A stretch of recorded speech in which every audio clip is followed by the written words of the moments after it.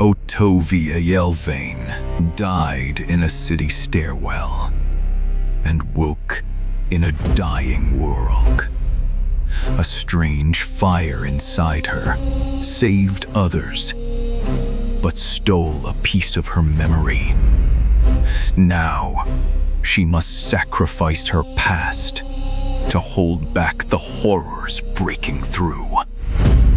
What happens when the power meant to save everyone starts to erase who you are? The Cindering Ledger, a web novel, dark fantasy. The complete audiobook, only on Novel Charter, free to listen. Subscribe so you never miss a new release. Chapter 1 begins now. Chapter 1.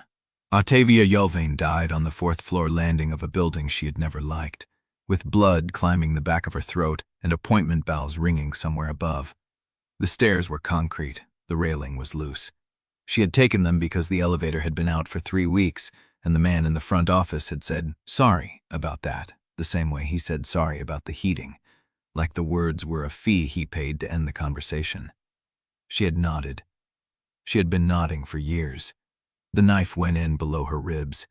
The man who held it had her wallet in his other hand, and a face she would not have recognized if she met him again, which she would not, because this was the part where the world went narrow, and the concrete came up to meet her cheek. The bells kept ringing. Someone else's appointment, someone else's schedule, someone else's life moving forward on clean wheels while she bled into the gap between the 3rd stack and the wall. She thought about that. She thought about the woman in the kitchen doorway, laughing, half-lit by afternoon sun, and how Ottavia had left her because leaving was what she did when things got real enough to hurt. The cold spread from her chest outward. The bells softened. Then there was nothing. She woke with water in her lungs and stone against her back. The water was not the friendly kind. It was cold and tasted of salt and old iron, and it had flooded the space she lay in up to her hips. The stone was black, veined with pale streaks that got a sourceless gray light, and the ceiling above her was not a ceiling at all, but a dome of worked rock cracked along a seam that bled the same murky light. 2 moans hung through the crack. Both of them were broken. Ottavia coughed. Water came up. Her hand found the wound below her ribs and touched dry skin and whole flesh. No blood, no tear, nothing but the memory of a blade and the phantom ache of a death that had already happened. Someone grabbed her arm. She turned. A face hovered inches from hers, hooded, pale, the eyes dark and wet and not quite human in their focus.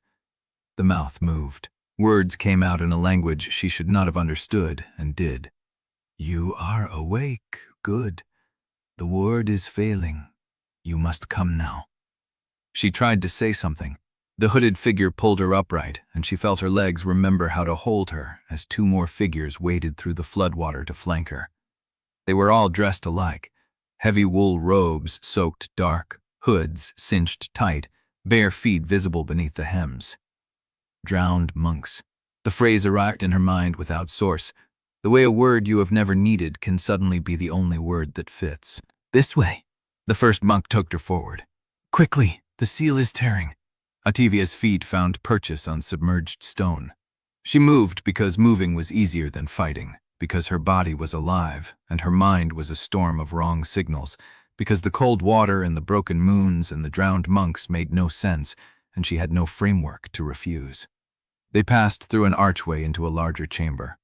The gray light was stronger here, pulsing from a wall of rippling translucence that should have been stone, but moved like disturbed water. Beyond it, something pressed. She could not see it clearly, only the shape of it, the wrongness of its dimensions, the way the light bent around something that did not belong in the world. One of the monks pointed. "The breach! It opens!" The translucent wall split. Not a crack, a tear, vertical and ragged, and through it came a hand. The hand was the wrong color. Dead gray, long-fingered, the nails black and thick as roof slates.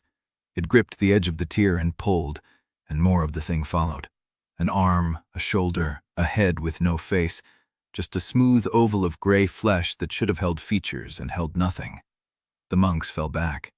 They were not fighters. They were record keepers, she realized, Men who read bones and kept ledgers. Men whose hands were trained for ink and ritual ash, not for this. But something in Ottavia knew. The knowledge rose from a depth she had not known existed, a well in her chest that had been waiting to be tapped. The thing from the tier was still climbing through, its faceless head turning toward her as if it could sense her without needing eyes, and the well answered.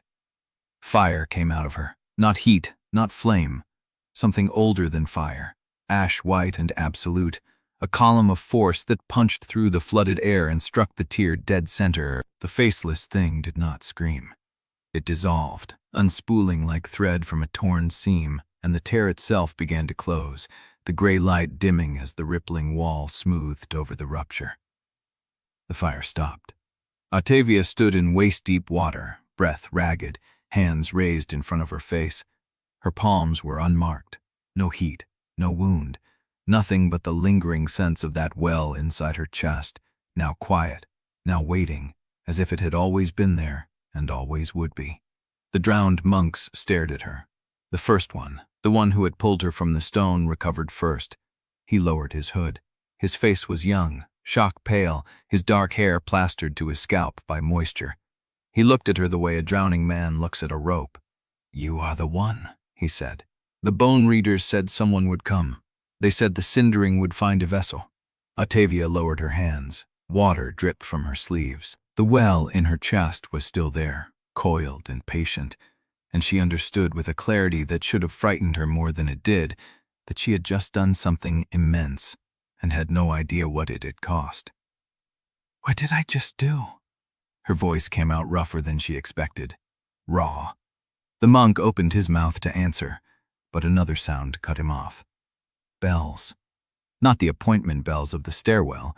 These were deeper, slower, struck on iron somewhere above the waterline, and their rhythm was wrong. Not a schedule, an alarm. The monk's face tightened. "They heard. The Galamir wardens. They will be here within the hour." "Who?" He looked at her like she had asked what water was. "The order that summoned you. They have been waiting. They said you would arrive at the breach and that when you did, we were to bring you to them." Ottavia thought about the knife in the stairwell. She thought about the quiet men with clean hands and appointment bells. She thought about being summoned, about the word vessel, and how it sounded less like a person and more like a container. "No," she said. The monk blinked. "You do not understand. The wardens—" "I said no." Her voice was steadier now. "I do not go anywhere until someone tells me what I just did and what it took from me." She saw something flicker in his wet, dark eyes, something that looked almost like guilt. He knew what the Cindering cost, and he had not told her yet. The bells kept ringing. Chapter 2. The water settled around her thighs. Steam, but not steam. The ash-white residue of the Cindering hung in the air like powdered bone before it began to sink, dissolving into the floodwater in pale spirals. The faceless thing was gone. The tear in the translucent wall had smoothed over into rippling translucence, and beyond it, the pressing gray shape had retreated into whatever depth it came from. Ottavia lowered her hands. They were shaking, but not from cold. The well in her chest had gone quiet, coiled back into itself, and the absence of that power felt almost as immense as its release. She had not known she contained that. She had not known she could contain anything like that. The drowned monk with the shock-pale face was still staring at her. The others had pressed themselves against the chamber walls, dripping, silent, their wet robes clinging to stone. None of them moved to touch the space where the breach had been. "You need to tell me what that was," Ottavia said. Her voice sounded strange in the sudden quiet. Too human, too small. The monk swallowed. His throat moved visibly. "The Cindering. It is the force that seals the wards. The bone readers said it would choose a vessel when the breaches became unmanageable. They said—" He paused, and something in his eyes shifted. "They said the vessel would come to us. I did not come to you. I woke up here. You died." The word sat between them in the damp air. Ottavia felt it land somewhere deep in her chest, alongside that coiled well. "I died," she repeated, testing it. "Your body was found at the base of a ward tower during the last alarm. The bone readers brought you to the immersion chamber. They said you would wake when the breach opened, and that when you did, the Cindering would answer.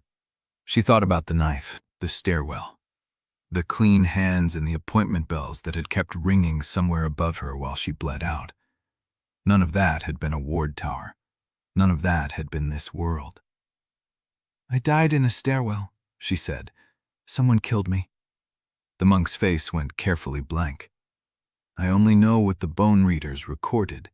They said your death was a threshold, that you had to end in your world to begin in ours." The bells were still ringing above them, deeper now, closer. Iron striking iron in a rhythm she did not recognize, but that her body flinched from anyway. The same way she flinched from appointment bells. The same spike of cold recognition that had followed her through every system that had ever measured her worth in ledgers and timetables. "How many times have I used it before?" The monk blinked. "What?" "The Cindering. How many times have I used it?" She was not sure why she asked. Something in the way he looked at her, the reverence and the dread mixed together, made her feel like a tool that had already been handled. "Never. This was the first." "Then why do you look like you were already mourning me?" The silence stretched. Water dripped from the cracked dome above them, each drop ringing against stone like a smaller, softer bell. The other monks had begun to edge toward the archway, their faces hidden beneath their hoods, but the first one stayed. He was young. That was clearer now. Younger than she had first thought, maybe 25, with the kind of exhaustion in his face that came from watching things decay that were supposed to hold. "The Cindering is not free," he said quietly. "Every use takes something. That is what the bone readers taught us. The vessel pays for each sealing." "Takes what?" He did not answer. His eyes dropped to the water between them, and she understood that he would not be the one to tell her. He was afraid, not of her, but of the wardens who were coming, afraid of what they would do if he spoke before they arrived. "You can tell me," she said, and tried to make her voice gentle. It came out rusty. She had not used gentleness in a long time. "Whatever it is, I need to know before they get here." The monk looked up.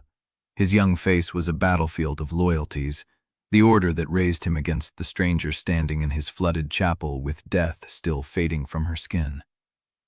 "It takes memory," he said. The words hung in the air. Atigu waited for more, but he did not elaborate. Memory. The word was too broad, too unspecific. She had memories she would trade for a hot meal, memories she would trade for 5 minutes of not being afraid. The word could mean anything. "What kind of memory?" "Any kind. Every kind." His voice dropped lower. "The bone readers do not control what is taken. They can only witness. They say the Cindering chooses, and what it chooses is always the memory you least want to lose." The well in her chest did not stir. It was listening, same as she was. She thought about the woman whose laugh she could still hear if she concentrated. The kitchen door half closed, sunlight on linoleum. A sound that had once meant she was safe, that someone in the world was glad to see her. She held that memory like a physical object, cupped in both hands, and did not let it go. "I need to sit down," she said. There was nowhere to sit. The chamber was flooded, the stone benches submerged beneath dark water that reached her thighs.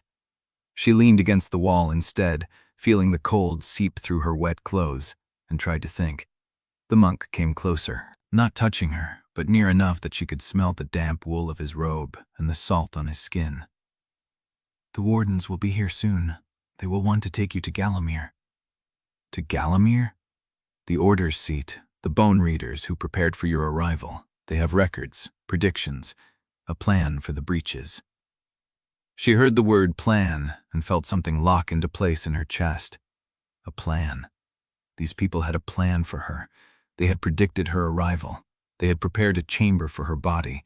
They had known she would wake when the breach opened. She had died in a stairwell because someone in this world had decided she needed to be dead in the other one. "You knew I was coming," she said. "You knew before I died." The monk did not deny it. "Who killed me?" His face tightened. "I do not know that. Only the senior bone readers have access to the full prediction records. I am just a ward attendant. I read the ledgers they give me and I maintain the immersion chambers. But you knew I was coming. I knew someone was coming. The Cindering always chooses a vessel, but the timing, the location, the method of arrival, those are things the bone readers discover through the ledgers. They do not share everything. The bells changed.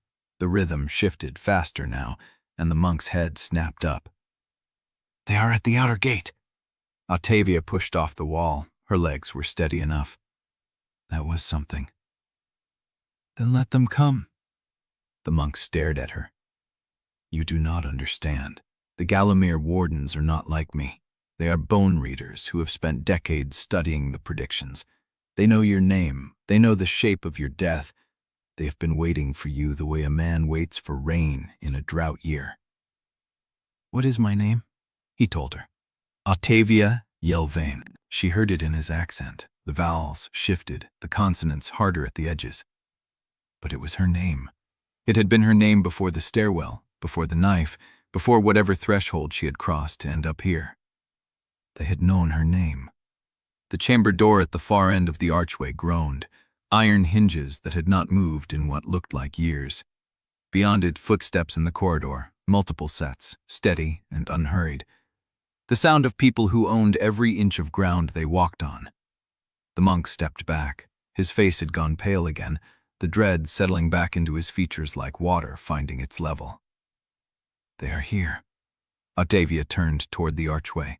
The footsteps grew louder, and she felt the well in her chest stir for the first time since she had sealed the breach. Not threatening, alert. The Cindering recognized something in that sound, the same way her body recognized the rhythm of appointment bells. The lead warden stepped into the light. He was tall, lean, robed in black wool that was dry despite the flooded chamber. His face was angular, his hair cropped close to his scalp, and his eyes were pale gray, the color of winter sky before snow. A crescent scar sat under his left jaw, pale against his skin. His hands were bare, and she could see the salt burn whitening along his fingertips, the ink rings around both wrists. He stopped at the edge of the water. He did not wade in. He simply looked at her, and she understood that he was the one who had been waiting. Ottavia Yelvaine. His voice was quiet, precise, the voice of a man who chose each word before he released it. I am Dymas Drennick, warden translator of Galamir. We have been expecting you. She felt the well pulse once, like a heartbeat, and she understood, without knowing how she understood, that this man would lie to her. He would tell her truths wrapped in half-truths, and he would do it with such precision that she would not know which parts to fight. Explain the cost, she said. Drennick's pale eyes did not flicker. The Cindering takes memory, one significant loss per major sealing. The smaller uses take smaller pieces, but they add. Bone readers cannot stop it. We can only influence what goes. Influence how? We choose the range. The Cindering picks the specific. He paused. You will not remember things you loved. That is the pattern. She held the memory of the woman's laugh tighter. She did not let it go. Test it, she said. Drennick tilted his head. Test it now. Tell me if I'm still whole. He looked at her for a long moment. Then he reached into his robe and pulled out a small object, a knotted cord, pale bone beads threaded between the knots. Reach for something small, he said. Something from your old world. A sound, a face, a room. She closed her eyes, the woman laughing. Kitchen door half closed, sunlight on linoleum. A memory she had held for years, the one she reached for when she needed to remember that someone had once been glad to see her. She reached for it now. The shape was there, tenderness, the feeling of safety, the impression of warmth, but the sound was gone. The laugh had been replaced by silence. The kitchen door, the light, the woman's face, all of it had blurred into something she could not quite see, like a photograph left too long in the sun. Her eyes opened. Drennick was watching her with something that might have been pity, or might have been patience. She could not tell the difference. What did I lose? She told him, and for the first time since she woke in the flooded chamber, she felt real fear. Chapter 3. Ottavia held the blank space where the laugh had been, and felt nothing but the shape of its absence. like a tongue probing the gap where a tooth had been pulled. Drennick watched her. The pale gray eyes did not blink. "You felt it go," he said. Not a question. She nodded. Her throat had closed around the words. "Small loss first," Drennick said. "That is how the pattern begins. The Cindering takes what you would reach for in the dark, what you would hold against your chest if the world ended. The small intimacies, the ones you think no one knows you keep." He stepped closer. The water at the edge of the immersion chamber lapped at his boots. He did not seem to notice. "You have 3 choices now. Listen, run, or fight. I recommend the first. The second will kill you within a day. The third will kill you faster and take more people with you." Audavia's hand went to her chest, the place where the knife had gone in. The wound was gone, the skin smooth. But she remembered the angle of it, the way the blade had scraped against bone before it found the space between her ribs. "Who killed me?" Drennick's expression did not change. "I do not know the name. The bone readers who prepared the chamber received your body through a contract. They did not ask who sent it." "A contract?" "Sevrast runs on contracts, appointments, ledgers, bells that mark the hours you owe." He gestured toward the cracked dome above them, where the 2 broken moons hung like shattered pottery glued back wrong. "You are in Galamir, the Jound seat of the Bone Reader Order. The wards that hold back the Grey Breach are failing. The Cindering chose you as its vessel. These are the facts you need to survive the next hour." "The next hour?" "Longer if you listen." The other monks had retreated to the far wall. They stood in a row, heads bowed, hands folded in their sleeves, waiting to be dismissed or told what to do next. Drennick reached into his robe and pulled out a folded sheet of pale leather. He opened it, and she saw symbols pressed into the surface. Not ink, something burned into the grain. "This is the ward map of the Fever Reach cell. The breach you sealed was small. There are larger ones. There will be more." "How many more?" "The ones we know of, or the ones we have not found yet." She stared at him. He folded the leather and put it away. "You will learn the difference between those 2 numbers. It will keep you awake at night." "Keep me awake," she said. "Or keep me alive." Drennick almost smiled.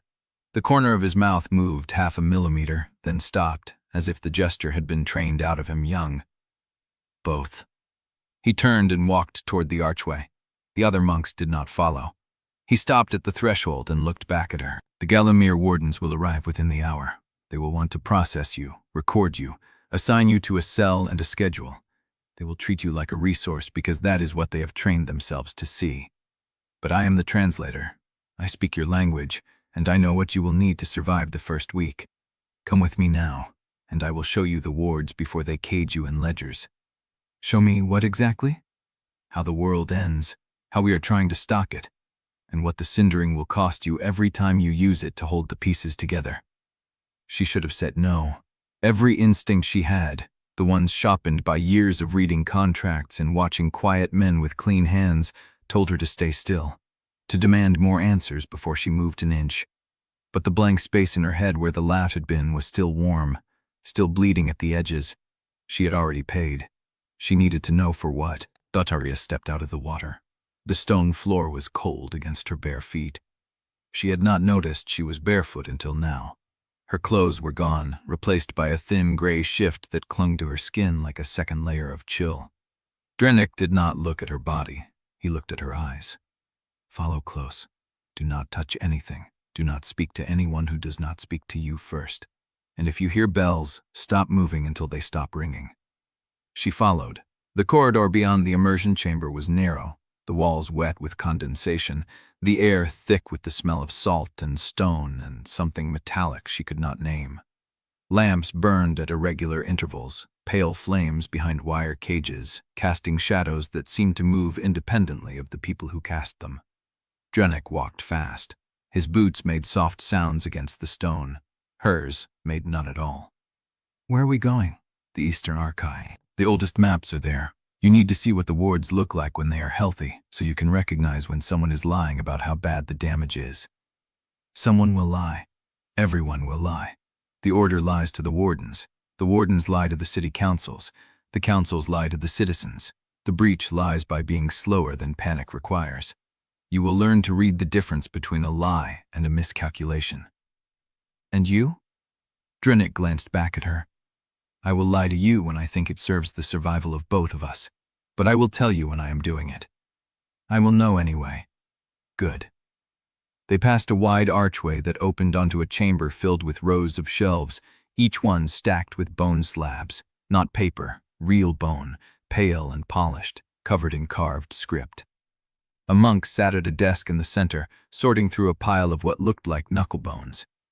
He did not look up as they passed. The dead witness everything, Drennick said. That is what bone reading teaches. The dead cannot lie because they have no future to protect. The order reads the stress lines in their bones to see what is coming. What is coming? He stopped at a door at the end of the corridor. It was iron, set into a frame of black stone, with symbols carved into the metal that she could not read, but that made her eyes ache if she tried. The breach is spreading faster than the wards can be repaired. The Order has known this for decades. They have been training vessels, preparing bodies, but none of them were compatible. None of them could hold the Cindering. He opened the door. Until you.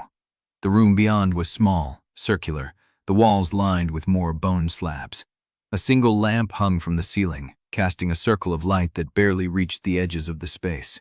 In the center, a stone table held a map carved into a single flat piece of slate, the lines so fine they looked like veins. Ottavia stepped into the light. She saw the shape of the land, the rivers, the coast, the dots marking cities, the lines marking wards, and the cracks. Hundreds of cracks branching across the slate like shattered glass radiating outward from a single point at the center of the map. What is that?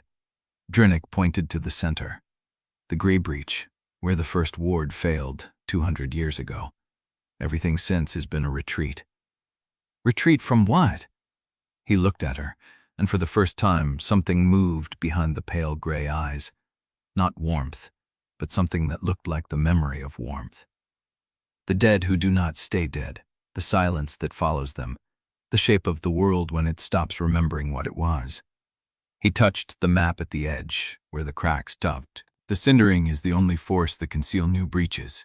Without you, every one of these cracks becomes a door, and eventually, every door opens at once. Ottavia looked at the cracks, at the city dots waiting in the path of the branching lines. How many times will I have to use it? Drennick did not answer. But his hand moved to the map, tracing one of the cracks from the center to the edge, and she saw that his fingers were trembling. Not with fear, with something that looked like grief. We should go, he said. The wardens will be at the immersion chamber by now. She turned to follow him out, and behind her, somewhere deep in the drowned corridors of Galamir, a bell began to ring. Chapter 4. The bell was still ringing when they reached the outer door. Ottavia stepped through into a world she had not seen since waking. The sky was low and gray, the color of old bandages, and rain fell in a steady, unemphatic sheet that blurred the edges of everything. The ground under her bare feet was stone, then mud, then stone again, as Drennick led her along a raised causeway that curved between buildings the color of wet slate. The cold hit her first.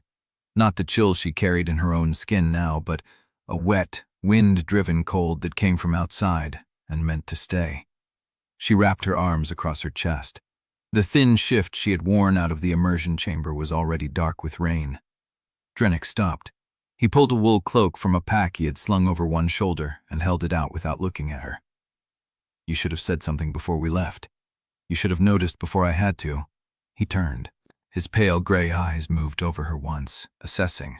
Then he dropped the cloak into her hands. You are not wrong. Put it on. We have ground to cover before the wardens finish their count. The cloak was heavy, rough against her skin, and smelled of smoke and salt. She wrapped it tight and followed him down the causeway. The road beyond Galamir's outer wall was not a road in any sense she recognized. It was a strip of packed gravel and broken stone that wound between flooded fields and stands of black trees whose branches hung low and motionless in the rain. No birds, no movement, except the water sliding off the leaves. The bells, Drennick said without preamble. There are 3 kinds.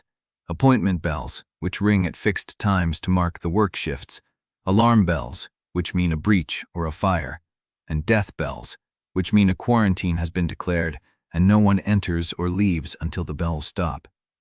I know death bells. He glanced at her. You heard them when you died? I heard them after. Someone was ringing them above the stairwell while I bled out.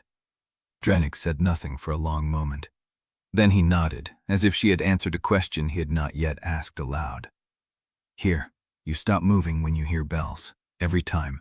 Even if you are in the middle of a street, even if you are alone. You stop and you wait until the ringing ends. It tells the wardens you are alive and paying attention. And if I do not stop, then they assume you are dead or compromised, and they treat you accordingly. She walked beside him in silence for a while, her bare feet growing numb against the cold stone. The rain kept falling. The cloak kept her torso warm but left her legs exposed, and she could feel the cold climbing up from her ankles into her knees. Where are we going? South, toward the fever-reach cell. There is a settlement at the edge of the ward map that needs inspection. You said the cracks were spreading south. I did. Is that why we are going? Drennick did not answer immediately. He stepped over a fallen branch that had rotted into the mud, then held out a hand to help her across. She did not take it. She stepped over herself, mud sucking at her heels. We are going because the Order will expect me to keep you inside Galamir until they process you, and I do not want you processed. Processed how? Ledgered, measured, catalogued, assigned a use and a schedule and a bell time. The Order loves ledgers. They will write your name into 100 pages before sunset, and every page will be a claim on what you do next. You said the dead witness everything. What do the ledgers witness? Drennick's mouth tightened. Whatever the living decide to write in them. They walked until the fields gave way to a stretch of open ground where a single ward tower stood against the gray sky. It was tall, narrow, made of the same black stone as the door in Galamir, and symbols climbed its surface in spirals that caught the rain and held it like veins. Ottavia stopped. The cindering inside her stirred, a warmth that was not warmth, a pressure beyond her ribs. That tower is failing. Drennick stopped beside her. How do you know? I can feel it, like a tooth with a crack in it. He looked at her for a long moment. Then he looked at the tower. The Order says it will hold for another season. The Order is wrong. Probably. He turned back to the road. But that is a problem for tomorrow. Today we have to reach the Causeway before the tide rises. They walked on. The rain did not stop. The sky did not lighten. Sevrast had no afternoon that she could see. Only a slow deepening of gray into darker gray, a gradual dimming that marked the passage of hours. At a crossroads marked by a stone pillar carved with names, a checkpoint waited. A small shelter of weathered boards, a brazier that hissed against the rain, and a single official in a gray coat sitting under the roof with a ledger open on his lap. Drennick approached first. Ottavia hung back, watching. The official looked up. He was young, younger than she had expected, with sharp features and a bruise discoloring one cheek. His eyes moved from Drennick to Ottavia and back. Travel papers. Drennick produced a folded sheet from inside his robe. The official took it, read it, and his expression shifted. Not fear, interest. This is the summons record. It is. The official's eyes lifted to Ottavia again. He studied her the way a man studies a signature he is not sure is genuine.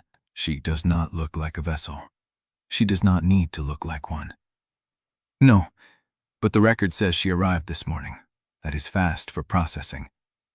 She is not processed yet. The official's fingers tapped the edge of the ledger. The rain drummed on the shelter roof. The brazier hissed. I need to confirm the name, he said, for the crossing log. Drennick did not move, but Ottavia saw his hand shift slightly, the fingers loosening at his side, ready to reach for something. Ottavia Yelvaine, she said. The official wrote it down. The pen scratched across the page. He wrote her name slowly, letter by letter, as if tasting each one. Then he looked up again. There's a flag on this name. Drennick went still. What kind of flag? The official closed the ledger. He set the pen across the spine. And he looked at Ottavia with something that was not reverence and not hostility, but the hollow, measuring stillness of a man who has just recognized the face on a wanted notice. "The kind that comes from the appointment houses," he said. "They sent word this morning. Anyone matching your description is to be detained for interview before she reaches Kharod's gate." Ottavia's blood chilled. Drennick's hand came to rest on the hilt of a knife she had not seen him draw. Chapter 5. Drennick's hand stayed on the knife. The rain did not stop. The brazier hissed. The young official watched Ottavia with those measuring eyes, and she felt the cindering shift inside her chest, a coil of ash-white readiness that wanted to answer a threat she could not name yet. "You are detaining us," Drennick said. His voice was flat, not a question. "I am following the flag procedure." The official's fingers stayed on the closed ledger. "The appointment houses sent instructions this morning. Any woman matching her description traveling south toward Kharod's gate is to be held for interview." Any woman. Her, specifically. The official's eyes flicked to Ottavia again. Her name was written in the instruction. "Drennick." She kept her voice low. "What are appointment houses and while?" He did not look at her. His focus stayed on the official, on the space between them where violence could happen if the wrong word came next. "Civic contractors," he said. "They manage the bell schedules, the travel logs, the work assignments between wards. They run the appointments that keep Sevrast moving, and they answer to no one in Galamir's order." The official's jaw tightened. "The order answers to the same laws as everyone else." "Does it?" Drennick's hand shifted on the knife hilt. "Then you will know that a summons record from Galamir takes precedence over a travel flag until the order has completed its processing." The official opened his mouth. "Check your own regulations," Drennick said. "Page 43. The processing clause. A flagged subject cannot be detained until the order formally releases the summons claim, and I have not released her." Silence stretched across the rain. The official's bruised cheek seemed darker in the gray light, a bloom of old purple that someone had put there with a closed fist. He held Drennick's gaze for a long moment, then he pulled the ledger open and turned pages with wet fingers. Ottavia watched him read. Watched the tiny shift in his expression when he found the clause. "He is right." The official closed the ledger. "The summons takes precedence. Then write it in your log. Ottavia Yelvaine, traveling under Galamir, summons. Route to Kharod's gate via Fever Reach inspection. Note the appointment flag, but record that processing has not been completed." The official picked up his pen. He wrote. The scratching filled the wet air. When he finished, he looked up at Ottavia, not with hostility now, with something closer to pity. "You should know," he said. "The houses do not flag names they intend to lose track of. Someone in Kharod's gate is already waiting for you." Drennick took a step forward. "What else did the instructions say?" "Nothing. Just the name and the description and the order to detain." The official set the pen down. "But the messenger who brought it had a Kharod's gate seal on his sleeve. So whoever wants her interview is already there." Drennick nodded once. He released the knife hilt and reached into his robe. For one cold second, Ottavia thought he was drawing the blade after all. But he pulled out a small leather pouch instead and set it on the shelter table. The coins inside clinked. "For your trouble," he said, "and your discretion." The official looked at the pouch, then at Ottavia, then at the rain. "I did not see you," he said. "The log will show you passed through before the flag arrived." Drennick turned and walked. Ottavia followed. The rain hit her face the moment she stepped out from under the shelter roof. The wool cloak clung and weighed. Behind them, the breezer hissed, and the official did not call out. They walked until the checkpoint vanished into the gray curtain behind them. "He took the bribe." "He did. Will it hold?" Drennick's expression did not change. "Long enough for us to reach the Causeway. After that, the tide will decide." The road bent south through flooded fields where black trees stood in standing water like drowned sentinels. The ward tower she had felt earlier was still visible behind them, a dark needle against the sky, and every step away from it made the cindering settle deeper, quieter, as if the pressure had been a voice calling to something inside her.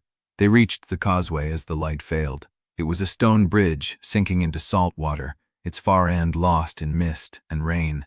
The sea, or whatever wide water this was, had swallowed most of the road, leaving only a raised spine of wet stone that narrowed toward the horizon. A flat-bottomed boat was moored at the near edge, rope tied to a rusted iron ring. The boat was old, patched, and smelled of fish and wet wood. A man sat in the stern, hood pulled low, hand still on a single oar. He looked up when they approached. His face was weathered, lined, and his eyes moved over them with the quick assessment of someone who measured people by what they carried. "You the ones the order sent?" His voice was rough, scraped by weather. "Heard a woman was coming, did not believe it until now." Drennick stopped at the edge of the water. "You are Ivan's Tor." "I am, and you are a bone reader with a North accent and a knife you are not hiding well enough." Ivan's eyes slid to Ottavia. "And you are the one they are calling the vessel, the one the houses want." Ottavia did not answer. Ivan's grinned. It was not a friendly grin. "Get in. The tide turns in 20 minutes and I am not rowing against it for a discount." They boarded. The boat took their weight with a groan of protest. Taliah sat in the bow, facing forward, Drennick across from her with his hand back on the knife. Evans pushed off with the oar and the causeway receded into the mist. "The Fever Reach cell is not your destination," Drennick said. "We need to reach Kharod's gate." "I know what you need." Evans pulled the oar through the water, steady and unhurried. "The question is what you can pay." Drennick named a sum. Evans laughed. "That gets you to the Fever Reach landing. Kharod's gate is 3 days harder, and the road between is patrolled by appointment wardens who will ask questions I do not want to answer." "I can add—" "I know what you can add." Evans' eyes stayed on the water. "But I want something else." Drennick's hand tightened on the hilt. Evans grinned again, wider this time. "Relax, Bone Reader. I am not going to ask for her." He nodded at Ottavia. "I want information. The kind your order keeps locked in those bone slabs you worship." "About what?" "About the failures." Evans pulled the oar. The boat slid through gray water. "I have been running this route for 12 years. I have seen wards crack, wards collapse, and wards repaired slow enough that people died who should have lived. But I have never seen failures come as neat as they have this season." Ottavia felt the cindering pulse. "Neat how?" she asked. Evans looked at her. His grin faded. "Like someone timed them," he said. "Like every crack happened right after a supply shipment was delayed, right before a scheduled inspection could find something wrong. Like the order and the houses were watching the same clock." The water lapped against the hull. The mist closed around them. Ottavia watched the shore disappear and felt the weight of his words settle into her chest next to the Cindering's slow burn. "Kharod's gate needs you," Evans said, "even if no one there has admitted it yet." Ottavia's hand went without thinking to the knot she had tied in her cloak string that morning. A memory she had not lost. A place she needed to remember when she arrived. She looked at Drennick, who was watching Evans with a stillness that looked like cold calculation and something else beneath it. Something that looked like dread. "The causeway is gone," she said. "How long to Kharod's gate by water?" Evans's grin came back, thin and bitter. "Long enough for the appointment houses to decide what to do with you when you arrive." Chapter 6. The boat slid through gray water for another hour before Evans' tar brought them to a landing. A stone shelf jutted from the mist, slick with rain, marked by a single iron post with a rusted bell hanging from its hook. No building, no lamp, just the bell and the wet stone and the sound of water sucking at the pilings below. Evans held the boat steady with one oar. "Fever Reach landing. From here you walk." Drennick stepped onto the stone first, then turned and offered Ottavia his hand. She ignored it and climbed out herself, feeling the cold seep through her boots the moment her feet touched the shelf. Evans watched her with that same measuring look. "The road north is patrolled, but the patrols follow the bell schedule. If you hear iron ringing from this post, get off the road before the third chime." "Who rings it?" Ottavia asked. "Depends on who finds you first." He pushed off before she could ask more. The boat dissolved into the mist, and then there was only the stone, the rain, and the silence of a world that had no business holding her. Drennick was already moving.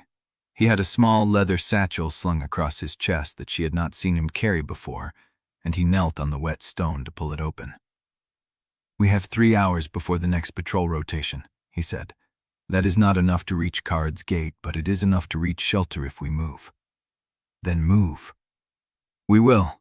First, you learn what you are carrying." He drew a handful of dark gray powder from the satchel and let it trickle through his fingers onto the stone. The powder did not dissolve in the rain. It sat on the wet surface, dense and dry, and when Drennick touched it with the tip of his smallest finger, it glowed faintly at the edges. "Ash salt," he said, "mined from the beds beneath failed wards. It holds residual ward fire and can be shaped to stabilize small fractures if the breach is not fully opened. Watch." He spread the powder in a line, then pressed his palm flat against it. The line shifted, curving, thickening at one point and thinning at another, until it formed a pattern Ottavia recognized from the bone slabs in Galamir. A ward geometry, a door drawn in ash. "Touch it." She hesitated. Then she knelt beside him and pressed her fingers to the powder. The cold of it was immediate and specific, colder than the rain, colder than her own unnatural chill. It bit into her skin, and she felt the cindering stir, a slow pulse of recognition, as if the ash salt was a language the force inside her already spoke. "Good," Drennick said. "You felt it." "I felt something."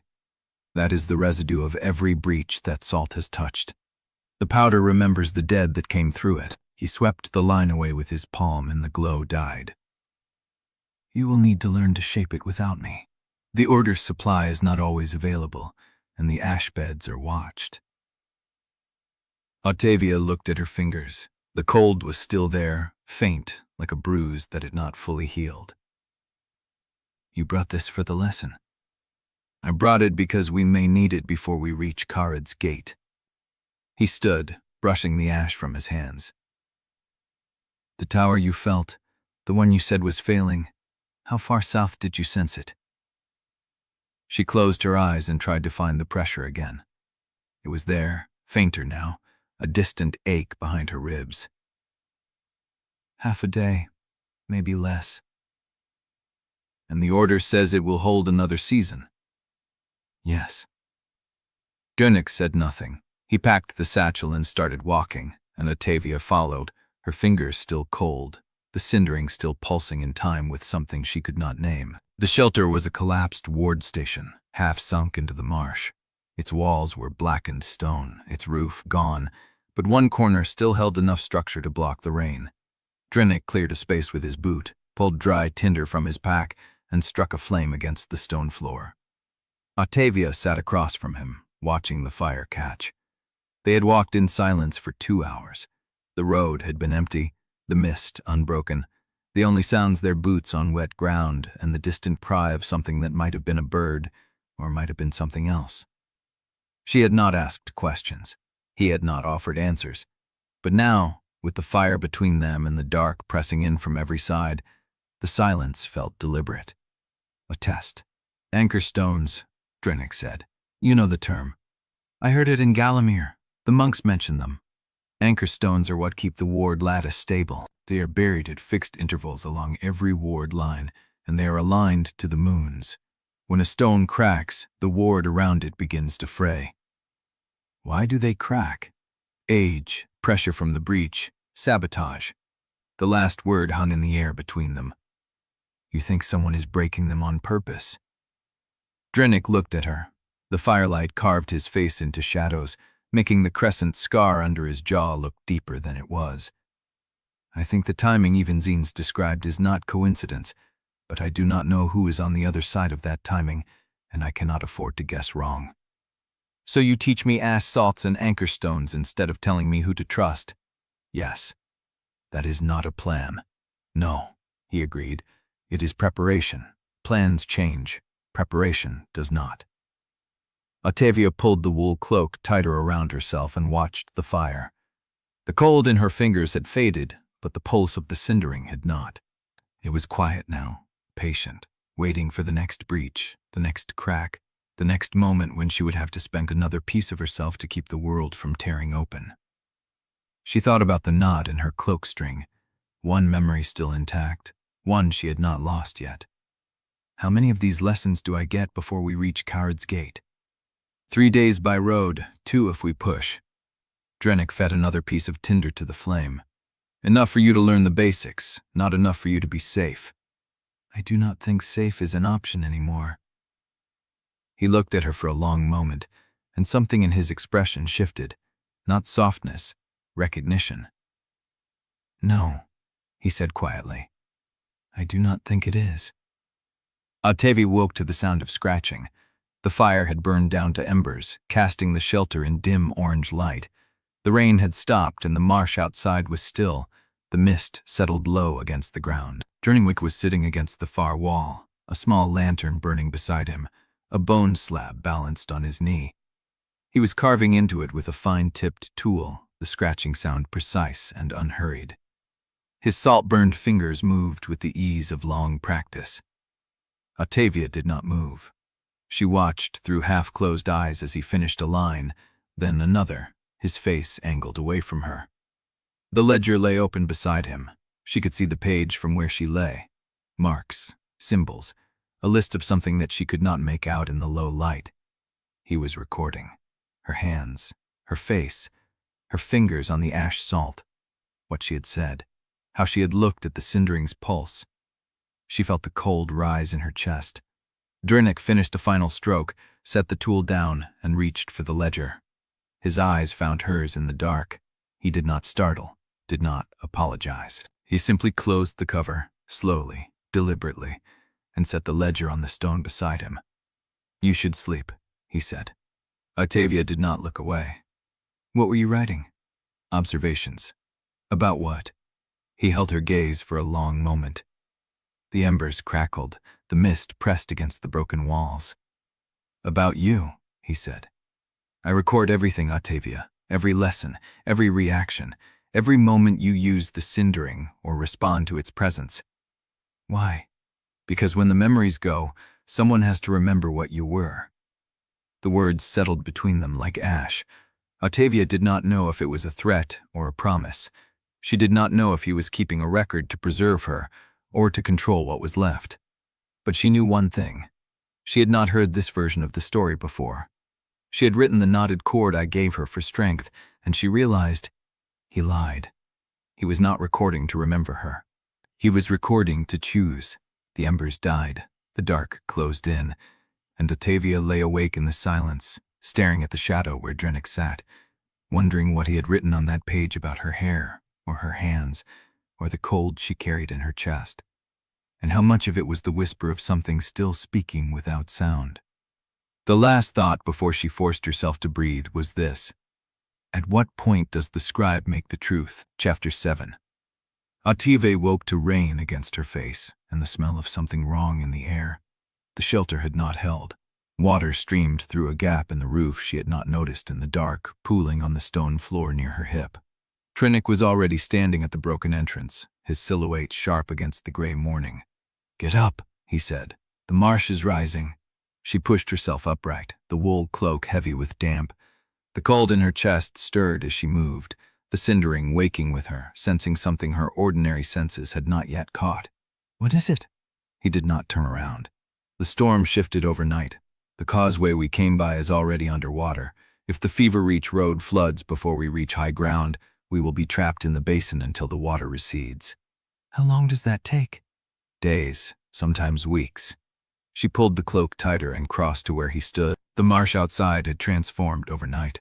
What had been a flat expanse of reeds and standing water was now a churning sheet of brown, the causeway invisible beneath the current. Rain fell in solid sheets, drumming against the shelter's walls. You said we had 3 days to Kharod's gate. We did. He pointed south, where the road should have been. The ward station is half a mile that way. The fracture Evans mentioned is past it, closer to the Fever Reach cell boundary. If the water keeps rising, we will not reach either. Then we go now. He looked at her, and she saw a calculation behind his pale eyes. The flood will cut us off before we make the station. The ground dips between here and there. We will be wading chest deep within an hour. And if we stay? We wait for the water to drop and hope the fracture holds until then. A pulse moved through her chest, low and certain. The Cindering knew something she did not. It will not hold, she said. Drennick studied her, and she saw the moment he decided to believe her. He grabbed the pack from the floor and threw it over his shoulder. Then we run. The rain hit like a wall. They crossed the first stretch at a jog, boots sinking into mud that pulled at every step. The Cindering moved inside her with each stride, alert, restless, reading the landscape in ways her eyes could not. She felt the fracture ahead of them like a pressure against her ribs, a place where the ward lattice had thinned to nothing. The water rose as Drennick had predicted. By the time they reached the high ground where the ward station should have been, the flood was at her thighs, pulling at the wool cloak, dragging at her legs. The structure ahead was not a station. It was a ruin, collapsed roof, broken walls, the anchor stone at its center cracked clean in two. Drennick stopped at the threshold, rain streaming down his face. It is already breached. Ottavia felt it before she saw it. The ward had not just failed, it was open. The air around the ruin shimmered with the same wrong refraction she had seen in Galamir's flooded chamber, the place where reality had torn and something else pressed through. "How long?" she asked. "Hours, maybe less." He was already moving, circling the ruin, his pale eyes scanning the ground. "The anchor stone is dead. The ash salt from Feverreach will not be enough to hold this." "Then what will?" He stopped, looked at her. She knew the answer before he spoke. "The Cindering." The rain fell harder. Drennick spread the ash salt in a wide arc around the broken anchor stone, working fast, his salt-burned fingers scattering the powder in lines that glowed faintly, even in the gray light. Taliah watched from the edge of the ruin, the cold in her chest building with every second. "The fracture is small," he said, not looking up. "A controlled flare should seal it. You will not need to burn as deeply as you did in Galamir." "You do not know that." "I know the Cindering responds to pressure, not volume. A small breach takes less than a large one. That is how the Bone Readers trained the previous vessels." "The previous vessels died." He looked at her. Rain dripped from his jaw. "Yes, but they did not have someone who could steer what is taken." The words landed like a stone in her chest. "You want to choose what I lose. I want you to survive this." He straightened, the ash salt arc complete. "I cannot promise you will keep everything, but I can promise you will keep more with my help than without it." The Cindering pulsed, the fracture rippled. Something moved on the other side of the tear. Ottavia stepped into the arc. The ash salt burned when she touched it, not heat, cold. A deep, bone-deep cold that spread from her fingers up through her arms and into the hollow of her chest.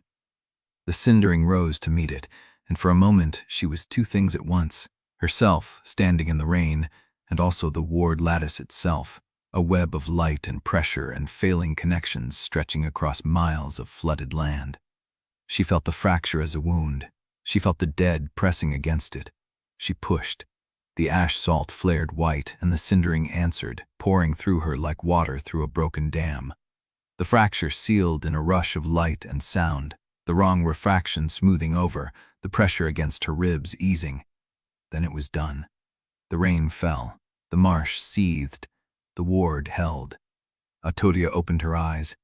Drennick was watching her, his ledger already in his hands, his salt-burned fingers already writing. "Do you only seeing arrest events?" He did not answer. She felt for the shape of her memories, the familiar ones, the ones she had counted before she fell asleep. The laughing woman's voice was already gone. The kitchen door was blurred. She checked for the knot in her cloak string. It was still there. But something else was missing, something small, a sensation, not a scene. The feeling of a specific morning, sunlight through curtains, the smell of coffee and paper and someone else's breathing. Gone. She did not know whose breathing. She did not know what room. She only knew the shape of the absence, warm and bleeding at the edges. "That was small," Drennick said, his voice careful. "A minor intimacy. The Cindering took what it could spare. It is not yours to judge what I can spare." He closed the ledger.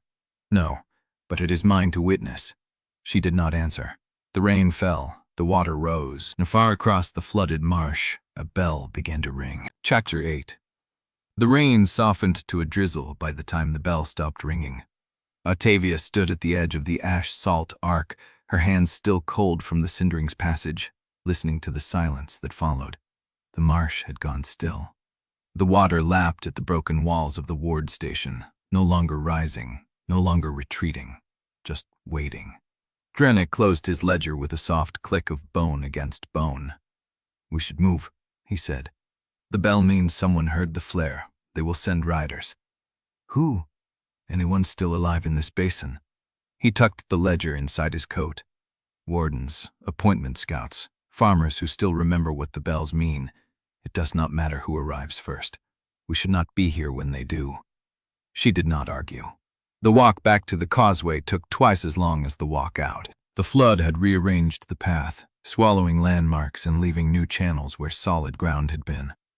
Ottavia followed Drennick's lead, her boots filling with marsh water, the wool cloak heavy and cold against her shoulders. She tested her memory as she walked. The laughing woman was gone. That loss she had already measured, already grieved. She reached for the knot in her cloak string, the one she had tied to Market, and found the knot still there, a small, rough lump of thread beneath her fingers. But the morning with the sunlight and the coffee and the sound of someone else's breathing, she tried to find it. She found the shape of a room, a window, light falling at an angle. She found the smell of coffee, sharp and familiar. But the breathing was gone. The person in the bed beside her was gone. She did not know if they had been a stranger or someone she had loved. She did not know if she had loved anyone at all.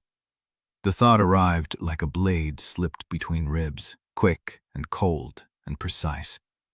Drennick walked ahead of her, his black coat a dark shape against the gray of the marsh. She watched his shoulders move as he walked, the salt-burned fingertips, the ledger in his pocket. "You said you can steer what is taken." He did not turn. "Yes. Then what did you steer this time?" He stopped, turned. His pale eyes met hers through the rain. "I told you the truth. I cannot choose the specific memory. I can only influence the range. I aimed for something peripheral, a minor intimacy, a sense of a place or a person that does not anchor your present survival." "You aimed?" "Yes." "And you hit?" He did not answer. She wanted to push, to demand the name of the person she had forgotten, the shape of the morning, the reason the loss hurt more than she had expected. But the words would not come. The loss was a blank space, not a wound. She could not argue with an absence. They walked on. The road rose as the marsh receded, climbing toward a ridge of cracked black stone that overlooked the basin. The rain had stopped by the time they reached the top, the clouds breaking into thin gray strips that let through a pale, watery light. Ottavia stopped to catch her breath.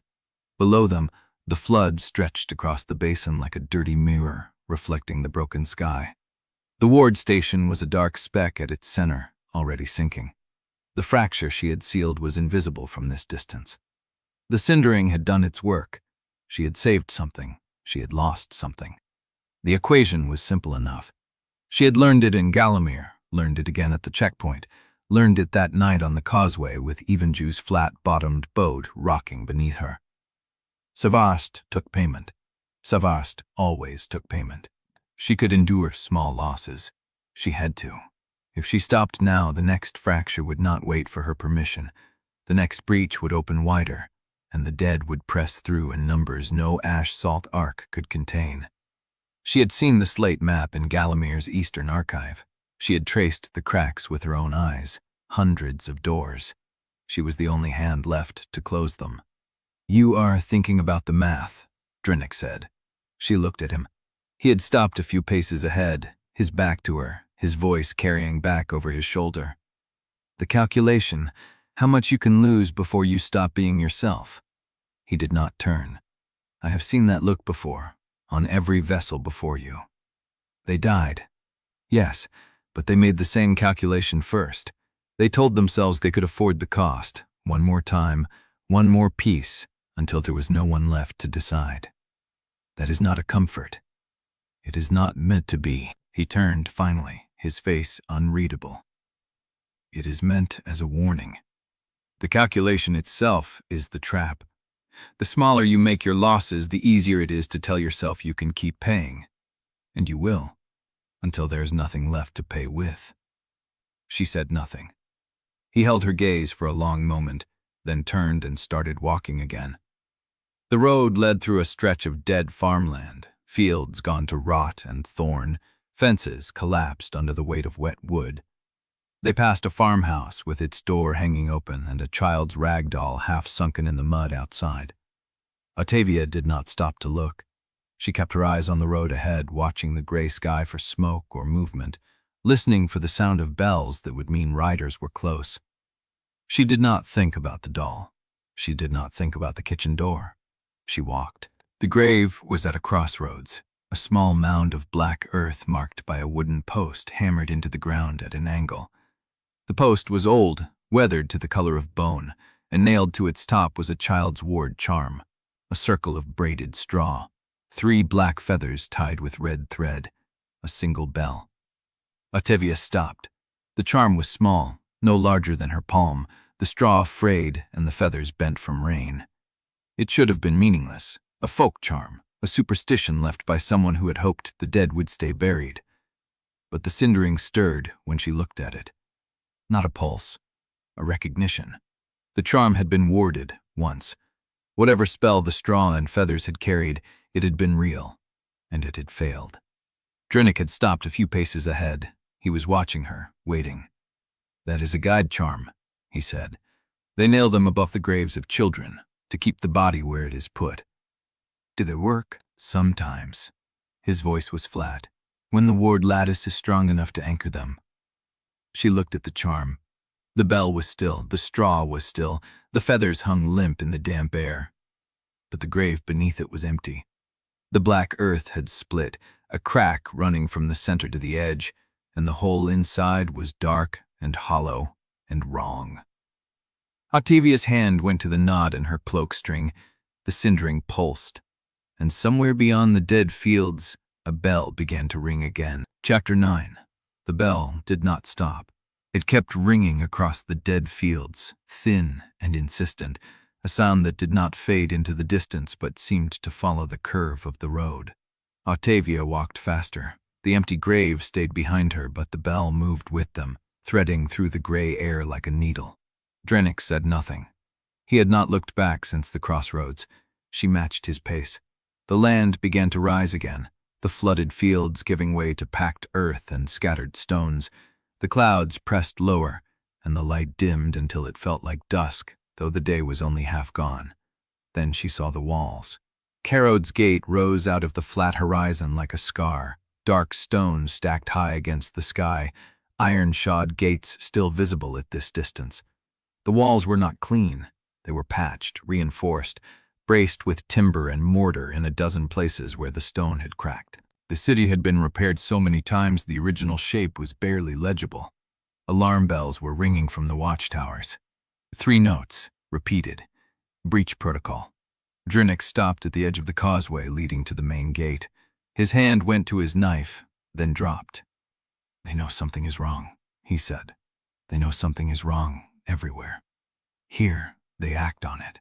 He pointed at the walls. "Look at the gate. It is half barred already. They are not letting anyone in until they know what set off the bells." Ottavia looked.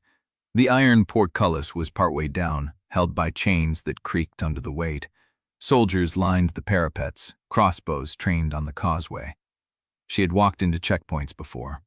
She had stood in front of officials who measured her with their eyes and found her wanting, or useful, or both. This was different. This was a city that expected attack and had decided to shoot first and sort the bodies after. "Do we turn back?" she asked. "No. We walk forward with our hands visible. We give them our names, and we hope the Galamir summons still carries more weight than the appointment flag." He started walking. She followed. The crossbows tracked them the entire length of the causeway. She counted 15 soldiers on the walls, then 18, then 23. More kept appearing, called by the bells. The city was not just ready, it was waiting. The portcullis stopped descending when they were 10 paces from the gate. A voice called down from above, rough and unhurried. "State your names and business." "Dymas Drennick, Warden Translator of Galamir. Traveling under summons order, bound for the Fever Reach cell." A pause. The fever-reach cell is 3 days north. You are coming from the wrong direction. The road flooded it. We took the long way. Another pause. The voice did not sound convinced. Who is the woman? Ottavia did not wait for Drennick to answer. She stepped forward, hands still visible, and looked up at the soldier on the wall. Ottavia Yelvaine. The name landed like a stone in still water. The soldier on the wall went still. The crossbows did not lower, but the men holding them exchanged glances. Someone behind the wall started speaking in a low, rapid voice, too quiet to make out. Then the portcullis began to rise, not all the way, just enough for a single figure to duck under it and walk toward them across the hard-packed earth. He was tall, broad-shouldered, wearing a soldier's dark wool and a long coat that had seen too much rain. His face was lean, clean-shaven, with the kind of watchful stillness that came from years of deciding who lived and who died on his word. He did not carry a crossbow. He carried a short sword at his hip and a ledger under his arm, and he walked like someone who owned the ground beneath him. He stopped 3 paces from Ottavia and looked at her. Not at Drennick, at her. You are the vessel, he said, not a question. I am Ottavia Yelvaine. I know your name. His voice was flat, unhurried. Do you know mine? No. Marrek Halvane, Border Marshal of Caerleon, attached to Kharod's gate by standing order. He did not offer his hand. I have read the reports from Galamir. I know what you are supposed to be capable of. She heard the edge in his voice. He was not impressed. He was not afraid. He was assessing her the way he would assess a new blade or a breach in a wall. I am not a report, she said quietly. No, reports do not flinch when they hear alarm bells. He held her gaze. You are afraid of this city. That is not an insult. It is an observation. I have been told to be afraid of the appointment houses. Then you have been told the truth. He turned to Drennick then, and the warmth that had not been there for Ottavia was even less for the bone reader. I have a secondary summons for you, Warden. The Order sent a rider ahead. They want you processed through Kharod's administration before you continue south. Drennick's jaw tightened. I have already invoked the processing clause. The Galamir summons overrides. It does not override my city's security protocols. Marrek's voice did not rise. It did not need to. You will be logged, queried, and cleared before I let either of you pass the inner gate. That is not negotiable. Ottavia watched Drennick's face. He was controlling it, but she saw the flicker in his eyes. He had been avoiding order processing since Galamir. He had bribed officials, invoked clauses, kept her moving. Now a border marshal was standing in his way with the full weight of civic protocol behind him. She should have felt relieved. Someone was finally treating her like a person instead of property. Instead, she felt the cindering stir, a low pulse of recognition, and she knew before the runner reached them what the message would be. The boy came through the gap in the portcullis at a dead sprint, muddy, breathless, his voice cracking before he stopped. Marshal, the outer ward, it is tearing. Marka did not flinch. How fast?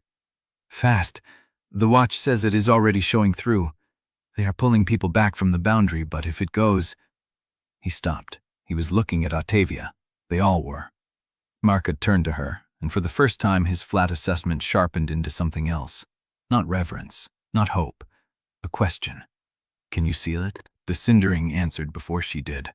A pulse of heatless fire that pressed against her ribs like something alive, something hungry. She thought of the knot in her cloak string. She thought of the morning she could no longer remember. She thought of the empty grave at the crossroads. I can, she said. Marrek held her gaze for a long moment, then nodded once. Then move. Chapter 10. They moved. Ottavia matched Marrek's pace through the gap in the portcullis, Drennick a half-step behind her, close enough that she felt the heat of his presence at her back. The courtyard beyond was chaos, organized into corridors of fear. Soldiers hauling buckets of ash salt, civilians pressed against the inner walls, children held tight to skirts, old men clutching bone charms like the dead still answered prayers. The alarm bells did not stop. Marrek walked through it without looking at any of it. His hand rested on the short sword, not drawn, but ready. He did not speak to her again until they reached the second gate, a smaller iron door set into a stone arch that led down into the ward chamber. "You have done this before," he said. Not a question. Twice. The reports said once. The reports did not cover everything. He glanced at her then, a flicker of something that might have been respect. Then he pulled the iron door open. The stairwell descended into cold that had nothing to do with winter. The Cindering recognized it before she did, a low thrum in her chest that quickened her pulse. The stone walls were wet with seepage, and the air smelled of burnt salt and something rotting beneath it. The chamber at the bottom was wide and low, braced by anchor stones that had been carved with generations of inscriptions. The light came from a single brazier of blue white ash salt that threw no shadows, and at the far end, the ward stood. It was the same wrong refraction she had seen in Galamir, in Feverreach, a vertical tear in the air, edges shimmering with fractured light. Beyond it, shapes moved, not yet, but soon. "How long?" Drennick asked, stepping past her to assess the anchor line. "Half an hour, maybe less," Marrek said. The watch said the tear opened fast, then held. "It is waiting." The word made her stomach clench. The Cindering did not wait. "Get everyone back from the boundary," she said, and her voice came out steadier than she felt. "When it closes, there will be a push of force. It will throw anyone within 10 paces. Marrek gave the order to a runner, then turned back to her. "Is there anything else you need?" Drennick answered before she could. "Space, time. No one enters until I say." Marrek's eyes stayed on Ottavia. She nodded. He left. The iron door groaned shut behind him, and the chamber fell into a silence that was thicker than sound. The tear in the ward breathed, in and out, pulses of pressure that made the anchor stones groan. Ottavia walked toward it. "Wait," Drennick said. "Let me prepare the ash salt arc. It can help you control the burn." "It does not help. It only makes it feel like I have a choice." He did not argue. That told her more than his words ever could. She stopped 3 paces from the tier. The Cindering was a furnace behind her ribs now, pressing outward, demanding release. The shapes beyond the refraction were closer. Arms, faces without features. She had seen them before, in the flooded chamber of Galamir. She did not want to see them again. "Tell me what you can steer," she said, not looking back. Drennick's voice came low. "I can try to push the loss toward something functional, a procedural memory, a skill you have not used in years. And if you miss, then you lose something else." She turned. His face was shadowed by the blue-white light, but she saw the salt burn on his fingertips, the ink around his wrists. He looked older than he had this morning. "You have done this before," she said, "with the others. You stood behind them and tried to steer while they burned." "Yes." "How many?" 3. "And how many are still alive?" He did not answer. She turned back to the tier. The shapes were pressing closer now. The refraction rippled, and she heard a sound like wet cloth, tearing. There was no more time. She stepped into the ward. The Cindering answered before her foot touched the ground. It surged up through her, ash-white fire that poured from her chest, her hands, her mouth, filling the chamber with a light that was not warm. She felt the ward lattice like an extension of her own nerves, miles of stone and inscription and buried anchor lines, all of it fraying at the edges where the tier had opened. She pushed. The fire met the tier, and the world went silent. No bells, no dripping water, no breath. She was the ward. She was the crack. She was the force that closed it. The Cindering drank. She felt something in her mind go loose, a thread pulling free from a weave she had not known she was holding. A place where something had been. A face. A voice. A room with yellow curtains and a window that caught the morning sun. Gone.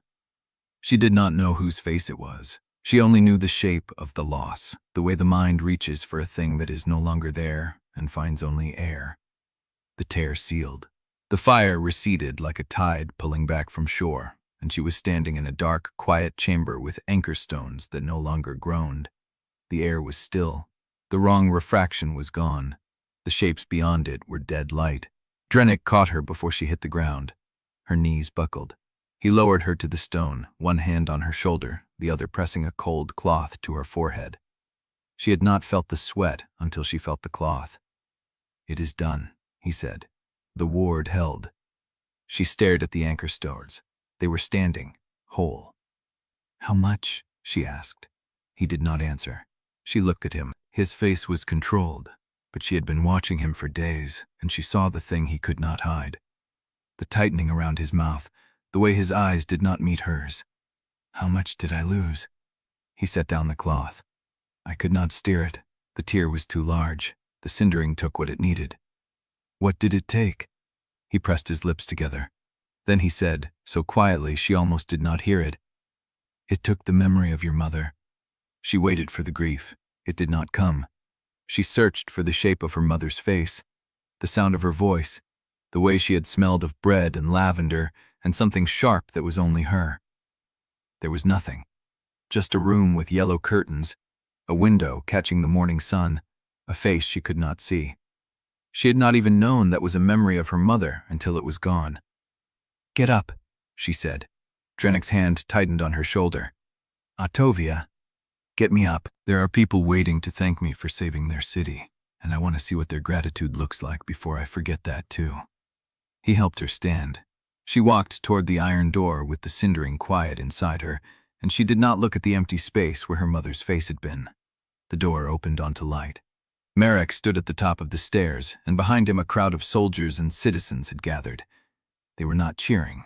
They were watching, waiting, needing to see the vessel walk out whole so they could believe the miracle held. She stepped into the light, and she saw their faces shift. She saw the relief, the awe, the hope. She saw the way Marrek's shoulders eased, and she saw Drennick 3 steps behind her, his gray eyes fixed on her back with an expression that held no relief at all. She did not need to ask why. She could feel it already, a cold certainty settling into the hollow where her mother had been. The cindering was hungry, and it would not stop. Not until there was nothing left to take. Chapter 11. The light was too bright. Ottavia stood at the top of the stairs with the iron door groaning shut behind her, and the courtyard filled with faces. Soldiers lowering crossbows, citizens pressing forward. A woman holding a child on her hip, the child's hand half raised like a wave she had forgotten to finish. They were looking at her like she had given them something. She had given them a sealed ward. She had given them another day before the breach pressed closer. And she had given them the face of her mother, a room with yellow curtains, a window that caught the morning sun. She did not know what else. The hollow where her mother had been was not a wound. It was a smooth place, like a tooth socket healed over so cleanly the tongue forgot a tooth had ever been there. She kept reaching for it, kept finding nothing. "Ottavia!" Drennick's voice behind her, low, careful. She did not turn. Marrek climbed the last 3 steps, his hand out like he was approaching something that might bolt. "You need rest. The surgeon is waiting in the east quarter." "I need to know what I forgot." "You sealed the ward," he said. "That is what matters now." She looked at him. He held her gaze, not flinching, not offering comfort she did not want, just standing there, tall and still, letting her decide whether to speak. She decided. "It took my mother," she said. "I do not remember her face. I do not remember her voice. I remember yellow curtains, that is all. That is what I saved Kharod's gate with." The words landed. The nearest citizens heard. Their faces changed. The woman with the child lowered her hand. A soldier in a patched coat took half a step back. They wanted a miracle. They wanted a story they could tell their children about the woman who came from nowhere and burned back the dark with her bare hands. They did not want to know the price. "You did not know," Marrek said. It was not a question. "I did not know it was my mother until it was gone." She heard her own voice climbing, felt the cold in her chest rising with it. "I did not know because the cindering does not tell you what it is taking. It just takes." And Drennick stood behind me and tried to steer it, and the tier was too large. And now I have a room with yellow curtains and no face to put in it. She turned to face the crowd. They were still watching. Some had stopped breathing. "You wanted a miracle," she said. "Here it is. I am your ward sealer. I am your vessel. And every time I save one of your cities, I lose another piece of whoever I was before I died in a stairwell and woke up in this world. That is the deal. That is what your bone readers did not tell you. The child on the woman's hip started crying. The woman backed away. The crowd parted like water around a stone. Ottavia. Drennick's hand on her arm, firm. That is enough. She shook him off. Is it? Because I have not finished counting. I lost a laughing woman in Galamir. I lost a morning with someone I might have loved on the road to Fever Reach. I lost my mother on a stone floor in a room with no windows. And I do not know what else is gone because I cannot remember it well enough to miss it. She heard her own breath, fast, shallow. She was shaking.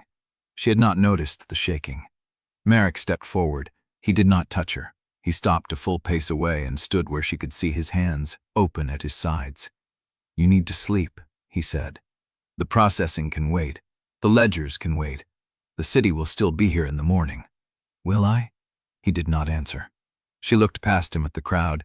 They were still there, pressed against the walls, watching from the gate, staring from the windows above the courtyard. They had come to see the woman who saved Kharod's gate. Now they were seeing something else. A woman with hollow eyes and a cold that came from inside her. A woman who called herself Fuel. She wanted to tell them she was sorry. She wanted to tell them she understood why they had hoped. She would have hoped, too, if she had been standing in that crowd watching someone else burn for her safety. But the words would not come, because she was not sorry. She was angry. She was angry at the monks who had pulled her body from a stairwell and stuffed fire into her chest. She was angry at Drennick for his careful half-truths and his ledger, and the way he watched her like she was a book he was already writing the ending of. She was angry at the crowd for needing her. She was angry at Marrek for being kind when kindness felt like another kind of debt. And she was angry at herself for stepping into the ward knowing what it would cost. She had known. She had known the tear was too large. She had known Drennick could not steer it. And she had stepped into the Ashlight anyway, because the shapes were pressing through the refraction, and because she could not stand by and let them come. That was the part no one told you about being useful. The choice was never clean. She looked at Marrek. Where are the ledgers you mentioned? The processing ledgers. His jaw tightened. After you rest. No, now. I want to see what the order records about me before Drennick has a chance to write it himself. Drennick made a sound behind her. Not a word. A breath that could have been anything. The ledgers are sealed until morning, Marrek said. That is protocol. And I am not going to break protocol to let you read your own file while you are still shaking from a seal that nearly killed you. Nearly killed me, she laughed. It came out wrong. It did not nearly kill me. It took my mother. I am still standing. I am still useful. I am still exactly what everyone in this city needs me to be.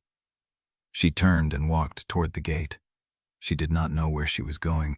She just knew she could not stand still while they all watched. The crowd parted again. No one tried to stop her. She passed the woman with the child. She passed the soldier in the patched coat. She passed a man in a gray cloak who was writing something on a scrap of leather, his eyes on her, his hand moving fast.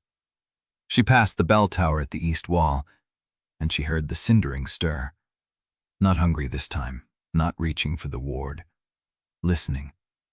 The bell in the tower was still, somewhere beyond the walls, beyond the flooded roads and the dead farmland and the empty grave at the crossroads. Another bell was ringing. She stopped. Drennick caught up to her, his voice low. That is not Kharod's bell. I know. There is no station within 20 miles that should be ringing. She looked at him. His face was pale, his gray eyes fixed on something she could not see. Then who is ringing it? She asked. He did not answer, and the bell kept ringing. Chapter 12. The yellow curtains stayed. She clung to them because they were all that remained. The color, the way morning light fell through the weave, the dust motes floating in that warm shaft. A room she had known once, a woman who had sat in that light. The face was gone, the voice, the name she had called her. But the curtains stayed. She stood at the edge of Kharod's inner courtyard, her back against a salt-stained wall, and watched the bell tower throw its shadow across the cobbles. The bell beyond the walls had stopped ringing half an hour ago, or maybe longer. Time moved wrong when she was this cold. Footsteps approached, slow, deliberate. Marrek stopped at the same distance he had kept before, not crowding her, not leaving either. "There are rooms in the garrison," he said. "Officer quarters, clean, lockable doors." "Am I being confined?" "You are being housed." He waited. "I can have someone bring food, or I can leave you here to freeze. Your choice." She looked at him. His face told her nothing. That was the point. He was not trying to sell her comfort. He was stating options. "Why are you doing this?" she asked. "Doing what?" "Not locking me in a cell, not parading me through the city, not handing me back to Drennick." Marrek's jaw moved, a muscle tensing and releasing. "Because you sealed a ward that would have killed everyone inside this perimeter," he said. "And I am not in the business of treating people like contraband after they save my city." She waited for the but. He did not say it. She pushed off the wall and followed him. The garrison was a low stone building built into the inner wall, its entrance framed by iron brackets that held lanterns against the dark. Marrek led her past a clerk who looked up from his ledger, blinked twice, and returned to writing without a word. The room was small. A cot with gray blankets, a washstand with a chipped basin, a brazier unlit. A window set high in the wall, barred but open to the night air. "The latch works from inside," Marrek said. "No one enters without your permission. That is not a courtesy. That is policy." "Whose policy?" "Mine." He set a lantern on the washstand. The flame caught, throwing shadows across the stone. "The cooks keep a fire through third bell," he said. "If you want food, ask anyone in uniform to bring you to the mess. If you want answers about the ledgers, I will bring what I can in the morning. If you want to leave the garrison, you tell me first, not because I am your keeper, but because the city is still on breach protocol and soldiers have orders to stop anyone who moves without clearance." She sat on the edge of the cot. The straw mattress rustled. "Is that everything?" she asked. "No." He pulled something from his coat. A leather folder, worn at the corners, tied with a cord. He held it out. "The supply manifests for the Breckhold Ward Station, dated 6 weeks before the tear opened. The signatures are forged, the quantities are wrong, and the shipment was delivered a day after the collapse, not before." She took it without thinking. The leather was warm from his body. "Why are you giving me this?" "Because you asked to see the ledgers." He met her eyes. "Those are not the ledgers you asked for, but they are the ones that matter." He left before she could respond. The door closed. The latch fell into place. She sat alone in the lantern light with the folder in her hands. For a long time, she did not open it. She sat and let the cold seep through the walls and listened to the garrison settle around her. Footsteps in the corridor, a voice calling something in a language she barely understood. The distant clatter of a bell, marking some hour she had stopped counting. She opened the folder. The manifest was written in a clean, administrative hand, itemized, dated, stamped with a seal she did not recognize. Ash salt quantities. Anchor stone delivery schedules. Replacement inscription supplies. The delivery date was the 23rd of the month. The Breckhold ward tear had opened on the 22nd. She read the entry 3 times. Then she set the folder aside and lay back on the cot, staring at the ceiling, where water stains spread across the stone like the cracks on Drennick's ward map. Someone had known the ward would fail. Someone had wanted it to fail. And whoever that was, they had signed a manifest for supplies that could not arrive until after the collapse, which meant they had no intention of repairing Breckhold. They had intended for it to break. She closed her eyes. The yellow curtains swayed behind her lids, and somewhere in the dark, beyond the walls, beyond the flooded roads and the empty crossroads, the bell began to ring again. She sat up. The sound was faint, almost below hearing, a vibration that traveled through stone and bone rather than air. The Cindering stirred, listening, hungry. The door opened without a knock. Drennick stood in the frame, pale gray eyes catching the lantern light, his salt-burned fingertips pressed against the wood. "You should not be alone," he said. "I am not alone. I have your ledger waiting somewhere out there, and a bell I cannot explain, and a manifest that proves someone wanted Breckhold to fall." She held up the folder. Did you know? He did not answer. The silence was answer enough. Get out, she said. Ottavia, get out. He did not move. She stood. The cot creaked. The lantern guttered, and in the corridor behind Drennick, Marrek's voice cut through the dark. She said, out. Chapter 13. The door clicked shut behind Drennick. Ottavia stood alone in the lantern light, with the leather folder still warm in her hands. The manifest. The forged date. Drennick's silence when she asked if he had known. She set the folder on the washstand and began to pace. The room was small, 7 strides from wall to wall, 7 strides back. The brazier unlit, the window barred, the night air carrying that distant bell in pulses she could feel through the soles of her feet. The Cindering stirred, hungry, listening. She stopped pacing. The bell was not the problem she could solve tonight. The manifest was not the problem she could solve tonight. Drennick's silence was not evidence, not yet. It was a door she had not opened because she did not know what waited behind it. She needed to test him. Not confront him, not accuse him. Test him, the way you tested a rope bridge before you trusted your weight to it. One careful step at a time. She sat on the cot and pulled the knotted cord from where she had hidden it inside her coat. 12 knots, 12 uses of the Cindering, small and large, each one a piece of herself she would never get back.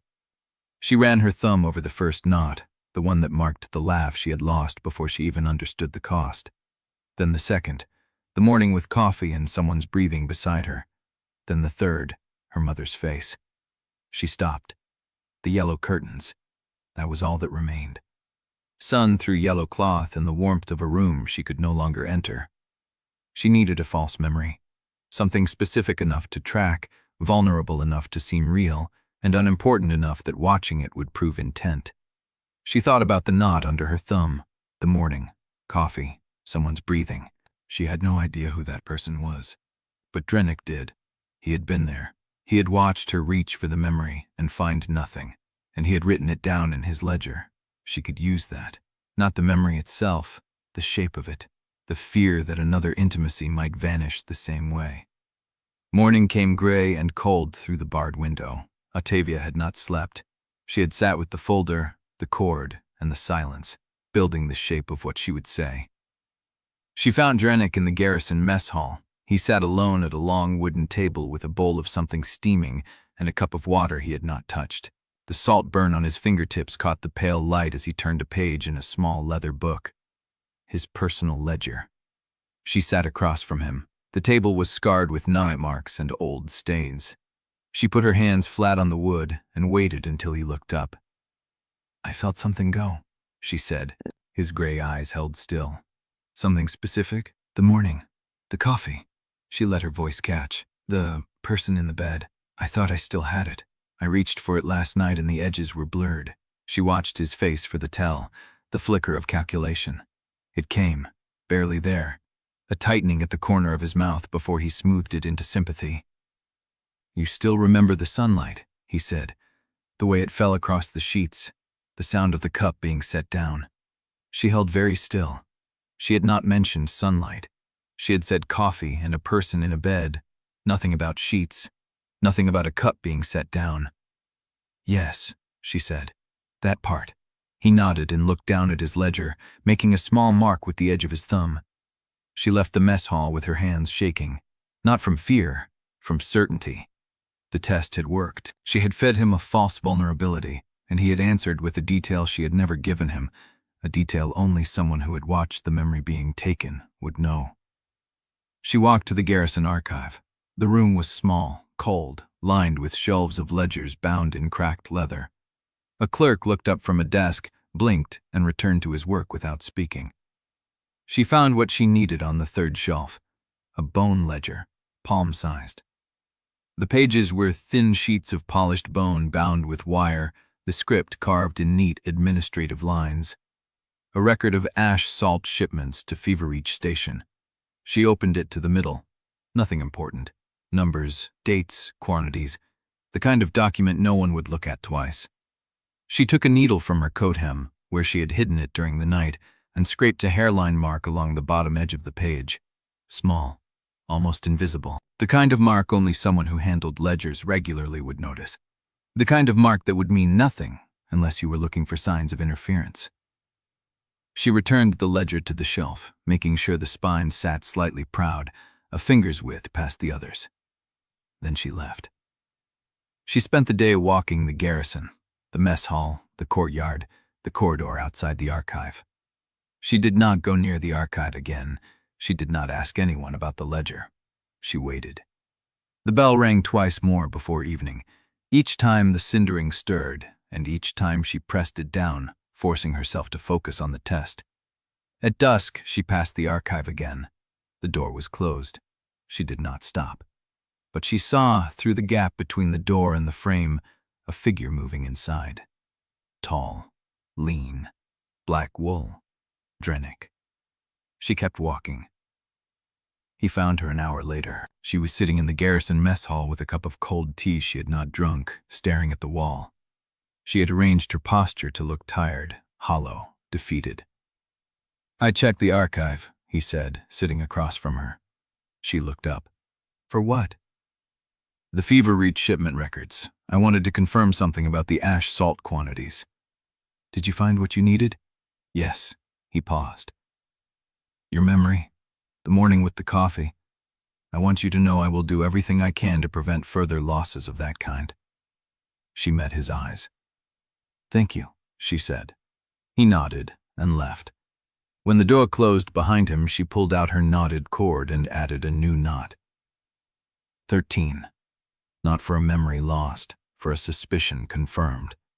She had left the ledger on the shelf with the spine proud and the mark hidden on the page. No one else in the garrison had any reason to touch that volume. The court did not look at it. The soldiers did not care. But Drennick had not mentioned the mark. He had not mentioned the spine. He had simply said he checked the archive, and the ledger was on the shelf exactly where she had left it, which meant he had seen the spine, opened the page, read the mark, and chosen not to acknowledge it. She sat in the cold mess hall with her knotted cord in her hands and the distant bell still ringing beyond the walls, and she understood with perfect clarity. Drennick was curating her, not protecting her, curating her. And the test had only just begun. She had 7 more knots to add before she learned the full shape of what he was hiding. She stood. The tea had gone cold. She tipped it into the basin and set the cup down, and in the silence she heard the door open behind her. She did not turn. "Ottavia," Marrek's voice, low, steady. "I found another ledger," he said. "This one from the appointment houses. It mentions a name you should see." She turned. He stood in the doorway with a leather folder in his hand, and something in his expression made the cold in her chest deepen. "Whose name?" she asked. He did not answer. He held out the folder. She took it. The first page was a list of names, shipment authorizations, travel clearances, all stamped with the seal of the appointment houses. Halfway down the page, a name had been crossed out, not erased, crossed out, with a single black line so the letters were still readable beneath. Taliah Nume. And next to it, in a different hand, a note. Second summons. Hospice quarter. Do not process. Chapter 14. The leather folder was still in her hands when Marrek gestured toward the corridor. "Come," he said. "There is someone you should meet." She did not ask who. She folded the appointment houses list inside the folder and followed him out of the mess hall, past the garrison courtyard where soldiers were stacking ash salt crates by the eastern wall, through a side gate she had not noticed before. The alley beyond was narrow, cobbled, slick with evening rain. The bell had stopped ringing, but the silence it left felt worse, full of space where sound should be. "Where are we going?" "Ash Quarter," Marrek said, "the district below the outer ward line."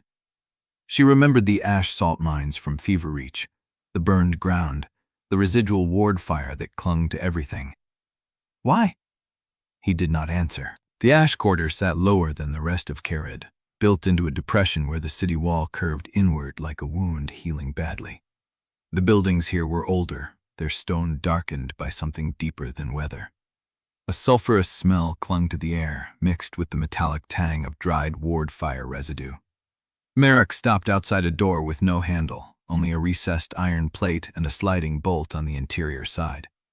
He knocked twice, paused, knocked once more. A voice from inside, low, female.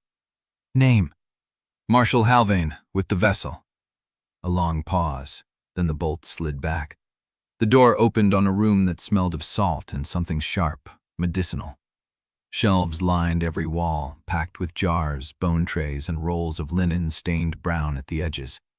A work table dominated the center, cluttered with brass scales, ink pots, and a row of small bone slabs with carved notations. The woman who had opened the door stood at the table, her sleeves rolled to the elbow, her hands wet with something that steamed faintly in the cold air. She was younger than Ottavia had expected, perhaps late 20s, with dark hair pulled back tightly and a face that looked like it had stopped being surprised years ago. "You are the one from Galamir," she said, not a question. "Ottavia Yelvaine. I know your name." The woman dried her hands on a cloth and extended one. "Nadira Path. I study ward fire exposure. What it does to bodies, what it does to minds." Ottavia shook her hand. The woman's grip was firm, clinical, assessing. "Marrek said you would come eventually," Nadira said. "He said you would not want to, but that you would come anyway." Ottavia glanced at Marrek. He stood by the door, arms crossed, watching the street through a gap in the shutters. "He was right," she said. Nadira gestured to a stool beside the work table. "Sit." The examination took an hour. Nadira measured her pulse at the wrist, the throat, behind the ears. She pressed cool fingers along the base of Ottavia's skull, feeling for something Ottavia could not name. She asked questions in a flat, unhurried voice. "How many major sealings have you performed?" "3. The first was in Galamir, the second at Feverreach, the third at Breckhold yesterday." "How many smaller fractures have you stabilized?" "1, near Feverreach before the Breckhold tear." Nadira made a note on a bone slab. "Describe what you remember of each event, in order." Ottavia described them. The flooded chamber in Galamir, the ash-salt arc at Feverreach, the ward tear at Breckhold with its unnatural patience, the way it had hung open and waiting. When she finished, Nadira set down her carving tool and steadied her. "You remember the events clearly," she said, "but you do not remember everything you lost during them." "No. How do you know what you have lost?" "I feel the absences," Ottavia said. "The shape of something that should be there. And Drennick tells me." Nadira's expression did not change, but something in her posture sharpened. "Drennick tells you," she repeated. "He keeps a ledger. He records what the Cindering takes." Marrek lifted by the door. "I told you about the ledger." Nadira nodded slowly. She picked up a second bone slab, this one already covered in carved notations, and held it where Ottavia could see. "I have been tracking the effects of ward fire exposure on bone readers for 3 years, she said. "The burns, the cognitive erosion, the way the mind compensates for what it loses."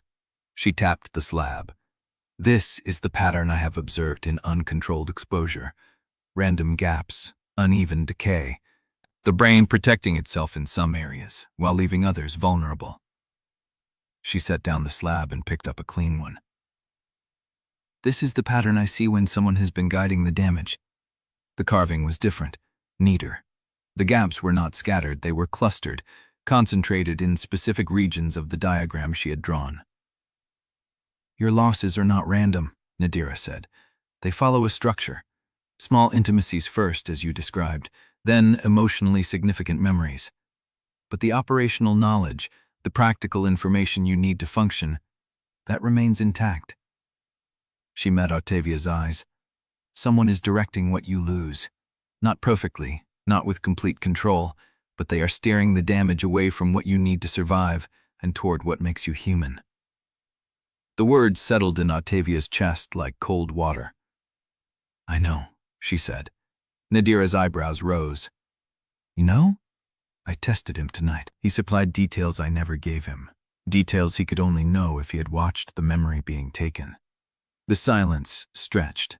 Nadira set down the bone slab and picked up a cloth to wipe her hands, though they were already clean. "Then you understand what I am about to say," she said. "The damage is not going to stop.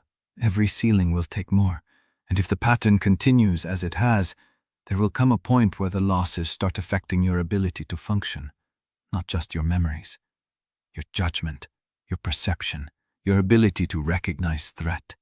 "How long?" "I cannot say. 3 more sealings. 5. The cindering does not follow a fixed schedule." She paused. "But there is something else."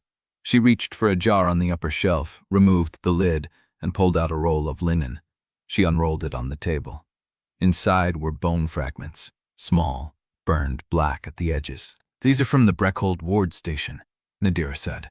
"I collected them this morning before the order could seal the site. They are tool marks, not from the ward collapse, from the anchor stone." She pointed to a groove in the bone. "This is a cutting mark, deliberate, made with a chisel." She pointed to another. "This is a scorch pattern consistent with ash salt accelerant. Someone weakened the anchor stone before the tear opened. The ward did not fail, Marshal.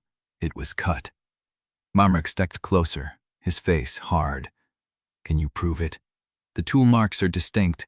Any bone reader who examines them will confirm they were made before the fracture, not after." She looked at Ottavia. "But I cannot release this evidence through official channels. The order controls the bone archives. If I submit this, it will disappear." Ottavia stared at the burned fragments. Someone had cut the ward, had known when it would break, had delivered the supplies a day late, so the collapse looked natural. Drennick had known. The bell had rung. The cindering had listened. "I need you to document everything," she said. "Every examination, every observation. Put it in writing that cannot be altered." Nadira nodded. "I have already begun." A sound came from outside. Footsteps. Slow, deliberate, stopping just beyond the door. Nadira's hand went still on the table. Marrek's crossbow was up before Ottavia could draw breath, aimed at the door, his body positioned between her and the sound. The footsteps did not move. The silence stretched. Then a voice, low and familiar, came through the wood. "Marshal Halvane, I know you are in there." Drennick. Chapter 15. The door did not open. Marrek held the crossbow steady, his breath slow, his weight balanced. Nadira had not moved. The bone fragments lay on the table between them, black at the edges, still holding the shape of what had been done to them. Drennick's voice came again, low and careful. "I am not here to fight." "Then do not come through this door," Marrek said. A pause. The footsteps did not retreat. "I know what you are doing," Drennick said. "I know what you are collecting. The Breckhold fragments, the ash salt traces, the witness testimony you have been gathering since the day I arrived." Marrek said nothing. "I am not going to stop you." Marrek's finger rested on the crossbow trigger. "Then why are you here?" "Because whatever you find will be buried if you submit it through official channels. The order controls the archives. The appointment houses control the order. And the woman in that room will be remembered as a willing sacrifice, unless someone tells her story in a language the dead cannot contradict." Nadira looked at Ottavia. Ottavia stared at the door. "I have kept my own records," Drennick said. "Independent of Galamir, independent of the houses. A complete account of every sealing, every loss, every attempt I made to steer the cindering away from what mattered most." His voice dropped. "I will trade them for 10 minutes." Marrek's jaw tightened. Trade them for what? Her safety. Once she leaves this room, she will be under observation. The Order will assign a bone reader to her full-time, someone who reports directly to Galamir. They will call it support. They will call it spiritual care. A pause. It will be surveillance. The rain tapped against the shutters. "I can delay the assignment," Drennick said. "I can name a novice who can be controlled, someone young enough to be uncertain, someone who will report what I tell him to report, not what he sees." "And why would you do that?" Ottavia said. The silence stretched. "Because I have already lost 3, Drennick said. I will not lose a 4th to people who never touched the ash." Marrek lowered the crossbow a fraction. Not enough to fire, enough to listen. "Who?" he said. "Some and more, a novice from Galamir. He arrived this morning on the supply barge. He has been taught to venerate the vessel, not to question her." Drennick's voice hardened. "If you refuse my help, Galamir will assign someone else. Someone who will log every word she speaks, every flinch, every sign of exhaustion or doubt." Nadira spoke for the first time. "The bone fragments stay with me." "I expected nothing less." Marrek looked at Ottavia. She thought about Drennick's ledger, the false memory trap, the way he had supplied details she never gave him, proving he watched memories being taken. She thought about the 3 vessels before her, dead under his guidance, the burned bone fragments on the table, the bell ringing beyond the walls. She had no reason to trust him. She had no reason to trust anyone. "Let him in," she said. Marrek did not lower the crossbow. He stepped sideways, keeping the weapon aimed at the door, and pulled the latch. The door swung open. Drennick stood in the rain, black wool soaked at the shoulders, his pale face gaunt in the dim light. His hands were empty. The salt burn on his fingertips glowed faintly in the wet air. Behind him stood a young man, thin, brown-haired, a novice robe that hung loose on his frame, still clean, still unpatched, the kind of robe that had never been mended because it had never been worn through pressure and flight. His hands clutched a leather satchel to his chest. His eyes were wide, fixed on Ottavia with an expression she recognized immediately. Reverence. "This is Suan Moore," Drennick said. "Brother Suan has requested the honor of serving as your attendant during the remainder of your stay in Kharod's gate." The novice stepped forward. His voice cracked on the first word. "Vessel, I have read every account, every sealing record. The order says you are the first compatible vessel in 200 years. He swallowed. "I wanted to see you." Ottavia felt the weight of that stare, the hunger behind it, the need for meaning that had nothing to do with her. "I am not a relic," she said. No, of course not." Suan's face flushed. "I only meant—" "She knows what you meant," Drennick said. "Brother Suan has some skill in bone reading. I thought a demonstration might serve as introduction." Nadira's hand twitched toward the bone fragments on the table, but Drennick was already shaking his head. "Not those. Fresh material. A sample from the Beckhold perimeter collected before the site was sealed." He pulled a wrapped bundle from inside his cloak and set it on the table. "Suan, show the vessel what you can read." The novice hesitated. Then he stepped forward, unwrapped the bundle, and revealed a long bone fragment. Gray-white. Clean. A stress line ran its full length, a hairline fracture that did not reach the edge. Suan set it on the table. He placed his palms flat against the bone, closed his eyes, and breathed. The room went still. Ottavia watched the novice's hands, the way his fingers traced the stress line, the way his breathing slowed. The bone seemed to darken under his touch, the stress lines sharpening into something legible. "This was taken from the eastern anchorstone at Beckhold," Suan said, his voice low, reciting. "The fracture began at the base and propagated upward, consistent with pressure from the ward tear, consistent with natural failure under—" He stopped. His eyes opened. He stared at the bone. "Say it," Drennick said. Suan's hands were trembling. "The lines do not match." "What does not match?" The novice looked up. His face had lost its color. "The stress pattern. It reads like the anchor was already cracked before the tear opened. The fracture lines, they start from 2 points. One from the base, which is natural, but there is a second origin point. A clean break, about midway up the stone." He traced a line on the bone. "It was struck from the inside." The silence that followed was absolute. Marrek's voice cut through it. "Show me." Suan rotated the bone, pointing to a spot where the stress lines diverged. "Here. The crack begins at both ends. The natural fracture grows upward. But this other line grows downward, from the strike point toward the base. It was made before the tear opened. Someone hit the anchor stone from inside the ward chamber." Drennick's expression did not change. Nadira picked up the bone, studied it, set it down. "That is not in any official account," she said. "No," Suan whispered. "It is not."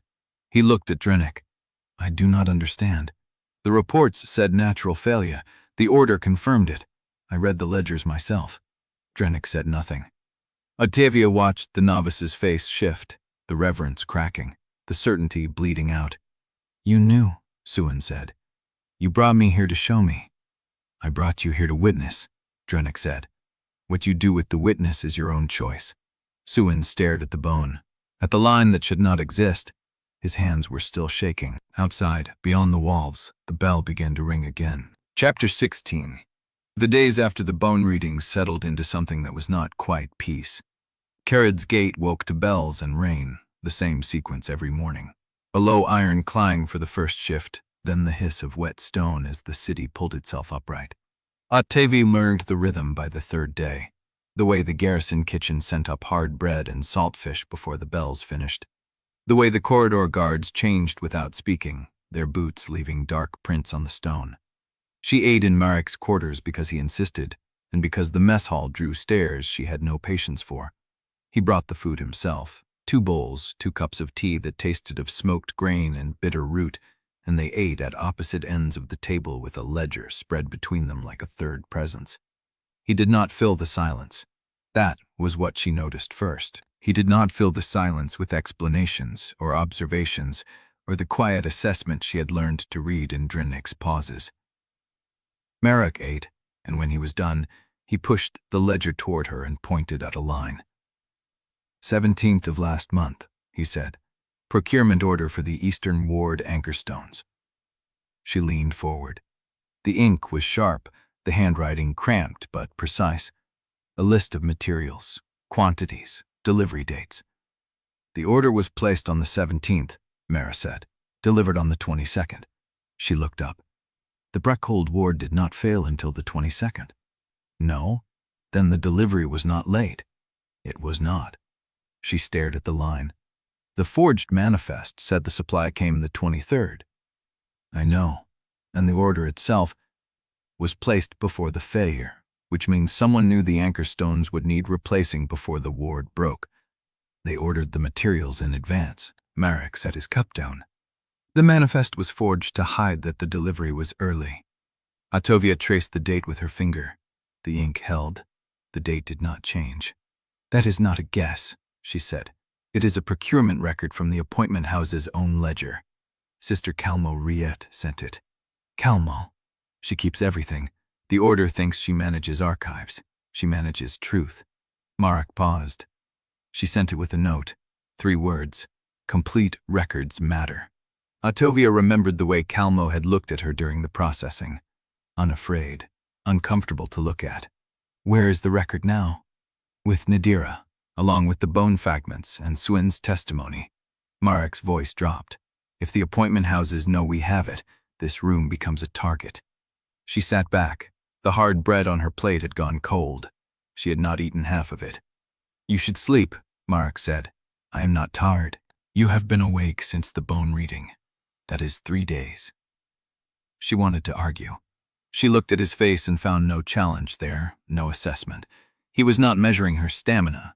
He was counting it. I will sleep, she said, when I know what the next move is.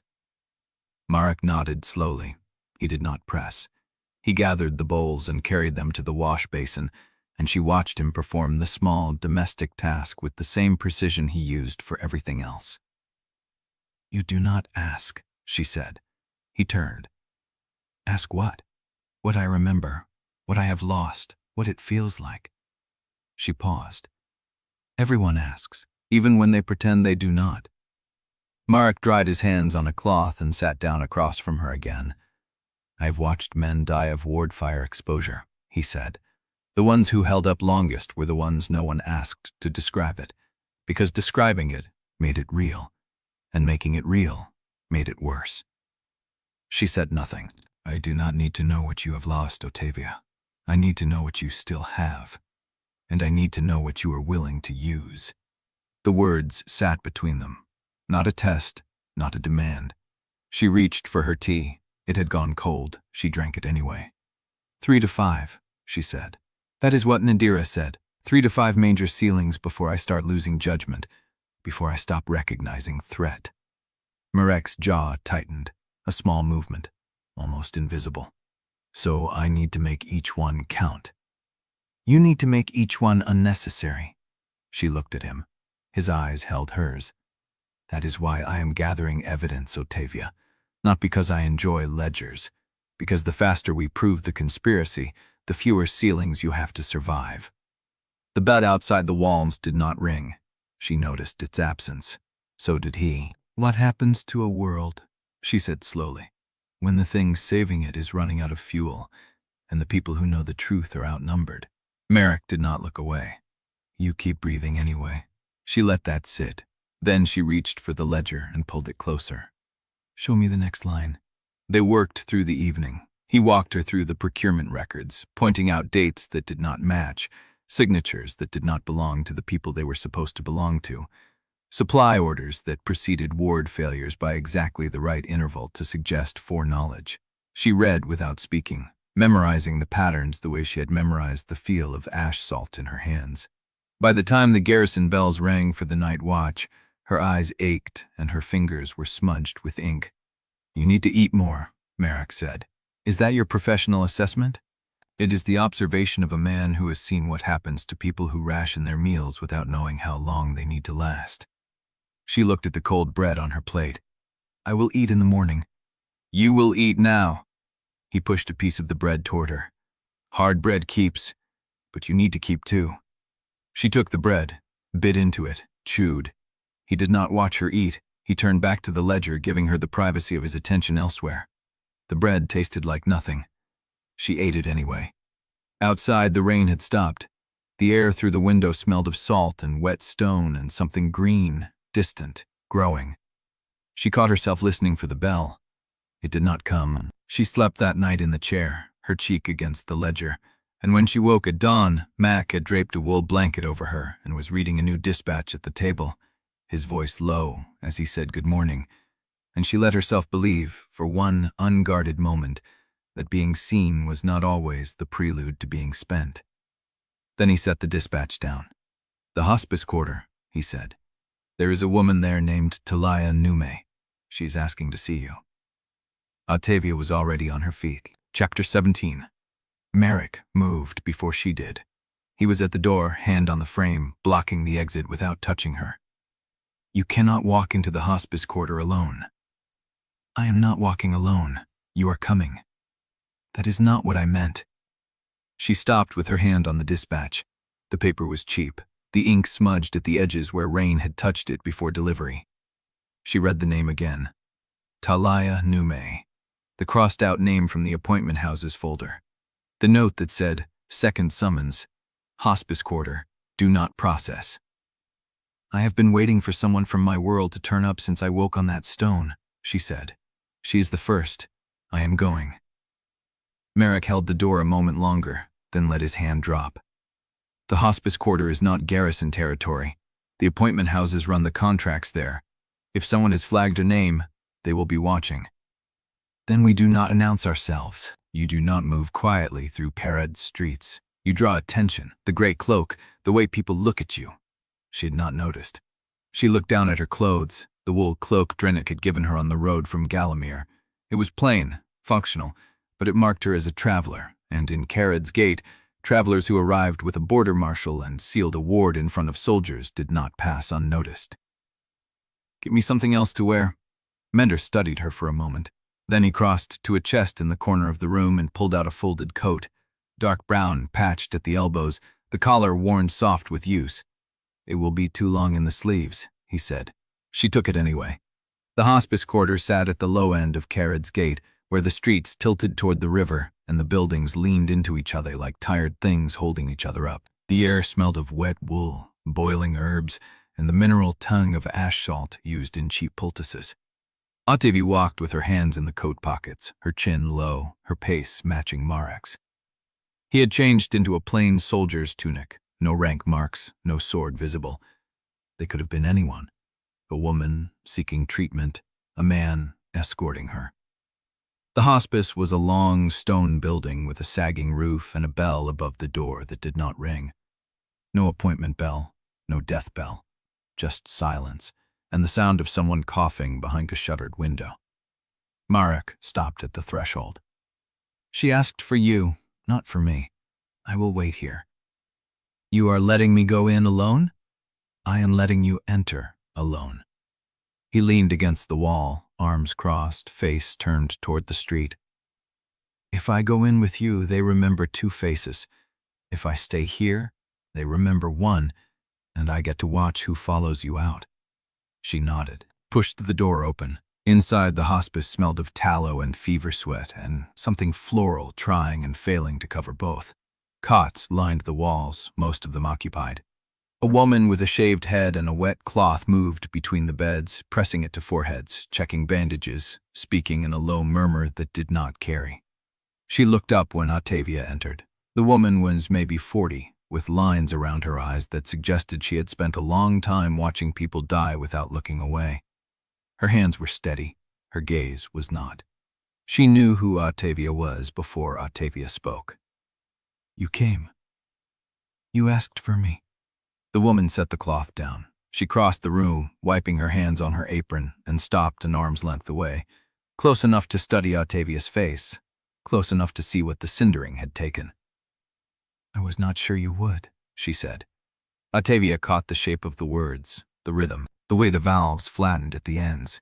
That accent did not belong to Sevrast. Where are you from? Ottavia asked. The woman's mouth tightened, a small, bitter smile. Nowhere that exists anymore. I need to hear you say it. The woman looked at her for a long moment.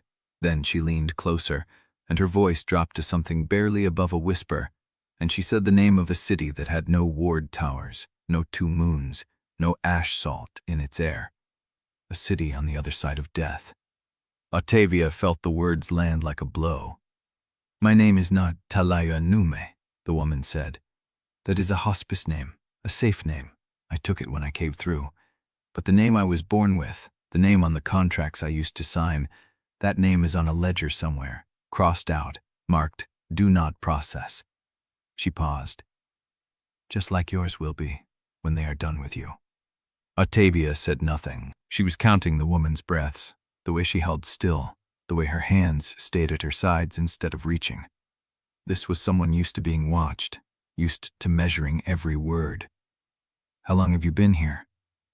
Months. I stopped counting after the first two. You were an appointment clerk. The woman's eyes flickered, not surprise, recognition. You saw the folder. I saw your name, crossed out, second summons, hospice quarter, do not process. That is not what I was. The woman's voice went flat. That is what they wrote to make me disappear. I was a clerk. I processed arrivals. I knew the names, the dates, the contracts. I knew which deaths were real and which were written. She looked at Ottavia's hands, at the knotted cord hanging from Ottavia's belt. You have been counting. Yes. Show me. Ottavia hesitated. Then she lifted the cord, let the woman see the knots. 13 of them. 1 for each loss, 1 for each confirmation. The woman reached out. Her fingers brushed the cord, tracing the knots without pulling. You know what they are doing to you, she said. I know what Drennick is doing. Drennick. The woman's mouth twisted. That is the name they use, the face they show you. But he is not the one who writes the contracts, Ottavia. He is not the one who signs them. She let the cord fall.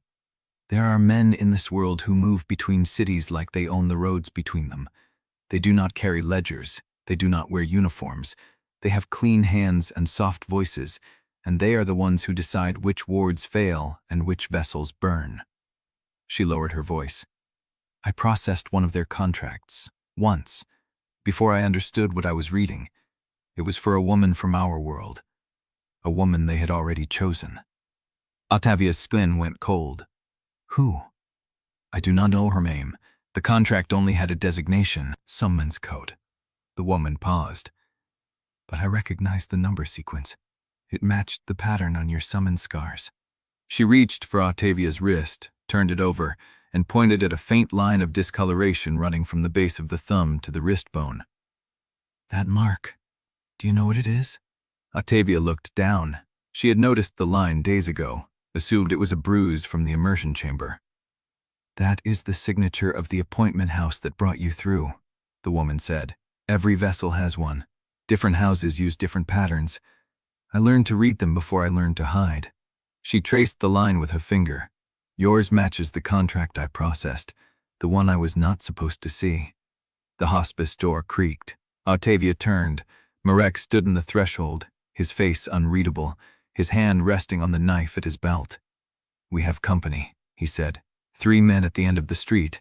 They are asking after a woman in a gray cloak. Chapter 18. The 3 men at the end of the street were the same shade of gray. Not robes, not uniforms. The gray of men who wanted to be seen only when they chose to be seen. They moved together without speaking, scanning doorways, checking the spaces between stalls. Ottavia stepped back from the hospice threshold. They are not wardens, Marrek said low. Wardens announce themselves. Taliah moved past her to the door gap. She watched for 3 breaths, then pulled back. That is appointment house color. They do not wear badges. They do not need them. How many exits? Ottavia asked. Taliah turned and walked deeper into the hospice without answering. The room narrowed past the bedrows into a storage corridor lined with dried herbs hanging from ceiling hooks. She stopped at a back door, pressed her ear to the wood, then opened it. Rain hit the alley. Ottavia followed her out. Marrek came last, pulling the door shut behind them. The alley ran between 2 buildings, so close together the walls nearly touched at the roofline. Water sheeted down the gap, pooling in the ruts. Taliah moved fast, her bare feet finding the dry edges of the stones. They will check the hospice first, she said over her shoulder. Then they will spread. They work in pairs, plus 1 watcher. The watcher holds the street. The pairs take the alleys. You know their patterns. I processed their travel logs for 6 months before I understood what I was reading. She turned left at a split where the alley forked around a collapsed gutter. The new passage was tighter. Ottavia's shoulders scraped both walls. 3 of them, Marrek said behind her. That is a retrieval team, not a search. Taliah did not slow. Because they are not looking for me. They are looking for her. She meant Ottavia. They emerged into a wider lane, lined with boarded windows, and a single, tethered goat that watched them pass without interest. Taliah scanned the roofline, then the far end of the lane. Empty. Stop, she said. She stood still, breathing through her mouth, listening. Ottavia heard only rain. The distant bell from beyond the gate, always present now, a note that had become part of the city's hum. They will block the market square, Taliah said. That is where the watcher will be. He will not move. He will stand somewhere elevated and let the pairs push toward him. Where does that leave us? Moving away from the square. Always away. Taliah looked at Ottavia's coat. You changed your cloak. Good. But your face is known. The watcher will have a description, not just clothes. How long until they seal the quarter? Already sealing it. They just haven't finished yet. Marrek stepped forward. There is a tannery road east of here, unpaved, goes past the charnel pits and out to the ash flats. If we reach it before they close the livestock gate, they will have closed the livestock gate, Taliah said. That is the first thing they do. She was not panicking. Her voice was flat, practiced, the voice of someone who had studied escape routes the way others studied scripture. There is a second path, she said, through the Bonefall shaft. Marrek went still. That is a dead drop, sealed at the bottom. The seal is old. I have tested it. You tested a sealed Bonefall shaft? I have been waiting for a reason to leave this quarter for weeks. Taliah looked at Ottavia. I did not know the reason would come in your shape, but I prepared anyway. She turned and walked before anyone could argue. Ottavia followed. The Bonefall shaft was a stone collar set into the ground at the back of a disused charnel yard, ringed by rusted iron bolts and stained dark down one side where the rain had washed old residue into the earth. A wooden grate covered the opening, rotted at the corners. Taliah knelt and worked the grate loose. Below, darkness. A smell of cold stone and something mineral, like wet ash. The bottom is 30 feet down, Taliah said. The seal is a limestone plug. It has a handhold cut into the center. How do you know? Because I lowered a rope 3 weeks ago and measured it. She looked up. I told you I prepared. Mara peered into the shaft. If the plug is intact, we are trapped underground with no way out. If the plug is intact, I can shift it. There is a crawl space beneath the tannery foundation. The old drainage channels connect to it. You have mapped this. I have had months to think about what happens when they come for me. Taliah swung her legs over the edge. They are here now. You can follow me down or take your chances with the street, but decide fast. She dropped. Ottavia heard the impact below. A grunt.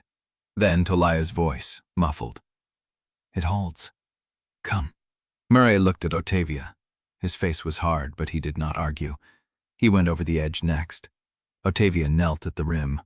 The dark below was absolute. She thought of the stairwell, the fall, the landing. Then she dropped. The ground hit her harder than expected. Her ankles buckled. She caught herself on the shaft wall, felt the cold grit scrape her palms. Above, the grate sat crooked against the sky. Rain fell through in thin streams. Taliah already had her hands on the limestone plug, working at its edges. In the dark, she was just a shape, a voice, a steady rhythm of breath and effort. The tannery channels lead to a drainage culvert that empties into the ash flats, she said. From there you can reach the south road without passing a gate. You, Ottavia said, not we. Taliah did not stop working. I am not leaving the quarter with you, Ottavia. I have a life here, a name that is not my own, but it is a life. They will find you. They will look, but they will look for someone who helps vessels escape. They will not look for a hospice clerk who never leaves her bed rows. She paused. I have been invisible here for months. I know how to stay that way. The plug shifted. A crack of darker dark opened beneath it.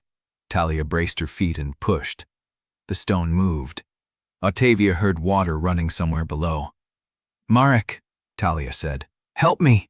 He moved to the other side of the plug. Together they heaved. The stone tilted, then fell with a wet crash into the channel beneath. Cold air rose from the opening, the smell of ash and standing water. Taliah straightened. The channel runs east. Stay low. The ceiling drops in places. She turned to Ottavia. In the dark, her face was hard to read, but her voice was steady. You have a scar on your wrist that matches a contract I was not supposed to see. That means someone in this world knew you would die before you did. They wrote your death before it happened. They wrote mine too. She paused. Do you understand what that means? Ottavia understood. It meant the quiet men with clean hands did not just manage disasters. They wrote them. The contracts are still there, Taliah said. Somewhere. In a vault that does not exist on any map. If you can find them, you can prove what they are doing. Where? Taliah shook her head. I do not know. But the woman who processes those contracts, the real contracts, not the false ones, she knows. She signs them. She is the one who made me disappear. Her name. Taliah was quiet for a long moment. Then she said it. Veronica Astel. Ottavia memorized the name, fixed it in her mind the way she fixed the knots on her cord. I will find her, she said. I know. Taliah stepped back from the shaft edge. Now go, before they find the grate. Marrek went first, lowering himself into the drainage channel until the dark swallowed him. Ottavia looked at Taliah one last time. Why did you help me? Taliah's mouth did not move, but her eyes said it. Because someone helped me once. Then she turned and climbed the shaft wall, hand over hand, and was gone into the rain. Chapter 19. The drainage channel opened onto the ash flats just before dawn. Ottavia crawled out on her hands and knees, wet to the bone, her patched coat heavy with silt. The sky above Carriage Gate was the color of old bruise, rain still falling in thin sheets. Marrek emerged behind her, mud streaked across his face, his short sword tied flat against his thigh so it would not catch on the stone. They stood in the shadow of the tannery foundation. The city wall rose 40 feet to their left. Ahead, the flats stretched gray and empty toward the south road. Marrek wiped his face with the back of his hand. She gave us the only exit that did not pass a gate. She gave us the name, Ottavia said. Veronica Astel. One name, no location, no description. It is more than we had this morning. He did not argue. He just looked at the wall, then at the road, then back at her with that steady, measuring gaze. You need somewhere safe to clean up and think before we decide the next move. I know a place. Drennick will look for me. Let him. He led her across the flats at a hard walk, staying low where the ground dipped. The rain softened their tracks. By the time they reached the south road, the sky had lightened enough to see the shapes of buildings ahead. The archive was a low stone structure built into the outer ward wall, half sunk into the earth, its roof patched with fired clay and moss. A single lamp burned behind a barred window. Marrek knocked, 3 beats, then 2. The door opened a crack. Sister Calmo Riot looked out at them with eyes that had seen too many ledgers and too few lies. Her habit was damp at the hem. Her hands were dry, ink-stained, steady. "The border marshal and the vessel," she said. "You are both wet. May we enter?" Marrek asked. "You may." She stepped back. "But the vessel comes alone." Marrek did not move. Calmo looked at him with something close to patience. "I am not Drennick, Marshal. I do not keep her here against her will, but I will not have a soldier standing guard over my shelves while I speak with her. If you trust her, trust her." Marrek's jaw tightened. Ottavia touched his arm. "I will be fine." He held her gaze for a long moment. Then he nodded once and stepped back into the rain. "I will be at the tannery corner. If you do not come out in an hour, I come in." Calmo closed the door behind them. The archive smelled of wet bone and old smoke. Shelves lined every wall, packed with ledgers bound in cracked leather, their spines marked in a script Ottavia did not recognize.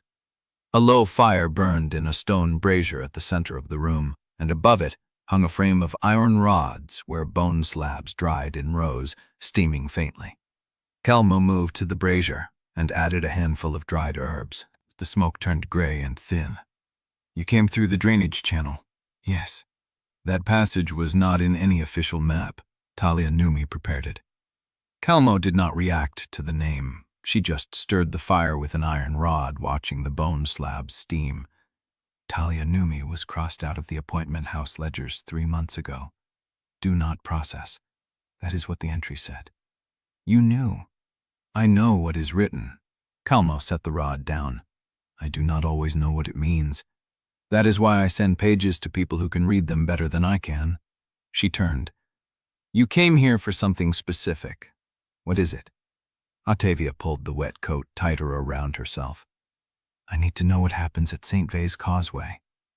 Calmo went still. It was a small stillness, almost invisible, but Ottavia caught it.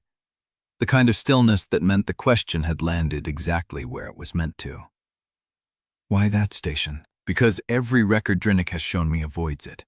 Because the procurement orders for Breckhold mentioned it in a margin note I was not supposed to see. Because Taliah Numi told me the contracts are written before the deaths, and I want to know whose death is already written for St. Vale's." Calmo looked at her for a long time. Then she walked to the far wall, pulled a ladder, and climbed to the top shelf.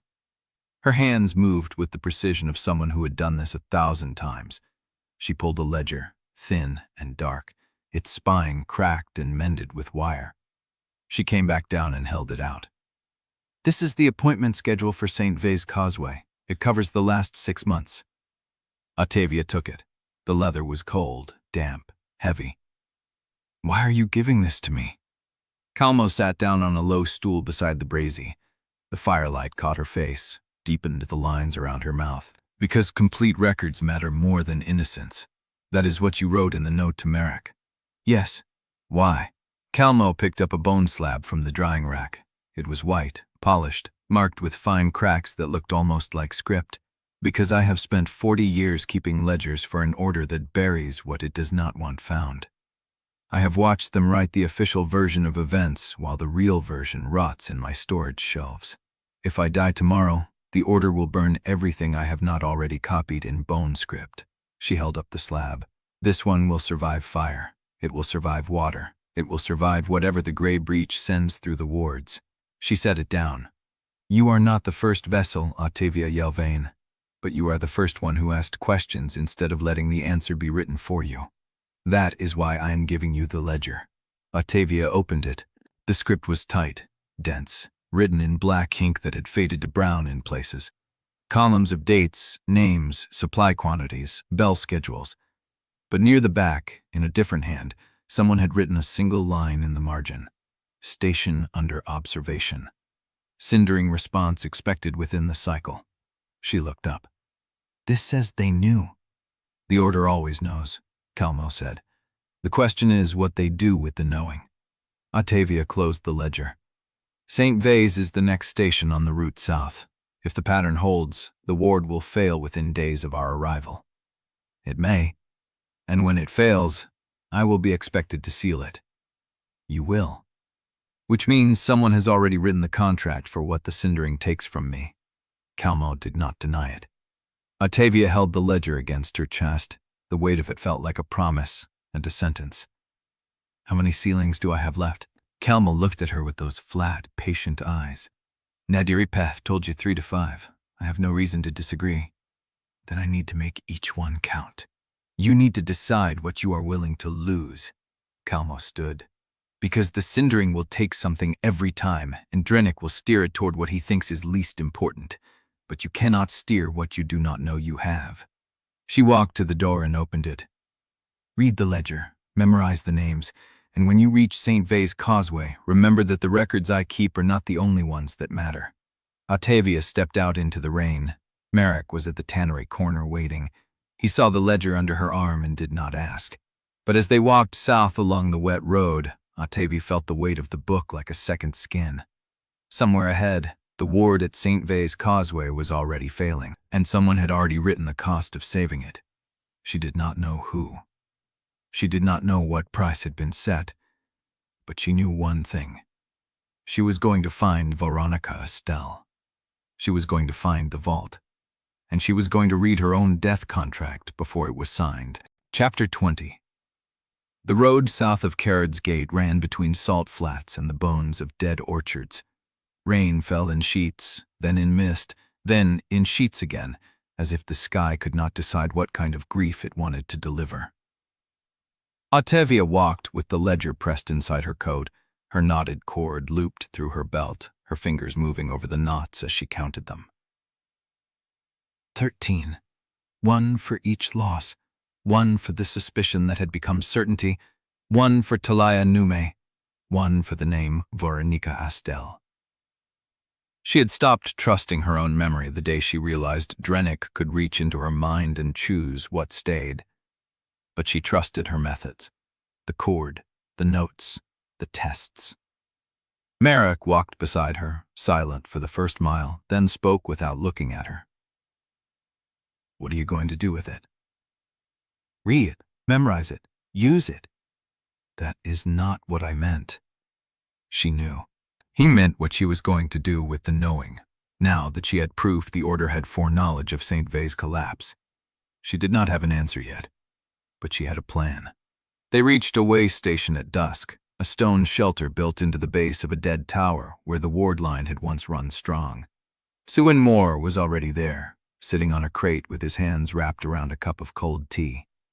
He looked up when Ottavia entered, and she saw the crack in his reverence had not healed. He saw her now. Not the vessel, the woman who had been lied to. Drennick is coming, he said. He sent word he will reach us by morning. Ottavia nodded. She had expected that. She sat down across from Suin, pulled the ledger from her coat, and began to read. The names were ordinary. Supply clerks, bell adjusters, bone carriers, ash loaders. The dates were precise. The bell schedules were annotated in a code she did not fully understand yet, but the pattern was there, buried in the columns like a heartbeat beneath skin. She read until her eyes burned, then she closed the ledger and looked at Suin. I need you to do something for me. He straightened. Anything? I need you to remember what I tell you. Not write it down, not repeat it to anyone, just remember it. He hesitated. If Drennick asks, especially if Drennick asks. She watched his face. He was young. He had been raised to believe the Order was sacred, that bone reading was truth, that vessels were miracles to be honored and spent. But he had seen the Breckhold anchor. He had felt the fracture lines with his own hands. He would break, or he would become something stronger. She needed to know which. I'm going to tell you something false, she said. A detail about my life before Sevrast. A small thing. When Drennick arrives, I want you to watch his face when I mention it, and I want you to tell me if he acts as if he already knows. Suwin's throat moved. You are testing him. I am testing everyone. She told him about a kitchen with blue tiles, a window that faced east, a woman who hummed while she washed dishes. None of it was true. She had never lived in a kitchen with blue tiles. She did not know if the woman who hummed had ever existed. But if Drennick claimed to remember that detail tomorrow, she would know he was still watching her memories as they were taken. She found Marrek outside, standing at the edge of the salt flats with his hand on his sword. He is coming, Marrek said. I know. There is a dispatch rider ahead of him. Galloway sent confirmation that the St. Vay's observation order is official. They are calling it routine monitoring. Routine monitoring of a station that is going to fail. Yes, she stood beside him, looking out at the gray horizon. The bell was not ringing tonight. The silence felt worse. I need you to do something, she said. Name it. When Drennick arrives, I am going to act as if I have found something in the ledger that changes my understanding of the conspiracy. I will tell him I saw a name I recognize, a name that does not actually appear in the book. Marrek turned to look at her. You are baiting him. I am building a map of who knows what. If he reacts to a name that is not there, I will know he has seen a version of the ledger that contains that name, which means someone is editing the records before I read them. Marrek was silent for a long moment. That is cruel, he said. To him, to yourself. He has been curating my mind for weeks. I am allowed to be cruel. He did not argue. She went back inside and sat down with the ledger again, but this time she took a needle from her pack, thin and sharp, and a length of thread the same color as her coat's hem. She wrote the real test in code, not on paper, not on bone. On the inside of the hem, in stitching so small it looked like a reinforced seam. Drennick answered a fear I never spoke. I told Suwin a kitchen with blue tiles. I will say nothing to Drennick about the humming woman. If he mentions her, the stitching is compromised. She sewed the thread through the fabric, pulled it tight, and tied it off. Then she slept, badly, with the ledger under her pillow and her knotted cord wrapped around her wrist. Drennick arrived at dawn. He looked tired. His robe was wet, his boots were caked with ash-gray mud, and his salt-burned fingertips were raw at the edges. He carried a leather satchel strapped across his chest, and his pale gray eyes found Ottavia the moment he stepped through the door. You made good time, she said. I had reason to hurry. He set the satchel down and pulled out a dispatch. Galamir has sent confirmation that St. Vay's is under observation. They want you there within the week. They want the Cindering there within the week. The same thing. She took the dispatch and read it. The language was bureaucratic, precise, studded with clauses and seals. But near the bottom, in a different hand, someone had added a note. Vessel compliance confirmed. Steer toward operational retention. She looked up. What does this mean? Drennick's jaw tightened. It means someone in the Order has already decided which pieces of you are worth keeping. She let the silence stretch. Then she said, I found something in the ledger. What? A name. Column 7, page 12. A woman who processed supply orders for the Breckhold anchor stones. Drennick's face did not change. What name? She told him. She had chosen it carefully. A name that did not exist in the ledger. A woman who had never worked for the appointment houses or the Order. The name was a ghost, invented on the walk south. But Drennick did not say that name is not in the ledger. He said, Are you certain? And Ottavia felt the floor drop out of her stomach. She did not answer. She walked to the corner where her goat hung, pulled the hem, and checked the stitching. The thread was intact. The stitches were undisturbed. No one had touched them while she slept. But the test had already worked. Drennick had not corrected her. He had asked if she was certain. He had seen the fictitious name in a version of the ledger that did not exist, which meant someone was feeding him altered records, or he was altering them himself. She let the hem fall. I am certain, she said, and I will remember that you recognized it. Drennick's eyes flickered. He knew, in that moment, what she had done. But he did not apologize. He did not explain. He only looked at her with something that might have been grief. "I told you," he said. "I will not lose a fourth." "You will not have to," she said, "because I am not going to let you steer what I lose." She walked past him, out into the rain, with Marrek falling into step beside her and Suen watching from the doorway with shattered eyes. Behind her, the ledger sat open on the crate. Inside the hem of her coat, the stitching held. But she knew, now, that it was a countdown. Every thread was a question. Every knot was a truth she had hidden from herself. And someone was already pulling the thread. Chapter 21. The salt graves began 3 miles south of Carod's gate. Ottavia had seen death in Sevrast before, the quick kind, the drowned kind, the kind that left bodies in ward chambers with their mouths open. But these were different. The salt graves lined the road like a fence, low mounds of packed white earth with bone markers jutting at angles, names scratched into the surface and already wearing smooth. She counted 30 before she stopped. The escort rode ahead, 6 border guards in dark wool who had not spoken to her since they left the gate. They treated her like cargo. Valued cargo, she corrected herself, the kind that needed protection but not conversation. Suen Moore walked behind her, his novice robe hitched up to keep it out of the mud. He carried a bag of bone shards and a flask of ash salt, the tools of a trade he no longer believed in. She had not asked him what he planned to do when they reached St. Vase. She was not sure he knew. Marrek had caught up with them an hour after dawn, riding a gray horse with his border marshal insignia pinned to his collar. He told the escort he was conducting an inspection tour of the southern wards. The escort commander had saluted and asked no questions. "Useful," Ottavia said when he fell in beside her. "Plausible," he corrected. "The difference matters if anyone writes a report." They passed a shrine built into the hollow of a dead tree. The roof had collapsed.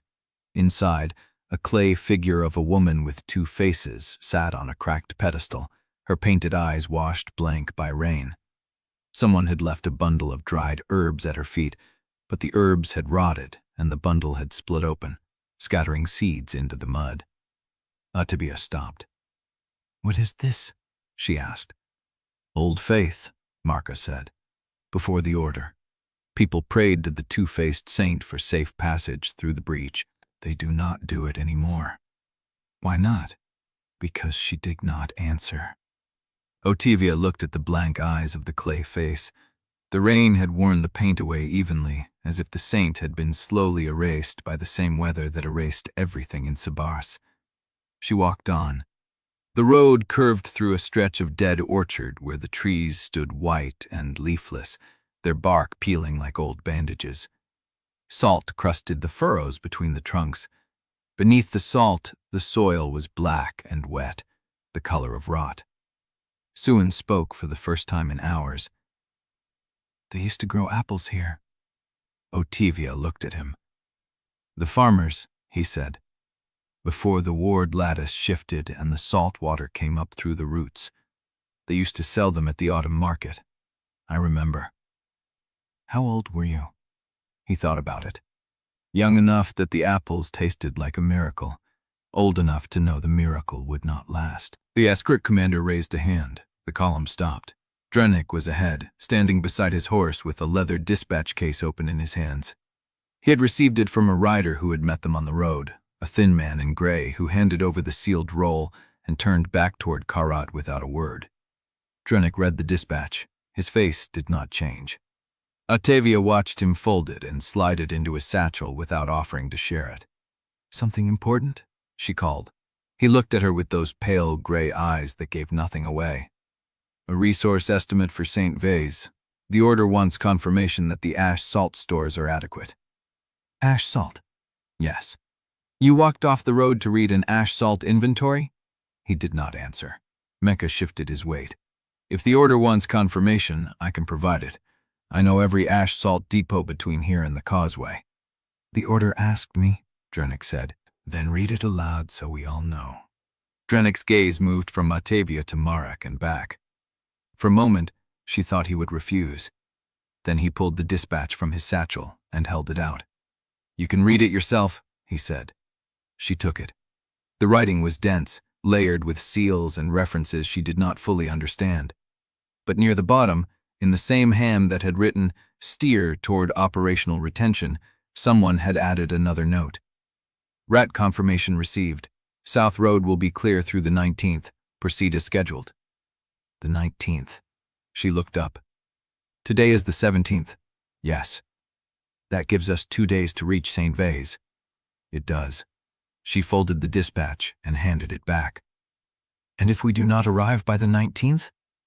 Drennick slid the paper into his satchel and fastened the strap. Then the Order will assume we have been delayed by the breach, and they will send a retrieval party. What kind of retrieval party? He did not answer. Marrek's hand moved to his sword hilt. You are telling me there is a deadline? There has always been a deadline, Drennick said. The Order simply prefers not to name it until the last moment. 2 days, Ottavia said. Through salt graves and dead orchards and whatever is left of the ward lattice between here and the Causeway. And you were going to tell me when? Drennick looked at her with something that might have been regret. I was going to tell you when we were closer, so you would not have time to change your mind.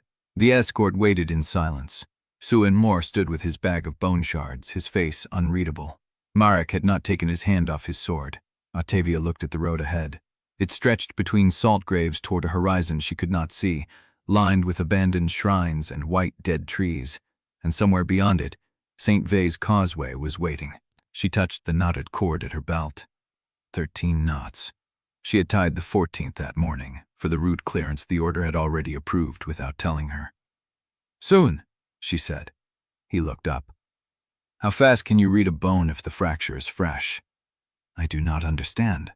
At St. Vase, when the ward fails, I will need to know what the breach is doing before the cindering takes hold. Can you read a fracture mid-sealing? His face went pale. That is not how it works. The bone has to stabilize. The fracture has to... Can you? He swallowed. I have never tried. Good, she said. You will learn. She started walking. Behind her, she heard Marrek fall into step. She heard Drennick mount his horse. She heard the escort adjust their formation, the creak of saddles and the clink of bridles, the small sounds of people moving toward a place they did not want to go. The salt graves continued. She did not look at them. Chapter 22. The skyfire lamps along the road had been failing for years. Their light pulsed weak and yellow, barely reaching the ground, casting shadows that moved without wind. The escort made camp in the lee of a collapsed bell tower, its iron rusted to red fur and its clapper long gone. The horses stood with their heads low, breathing steam into the cold. No one spoke more than necessary. Ottavia sat with her back against the tower stone, the knotted cord loose in her hands. 14 knots. She ran her thumb over each one, reciting what they meant, testing whether the names and warnings still came when she pulled. Her mother's face, gone.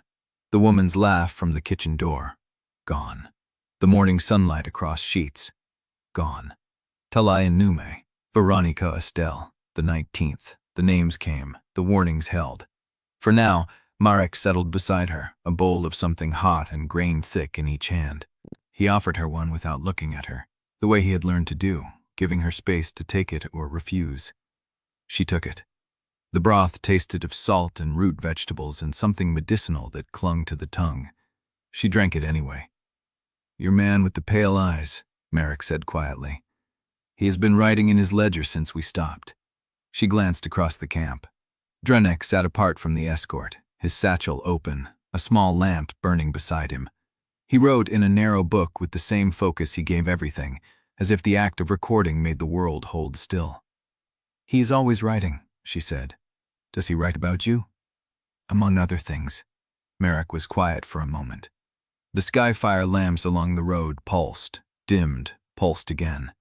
One of them flickered once, twice, and did not come back.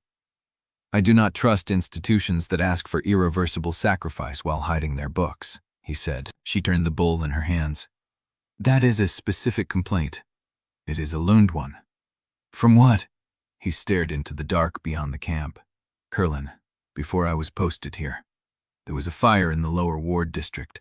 The grain stores went up in 3 hours.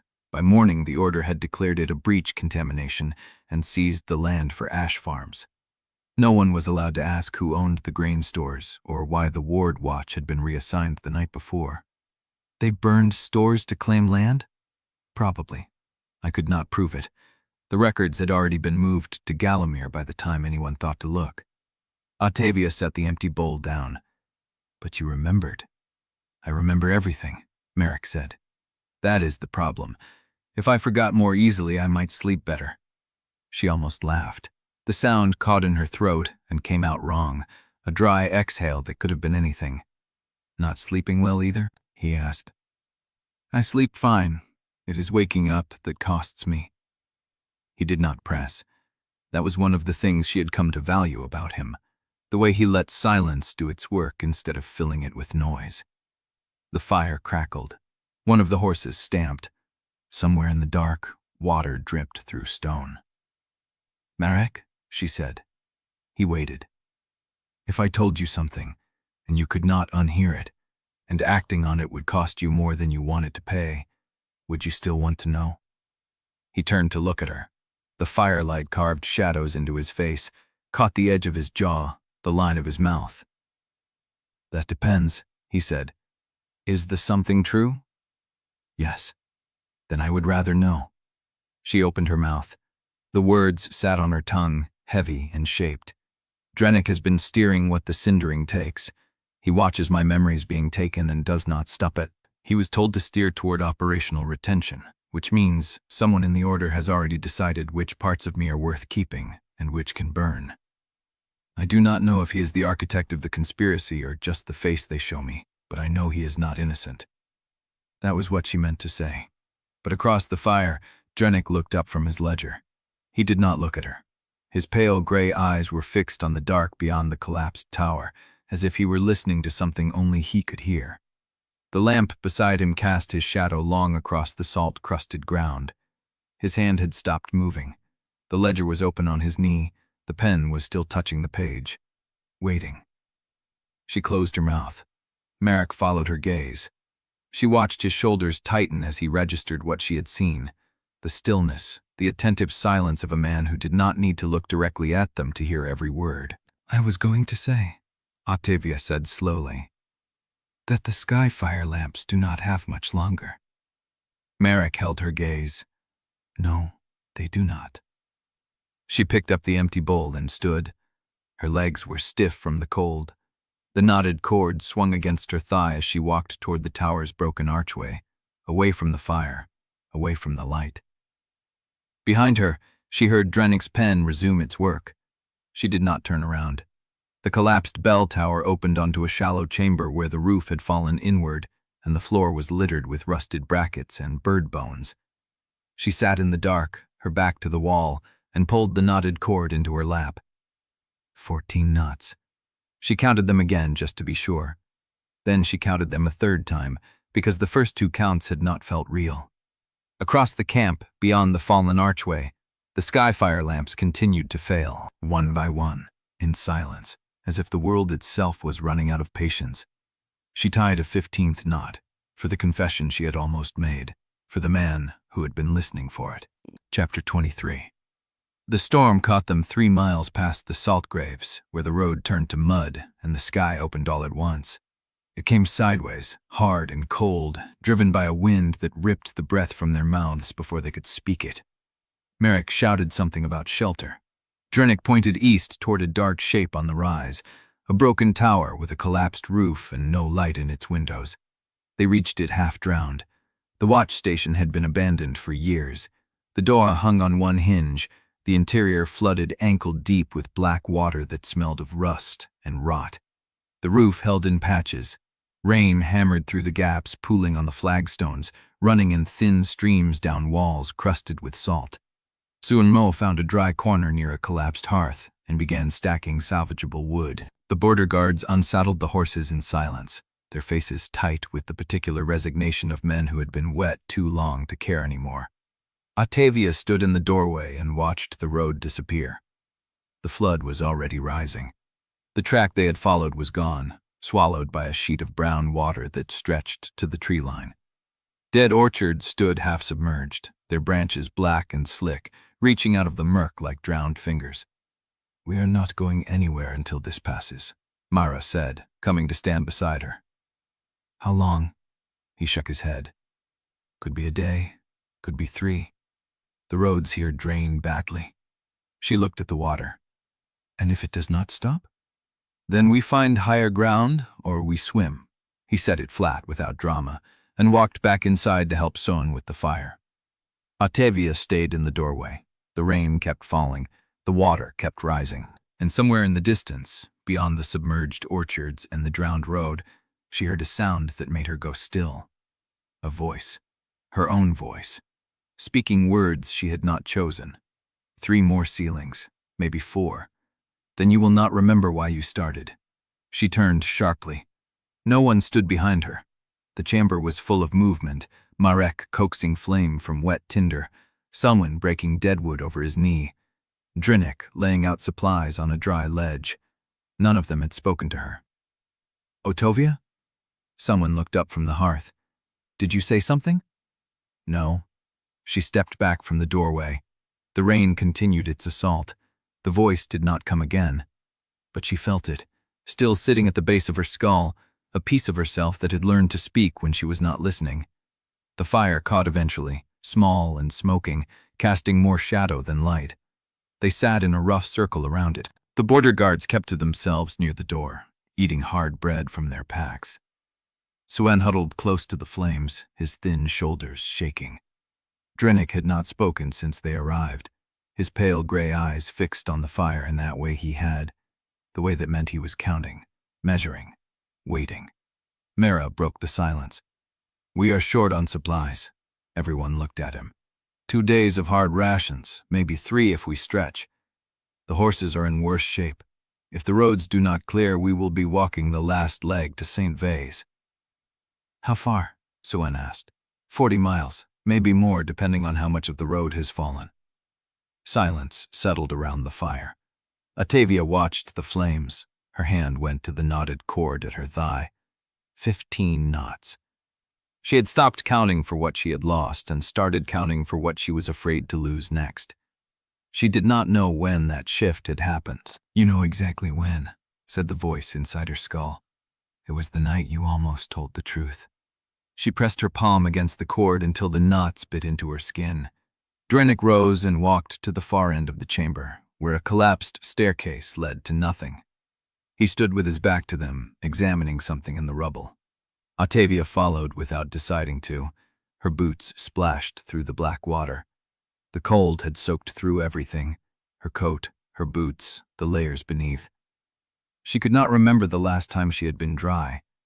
Stop following me like a shadow, she said. He did not turn.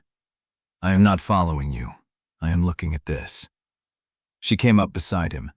The rubble at the base of the staircase held a scatter of broken bones, old enough to be brown and flaking, mixed with fragments of cloth and rusted iron. It was a warden station once, Drennick said. Before the Order consolidated the Southern Watch, the wardens who served here were not bone readers. They were just men with bells and torches, watching for signs of the breach. What happened to them? The station was decommissioned. The wardens were reassigned. The records were sealed. Sealed or buried. He looked at her then. The firelight caught the crescent scar under his jaw, deepened the hollows of his face. Both. She wanted to press him. She wanted to demand the full truth about what the Order had done, what he had done, how many stations like this had been abandoned while the wards crumpled in the dark. But the voice was already forming the words for her. Ask him about the 19th. Ask him what happens if you do not arrive. She closed her mouth. You are shaking, Drennick said. I am cold. That is not cold. He was right. The tremor had started in her hands and was spreading up her arms, a fine vibration she could not control. It was not temperature. It was the cindering, restless and awake, pressing against the inside of her ribs like a thing trying to get out. The storm, she said. It is making it hungry. Drennick's expression did not change, but something in his stillness shifted, a new alertness behind the pale gray eyes. Then we should not stay here longer than we must. Where do you suggest we go? He did not answer. She returned to the fire and sat down hard, her back against a fallen block of masonry. Son had produced a small bone shard from his kit and was turning it over in his hands. his lips moving silently. "Practicing?" she asked. He flinched. "I was trying to remember what you taught me about mid-ceiling reads, the pressure lines, how to distinguish natural fracture from struck damage." "And?" "I think I understand the theory, but I have never done it, not on a living subject." "You will learn." He swallowed. "What if I break it? The bone or the person?" "Both." She looked at his hands. The bone shard trembled between his fingers, fine as a needle, sharp enough to draw blood from a hairline crack. "If you break it," she said, "you try again. That is the only choice that matters." He nodded, but his hands did not stop shaking. The storm did not relent. By nightfall, the water in the chamber had risen another handspan. The fire hissed and spat, fighting the damp. The horses stamped and breathed hard in the dark. One of the border guards had fallen asleep against the wall, his head tilted back, his mouth open. Ottavia sat apart from the others, her back to the cold stone, her knees drawn up, her knotted cord spread across her lap. 15 knots. She counted them again. Then she heard it. 15, said her own voice, from somewhere behind her teeth. But you only remember 14. Her hand stopped moving. She turned her head slowly, as if she might catch herself in the act of speaking. No one was there. The rain hammered the roof. The fire crackled. The horses shifted in the dark. And Ottavia sat very still, listening to the silence where her own voice had been, knowing that when she spoke again, she could not be certain whose answer would come. Chapter 24. She counted them again by touch, the rough cord between her fingers, the ridges of each knot, the familiar spacing. 15. But she only remembered tying 14. The voice had not returned. The chamber was quiet except for the rain, the hissing fire, the muffled breath of the horses. No one had moved. No one had spoken. Ottavia sat very still, her hands in her lap, the cord loose across her thighs. She could feel the missing thing like a gap between her ribs. Not a memory exactly, the shape where a memory had been. A warm space that was now only air. She did not know what she had forgotten. She waited until the others had settled into the shallow sleep of wet travelers.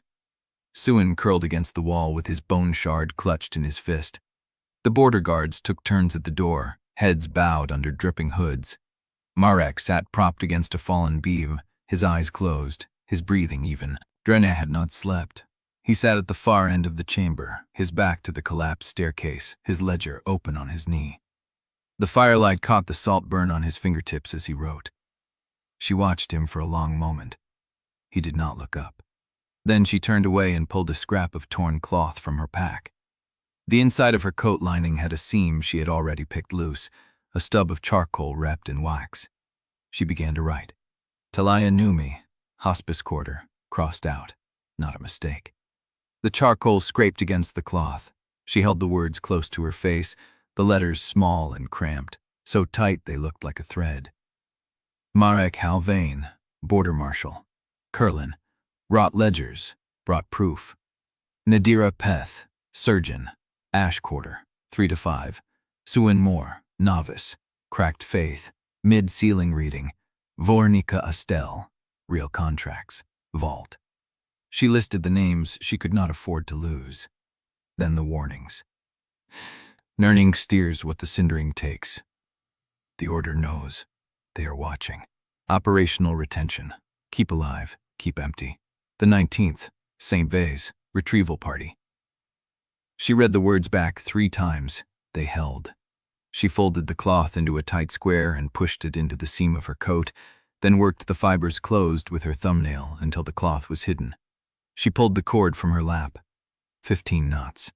She had begun tying them after the second sealing, when she had woken from the cindering with the laugh still warm in her chest, and realized, an hour later, that she could not remember whose laugh it had been.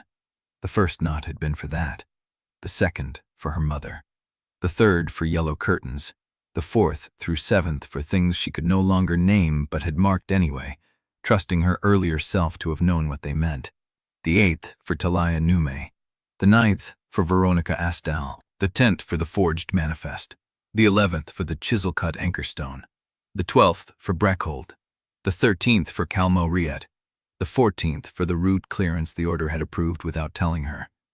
The 15th, for the confession she had almost made. She remembered 14. She had tied the 15th knot. She remembered the motion, her fingers looping the cord, the pull, the settling of the cord against her palm. But the memory was wrong. It had no weight, no before or after.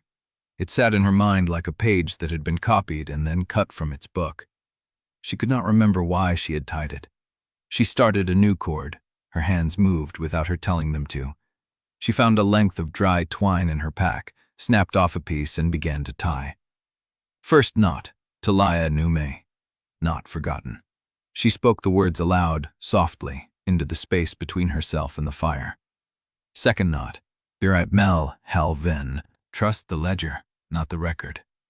Third knot, Nadira Peth, 3 to 5, count them.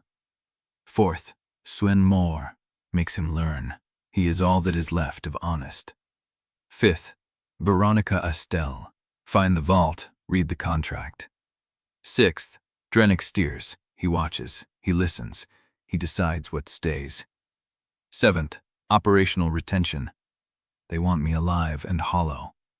Eighth, the 19th, Saint Vase, do not arrive on time. Ninth, the voice. It speaks when it chooses. It knows things I have not learned. She stopped. Her hands were shaking again. The tremor had spread from her fingers to her wrists, running up her arms in waves she could not still. The cindering pressed against the inside of her ribs, hungry, listening. She tied the 10th knot. 10th, I do not know what I lost tonight. She did not speak that one aloud. She sat with the new cord in her hands, 10 knots, clean, fresh, the fibers still stiff from the roll. Beside her, the old cord with 15 knots lay coiled on the stone. She picked it up, ran her thumb over each ridge. She did not know what the 5th knot meant, or the 6th, or the 11th. She had marked them. She had trusted herself. And now that self was gone, leaving only the knots behind. She pressed the old cord into the seam of her coat next to the cloth note. 2 records, one written, one tied, neither safe, neither certain, but both she had made. The voice did not speak again that night, but it did not need to. Ottavia sat in the dark, the new cord wrapped around her wrist, the old cord hidden in her coat, and recited the names. Taliah, Marrek, Nadira, Swin, Veronica. She said them until the syllables lost meaning and became only sounds. Then she said them again. Drennick rose at first light. The store had not broken. The water in the chamber had risen past the first step of the fallen staircase. The horses stood in ankle-deep flood.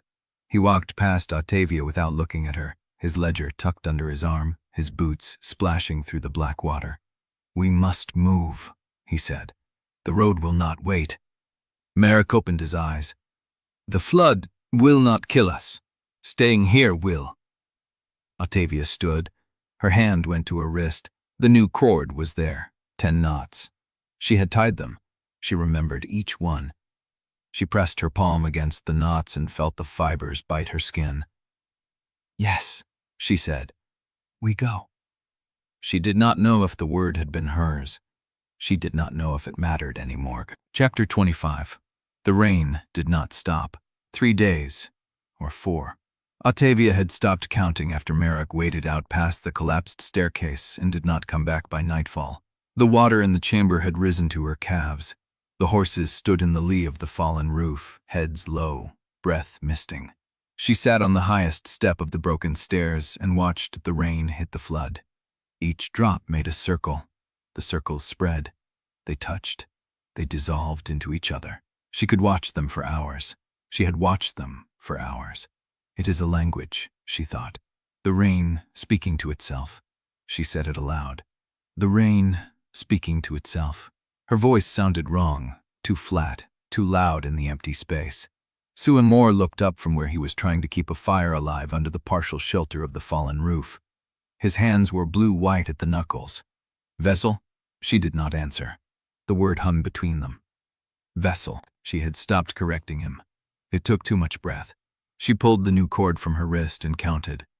1, Taliah. 2, Marrek. 3, Nadira. 4. Suen. 5. Veronica. 6. Drennick steers. 7. Operational retention. 8. The 19th. 9. The voice. 10. I do not know what I lost tonight. The 10th knot had no name. She had tied it. She remembered the motion. But the thing it marked was gone, and she could not even feel its shape anymore, only the absence of the shape, like a room she had walked through once and could not find again. She pressed her thumb against the knot until the fibers bit her skin. It does not matter, she told herself. You have the knot. The knot is enough.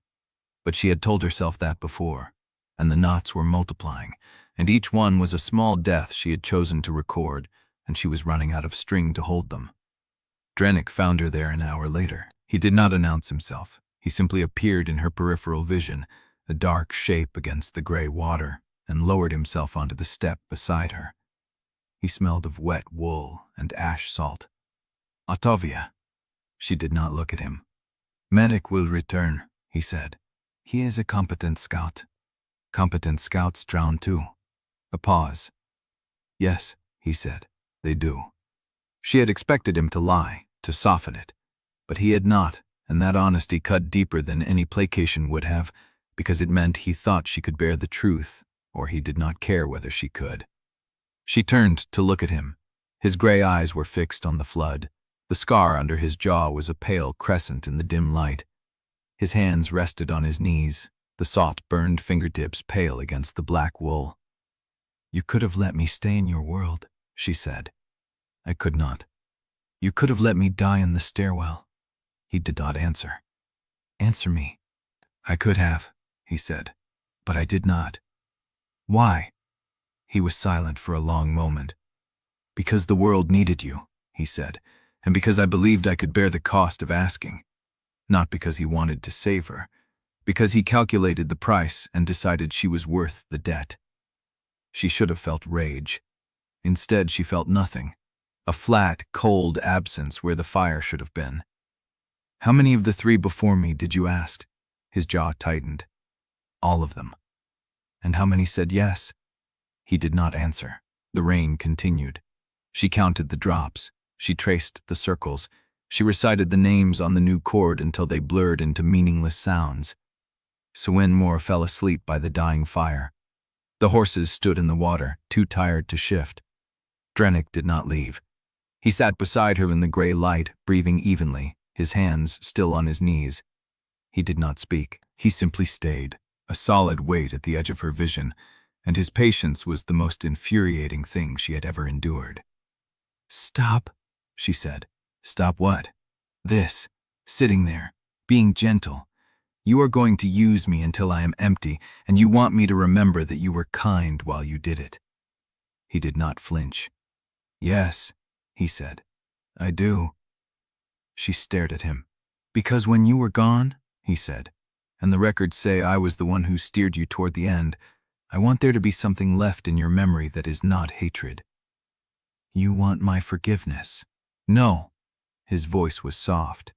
I want your death to be less lonely than mine. She had no answer for that. She turned back to the rain. The flood had risen another handspan when Marrek returned. He came through the collapsed entrance with water streaming from his coat, his face carved thin by cold and exhaustion. He carried something wrapped in oilcloth under his arm. Suen Moore scrambled to his feet. Drennick rose. Marrek did not speak until he reached the step. He dropped the oilcloth bundle at Drennick's feet and unrolled it with numbed fingers.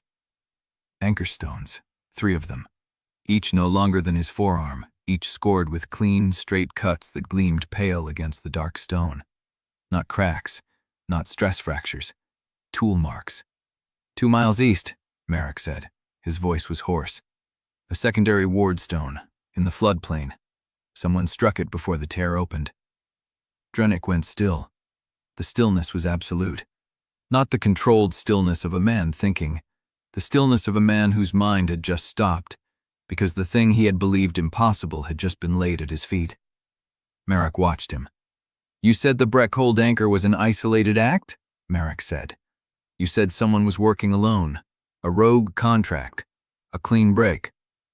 Drennick did not answer. "This is 3 stones," Marrek said. 3. Cut the same way, at a site no one was watching. How many more are out there, Drennick? How many ward stones have been tampered with that you did not find? The silence stretched. Ottavia watched Drennick's face, the pale gray eyes, the crescent scar, the mouth that had just learned something it did not want to know. "I counted," Drennick said finally, his voice barely above a whisper. 12. Chapter 26. The road to St. Vay's Causeway was no longer empty. They had seen the smoke first, a dark smudge on the gray horizon that did not thin or shift with the wind. Then the sound, a low vibration through the mud, felt in the soles of the feet before it reached the ears. Not bells, voices. Marrek walked at the head of the column, his hand resting on his sword hilt.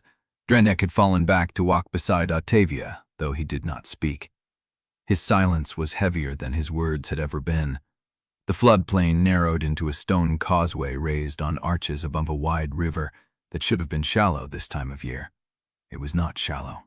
The water had risen to the keystones, brown and fast, carrying branches and what might have been limbs. Suan Moore stopped at the causeway's mouth. "There," he said. Ottavia saw them.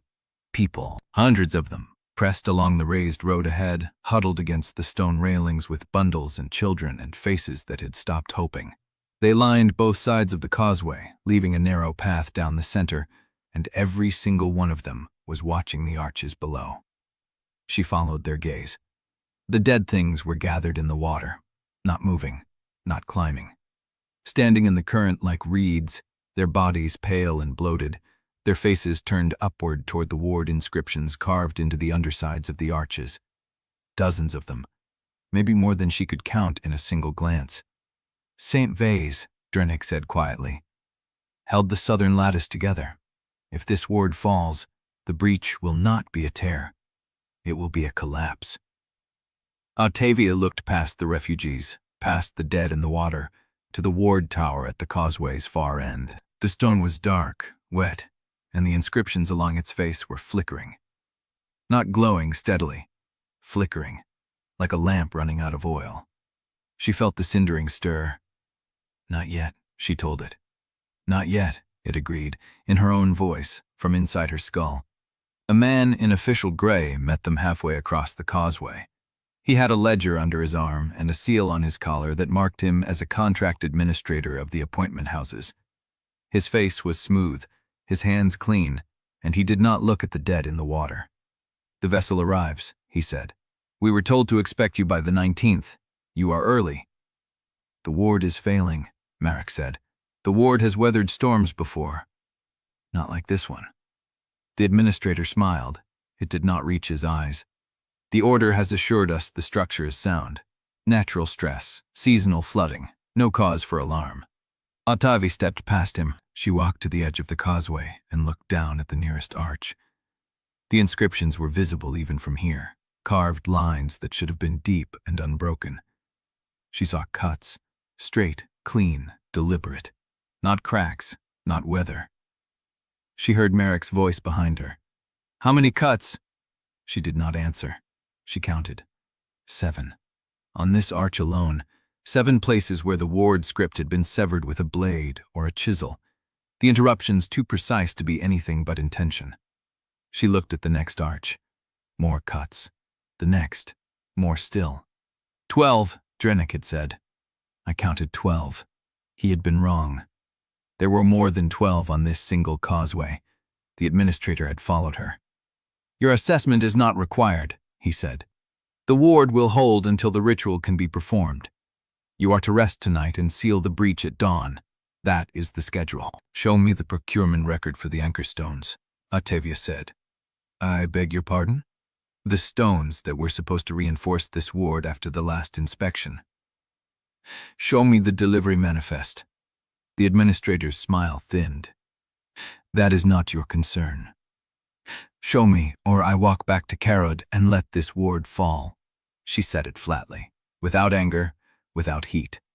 The numbness in her chest made it easy to say terrible things in a calm voice. The administrator stared at her. Then he looked past her, at Drennick, as if expecting the bone reader to intervene. Drennick did not move. The administrator's hand tightened on his ledger. The records are not available for review. Then neither am I. She turned and walked back toward Mera, toward Swen Moore, toward the refugees who had begun to watch her with something like recognition in their hollow eyes. Behind her, the Cindering pressed against her ribs. "You are stalling," it said. "I am counting. You do not trust the count." "I trust nothing that comes from their ledgers." The water rose another handspan before dusk. The refugees had begun to pray. The old prayers. The ones that called on the two-faced saint whose eyes had washed blank.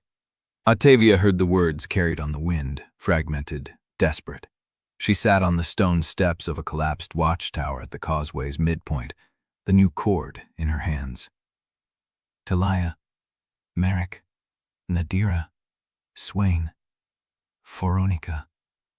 Drennick steers, operational retention. The 19th, the voice, the 10th knot. She touched it. The fibers were smooth, worn by her fingers. She still could not remember what it marked. Marrek found her there. "The administrator is sending a rider to the order," he said. "He will report that you refused to cooperate." "Good. You are running out of time." "I know." He sat beside her, close enough that she felt the warmth of his shoulder against hers. She did not pull away. "There is no proof," she said. "Not here. The procurement records are sealed. The anchor stones are underwater. The dead things cannot testify." "I know. So if I seal this ward, I lose something else. Maybe something I cannot afford to lose. And if I do not seal it, everyone on this causeway dies when the breach opens." Marrek was silent. "I do not know which choice is worse," she said. He turned to look at her. His face was carved by exhaustion, but his eyes were steady. "Then make a third choice." "Like what?" "I do not know yet." He paused. "But you have never taken the path they cleared for you. Do not start now." She wanted to believe him. The Cindering stirred again, hungry, listening. And from the water below, the dead things began to sing. Chapter 27. The dead were singing. The sound rose from beneath the causeway, a low harmonic that vibrated through the stone and into Ottavia's bones. Not words, not melody. Something older, something that pressed against the inside of her skull like water finding cracks in a hull. She stood at the edge of the arched span, the new cord still warm in her hands, and watched the faces turned up from the flood. The dead things had them. Human faces, mostly. Some still wore scraps of clothing, collars, sleeves, the rot-blackened fabric clinging to shapes that should not have been upright. Their mouths were open. The sound came from all of them at once. The refugees on the causeway had stopped praying. They were listening. Meg's hand found her arm. "We need to move." "Where?" "Away from the water." She shook her head. "Look at them." They were not climbing, not reaching. They stood in the current, braced against it, their empty eyes fixed on the ward inscriptions above their heads. The cuts, the deliberate severing of the script. They are waiting, she thought, for the ward to fall. The Cindering pressed against her ribs. "Do not wait for it to fall." "I know." "Then seal it now." She looked at the arches, 7 cuts on the first, more on the second, more on the third. The pattern was everywhere, a lattice of deliberate wounds, and she understood with a cold clarity that the ward could not hold. Maybe not tonight, maybe not tomorrow, but soon, too soon. The administrator had retreated to the watchtower, his ledger clutched against his chest. Drennick stood at the causeway's midpoint, his pale eyes on the dead things, his salt-burned fingertips pressed together. Soon more had gone white. "They are watching us." "No," Ottavia said. "They are watching the ward." She turned and walked back toward the watchtower, past the administrator, past the refugees who parted for her like water around a stone. She climbed the collapsed steps to the highest point she could reach and looked south. The river curved into darkness. The skyfire lamps along the far bank had failed entirely. Beyond them, where the road should have continued toward the inner settlements, there was only a wall of mist that did not move with the wind. The Cindering was awake now, fully awake. She felt it thrumming through her chest, her throat, the backs of her eyes. 3 ceilings, Nadira had said, maybe 5, before the damage is permanent. She had already lost count. Marrek found her on the steps. The administrator is sending a rider to the order. He says you are refusing the ritual. I am refusing the schedule? The rider does not know the difference. She turned to face him. The desk light caught the lines of his face, the exhaustion he held like a coat he had worn too long. If I seal this ward, she said, I will lose something I cannot afford to lose. Maybe the thing that makes me want to keep fighting. Mara did not look away. And if you do not seal it, everyone here dies. The breach opens south. The dead climb out of the water. Then you are right. He paused. But you are also right. She stared at him. Make the third choice, he said. Whatever it is. I will hold the ground behind it. She wanted to ask him what third choice. She wanted to tell him there was no third choice, that the only path left was the one they had cleared for her, the one that ended with her standing in the ward chamber and letting the Cindering take whatever it wanted. But the dead had stopped singing. She looked down. The water was still. The faces had not moved, but they were waiting. She felt it in the silence. They were waiting for the ward to fail, and when it failed, they would not stand still. She walked down the steps. Drennick was waiting at the bottom. Do not tell me to wait, she said. I was not going to. Then tell me what you know about the cuts. He was silent for a moment. Then, I did not know there were this many. You counted 12. I was wrong. She looked at his face, the crescent scar under his jaw, the gray eyes that had watched her for weeks, months, a lifetime, recording every reaction, every loss, every tremor of the Cindering in her hands. She tried to remember why she had trusted him. The memory was there but distant, like a room she had once lived in, now sealed. She knew the shape of it but could not feel the warmth. Something is wrong, she thought. Something is already gone. No, she said. We do it now. Drennick's eyes narrowed. The preparations will not matter. The ward is failing. The dead are gathering. If I wait for dawn, there will be nothing left to save. She walked past him, toward the center of the causeway, where the ward inscriptions glowed faintly, the light pulsing like a heartbeat slowing toward stillness. The refugees parted for her again. She stopped at the threshold of the ward chamber. The inscription on the floor was a circle of interlocking loops, each one a binding point for the lattice that held the southern road together. The cuts were here too, at least 4 of them, slicing through the carved lines like knife wounds across a vein. She stepped into the center of the circle. The Cindering rose. It came up from her chest, her throat, her spine, a column of heat that turned her vision white at the edges. She felt the memory surface. A woman's face, a kitchen, sunlight across a table, laughter. She held on to it. Not this one, she thought. Not yet. The Cindering did not answer. It burned. She did not know how long it lasted. Time folded. The ward inscriptions lit, one after another, the glow spreading from the center outward, sealing the cuts, reweaving the lattice, pushing the dead back into silence. She felt the pressure of the river against the stone, the weight of the mist, the hunger of the dead things that had gathered beneath the arches. And she felt the Cindering take. Not one memory, more than one, a handful, a fistful. She reached for the woman's face, the kitchen, the laughter, and found only darkness. She reached for something else. Darkness. What else? The Cindering settled. The ward was sealed. The dead had stopped singing. She opened her eyes. She was on her knees in the center of the circle. Her hands were pressed flat against the stone. The glow was fading, the inscriptions holding, the lattice restored. Drennick was there. He was crouched in front of her, his hand on her shoulder, his lips moving. She could not hear the words. The sound in her ears was a high, thin ringing, like a bell underwater. She looked at his face. Pale, gray eyes, crescent scar, salt-burned fingertips. She knew his name. She knew what he did. She did not remember why she had ever trusted him. The warmth was gone. The room was sealed. The memory of believing in him was a hollow space, a room she had once lived in, now empty. She tried to remember what he had said to her, the night she had almost confessed to Marrek. Nothing. She tried to remember why she had tied the 15th knot. Nothing. She looked at her hands. They were trembling. Ottavia. She looked up. Drennick was still speaking, but the words were meaningless. She heard his voice as if from a great distance, through water, through stone.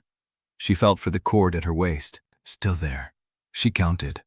Taliah, Marrek, Nadira, Swen, Veronica, Drennick, Steers. Operational retention, the 19th, the voice, the 10th knot. She did not know what it marked. She did not know if it mattered anymore. The dead were silent. The ward was sealed. And she no longer knew why she had ever trusted the man kneeling in front of her. Chapter 28. She did not know how long she had been sitting there. The stone was cold through her trousers. The ward glow had faded to a dull amber, the inscriptions holding, the lattice restored. The dead had not resumed singing. The water still lapped against the causeway arches, but the pressure had eased. Her hands were still trembling. She pressed them flat against her thighs to stop the shaking. It did not work. Drennick was gone. She did not know when he had left. Marrek was somewhere above, speaking to someone in a low voice. Suwen Moore was at the edge of the circle, his bone shards laid out in a pattern she could not read, his face pale in the dim light. She reached for the memory of the woman's face. Empty. The kitchen. Empty. The laughter. Empty. She tried to remember why she had trusted Drennick. The shape was there, a room she'd once lived in. She remembered the door. She remembered entering it. She could not recall what had been inside. Her hand moved to her coat. The seam was rough under her fingertips, the fibers pulled tight where she had worked them closed with her thumbnail. She picked at the seal, pulled the threads loose, reached into the lining. The cloth note came out first. The words were her handwriting. She recognized the slant of the letters, the way she crossed her T's with a hard, horizontal stroke. She read them. Taliah Nume, Marrek Halvane, Nadira Peth, Sued Moore, Veronica Astel. Drennick steers, he watches, he listens, he decides what stays. Operational retention, the 19th. Do not arrive on time. She stared at the words. She did not remember writing them. The shape was there, a bell tower, a flooded chamber, rain against stone, a fire burning low. She remembered the place. She did not remember setting the words on the cloth. She pulled the cords out next. The old one first, the 15-knot cord. The knots were tight, the cord stiff with wear. She counted them by touch, her fingers moving along the length, finding each lump, each memory tied into the fiber. 1. The lost laugh. 2. The first ceiling. 3. The voice. She stopped. The voice. What voice? She kept moving. 4. The Breckhold sabotage. 5. Taliah Nume. 6. The confession she had almost made. 7. Marrek's name. 8. The 15th knot. She reached it. The knot was tighter than the others, harder, as if she had pulled it with more force. She did not know what it marked. She held the cord in her hands, the knot pressed against her palm, and felt nothing. No shape, no warmth, no echo of why she had tied it. I lost the 15th knot, she thought. I tied it for something, and I do not remember what. Her throat tightened. She set the old cord down and picked up the new one. 10 knots. She had tied them in the flooded chamber, speaking each name aloud except the last. She found the 8th knot, the 19th, the 9th, the voice, the 10th. She pressed her thumb against it. Nothing. She remembered tying it, the motion of her hands, the cord between her fingers. She did not remember why. What did I lose? She unfolded the cloth note again, read the names again. Taliah, Marrek, Nadira, Swen, Veronica, Drennick steers. She looked up. Drennick was standing at the edge of the causeway, his back to her, his head bowed. He had not gone far. She looked back at the note. Do not arrive on time. But she had arrived. The ward was sealed. The dead were silent. She had done what he wanted. She looked at the old cord again, counted the knots again. 15 knots. 15 marks of loss, of knowledge, of fear. She remembered tying 14 of them. She looked at the 15th knot. What did I know, she thought, that was so important I wrapped a cord around it? The answer did not come. She opened her coat, felt along the hem. Her fingers found the stitched lines, the hidden testimony she had sewed into the fabric. She did not remember doing that either. She pulled the thread loose. The fibers parted. Beneath them, the stitching was dense, deliberate, the marks of someone who had known she would not remember. She read the code. Gallowmere. Appointment houses, sold failures, pre-written contracts, route cleared through the 19th. The dead are not the enemy, the ledgers are. The pattern emerged as she read the hidden testimony. Gallowmere and the appointment houses had been engineering the ward failures with deliberate sabotage and forged ledgers. The Cindering's cost was not random. Drennick was steering toward intimate memories, keeping practical knowledge intact so she could keep functioning as a vessel. She scanned the stitching more frantically now, looking for one thing.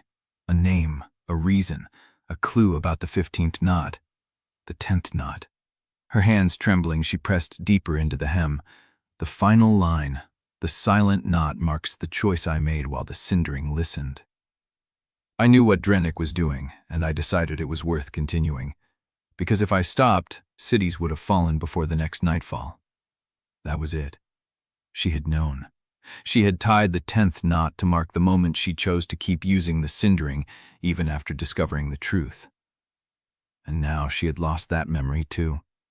She sat in the dark ward chamber, surrounded by evidence left by a version of herself that no longer lived in her own skull. She had discovered the full shape of the conspiracy, but could no longer remember making the choice.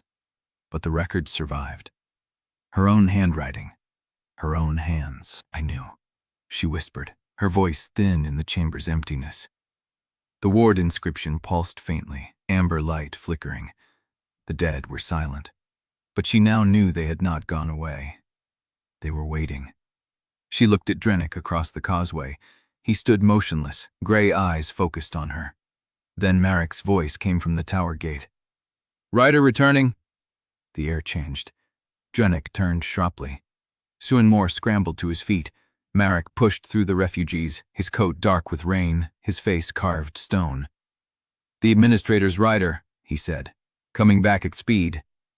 A horse's hooves pounded against the road from the north. Chapter 29. The rider's horse crested the rise before anyone could move toward the gate. Ottavia watched it come, the animal lathered, dark, the rider bent low over its neck. Behind her, the ward chamber hummed with the seal she had just paid for. Ahead of her, something was already arriving to claim the cost. She did not stand. Marrek had his hand on his sword. Swin was already running toward the gate. Drennick had not moved from the causeway edge, his back still to her, his silhouette cut against the failing skyfire lamps. Ottavia's fingers found the hem of her coat, the hidden stitching, the testimony she had left for herself. Drennick steers, he watches, he listens, he decides what stays. She pulled the thread loose and stood. The horse reached the gate. The rider slid off before it stopped, boots hitting stone hard. His face was young, too young for the errand, his coat marked with the same dust that caked the old cord in her pocket. "The administrator," he said, breath ragged. "He sent me ahead. There is a summons." "From whom?" Marrek's voice cut through. The rider's eyes found Ottavia. "The Appointment Houses Council. They have accelerated the central rite. It will be announced at dawn." Drennick turned. The air between them went thin and cold.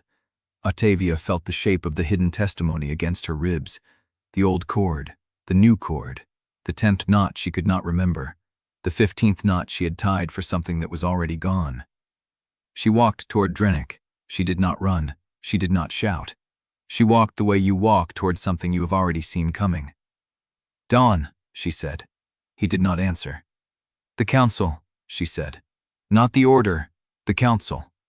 His jaw tightened. A muscle in his throat worked. "You knew."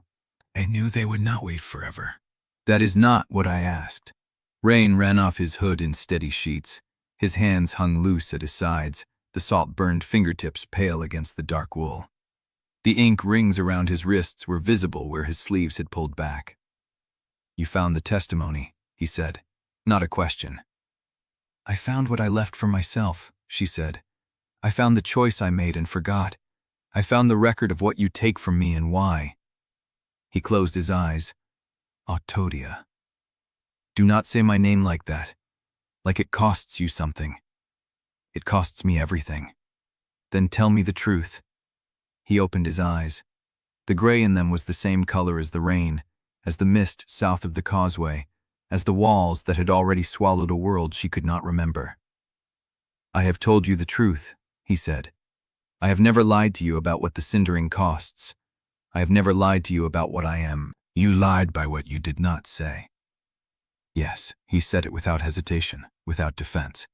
I withheld what would have stopped you. I steered the losses toward what would not break your function. I watched you forget the woman whose laugh you carried, and I did not tell you she existed because knowing would have hurt more than losing. Is that what you tell yourself? It is what I know. She stepped closer. Her hands were shaking, but her voice was steady. You let me believe I was saving the world. You let me believe the cost was random. You sat beside me while I counted knots, and you watched me try to hold myself together, and you never said, I am the one deciding what goes. I said it would have hurt more. That is not your choice to make. The words rang off the stone. The dead did not stir. The ward hummed. Drennick's face broke open, the control cracking along fault lines she had not seen before. I know, he said. I know it is not.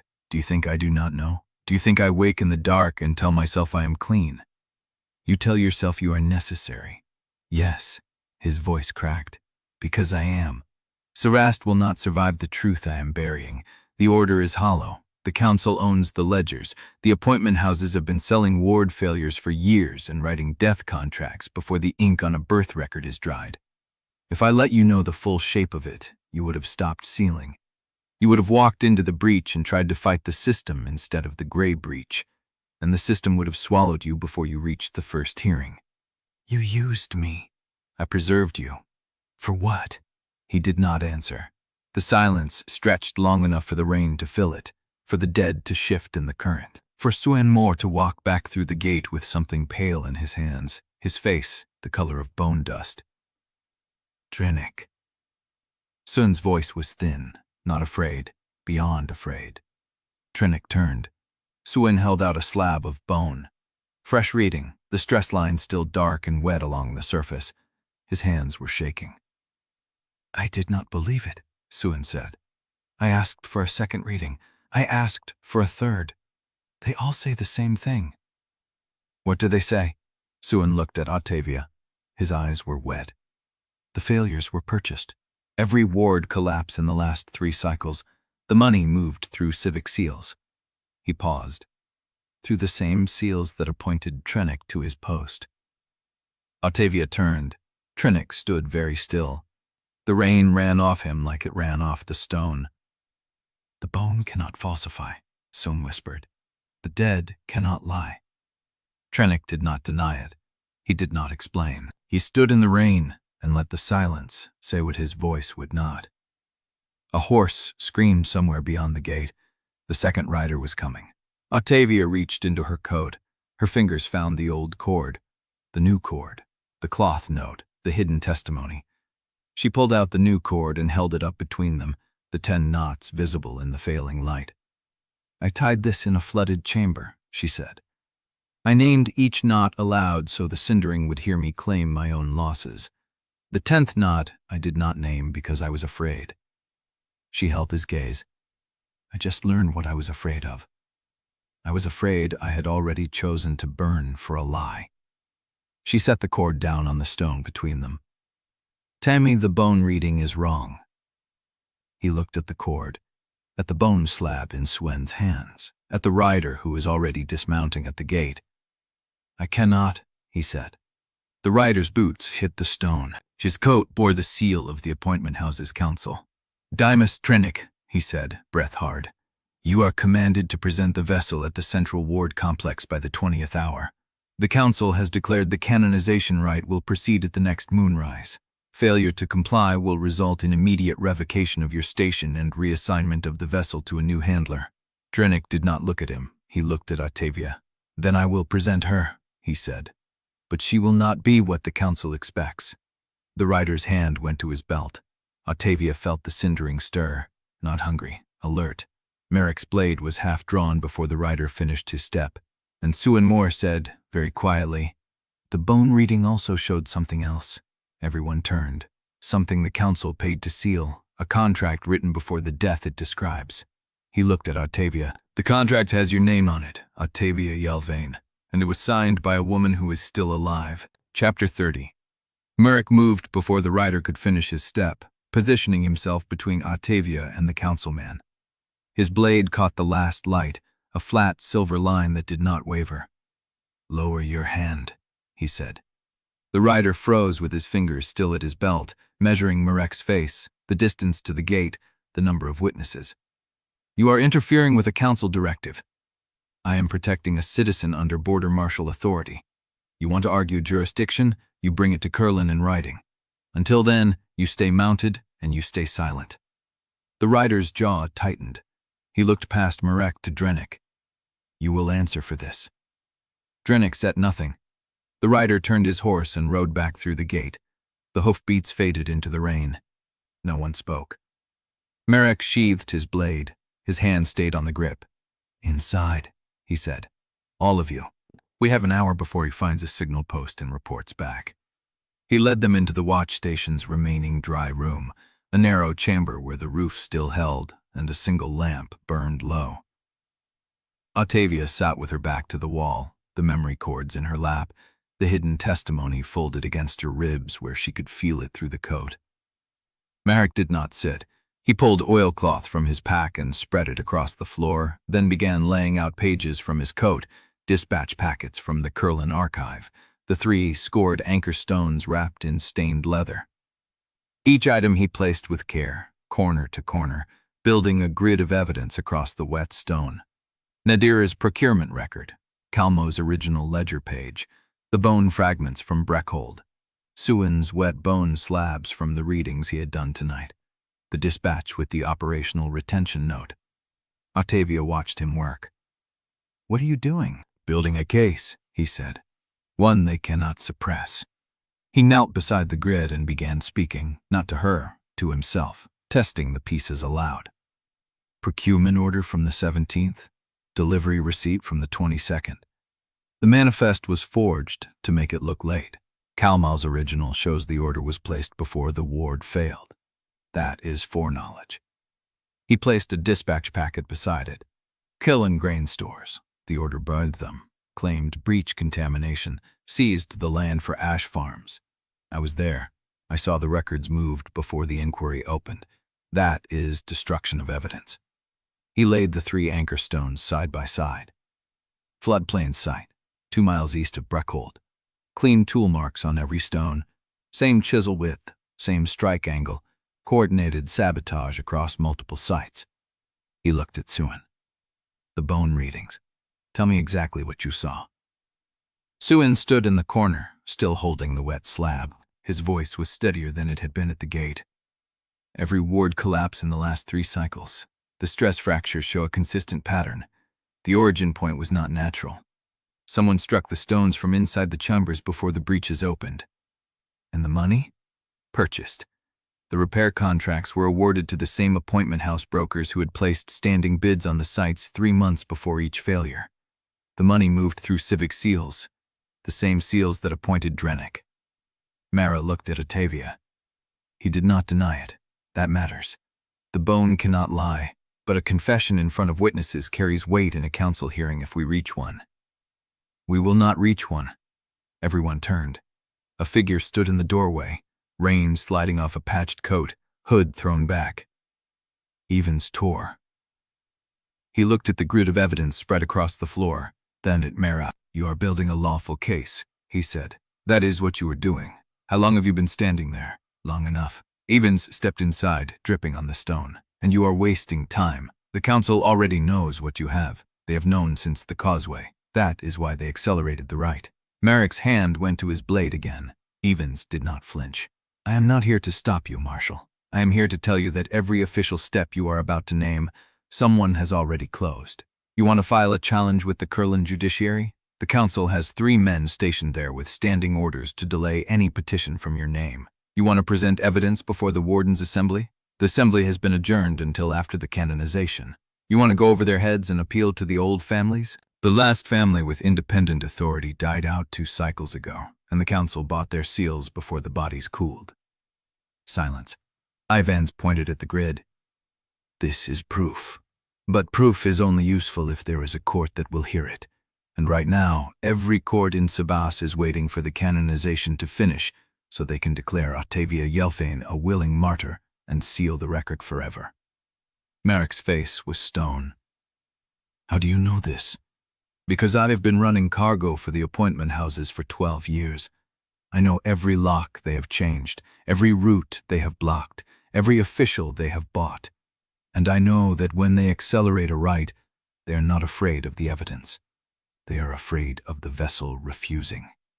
He looked at Ottavia, which means they believe you are still dangerous. That is why they are moving the ceremony up. They want you inside the ward geometry before you decide what to do with what you know. Ottavia's hand tightened on the memory cord. Then I do not go in. You go in, Ivan said. Or they send a retrieval party that will not stop at you. They will take Mara. They will take Suan. They will find Taliah in whatever hole she is hiding in, and they will make her disappear again, this time permanently. He is right. Suan's voice was quiet. He set the bone slab down on the grid. The council knows the canonization is the only moment they control. Once Ottavia is inside the central ward complex, she is inside their geometry, their inscriptions, their narrative. The rite will be witnessed by officials, soldiers, and citizens who believe they are watching a voluntary salvation. If she refuses in front of them, they will not see a woman fighting for her own mind. They will see a vessel rejecting her duty. Ottavia looked at Mara. You said there was a third choice. There is, he said, but I need time to make it work, time we do not have. Evanis pulled something from his coat, a folded sheet, wax, seal cracked. I took this off the council rider before he reached the signal post. Marrek took it. Read it. His face went still. What does it say? Ottavia asked. Marrek looked up. It says the canonization has been moved again. Not moonrise. Dawn. He held the sheet out. And it names the woman who signed your death contract. Ottavia took the paper. The seal was fresh, the handwriting precise, and at the bottom above the council's mark, a signature she recognized. Veronica Astil, Chapter 31. He did not argue when she took the dispatch. Ottavia folded it once and pressed it flat against her thigh, the paper cold through her trousers. Veronica Astil. The name sat in her chest like a stone she had swallowed years ago and only now felt the weight of. The room had gone quiet. Ivan dripped on the stone. Marrek stood with his hands open at his sides, the sheet gone from his fingers, his face carrying the stillness of a man calculating losses in real time. She looked at him. You said there was a third choice. I said I needed time to make it work. Then make it work, faster. Marrek's jaw tightened. He looked at Ivans, then at Suan, then at the grid of evidence still spread across the floor like a map of everything they had and nothing they could use. I need to send a message to Curlin, he said. There is a warden there who owes me a debt. She sits in the Judiciary Review Board. If I can reach her before dawn, she can stall the canonization seal long enough for me to present the evidence in person. Even says shook his head. The roads are watched. Every signal post between here and Curlin is controlled by the council. Then I ride the ash flats. The ash flats will kill you before the council does. The ground is unstable, and the gray mist settles chest high after midnight. Then I go now, Marrek said, before midnight. Ottavia watched the exchange like a woman watching a door close slowly from a great distance. They were all moving, planning, calculating. And she was still standing in the center of it with a name in her hand and a memory cord in her coat that she could no longer fully read. She needed to think. She turned and walked out of the room. The corridor was dark. The watch station's last dry hallway smelled of wet stone and rusted iron. She passed a door that hung crooked on its hinges and kept walking until she reached the end, where a narrow window opened onto the floodplain.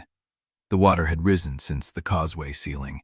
It lapped at the station's foundation stones, black and still under the broken moons. Somewhere in the dark, the dead things had gone silent. She heard footsteps behind her. She did not turn. "I know that look," Mara said. "What look?" "The one that says you are already deciding how to make this easier for the rest of us." She pressed her palm flat against the window frame. The stone was cold.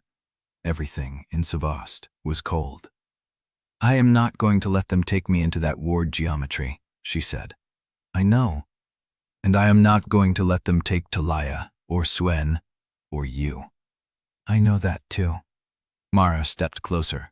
She felt the warmth of him before he touched her, a presence at her back that did not press, but waited. "Ottavia." She turned.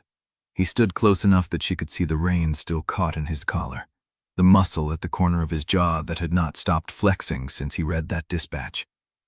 He looked tired. He looked like a man who had been running towards something for weeks and had just realized he might not arrive in time. "Tell me you have a plan," she said. "I have part of one." "Then tell me the rest." He reached out. His hand stopped a breath from her arm. "If I ride for Curler now," he said, "and I reach the judiciary warden before the seal closes, I can force a review. Not a full hearing, but enough to delay the canonization by a day. A day will not change what happens inside the chamber. No, but it changes what happens outside it. A day gives me time to bring the evidence to the border garrisons. The soldier command does not answer to the council. They answer to the warden's code. If I can show them proof that the council manipulated the ward failures, the garrisons will not let the right proceed." She studied his face. "You have been holding that back. I have been waiting for the right moment to use it. And this is the moment. There is no other moment left." She looked down at his hand, still suspended between them. "That is a good plan," she said. "It is a desperate plan. Those are the only ones that work."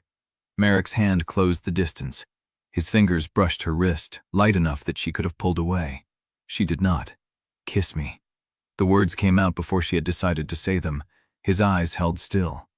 "If this is the last night before everything breaks," she said, "I want one thing that is mine. Not the Cinderings, not the councils, not a memory someone else will decide I can keep. Just this." Marrek looked at her for a long breath. Then his hands lit up her arm, past her wrist, past her elbow, until his palm settled at the back of her neck. His thumb traced the line of her jaw. She felt the calluses, the warmth. He pulled her close and kissed her. It was not gentle. It was not careful. It was the kind of kiss that said, "I have been wanting to do this for weeks, and I have been too afraid of what it would cost to admit it." His free hand found her waist. She pressed into him, her fingers gripping the wet wool of his coat, pulling him down toward her. The world outside the window did not matter.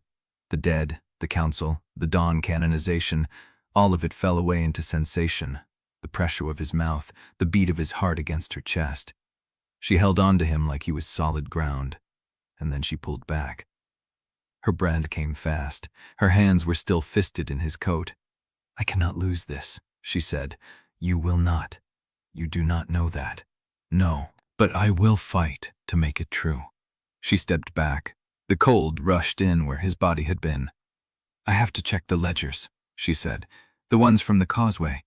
There was a travel manifest I did not finish reading." Marrek's hand dropped to his side. "It can wait." "It cannot. If the council has already logged my route to the central wards, I need to know what they expect me to look like when I arrive." She turned before he could argue. The ledger was where she had left it, on the table in the dry room, still open to the page she had been scanning when Yelvaine's arrived. Swen had moved the bone slabs aside. Yelvaine's was gone.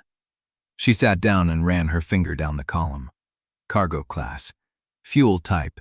Expected duration of use. The handwriting was precise.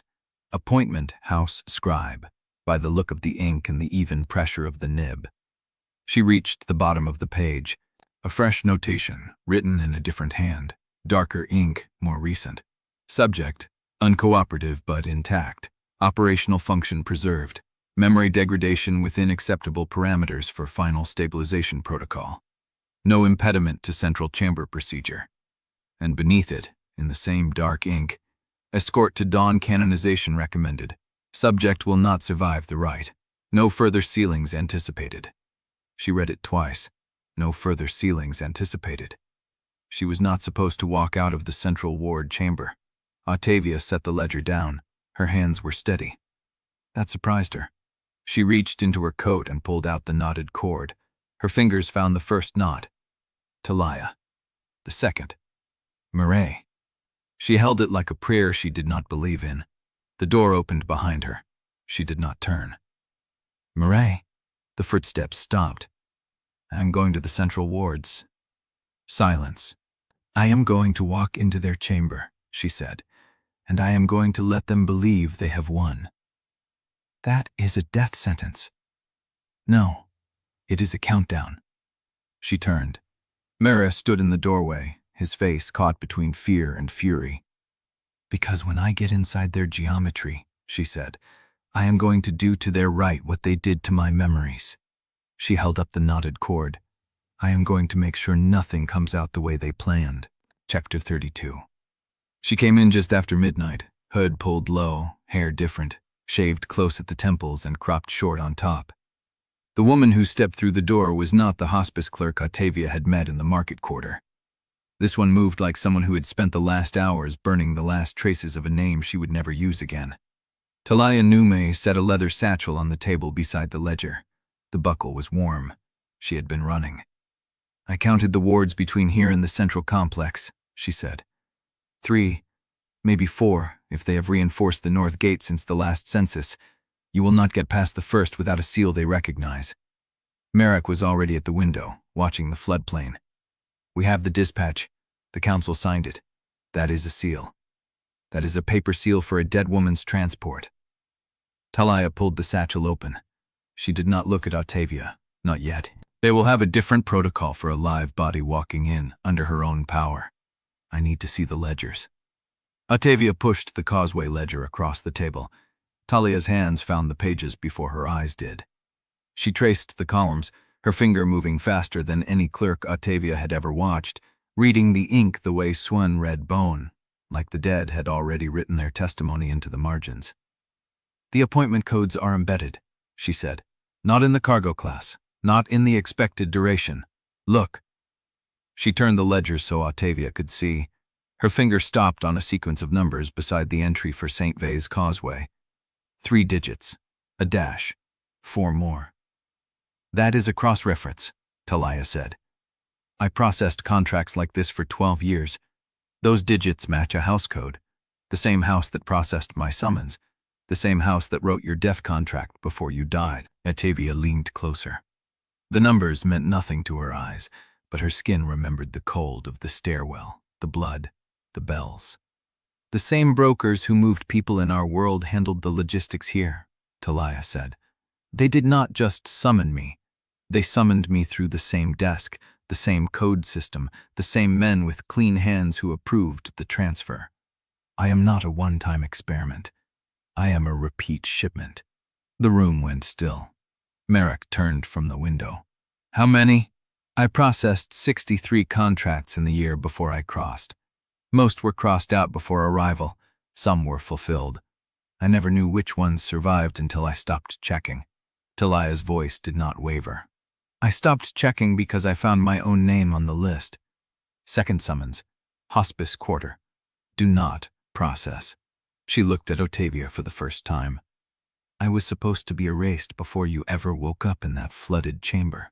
The only reason I'm still breathing is that I saw my name in time and walked out of the appointment house before they could close the door behind me. Ottavia reached for her knotted cord.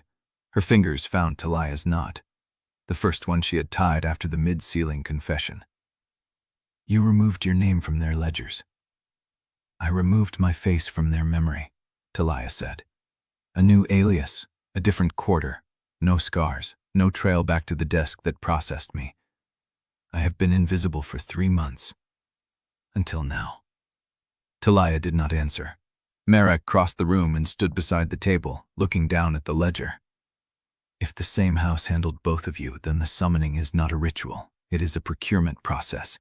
They identify candidates in your world, mark them for death, and bring them here when the wards need fuel. The wards need the Cindering, Taliah said. The Cindering needs a vessel, and vessels do not last long.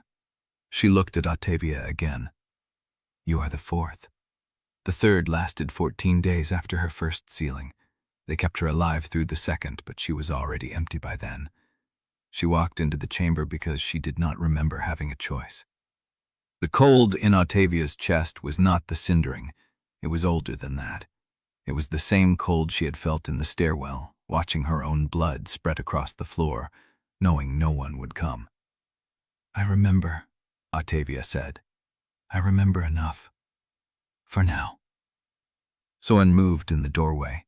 He had been standing there since Taliah entered, his hands on his bone-shard tools, his face pale. If the houses are processing people from another world, he said, then the Order knows. The Order has always known. The bone readers predicted your arrival before you died because they ordered you. No. Ottavia's voice was flat. Drennick did not know the full shape. He was following orders from above, the men with clean hands. The men who appointed him, Taliah said. The same men who sign the repair contracts. The same men who buy the ward failures before they happen. The same men who wrote your death contract with a living signature. She reached into the satchel again. This time she pulled out a folded sheet, creased and worn, the edges soft from being carried against her chest for days. I took this from the Hospice archive before I burned my old name, she said. It is the appointment schedule for the Central Ward Complex. The canonization is not a ceremony, it is a delivery slot. She unfolded the sheet. Ottavia read it in silence. The handwriting was the same as the Causeway ledger, the same precise pressure, the same appointment house scribe. Vessel delivery, dawn, chamber preparation, complete. Post-right disposal. Ash quarter, plot 14, no marker. Seal remaining evidence, property of appointment houses, central. Disposal, Ottavia said. They already have a plot for me. They have had it since before you crossed, Taliah said. The contract was written, the plot was assigned, and the seal for evidence retention was stamped before your heart stopped in that stairwell. You were never supposed to leave the central chamber. The room held its breath. Ottavia touched the knot for Taliah on her cord, then the knot for Marrek, then the knot for Swan. 3 names. 3 people who had walked into the machinery and were still breathing. Then we changed the delivery instructions, she said. She turned to the table and began gathering the ledger, the appointment sheet, the concealed evidence from her coat lining. Her hands were steady. Taliah, if I give you the appointment codes from the Causeway ledger, can you reconstruct the full timeline of the house's involvement? Which orders came from which desks? Which seals authorized each shipment? Yes. Marrek, you have the Ash Flats route and the judiciary contact. Can you reach Curlin before dawn if you leave now? I can try. Do not try. Do it. He held her gaze. Then he nodded once and reached for his coat. Suen stepped forward. What do you need from me? Ottavia looked at him. The novice whose reverence had shattered, whose faith had cracked open, who had brought her the testimony of the dead. I need you to stay with the bone slabs, she said. When Marrek presents the evidence, the dead will speak for themselves. They cannot be lied to. They cannot be bought. Make sure their testimony is the last thing the wardens hear before the council opens the central chamber. Suen's hands tightened on his tools. I will. Taliah was already moving toward the table, spreading the ledgers, her fingers finding the appointment codes the way a surgeon finds the seam of a wound. Ottavia picked up her knotted cord and pressed it into the heel of her palm. She walked to the door and looked back at the room. The ledger, the bone slabs, the appointment sheet, the 3 people who had chosen to stand beside her. The messenger arrived before she reached the threshold. He was young, pale, shivering in a coat too thin for the hour, and he carried a sealed dispatch with the appointment house's crest pressed into black wax. His eyes found Ottavia. Houses Council summons Ottavia Yelvaine, he said. Presentation at the Central Ward Complex. Dawn canonization. Escort provided. He held out the dispatch. She took it. The seal cracked under her thumb. The wax was still warm. Chapter 33. Suen stood at the bone slab station with his tools spread across the table, his hands hovering over the cracked surfaces as if he could still coax the dead to speak more clearly. The lamp smoked. The room smelled of wet wool and old ash. Ottavia watched him from the doorway, the dispatch still warm in her hands, the appointment house's seal broken into 3 pieces at her feet. She had not moved since the messenger left. "Rather soon?" He looked up. His face was the color of the bone slabs. "You have been reading since we arrived at the station," she said. "What have you found?" He swallowed. His fingers traced the edge of a slab that Ottavia recognized from the Breckhold site, the one with the chisel marks Nadira had preserved. "Patterns," he said. "The same patterns on every slab from every site I have access to. The Breckhold anchor, the floodplain stones Marrek found, St. Vale's Causeway, even the southern Great Ward." He pulled 3 slabs side by side, their surfaces cross-hatched with stress lines and fragment indentations. "The dead do not lie," he said. "I keep reading the same story in different bones. The strikes are identical. The timing is precise. The ward failures were not natural, and they were not random." Ottavia stepped closer. The lamplight caught the bone surface, showing the fine stress fractures Swin had marked with ink. "Show me." He traced a line across the first slab. The Breckhold anchor was struck from inside the chamber. A single blow with a chisel waited for impact. Not a crack from the breach pressing through. Not structural fatigue. A deliberate strike. He moved to the second slab. The floodplain stones. Same strike. Same angle. Same tool weight. The dead cannot describe the person holding the tool, but they can describe the tool itself. Iron. Narrow head. Made for stonework, not fighting. The third slab was smaller, a fragment from St. Vale's. This one shows the same strike pattern repeated 7 times on a single arch. The dead witness recorded each one as a separate event. 1 chisel, 1 hammer, days apart. Someone came back to cut deeper. Ottavia's fingers found the knot for St. Vale's on her cord.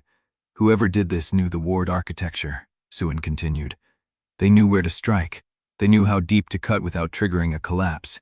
They wanted the wards to fail at a specific time, not all at once.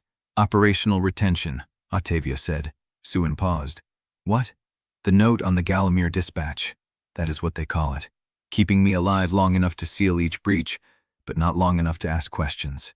She turned from the bone slabs and walked to the window. The mist had not lifted.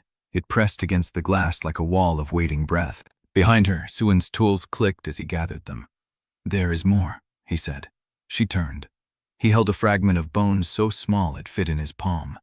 "This came from the station's own floor, the southern watch station, the one with the collapsed staircase and the sealed records. I found it under rubble when we arrived. It has been buried for years." He laid it on the table. The surface was dark, stained by water and time, but the stress lines were still visible. Cross-hatched. Deliberate. "This station was not sealed because it was decommissioned," he said. "It was sealed because someone tried to destroy the records and the bone reader here preserved them anyway. The slab was fractured to prevent reading, but the dead do not stop witnessing because their bones are broken." Ottavia touched the fragment. The surface was cold, roughed by the hammer that had tried to silence it. "Who was the reader?" "A woman," Suin said. "Name not recorded. She died the same night the station was sealed. The order buried her in an unmarked grave on the ash flats." "Calmo," Ottavia said. Suin shook his head. "No, someone before Calmo. Someone who saw what was coming and tried to leave a record before the houses closed every path." The room held a long silence, then footsteps. Suin looked toward the door. Ottavia already knew who it was. Sister Calmo Riot stepped through the opening, her ink-stained hands folded into her sleeves, her face as calm as still water. She was wearing travel clothes, not Galamir robes, and her hair was wet from the mist. "Brother Suin," she said, "I thought I would find you with the dead." Calmo carried a leather satchel over her shoulder, the strap worn from years of use. She set it on the table without ceremony. "You have been reading my predecessor's work," she said. Suin stared at her. "You knew about the station?" "I knew about the reader." Calmo pulled the satchel open. "She was my teacher. She taught me what the dead can witness and what the living will try to bury." She began placing objects on the table. Ledgers, bone fragments, wax tablets, a roll of cloth so old the dye had faded to gray. "She died for this," Calmo said. She died because she copied the records twice. Once for the order, once for the truth. Ottavia stepped forward. You have been carrying her work since then? Carrying, copying, preserving. Calmo spread a fragment of cloth across the table. It was covered in bone script, the same precise hand Ottavia had seen in Calmo's own ledgers. For 40 years I have watched the same patterns repeat, the same chisel strikes, the same seal breaks, the same men signing contracts for repairs they knew would fail. She looked up at Ottavia. The Order tried to fragment the evidence. They scattered it across archives, sealed it in collapsed stations, buried it with the dead who preserved it. But I have been collecting the fragments. She gestured to the cloth, the bones, the wax tablets. This is the complete record. Every strike, every seal, every contract, every death. Ottavia's mouth went dry. Why now? Calmo looked at her with something that might have been sorrow. Because they are going to use the ceremony to burn it all. The ledgers, the records, the testimony. Once you enter the central chamber, the houses will declare everything before that moment void. They will call it a new beginning, a world purified by sacrifice. She touched the cloth. But paper can burn, wax can melt, bones can be ground to ash. Only the dead who have already witnessed cannot be made to unsee. Ottavia looked at the archives spread across the table. 40 years of work, 40 years of preserving what the Order had tried to erase. Why give it to me? Because you are the witness now. Calmo's voice was steady. I have kept the record. You must make it speak. She turned and walked to the door. The ceremony will begin at dawn. The houses will try to reduce everything to paper that can burn, but the dead cannot falsify, and they will not be silenced by ceremony. She paused, her hand on the frame. Survive long enough to tell them what you have seen. She left. The door clicked shut. Suan stared at the archive. His hands trembled. Ottavia picked up a fragment of bone. The scratch marks were nearly illegible, worn by time and moisture, but the stress lines were still visible, cross-hatched, deliberate. A signature of Sabotage repeated across years. She pressed it into her palm. Suan. He looked up. How quickly can you read the full archive? His voice cracked. Hours, maybe longer. The bone script is old, and some of it was deliberately damaged. Noon, she said. I need you to have a summary by noon. If the houses, you have until noon. Read everything. Commit what you can to memory. If the archive burns, your voice will be the only record left. He nodded, his face pale but his hands steady as he reached for the first wax tablet. Ottavia turned toward the window. The mist had begun to thin. The first gray light of approaching dawn bled through the cracks in the sky. She touched the knot for Calmo on her memory cord. Then she walked out into the corridor, the broken archive seal still on her coat, and found Marrek at the far end. He stopped when he saw her face. What happened? Calmo was here. She brought the archive. Marrek's jaw tightened. The full archive? The one that proves every ward failure was purchased, every chisel strike, every contract. She has been collecting fragments for 40 years. Marrek looked past her toward the door Suan had closed. Where is she now? Gone. His hand went to his sword hilt. She cannot just leave. The houses will find her. They will. She knew, Ottavia said. She knew when she walked in that she would not walk out of the house's reach. She gave me the record because she has already finished what she needed to do. Marrek's hand dropped from his hilt. What do you need? Ottavia held his gaze. Time. We do not have time. Then make it. He opened his mouth to answer. A bell began tolling from the watch station tower. 3 notes. The signal for a rider at speed. Ottavia turned toward the gate. The mist was burning off, and in the clearing gray light, she saw the rider. A woman, young, pale, riding hard. Her hand raised. She carried no dispatch. She carried a length of knotted cord exactly like Ottavia's, and she was looking straight at Ottavia as if she had been searching for her all night. Ottavia's blood went cold. The rider reined in before the gate. Ottavia Yelvaine. The voice was breathless, scraped. I was told to find you before dawn. I was told to show you this. She held up the cord. The knots were red. not tied in memory loss, but tied in blood.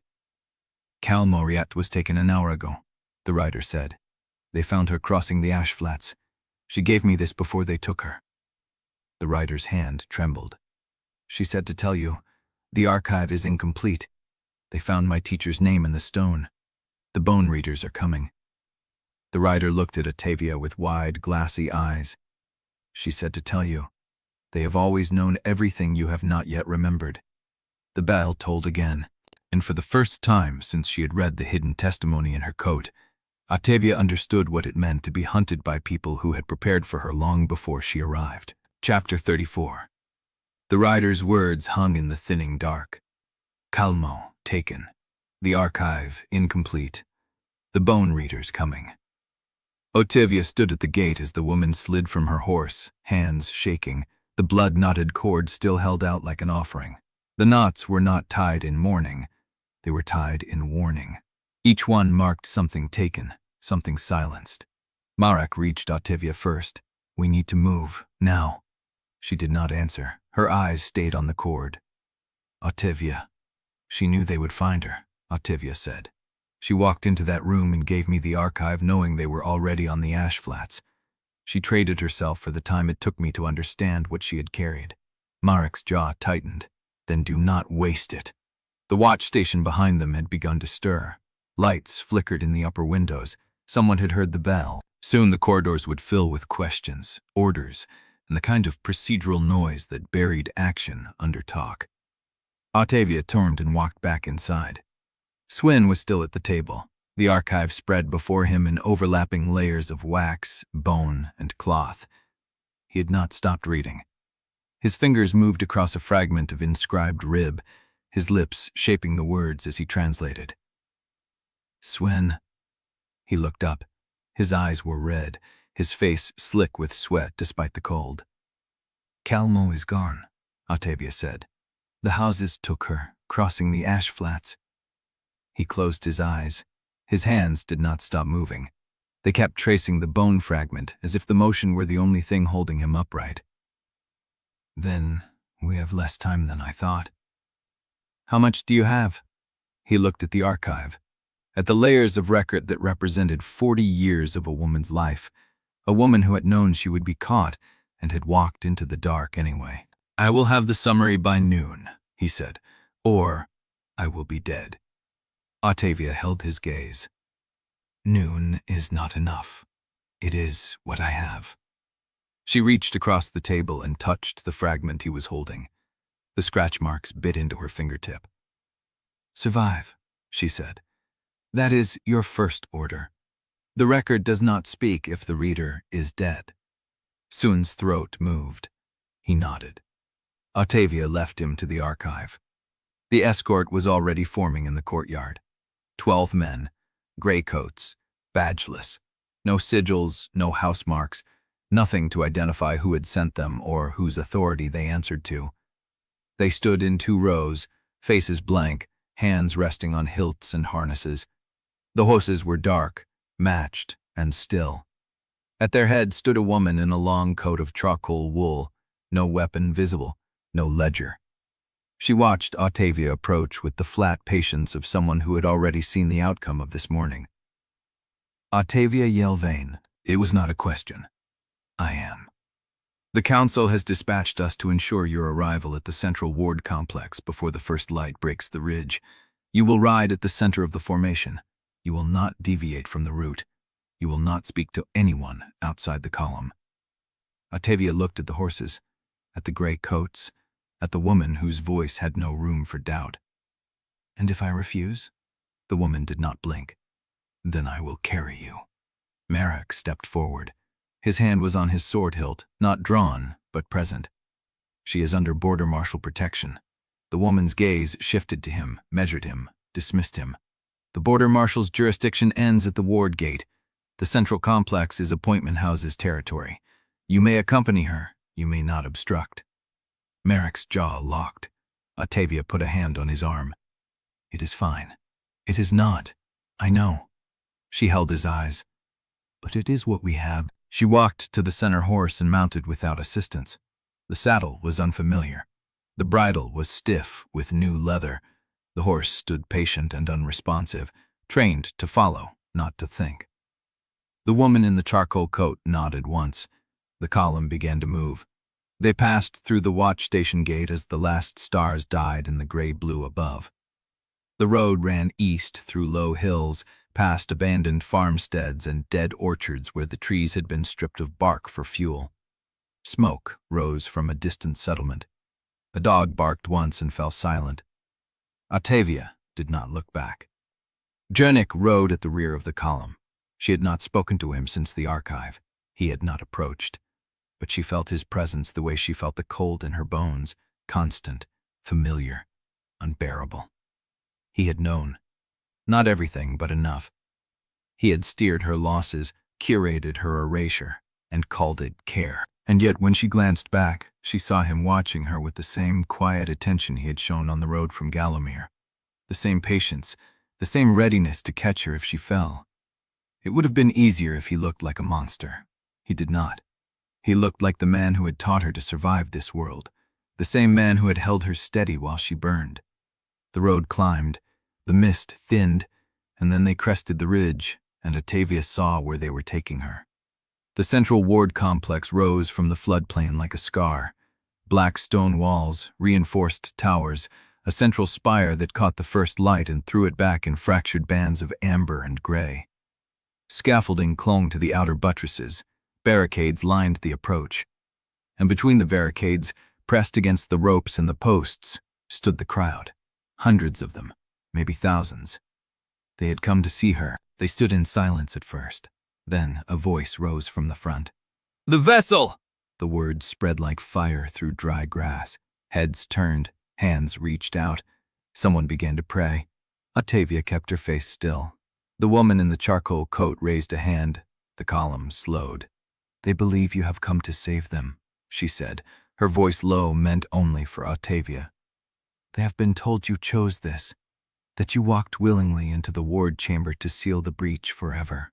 Ottavia looked at the crowd, at the faces, the hope, the desperate, hungry belief that this woman on horseback was the answer to years of fear and loss. "They will cheer you until the moment the chamber closes," the woman said. "Then they will be told you achieved your purpose and passed beyond. There will be a ceremony, a monument, a new bell cast in your name."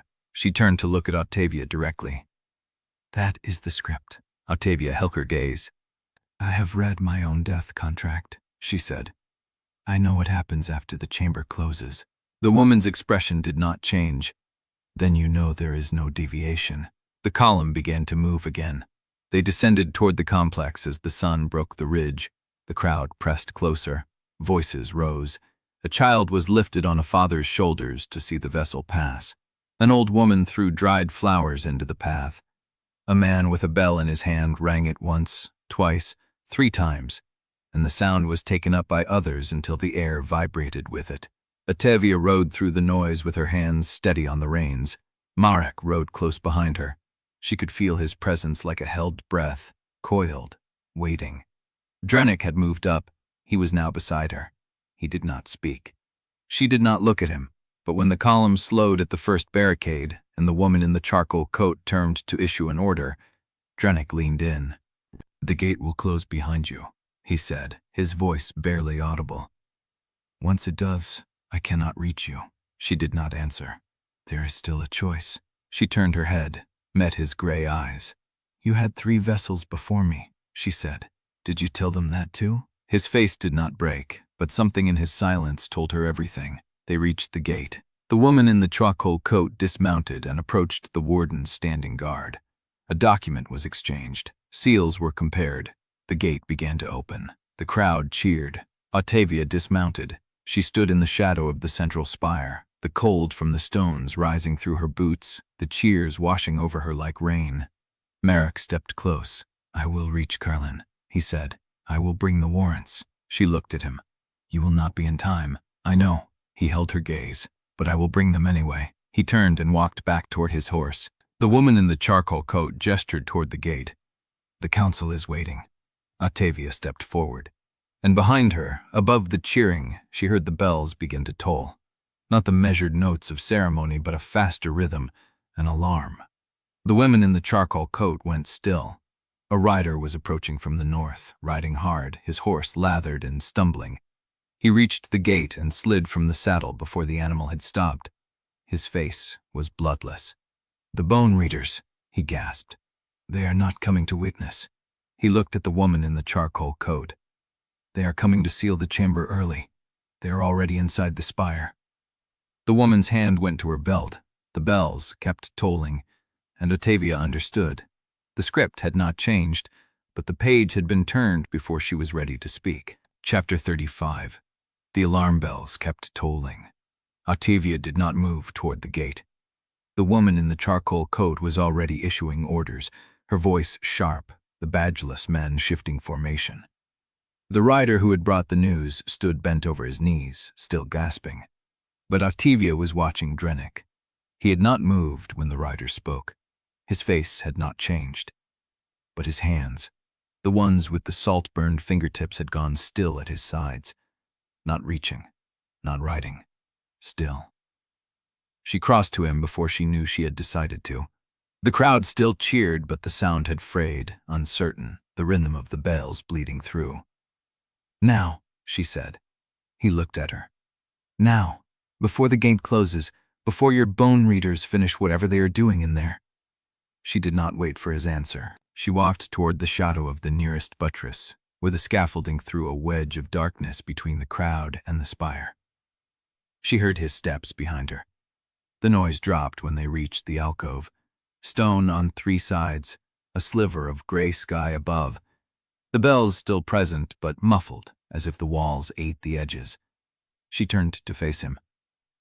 "You have until I finish speaking," she said.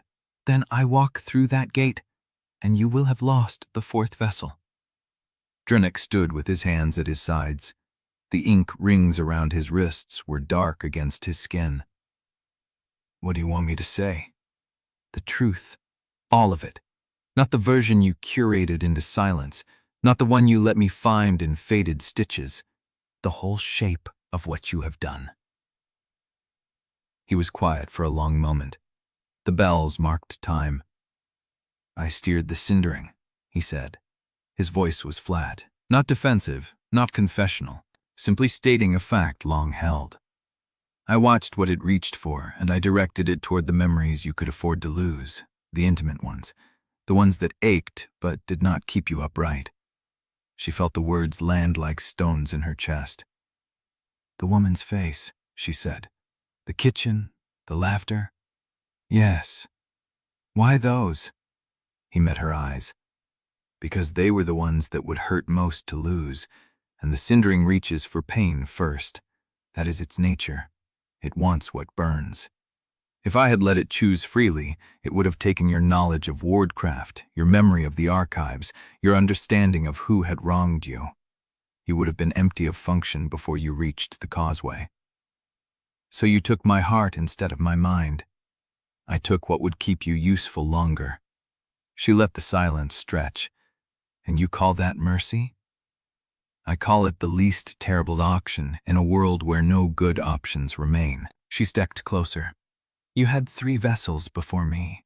His jaw tightened. "Yes." "Did you steer their losses too?" "I tried." "And when they died?" His gray eyes held hers. "One lasted long enough to seal a single ward. The second made it to her 3rd sealing before her mind gave way entirely. She lived another 6 days, but could not remember her own name by the end. The 3rd," he stopped. "The 3rd lasted 14 days after her 1st sealing. She was empty by the 2nd. Ottavia heard Taliah's voice in her memory. "The 3rd lasted only 14 days after her 1st sealing and was empty by the 2nd. "You watched them hollow out," she said, "and you kept doing it." "I kept trying," he said, "because if I stopped, the wards would fall faster than anyone could rebuild them. The Grey Breach would take everything south of the Causeway within a year. The cities would burn. The dead would rise in numbers no garrison could hold. And that justifies it." He did not flinch. "No, it does not justify it. It makes it necessary. There is a difference. and I have lived with it long enough that I no longer expect anyone else to see it." She wanted to hit him. She wanted to walk away. She did neither. "The final sacrifice," she said. "The cleansing rite. Tell me." He closed his eyes. When he opened them, something in his face had shifted. Not softer, more exposed. "The central ward chamber is the keystone of the entire lattice," he said. "If the Cindering is fully released there, in a controlled burn, it can seal every breach at once. It can stabilize the network for another century." "And what happens to the vessel?" He did not answer. "Say it." "The vessel does not survive the release. The Cindering takes everything at once. Memory, identity, life. It is complete expenditure." The words hung between them.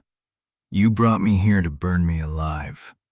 I brought you here because the lattice is failing and I have watched 3 women die trying to slow what only you can stop. I brought you here because I have spent 20 years watching this world bleed to death by inches, and you are the only cure that has ever worked." His voice cracked on the last word. She stared at him. "And you love me?" It was not a question. He did not answer, but his face told her everything.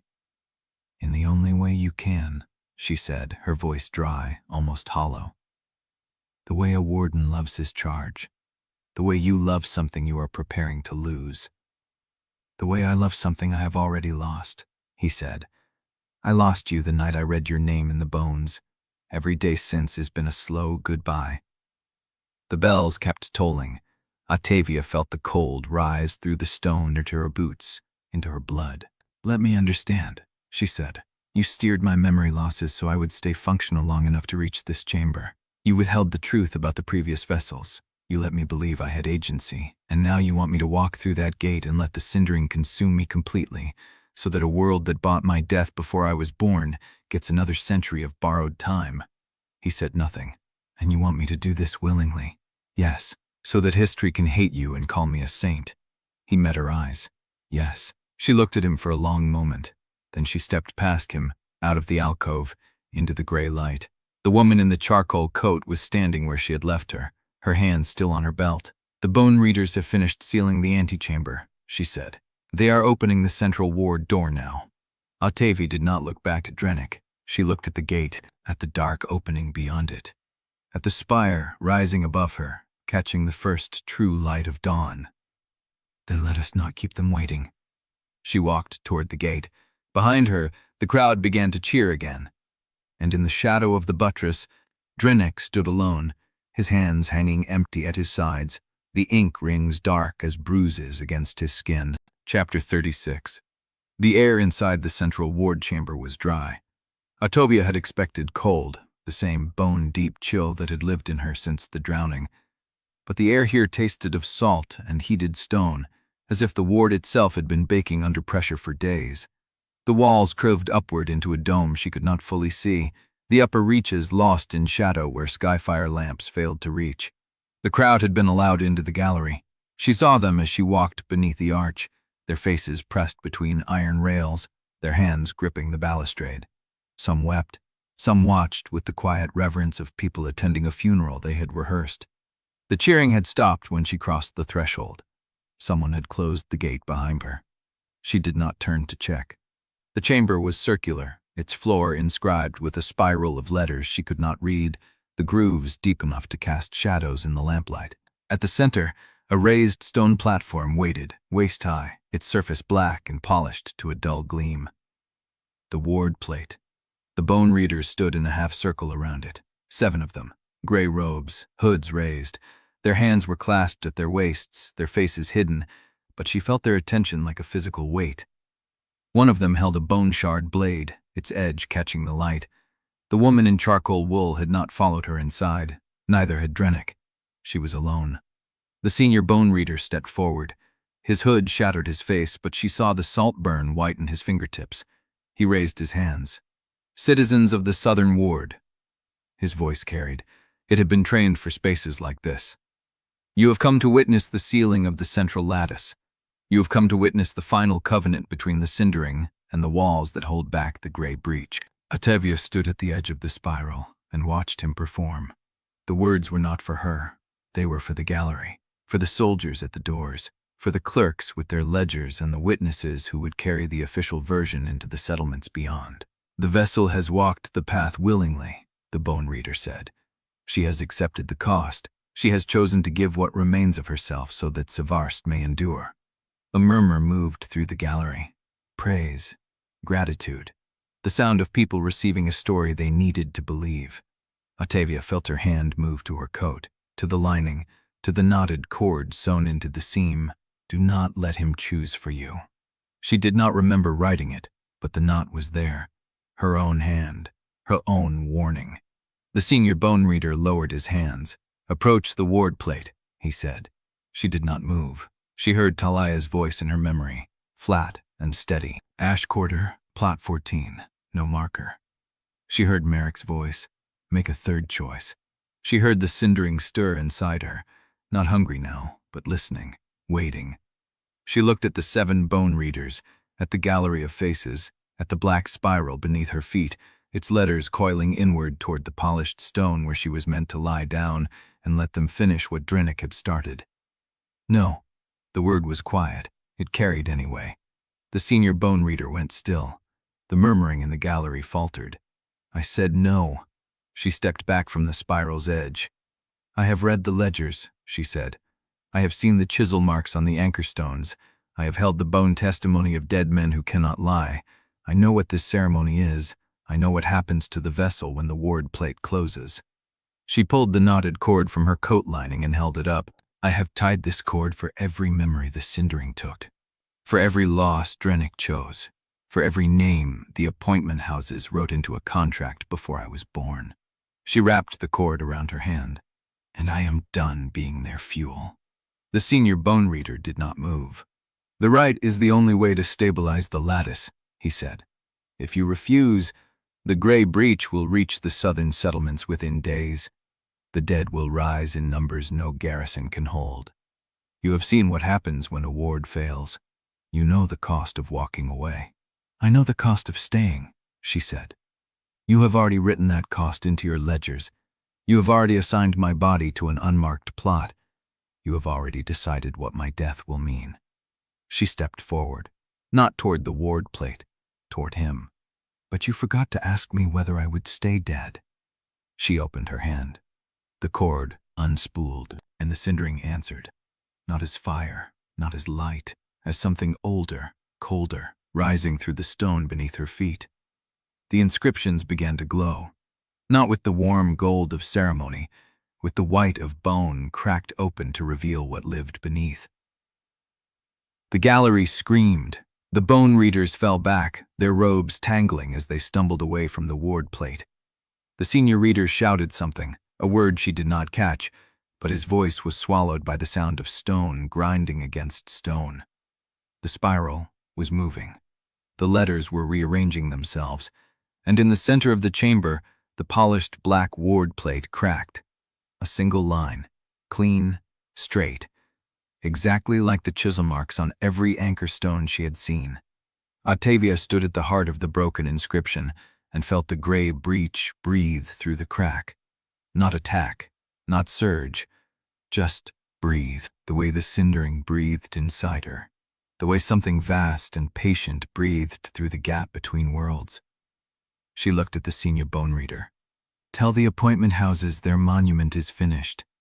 She pressed her hand into the crack, and the breach showed her what was coming. Chapter 37. The vision did not end. It poured through her hand like water through a broken dam, images stacking and overlapping until she could not tell what she was seeing or whose eyes she saw it through. A city on fire, a river of ash, the dead standing in rows, their mouths open, singing with voices that had no breath behind them.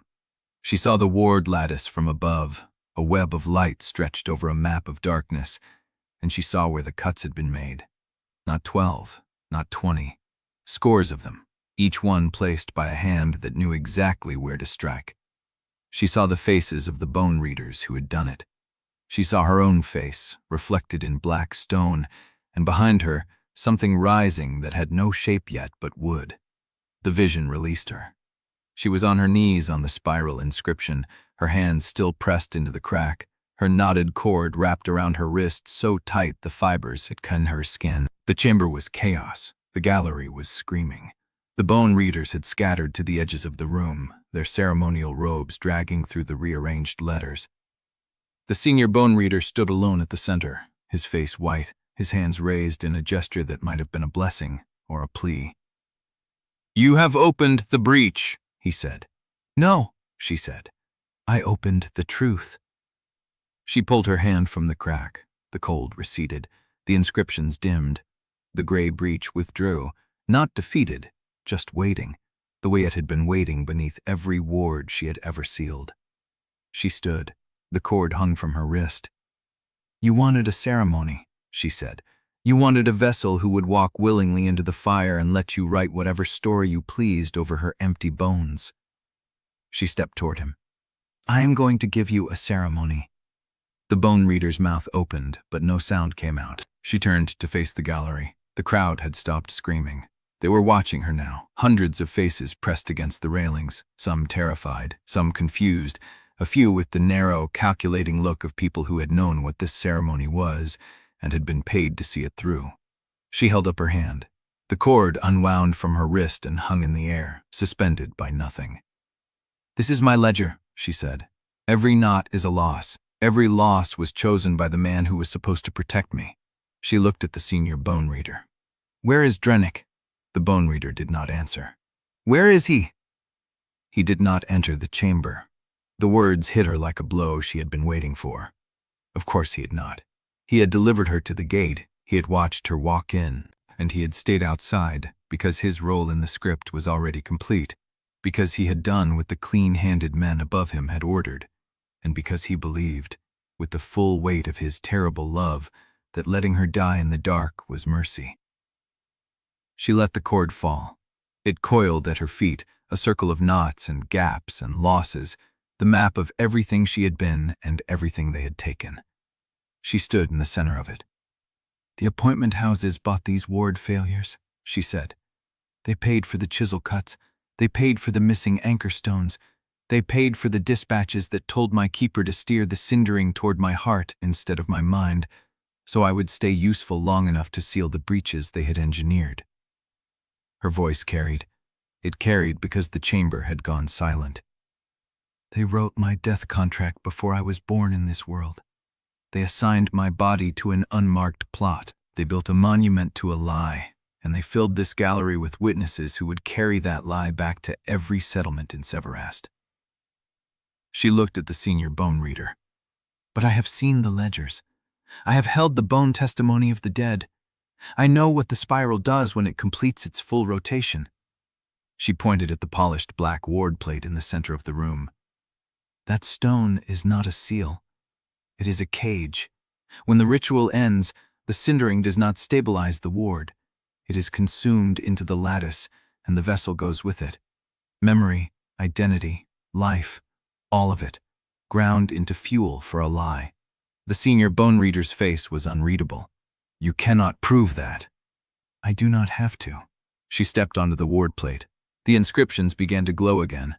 Not the cold white of the breach, and not the warm gold of ceremony. Something else. Something that pulsed with the rhythm of her own heartbeat. The rhythm of every loss she had ever tied into the cord, every knot, every name, every face she could no longer summon. She turned and faced at the gallery. "Let them watch." She knelt. She placed her hands flat on the black stone, and she reached for the Cindering.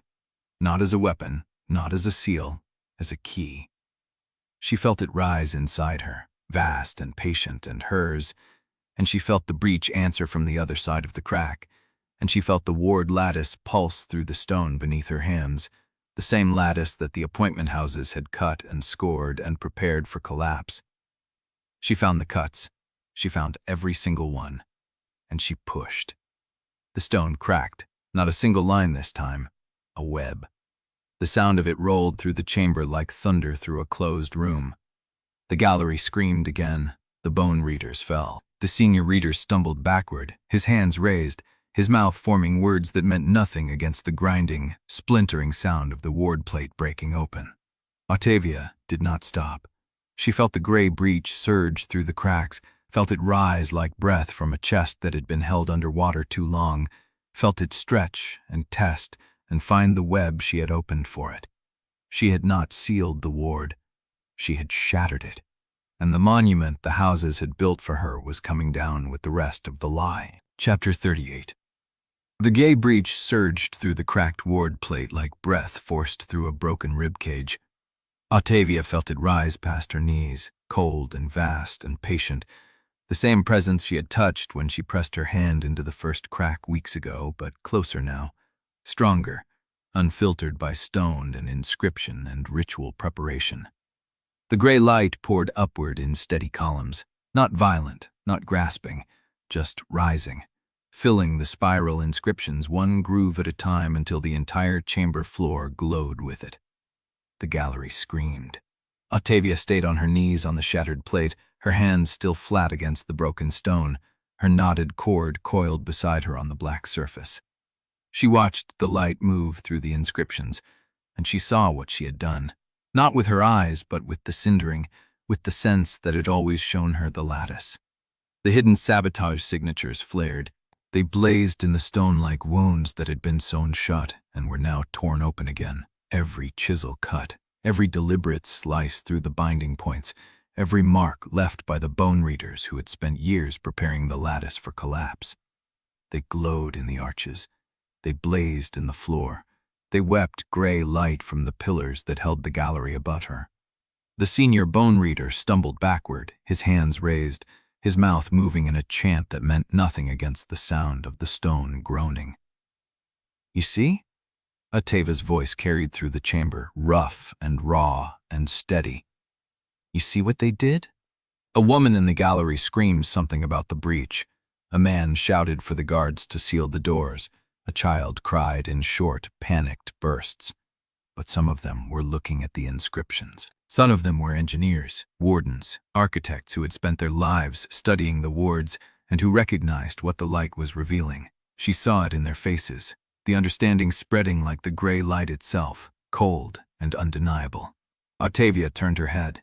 Marrek stood at the side gallery entrance, his ledger raised, his voice cutting through the chaos. "The buckhold anchor was struck from inside the chamber. I have the procurement records. I have the dispatch seals. I have the signed testimony of the dead." He held up a sheaf of papers, the ledgers he had carried from Kharod's gate, the evidence grid he had laid on the floor of the watch station. Every ward failure in the last 3 cycles was purchased. The cuts were made by bone readers paid by the appointment houses. The anchor stones were delivered late, or not at all. The dispatches that steered the Cindering toward the vessel's heart were signed by the same seals that appointed the man who delivered her to this chamber. Ottavia heard Suen before she saw him. He was shouting from the base of the gallery stairs, his thin body braced against the rail, Calmo's archive clutched to his chest. 40 years, he shouted. 40 years of records. Every cut, every missing stone, every sealed dispatch, the names, the dates, the payments. He held up a bone fragment, the edge catching the gray light. "I have testimony from the dead who watched them do it." A guard moved toward him. Ottavia saw it happen, saw the man's hand go to his belt. "Stop." The word came from the gallery, not from her. A woman in border Marshal gray stepped forward, her face hard, her hand raised. Ottavia did not know her name. She did not need to. The guard stopped. The Marshal looked down at Ottavia, at the glowing inscriptions, at the breach rising through the cracks, and her jaw tightened. "Let him speak." Suen climbed the last 3 steps to the gallery landing, gasping, and he began to read from the archive, not the formal language of ceremony, but the raw data, chisel angles, tool weight, the number of strikes per cut, the matching fracture signatures between sites. The crowd listened. The gray light kept rising. Ottavia felt it touch her hips, her ribs, her chest. Cold, but not painful. Vast, but not hungry. The breach had not surged forward. It had risen, filled the space, and waited. She turned her head farther. Drennick stood at the main entrance.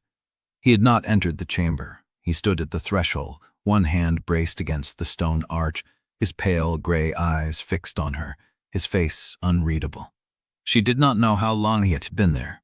She did not know if he had watched her shatter the plate, or if he had only arrived when the screaming started. But he was watching now, and he was not moving to stop her. Ottavia reached for her knotted cord. She picked it up from the stone and wound it around her hand, the knots pressing into her palm, each one a loss, each one a choice she had made, or a choice that had been made for her. She stood. The gay light reached her throat, her chin, her lips. She did not close her mouth. She let it touch her tongue, cold and clean and tasting of stone, and she looked at the gallery, at the faces pressed against the railings, at the bone readers scrambling in the corners, at the senior reader collapsed against the far wall with his hands over his face. "The monument is finished," she said. The gray light surged. It rose past her eyes, past the crown of her head, and for one long, terrible moment she could not see anything at all. Only gray, only cold, only the vast, patient presence that had been waiting beyond the wards for 200 years. Then it receded. It drew back into the cracks, not retreating but settling, filling the lower chamber like water finds its level, and Ottavia stood in the center of the shattered ward plate with her knotted cord in her hand, and gray light pooled at her feet. The chamber was silent. The gallery held its breath, and Ottavia heard a sound she had never heard before in Sevrast, the sound of something in the very structure of the ward complex groaning, shifting, beginning to tear. The crack ran up the wall behind the ward plate. It ran straight and clean, following the line of a chisel cut that had been hidden in the stone since before her birth in this world. And on the other side of that crack, something was moving. Chapter 39. The crack in the wall behind the ward plate widened while Ottavia watched. It ran from the floor to the ceiling arch, following the hidden chisel cut, as though the stone had been waiting for permission to split. Gray light bled through the seam, thin at first, then thick enough to cast shadows in the wrong direction. The gallery screamed again. Ottavia did not move. She stood on the shattered ward plate with her knotted cord wound around her hand and watched the crack breathe. The gray breach had not surged. It had filled the chamber, shown the sabotage signatures, and withdrawn to floor level where it pooled like water after a flood. Patient. Waiting. She understood now that it had always been waiting. A guard near the side door dropped his spear and ran. The sound broke the chamber's frozen moment. Other guards followed, some toward the exits, some toward the gallery stairs, some toward nothing but the need to move, to be anywhere but inside that room with the crack in the wall and the gray light at their feet. The senior bone reader had not moved from the far wall. His hands were still over his face, his shoulders shaking with something that might have been sobbing or might have been the onset of hysterical laughter. Ottavia looked past him. Yelvaine's tour was already in motion. She had not seen him enter. He must have come through the side passage during the chaos, because he was moving through the gallery crowd now, his weathered hand closing on arms and elbows, steering people toward the northern exit with the rough efficiency of a man who had pulled passengers from sinking ferries. "Move," he said, not shouting. The word carried anyway. "Move now or you die in here." A woman in gallery clothes grabbed his sleeve. He did not stop. He pulled her with him, kept moving, kept clearing the path. A soldier in Border Marshal Grate tried to block the exit. "Orders from the council," the soldier said. "No one leaves until—" Yelvaine did not slow down. "The council is 3 floors up and already running," he said. "You want to die holding a door from men who left before the stone cracked?" The soldier's hand dropped from his sword. Yelvaine pushed the civilians past him and did not look back. Nadira path came through the same side passage a moment later. She was not running. She walked directly to the shattered ward plate, stepping over fragments of black stone, her dark hair pulled tight, her hands steady. She carried a leather roll in one hand, the kind she had used at Kharod's gate to hold bone fragments and ash samples. She did not speak to Ottavia. She knelt at the edge of the cracked plate and began picking up pieces of stone, examining each one in the gray light before placing it in the roll.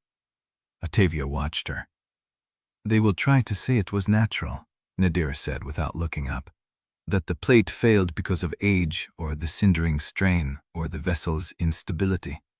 They will write it into the records tomorrow. and by the next day no one will remember what the gray light showed them. She held up a shard, the edge still glowing faintly where the chisel cut had been. I will remember. She tucked the shard into the roll and closed it. Ottavia turned. Drennick was still at the main entrance. He had not moved from the threshold. His hand was still braced against the stone arch. His face was still unreadable. But something had changed. She saw it in the angle of his shoulders, in the way he held himself as though the stone arch was the only thing keeping him upright. The careful composure that had been his armor since the day she woke in the flooded chamber was cracking, not outwardly, but beneath the surface, in the small spaces between breaths. He could stop her. She saw the knowledge pass through his eyes, the calculation she had learned to read in the days when she still trusted him. He was fast enough, close enough. The cindering was settled at her feet, not burning through her veins. If he crossed the threshold now, if he raised his hand, if he called the bone readers still crouching in the corners to act, he could still salvage the ceremony. He could still contain the damage. The houses would condemn him later, but later was not now. Now, he could still hold the door against the truth. He did not move. His hand stayed on the arch. His eyes stayed on her. And Ottavia understood that he was letting her go, not because he had changed his mind about what she was worth, but because he had finally seen the cost of stopping her written in the faces of the gallery, in the crack running up the wall, in the gray light that had shown every lie the order had buried. He had delivered her to the gate, believing his mercy was kinder than the truth. But the truth had come through anyway, and he could not bring himself to be the man who killed it a second time. Ottavia held his gaze. She did not speak. There was nothing left to say to him that the crack in the wall had not already said. The groan came from deep within the stone, not the crack behind the plate, something farther down, below the chamber floor, below the ward lattice, below the foundations that had stood for 200 years. The gray light at Ottavia's feet rippled. Nadira stood up fast, the leather roll clutched to her chest. What was that? Ottavia did not answer. She looked at the crack in the wall, at the thing moving beyond it, and she felt the cindering stir inside her chest, not in hunger, not in warning, but in recognition. The same way it had recognized the dead beneath the causeway. The same way it had recognized the empty grave at the crossroads. The crack widened. Gray light poured through it like a tide, and something stepped out. Chapter 40. The thing that stepped out of the crack was not a shape Ottavia could hold in her mind. It had presence without edges, a shifting mass of gray that moved like fog, but heavier, each tendril pressing against the stone floor with the weight of wet stone. Where it touched, the chamber's inscriptions flared white and died. The cindering inside her did not recoil. It leaned toward the thing the same way water leans toward a gap in a dam. Nadira backed away from the ward plate, the leather roll pressed to her chest. Ottavia, get to the passage. What is that? I do not know. Ottavia did not look away from the thing, but it knows me. The gray mass hesitated at the edge of the broken plate, not blind, not mindless. It had come through the crack the same way she had pressed her hand into it, deliberately, with purpose she could not read. The cindering pulsed once, low and warm behind her ribs. Recognition, the same recognition that had answered the dead beneath the causeway, the same pull that had tugged at her when she stood over the empty crossroads grave. This was what had been waiting. This was what the breach had been reaching toward through every cracked ward and every chisel cut. And it had found a door. It did not attack. It spread. Gray light bled across the floor, not fast, not slow, but with the patience of something that had been waiting 200 years and could wait a little longer. It touched the fallen bone readers where they crouched against the walls. They did not scream. They stopped moving entirely, frozen in place, their eyes neither open nor closed. Nadira grabbed Ottavia's arm. We have to move, now. Ottavia could not look away from the thing. She remembered what she had seen when the crack first opened. What is coming, the breach had shown her. But it had not shown her a future. It had shown her this shape, this patient, rising tide that fit through every opening the order had cut into its own lattice. Drennick was still at the entrance. His hand had dropped from the arch. His face was no longer unreadable. She saw shock there, raw and unguarded, the first honest expression he had worn since she met him. He had not known. Whatever this was, he had not planned for it. The thing took another step into the chamber. The stone beneath Ottavia's feet groaned. She ran. Not toward the entrance where Drennick stood frozen, but toward the side passage where Evans had cleared the galley. Nadira was already ahead of her, the leather roll clutched under one arm, her boots slipping on the scattering bone fragments that littered the floor. The passage was dark. The skyfire lamps had failed, but Ottavia could feel the way ahead the same way she felt the cindering inside her, by pressure and pull, by the spaces where the air was colder and the stone was older. They emerged into a stairwell. A body lay at the bottom, a gallery guard in border Marshal gray, his throat cut cleanly, his sword still in its sheath. Evans's work, dirty and efficient. Nadira stepped over him without slowing. The stairs led up. They led out. Ottavia followed because there was nothing else to do, because the chamber behind her was filling with a thing that did not burn or strike, but simply froze whatever it touched, and because Marrek was not in that chamber. She did not know where he was, but she knew where he was not. She climbed. The stairwell opened onto a narrow corridor lined with empty supply crates and a single cracked window showing the compound yard. Smoke rose from somewhere beyond the walls. Voices shouted in the distance, orders and panic mixed together. Nadira stopped at the window. "The gallery," she said. "They are still getting people out." Ottavia came up beside her. The yard below was a chaos of civilians, soldiers, and horses moving in conflicting directions. A skyfire lamp at the gate had shattered, spilling white fluid across the stone. Someone had tried to form a line and failed. And at the edge of the yard, near a side gate that stood half open, she saw him. Marrek. He was not running. He stood with his back to a stack of supply crates, his sword drawn, his coat torn at the shoulder. 3 soldiers in Galamir gray faced him, none of them close enough to strike.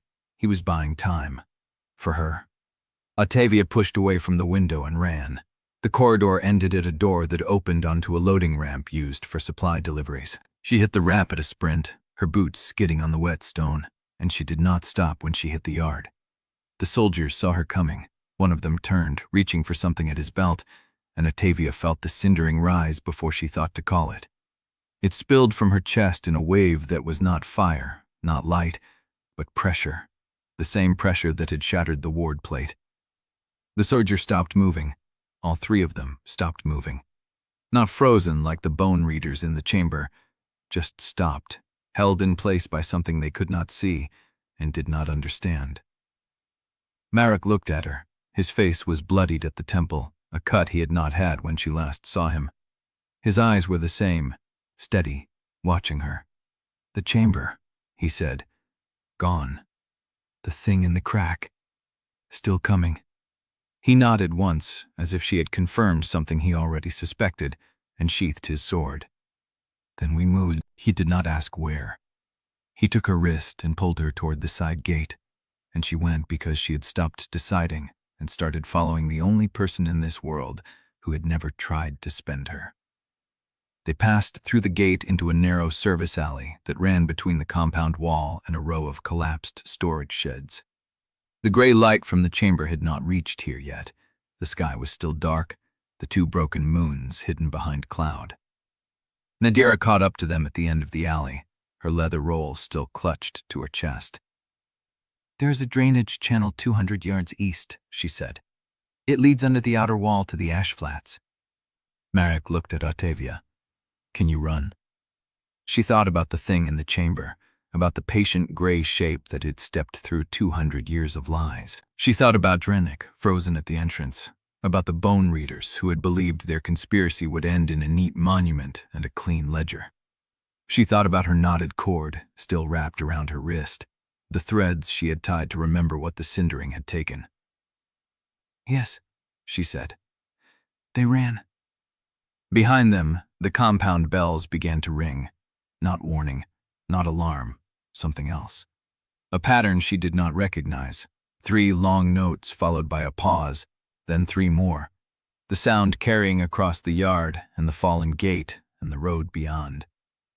Nadira stumbled, caught herself, and kept running.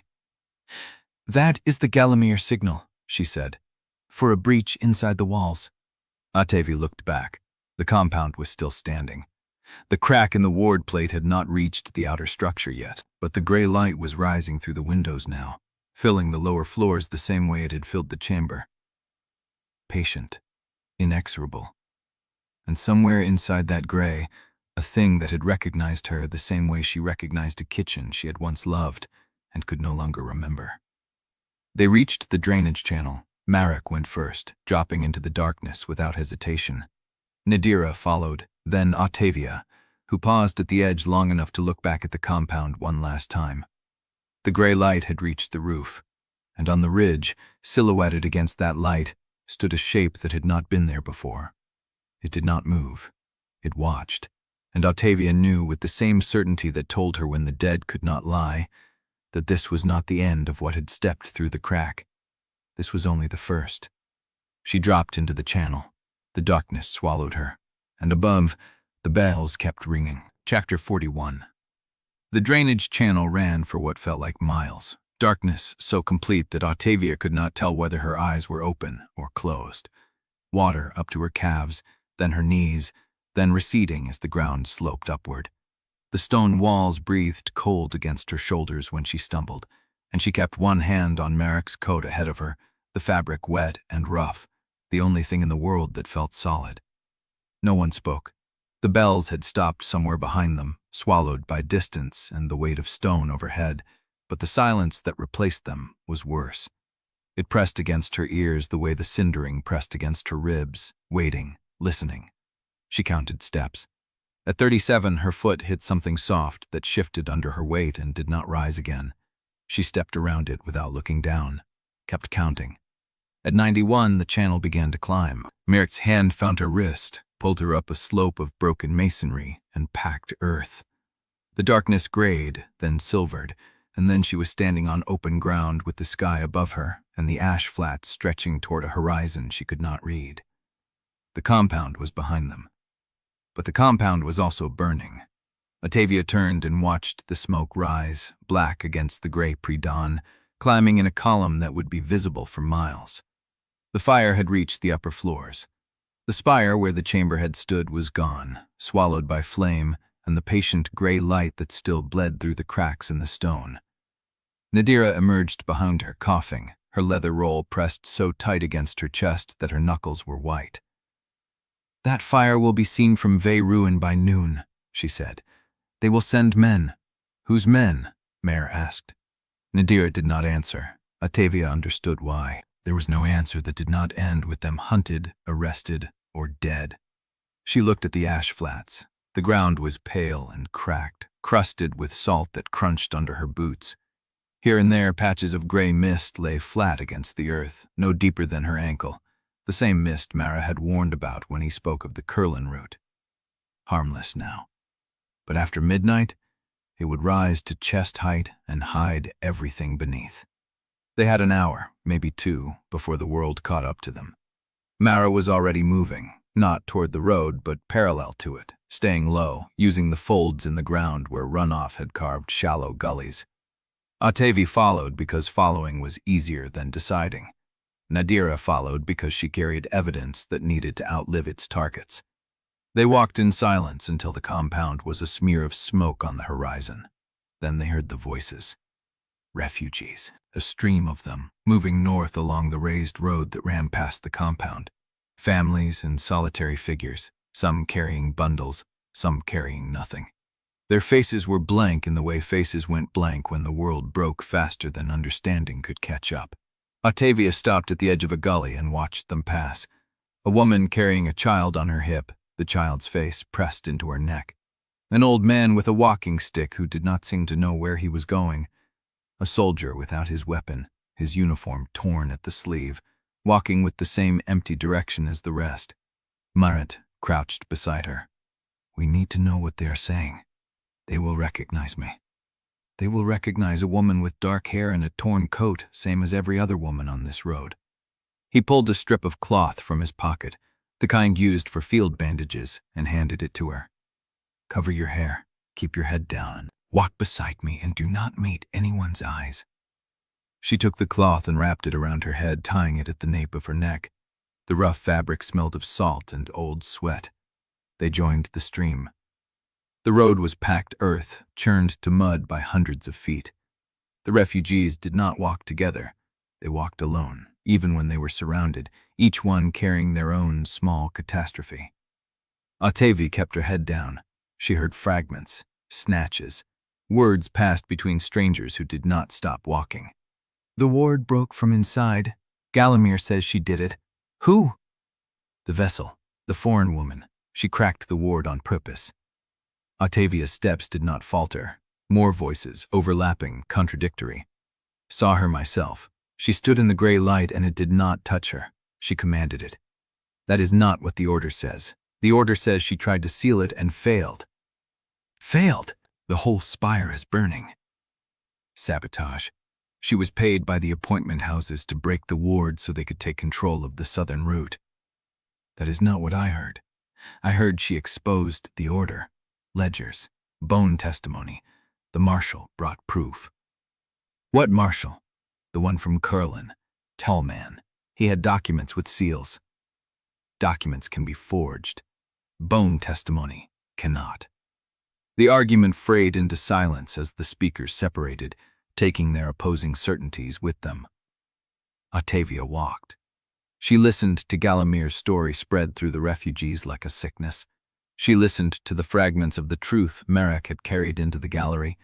She listened to the space between them, where nothing fit and no one knew what to believe. By the time they reached the edge of the refugee stream, she had heard herself named a savior and a saboteur, a martyr and a traitor, a woman who had saved Sevrast and a woman who had doomed it. Both stories were still spreading. Neither had won. Marrek pulled her off the road at a shallow gully where the bank offered cover and a clear view of the flats behind them. Nadira joined them a moment later, breathing hard, her leather roll still pressed to her chest. "We have a problem," Nadira said. "Just one?" Marrek's voice was dry. "The Galamar signal reached more than the compound. I saw riders on the southern ridge. Border patrol, not order. But they were moving fast, and they were headed this way." Ottavia looked south. The smoke from the compound still rose, thick and black, visible against the gray sky. Beyond it, the ash flats stretched toward a ridge she had not noticed before, a low spine of rock that cut across the horizon like a scar. And on that ridge, moving against the pale earth, she saw them. Riders. 6 of them, maybe 8. Too far to make out colors or sigils, but moving with purpose, following the same road the refugees had taken. They were not Galamir. The Galamir signal had gone out to every garrison with ears to hear, and Border Patrol answered to their own commanders, not to the order. But which commander, and which story had reached them first? Marrek watched them the same way she did, his hand resting on his sword hilt, his face unreadable. "They will reach this position in 30 minutes, he said. "Can we outrun them?" Ottavia asked. "On this ground?" "No." "Then what?" He looked at her, and in his eyes she saw the same calculation she had been making herself, the cold arithmetic of available choices when every road was watched, and every story could be used to condemn them. "We find out which story they believe," he said. The riders rode on, and Ottavia waited. Chapter 42. The riders did not slow when they reached the refugees. They parted the stream like a blade through water, their horses lathered and blowing, and the people on the road scattered without being told. Marrek pulled Ottavia into the gully's shadow, one hand on her arm, the other resting on his sword. The lead rider reined in 20 feet from their position. A woman with a scarred jaw and a Border Patrol badge pinned to her collar. She looked at Marrek, looked through him. "Marshal Halvane." "Captain Venn," Marrek said. The woman's eyes moved to Ottavia, stayed there. "You are traveling with the Catalyst." "I am traveling with a citizen under Border Marshal protection." "That protection is not recognized beyond Curlin's jurisdiction." "Then we are having this conversation in the wrong place." Marrek's voice was flat. "What do you want, Venn?" The captain reached into her saddlebag and pulled out a folded sheet. "Paper. Clean. Official seals pressed into the whelks at the bottom." She held it out. Post this at every crossing, way station, and gate from here to the Curlin line, by order of the Civic Tribunal convened at Vale Ruin. Marrek took the sheet. His face did not change as he read it. Ottavia watched his eyes move across the lines, saw the moment they stopped, the fraction of a second where his breathing changed. He folded the notice and handed it back. "I will see it posted." Captain Venn nodded once. She did not look at Ottavia again. She wheeled her horse and rode north, the rest of the patrol following, and the refugees closed behind them like water over a stone. Marrek stood still. Ottavia stepped out of the gully. "What did it say?" He did not answer immediately. He was looking at the road where the riders had gone, his hand still resting on his sword, his jaw tight. Then he turned and walked toward the nearest structure, a collapsed toll house with a sagging roof and a door hanging from one hinge. "Inside?" Nadira followed without question. Ottavia followed because there was nowhere else to go. The toll house was small, one room, a counter of scarred wood, a ledger stand overturned in the corner, and the smell of wet ash and rotting straw. Gray light came through holes in the roof and fell in columns on the floor. Mara stood at the counter. He did not look at her. "It is not a notice," he said. "It is a proclamation." He recited it from memory. The words had already burned into him. "Be it known that the foreign catalyst known as Ottavia Yelvaine, having been summoned to Sevrast under sacred compact, did willfully and with malice shatter the central ward of Galamir, releasing an unbound breach entity into the compound and rendering the southern lattice unstable. Her actions constitute high treason against the civic order. All citizens are commanded to report her location to the nearest tribunal authority. Harboring or concealing her person carries the same penalty as her crime." He stopped. The silence in the toll house was absolute. Ottavia heard the words again in her mind. Willfully and with malice. High treason. Same penalty. "They wrote this before," Mara said. His voice was quiet. Not angry, something colder. "Look at the language. Foreign catalyst. Sacred compact. Southern lattice unstable. This is not a report written in panic after the event. This is a prepared statement. They had a drawer somewhere with this text already sealed and waiting." He turned to face her. "They knew you would not comply. They knew you would break the ward, or they were ready to claim you did regardless. Either way, this notice was written before Canonization Day." Ottavia felt the words settle inside her, like stones dropped into deep water. She had known they would blame her. She had expected it. But the precision of the language, the legal architecture of it, the way it slid into the world as if it had always been true, that was something else. That was a machine built to consume her no matter what she chose. Nadira set her leather roll on the counter and began to unlace it. "How do we refute it?" "We do not refute it." Marrek's voice was flat. "We survive long enough to make it irrelevant." The door scraped. All three of them turned. A figure stood in the doorway, blocking the gray light. Shaved head, lines around the eyes, steady hands that held a satchel pressed against her chest. Taliah Nume. She looked at Ottavia, at Marrek, at the notice still lying on the counter. "You have seen the new notices," she said. It was not a question. Ottavia nodded. Taliah stepped inside and let the door fall closed behind her. She crossed to the counter, set down her satchel, and pulled out a stack of papers. Not clean, folded, worn at the edges as if they had been carried through weather and handling. She laid them out in a row. Each one was the same notice, same wording, same seals, same prepared language. She had been collecting them. "They are posted at every crossing between here and the Curlin line," she said. "I counted 12. There will be more by morning." She looked at Ottavia. "But that is not the worst part." She turned over the last sheet. On the reverse, in a different hand, someone had written a name. Not Ottavia's. Marrek Halvane. Below it, a single line of text. "To be detained for collusion with a foreign agent. Authority. Tribunal Writ 7. Marrek stared at the words. The toll house was silent. And Ottavia understood that the machine built to consume her had never been meant to stop with her at all. Chapter 43. The toll house settled around them like wet wool. Ottavia sat on the overturned ledger stand with her knotted cord in her hands. The fibers were worn from handling, the knots uneven, some tied tighter than others. She had been counting them since Taliah spread the notices across the counter. 22. No, she stopped. Started again. 22 knots. Some she remembered tying, some she did not. Her thumb found the newest one, a double knot near the middle where the cord had been spliced with a different thread. Dark fiber, rougher than the rest. She must have added it in the compound, in the chaos after the ward shattered. She did not remember doing it. The silence in the toll house pressed against her ears.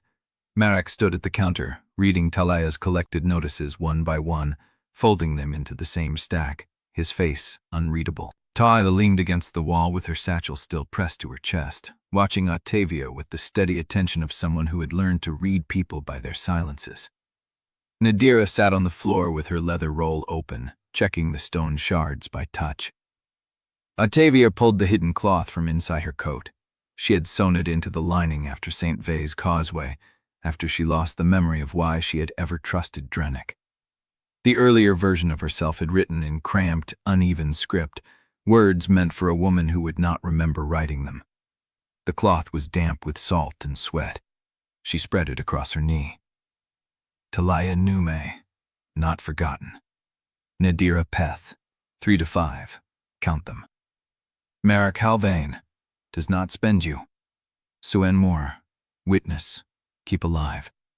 Calmo Riot, archive. Bone truth survives. Evian store, routes, knows the channels. She traced each line with her fingertip, mouthing the words to fix them in place. Below the names, in the same cramped script, do not let him choose for you. She stared at the words. When had she written that? She had found the cloth after St. Vale's, added the names over the following days, tied knots for each one. But the warning at the bottom was in the same ink, the same handwriting, and she could not remember putting it there. Her fingers moved to the cord again. 22 knots. She counted them for the third time. 18 names, 4 markers she could not decode. A small braided loop near the end that she had no memory of making at all. Marrek's voice came low from the counter. What are you counting? My losses, she said. And the people who are not. He did not ask further. Taliah shifted against the wall. I found 11 more notices on the road north, posted overnight. They have your description now, not just your name. Dark hair, dark eyes, unnatural chill, flinches at bell tones. Flinches at bell tones? Ottavia heard the words as if from a distance. They are writing my habits into the law. They are writing you into a wanted document, Taliah said. Same way they wrote your death contract. Clean language, precise, impossible to argue against without the original records. Which Calmo had, Nadira said from the floor. Which Calmo had, Taliah agreed. The silence returned, heavier. Ottavia kept her eyes on the cloth. The warning at the bottom seemed darker than the rest. The ink pressed harder into the fiber. Do not let him choose for you. Him, Drennick. She had written this after she knew, after she had found the hidden testimony in her own coat lining and understood he had been steering her losses, curating what she kept and what she forgot. The earlier version of herself had left this instruction like a stone on a grave. But there was something else. She looked at the loop near the end of the cord, the braided section. 3 strands woven together, then tied off with a knot that did not match the others. She held it up. What does this mean? Marrek looked. Taliah looked. Neither answered. Nadira rose and crossed to her, studying the braid in the gray light. I have seen this pattern before, in the ash quarter. Dock workers use it to mark cargo that must not be opened until a specific day. What day? The knot does not show that, only that it is waiting. Ottavia turned the cord over in her hands. The braided loop was newer than the rest, the fiber less worn. She must have tied it in the past 2 days, during the chaos of the compound, the escape, the flight through the drainage channel. She did not remember. She did not remember tying it at all. The toll house had a small opening where the door had rotted away, and through it she could see the road, empty and wet, and beyond it the ash flats stretching toward the gray sky. A single rider moved against the horizon, small and distant, not yet turned toward them. She pressed the cord to her chest. I need quiet, she said. Marrek nodded once. He moved to the door and stood with his back to her, watching the road. Taliah returned to the counter and began folding her notices into a tighter stack, her movements precise and deliberate. Nadira sat back down, her hands still on the stone shards. Ottavia closed her eyes. She tried to reconstruct the last 2 days. Canonization day. The chamber. The shattered ward plate. The gray light rising. The entity stepping through. Marrek in the yard. The drainage channel. The compound burning. The refugees on the road. The patrol riders. Captain Ven. The notice. She could trace the sequence, but there were gaps. Not full absences. Not the clean, empty spaces the Cindering left behind. Something softer. Edges worn thin by exhaustion and fear, so the moments blurred into each other like wet ink on paper. The braided loop. When had she tied it? She opened her eyes and looked at the cord again. The loop was tight, the strands woven with care. Whoever tied it had been calm, had taken time. She did not remember being calm at any point in the last 2 days. Marrek spoke without turning. Ryder is still moving east, not toward us. Then we have time, Taliah said. We have minutes, not hours. Ottavia stood. Her legs were stiff, her hands cold. She tucked the cloth back into its hiding place in her coat lining and wrapped the knotted cord around her wrist, the way she had done every day since she had learned to count her losses by feel. The braided loop rested against a pulse. Do not let him choose for you. She could not remember writing it, but the words were true. She knew that the way she knew the dead could not lie, the way she knew the Cindering left nothing behind but absence. Some truths did not require memory to remain undeniable. She looked at Marrek. Where do we go? He turned from the door. His face was drawn, but his voice was steady. There is an old ferry crossing north of the Ashlight. Yelvaine knows it. If we reach it before the tribunal post riders at every bridge, we can cross into the Curlin March. And if we do not? He did not answer. Taliah finished folding her notices and tucked them into her satchel. I have a contact in Ferryman who keeps copies of appointment house transfer orders. If she still holds them, we can match the writ numbers to the signatures that authorize them. If she still holds them, Nadira repeated. Taliah's mouth tightened. Yes. Ottavia felt the braided loop against her wrist, warm now from her skin. She did not remember tying it, but she remembered being the kind of person who would leave herself warnings. She stepped toward the door. Marrek held up a hand. Wait. She stopped. He was looking past her, through the gap in the rotted door, at something on the road. There, he said. She turned. The rider she had seen on the horizon was closer now, not moving toward them, but not away either. Stopped, facing the toll house, waiting. Marrek's hand moved to his sword. That is not patrol. Ottavia's fingers found the braided loop. She held it tight. The cord pulled against her wrist like a living thing. Chapter 44. The toll house door was not a door anymore, just a gap in rotted wood and the rain coming through in sheets. Marrek stood at the opening with his hand on his sword, watching the rider who had stopped on the road. Ottavia pressed her knuckles against the braided loop on her wrist and waited. The rider did not move. How long? She asked. 2 minutes, Marrek said. Maybe 3. One rider, Nadira said from behind her. Not a threat. One rider can carry a message, Taliah replied. Or a writ, or a description broad enough to close every road between here and the Curlin March. Ottavia stepped toward the gap. Marrek did not try to stop her, but his body shifted, a half movement that placed him between her and the open air. Let me see, she said. He held for a beat, then stepped aside. The rain had thickened. It fell in gray curtains across the ash flats, turning the road into a ribbon of mud and crushed shell. The rider sat motionless at the crest of a low rise, hood pulled forward, horse standing square as if it had been told to wait, and would wait until it rotted. He is watching the toll house, Marrek said, not approaching. That means he already knows who is inside. Or he is deciding whether he wants to be the one who finds out. Ottavia felt the Cindering stir at the base of her skull, a faint pulse of recognition she did not understand.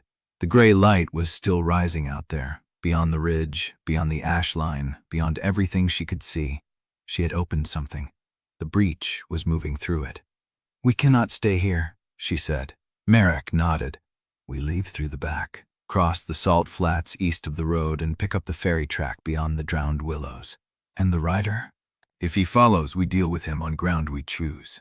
He turned and began gathering the few supplies they had carried from the compound. A water skin, a pouch of ash salt, Nadira's leather roll of stone shards, Taliah's satchel of notices. Ottavia stayed at the gap, watching the rider. The horse flicked an ear. The rider did not move. She wrapped the cord tighter around her wrist and followed Marrek into the dark. The salt flats stretched east of the road in long white sheets that cracked underfoot like old bone. The rain had turned the surface to a thin slurry that soaked through Ottavia's boots within 100 yards, cold and sharp with dissolved minerals that stung the cracks in her skin. The braided loop pressed against her pulse with every step. Do not let him choose for you.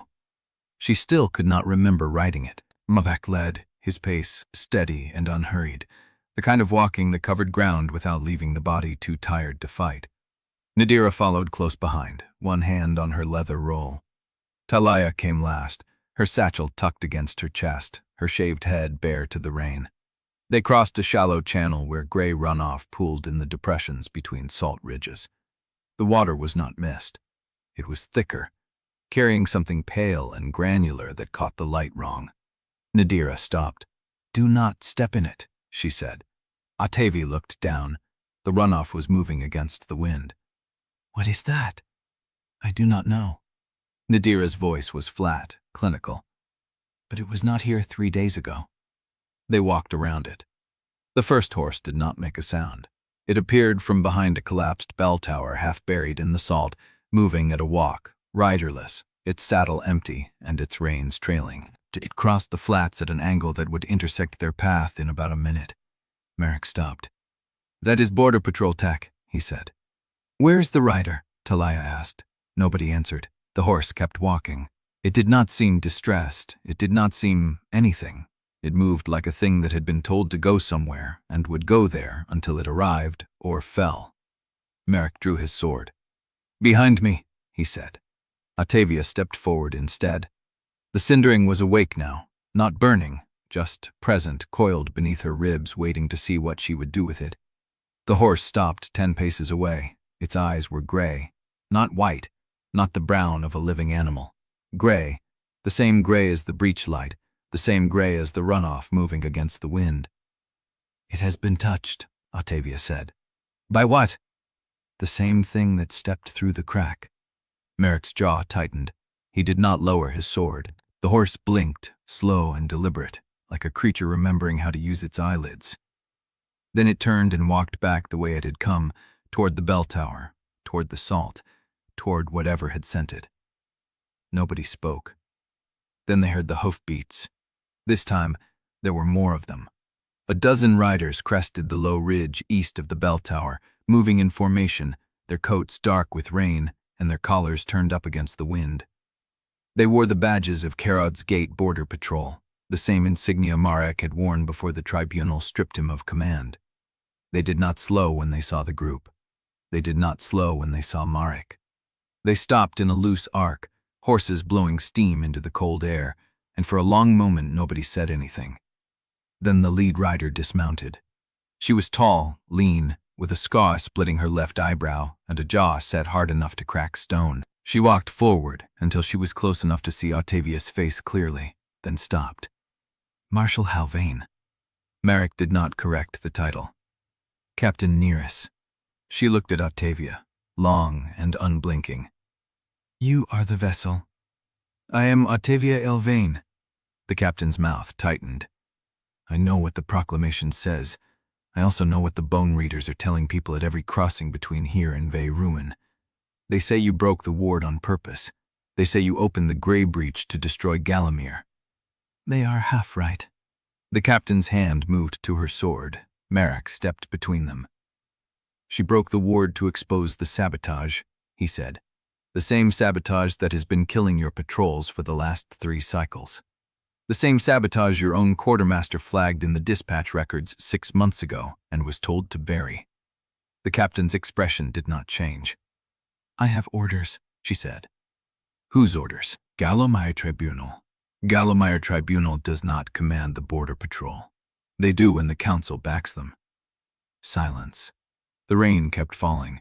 The cindering stirred again, harder this time, and Ottavia felt it lean toward something beyond the riders, something moving in the gray runoff that had pooled between the salt ridges. She turned her head. The runoff was rising, not flooding, not spreading, gathering, drawing itself into a shape that had no name yet, a column of gray slurry that thickened and darkened as she watched. "Captain Nearest," she said. The captain's eyes stayed on Mara. "Run off," Ottavia said. "Behind your horses." The captain turned. The column was 7 feet tall now and growing. It had no features, no limbs, no face, but it moved like something that was learning how to hold itself together, how to stay upright, how to reach. The horses began to scream. The column stretched forward. It touched the nearest rider's shoulder, and the man stopped moving. Not violently, not with pain. He simply stopped, his eyes open, his breath gone, his body frozen in the saddle like a figure carved from stone. The captain drew her sword. "What is that?" she said. Ottavia felt the cindering answer inside her. "Same thing, same thing, same thing." "The dead thing from the crack," she said. "It is learning to travel in water." The column turned toward her. The braided loop pulled against her wrist like a living thing. Chapter 45. The frozen rider did not fall. He stayed upright in the saddle, eyes open, breath gone, one hand still holding the reins like a man who had only paused to listen. The horse beneath him had stopped screaming. It stood, trembling, muscle-deep shivers running along its flank, but it did not bolt. The column of gray water had pulled back. Not far, a single stride. It stood 7 feet tall in the middle of the patrol formation, featureless, directionless, a thing that had learned to hold itself together and was now learning something else, learning to wait. Marrek moved before anyone else could. He grabbed Ottavia's arm and pulled her sideways, toward the collapsed bell tower, toward the salt ridge, away from the column's line of sight if it had sight at all. His sword was still in his other hand, blade angled low, ready. "Captain Nearest," he said, voice flat and hard. "Your riders need to move. Now." Captain Nearest had not taken her eyes off the column. "What is that thing?" "Something that was trapped behind the ward plate at Gallimire," Ottavia said. "Something that has been waiting 200 years and is now learning to travel." The column shifted, not toward them, toward the frozen rider. It moved past him like a thought rather than a body, and when it passed, the man's horse finally bolted, tearing sideways through the formation, dragging the frozen rider with it. The body bounced once in the saddle, then slid, one foot catching in the stirrup, and the horse kept running, dragging the dead man across the salt. The column stopped moving.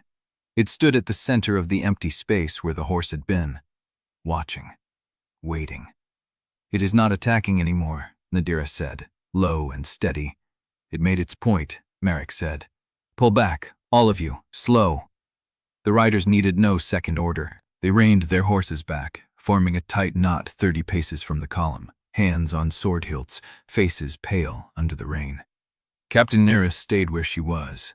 She looked at Ottavia, then at Marrek, then at the column. "What does it want?"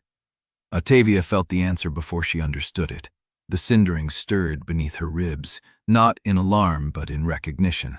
The same pull she had felt at the empty crossroads grave beneath the causeway in the chamber when the crack first opened. The thing in the column was not hunting. It was not feeding. It was looking for her. "Me," she said. "It wants me." Nobody spoke. The column did not move.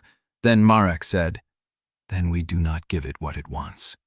He turned to Captain Nearest, and his voice shifted, not softer but weighted with something that made even the frightened horses settle.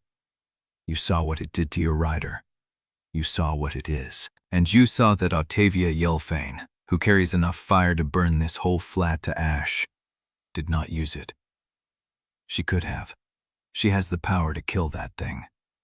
She chose not to. She chose to hold back because she does not want to become the weapon the tribunal is calling her." Captain Nearest's jaw tightened. "She broke the ward at Gallimire." "She broke a cage," Ottavia said. A cage that was built to consume me. The same cage your council was planning to use to bury the truth about the ward failures that have been killing your patrols for 3 cycles. The captain's hand stayed on her sword, but her eyes moved to the column. What is that thing? I do not know its name, but I know it came through the cracks that your council's saboteurs put in the ward lattice. And I know that if I burn it now, I will lose another memory. Maybe something I cannot afford to lose. Maybe your name, or my ex-face, or the reason I am still fighting. She let that sit. The rain kept falling. The column kept waiting. I held back, Ottavia said, when I could have burned. I held back because I am not the monster the tribunal is telling people I am. One of the riders dismounted. He was young, maybe 20, with a fresh scar across his jaw and a patrol badge that had been polished until the metal was thin. He walked past Captain Neris without looking at her and stopped in front of Marrek. I was at Breckhold when she sealed the ward, he said. I saw what she did. I saw the fire, and I saw her come out of that chamber with blood on her lips and no memory of where she was. He looked at Ottavia. You saved that city. My sister lives in Kharod's gate. She is alive because you did not hold back then. Ottavia did not know what to say. The young rider looked at Marrek. Tell me what to do. Marrek's eyes did not leave the column. Get you people to the ferry crossing north of the Ashlight. Tell Evenstor that Marrek sent you. He will find you passage.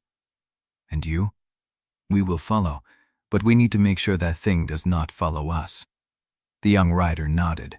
He turned to Captain Neris, and something passed between them, a glance that carried years of shared patrols and hard decisions. She gave a single, tight nod. Fall back to the ridge, she said. Dismount at the old watchhouse. Wait for my signal. The riders moved. Captain Neris stayed. She walked to Marrek, close enough that Ottavia could see the gray in her hair at the temples, the exhaustion and the lines around her eyes. There was a message at the way station, she said. From Vale. The tribunal has been convened. Convened for what? For judgment. The council called a full civic tribunal to rule on the rupture. They are meeting now. Marrek's expression did not change. How long? 2 days, maybe less. The administrator's rider is pushing horses to death to bring the final verdict back. Ottavia heard it. The final verdict. Not trial, not hearing, judgment. The tribunal had already decided what she was. You need to move faster than that thing, Captain Neris said, nodding at the column. And you need to reach Vale before the verdict is sealed. Ottavia looked at the column. It had not moved, but the gray runoff at its base was spreading, thin fingers of slurry reaching across the salt, finding the low ground, finding the paths between the ridges, learning. Marrek, she said. He looked. The runoff was not pooling anymore. It was crawling. Chapter 46. Nadira's fingers were cold against Ottavia's wrist, pressing just below the pulse point where the Cindering's fire lived beneath the skin. The infirmary smelled of salt, old bandages, and something sharp Nadira had boiled down from the bark of a tree Ottavia had never seen in either world. Tell me what you remember from the drainage channel. Ottavia sat on the edge of the table, her coat unbuttoned to the waist, her shirt pulled down over one shoulder. The room was small, windowless, lit by a single skyfire lamp that buzzed faintly at the edges of hearing. Mara stood at the door with his back to the wall, watching the street through a crack in the shutters. Running, Ottavia said. Water up to my knees. Mara ahead of me, something behind us. Something? Gray, moving through the dark. Before the gray, what did you feel? Ottavia closed her eyes. Cold, wet, panic. Cold, she said. I was cold. When did you last sleep? I do not know. When did you last eat? I do not. Ottavia stopped. She tried to remember the last time she had put food in her mouth and found only gray space, not the clean absence of a cindering loss, something fuzzier, like trying to see through fog. Nadira's grip tightened on her wrist. Open your eyes. Ottavia opened them. Nadira's face was close, her dark hair pulled back so tight it stretched the skin at her temples. She was looking at Ottavia's pupils, then at the corner of her left eye, then at the vein that ran down the side of her neck. How many knots on your cord? 22. How many of those do you remember tying? All of them. No. Most, Ottavia said. Nadira's expression did not change. She reached into a leather satchel beside the table and pulled out a roll of thin wax strips, each one marked with fine lines in black ink. She held one up to Ottavia's throat. Hold still. The wax touched her skin, cool and dry. Nadira pressed it against the pulse point at the base of Ottavia's throat, counted 12 heartbeats, then peeled it away and held it to the lamp. The lines on the wax had shifted. Some had darkened. Some had blurred into each other. A few had turned the color of wet ash. What is that? Ottavia asked. Nadira did not answer immediately. She turned the wax strip, then pressed a second one higher on Ottavia's throat, just behind the jaw. 13 days ago, I took a reading from the same pulse lines. The pattern was stable. The cindering was settled in your bone, moving slow, responding only when you called it. She held the second strip to the light. This one, taken now, shows the cindering has shifted. It is closer to the surface. It is pressing against the membrane between your blood and that older thing that lives inside you. What does that mean? Nadira set the wax strips on a clean cloth and reached for a third. It means someone has been preparing you for another use, a large one. Not by your own will. The trace shows acceleration, not response. She pressed the third strip against Ottavia's collarbone. Did anyone give you anything to drink in the past 2 days? Any tea? Any wine? Any water you did not pour yourself? Ottavia thought. The canonization morning. A cup of something handed to her outside the chamber. A young acolyte with a face she could not remember. I drank something, she said slowly. Before the ceremony. Small cup, tasted of honey and salt. Nadira's hand stilled. Who gave it to you? I do not know his name. Could you recognize his face? Ottavia tried. Gray space. I do not know, she said. Nadira pulled the third strip away and examined it in silence. The lines on it had not blurred. They had changed entirely, forming a pattern Ottavia did not recognize. A web of fine dark threads that looked almost like writing in a language she had never learned. This is a catalyst compound, Nadira said quietly. Salt residue, ground bone, and something else I cannot identify without a full distillation. It was introduced into your blood more than 12 hours ago. It has been working slowly, binding to the cindering's pathways, opening them wider. Marrek turned from the shutters. How wide? Nadira did not look at him. Wide enough that if Ottavia calls the cindering now, it will move faster than she can control, and it will take more than one memory. It will take everything it touches. The lamp buzzed. The wax strips lay on the cloth, their dark lines already starting to fade as the compound dried. I did not ask for this, Ottavia said. I know. Who prepared me? Nadira shook her head. The residue is too degraded to trace, but I can tell you this. Whoever made it knew exactly how much to use. Enough to push you past your normal resistance, but not enough to trigger the burn before the compound was activated. They wanted you ready for one final surge. The moment you use the cindering again, the compound will force a full release. Not a sealing, a consumption. Ottavia looked at the wax strips. They were still now, the dark lines fading to gray, then to nothing. Can you burn it out of me? Nadira's pause lasted too long. Maybe. If I had a week in a clean ward chamber and supplies I could not buy on this side of the ash line. Then it stays. It stays, Nadira agreed, until you decide to use the fire, or until the compound breaks down on its own, which could be days, or could be weeks. And if I am forced to use it before then? Nadira's jaw tightened. Then the cost will be whatever the cindering finds first. Your name, your face, the memory of how to speak, the memory of how to breathe. Marrek crossed the room and stopped beside the table. His hand rested on the edge close to Ottavia's, but he did not touch her. Can you still make it to Vale? Ottavia looked at the empty wax strips. The tribunal would deliver its verdict in 2 days.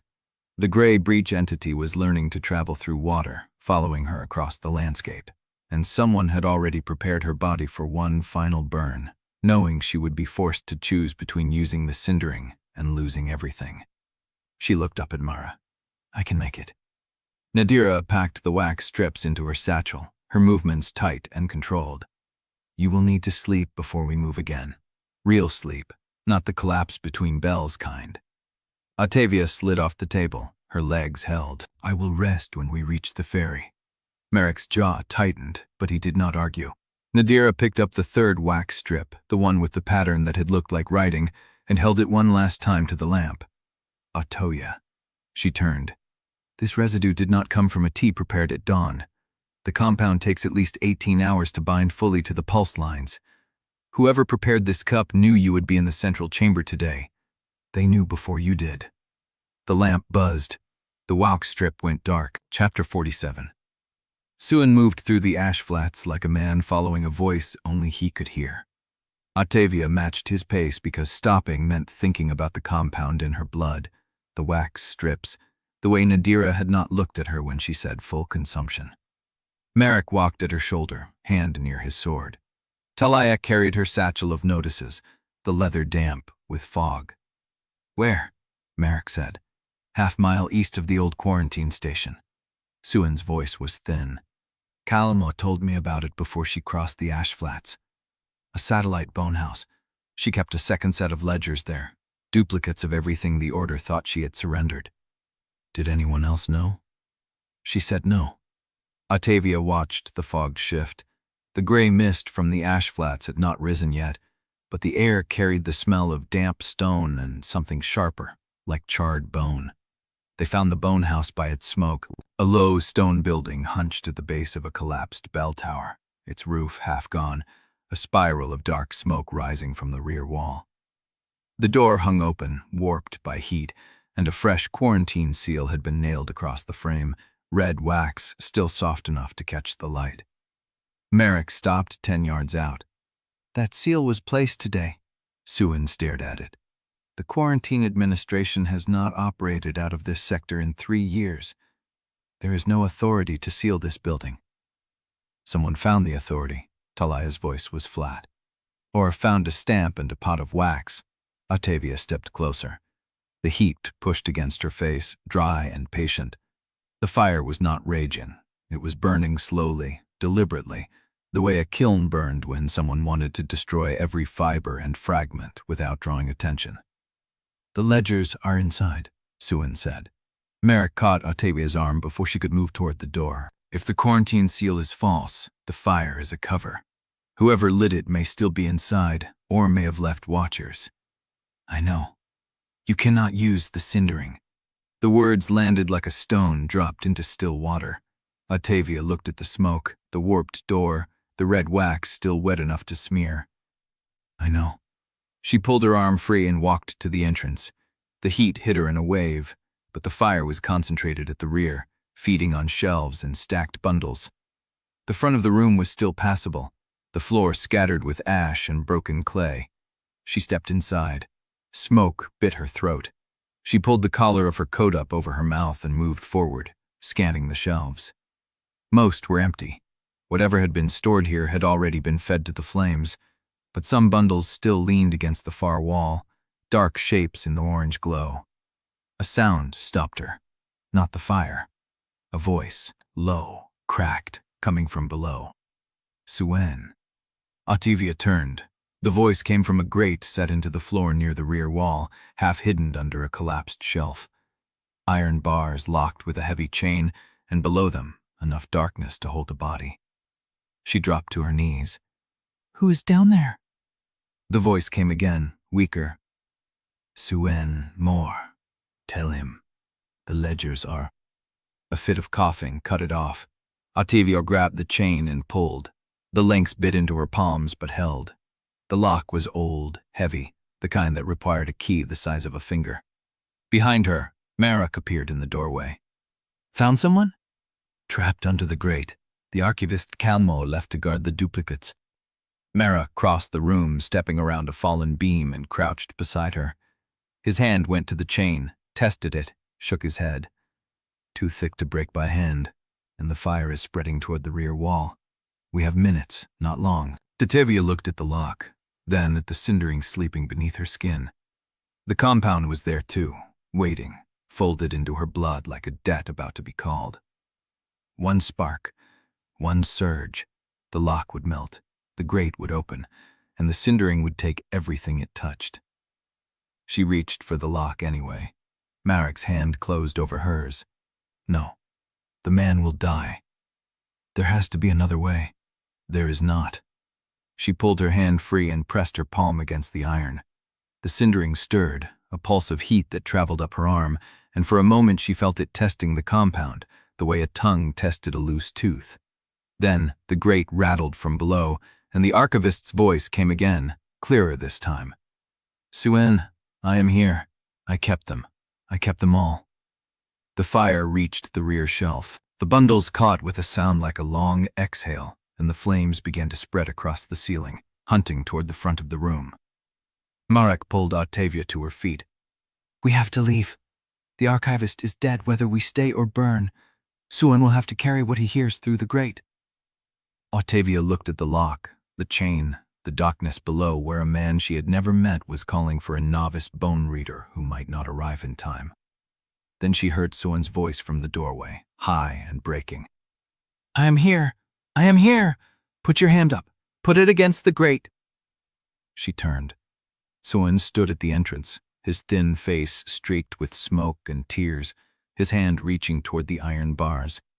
Below, the archivist's hand rose through the darkness and pressed against the grate from beneath. The fingers were burned, the nails blackened, but they curled through the gaps, finding Suen's hand, holding. "I kept them," the voice said.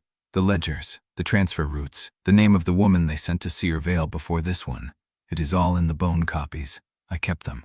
Suen closed his hand around the archivist's fingers. "Where?" "Beneath the stones, beneath the altar in the drowned chapel. Tell them to go to Vale before the bell stops ringing." Suen's face went pale. "The bell stopped ringing at Vale 40 years ago." The archivist's hand tightened. "Then you are already too late." The fire reached the front of the room. The beam above the door cracked, and the ceiling sagged, spilling sparks across the floor. Marrek grabbed Suen by the collar and hauled him backward through the doorway.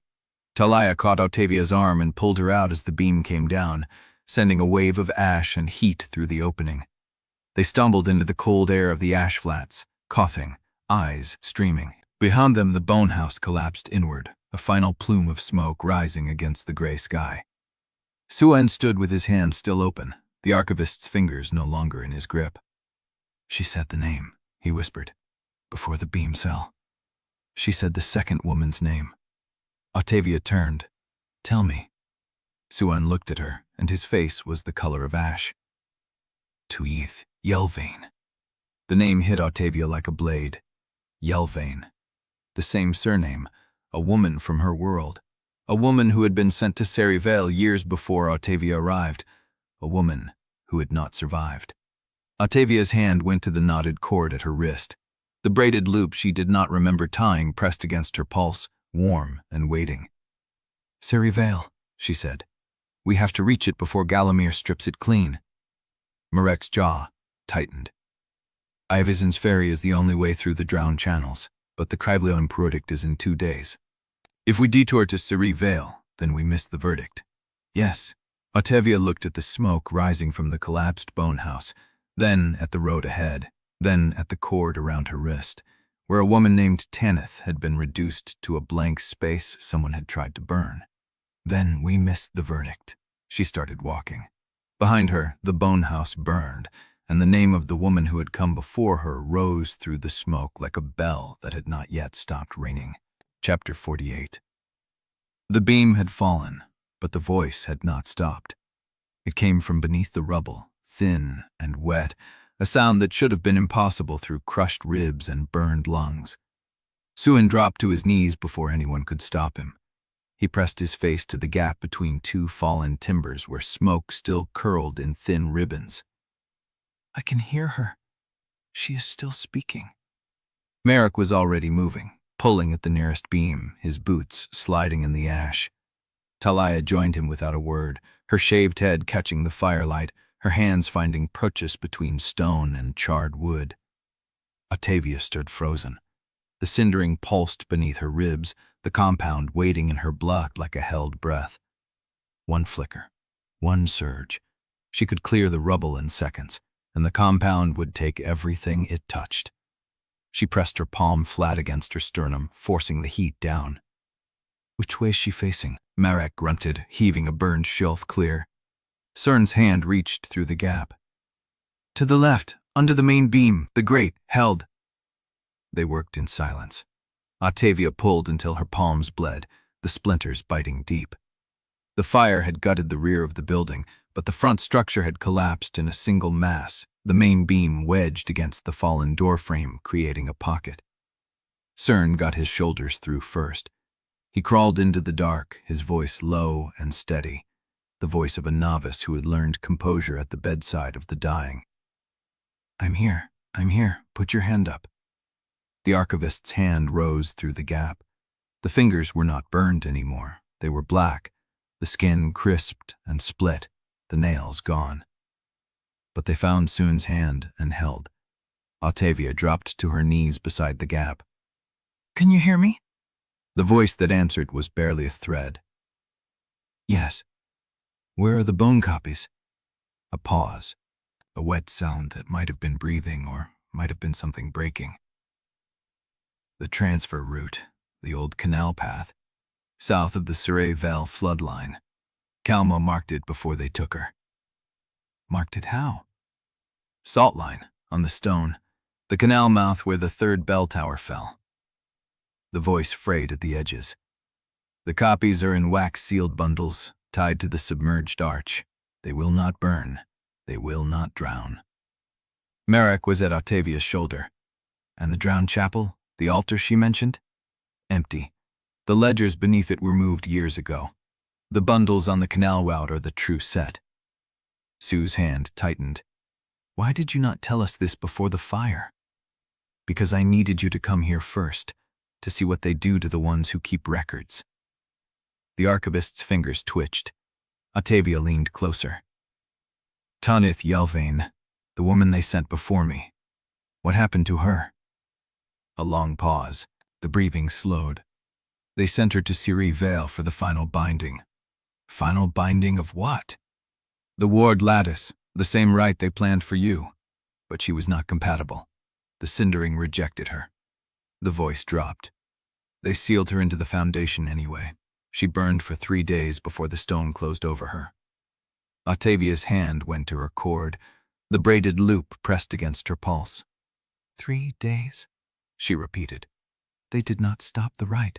They could not stop it. The binding had already begun. So they let it finish. A sound that might have been a laugh, wet and broken. They call it a success. The ward at Sere Vale held for 11 years before it cracked. Marrek's voice was stone. 11 years. The next one will hold longer. They learned from her death, adjusted the compound, refined the catalyst. The archivist's fingers curled around Suen's. They learned from every woman they burned. Ottavia felt the compound shift in her blood, the salt residue, the ground bone, the element Nadira could not name. A formula perfected over years of failure. Audiobook Yelvaine had been the test. She was the revision. "Is there a record of the compound formula in the bone copies?" "Yes. Calmo copied it before they took her. She knew you would need to understand what is in your blood before the tribunal forces your hand." A rattle moved through the archivist's chest, the sound of something giving way. Suen pressed his forehead to the gap. Stay with me." The bell at Sere Vale stopped ringing because there is no one left to ring it. The monastery drowned, the ward chamber collapsed, but the foundation is still intact. The binding stone is still there. The voice frayed further. "If you go there, you will see what they built, what they meant to build with you." Ottavia's fingers found the braided loop. She did not remember tying it. But the archivist was looking at it now, her ruined eyes finding the cord through the gap. "You already know," the archivist whispered. "The cord knows what you cannot remember." "What do you mean?" "You tied that loop in the drainage channel, while the compound was still fresh, while you still remembered why you needed to mark the day." A pause. "You wrote yourself a message you cannot read yet." "A message?" "The loop, the appointed day. You tied it for the same reason Calmo copied the ledgers into bone. The archivist's voice dropped to something barely audible. Because you knew you would forget, and you knew the forgetting would not stop. The braided loop pulsed warm against Ottavia's wrist. A living thing, a promise she had made to herself in a moment she could not access. "What day?"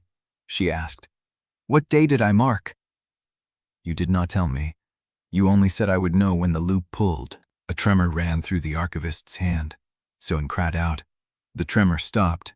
The hand went still. Soen sat motionless, his fingers still curled around the archivist's, his face pressed to the gap where the last warmth was leaving her. Ottavia reached in and touched the archivist's wrist, finding no pulse, only the fading heat of the fire that had killed her. "Name," she said quietly. "I never learned your name." But the archivist was gone. Soen withdrew his hand slowly, the blackened fingers slipping from his grip. When he turned, his face was streaked with ash and tears, but his eyes had changed. "The canal path," he said. "I know where the third bell tower fell. I saw it from the ridge when we passed south of Sere Vale." Marrek was already counting supplies in his head. Ottavia could see it in the set of his jaw. "How long to reach the canal mouth from here?" "Half a day on foot if we move before dawn. We leave now." Taliah was pulling something from the archivist's belt, a leather pouch that had been shielded by her body when the beam fell. She opened it, and Ottavia saw wax-sealed slips inside, each one bearing Calmo's hand. "Transfer codes," Taliah said. "Appointment house crossing codes. She had them on her when she came to burn the duplicates." Marrek went still. She came to burn them. She was not protecting the bone house. She was destroying the evidence. "Or moving it," Taliah said. "The fire was cover. She burned the decoy so no one would look for what was already gone." Ottavia looked at the leather pouch, then at the canal path stretching south into the dark, then at the cord around her wrist, where a braided loop she did not remember tying waited for a day she could not name. The archivist had known the loop would pull. She would know when. From the road behind them, Ottavia heard the first, distant rhythm of hoofbeats. Not one horse, but many, moving in formation, the sound carrying across the ash flats like a drum that would not stop. Chapter 49. The hoofbeats were closer now. Not one horse, not two. A formation moving fast across the ash flats, the rhythm carrying through the dark like something measured and merciless. Marrek was already moving, his hand closing around Ottavia's arm, pulling her toward the canal path. "We cannot outrun riders on open ground," Taliah said. "We are not going to outrun them." Marrek's voice was flat, calibrated. "We are going to reach the canal mouth before they find us in the water."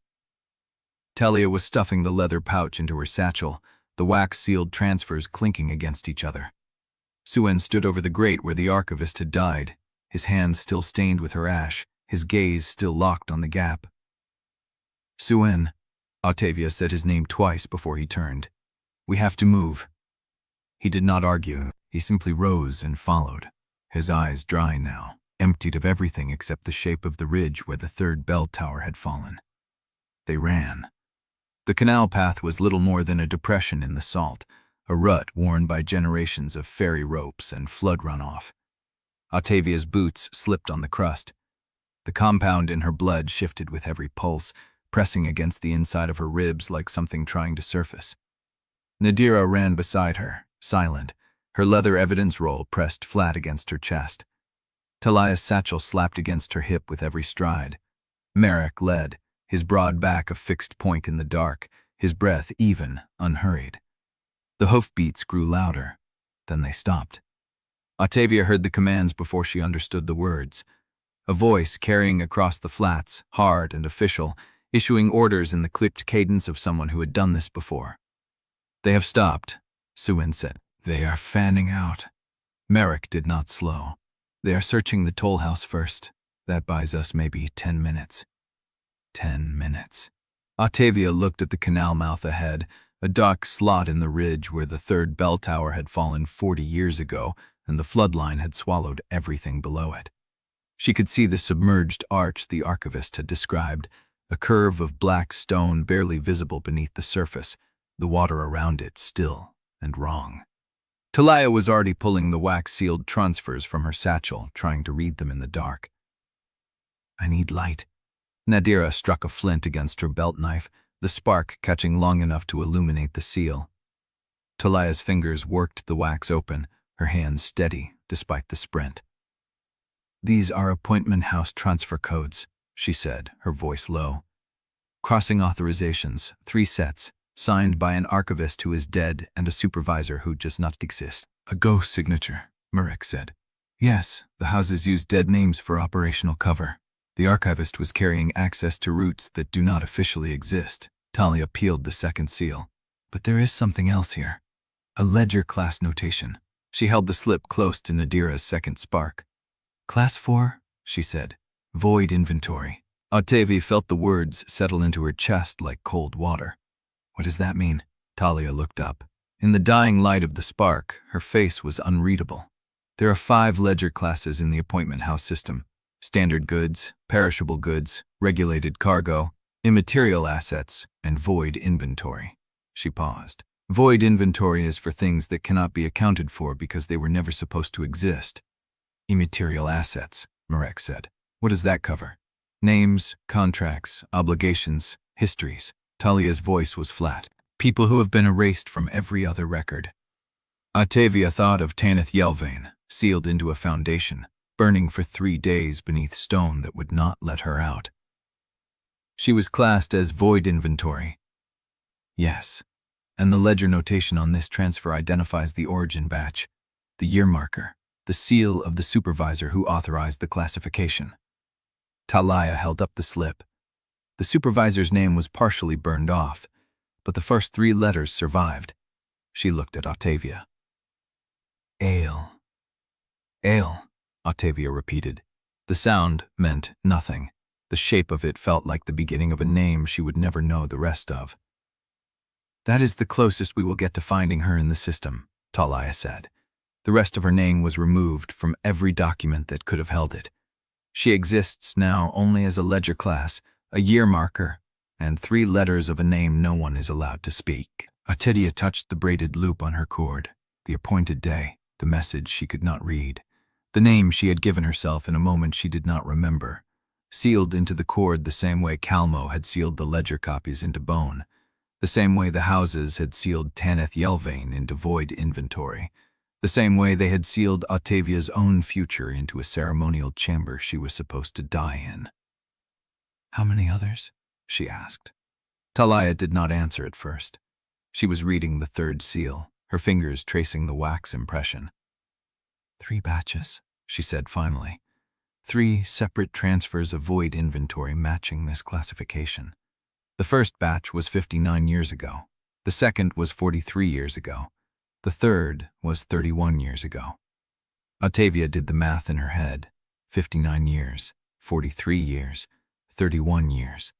The intervals were not random. Someone had been testing, refining, waiting for a specific outcome. 3 batches of how many? The ledger does not say, only the class, the year, and the transfer destination. Taliah's voice dropped. All 3 batches were routed to Sere Vale. The name hit Ottavia like a physical blow. Sere Vale. The drowned monastery, the gutted bell towers, the foundation where Ottavia Yelvaine had burned. She had not been the first. She had been one of many. "Do not let him choose for you." The hidden warning in her coat lining, her own handwriting, a truth she could not remember writing. Sun was standing at the edge of the floodline, staring at the submerged arch. The water was still and black, reflecting nothing. "There," he said, pointing. "The 3rd bell tower fell into that channel. The archivist said the bone copies are tied to the submerged arch." Mac was already wading into the water, his hands finding the stone beneath the surface. The cold did not seem to touch him. Ottavia followed. The water rose past her knees, past her waist, the cold shocking against skin that remembered nothing but an unnatural chill. The compound in her blood pressed harder, as though it recognized something in the flood.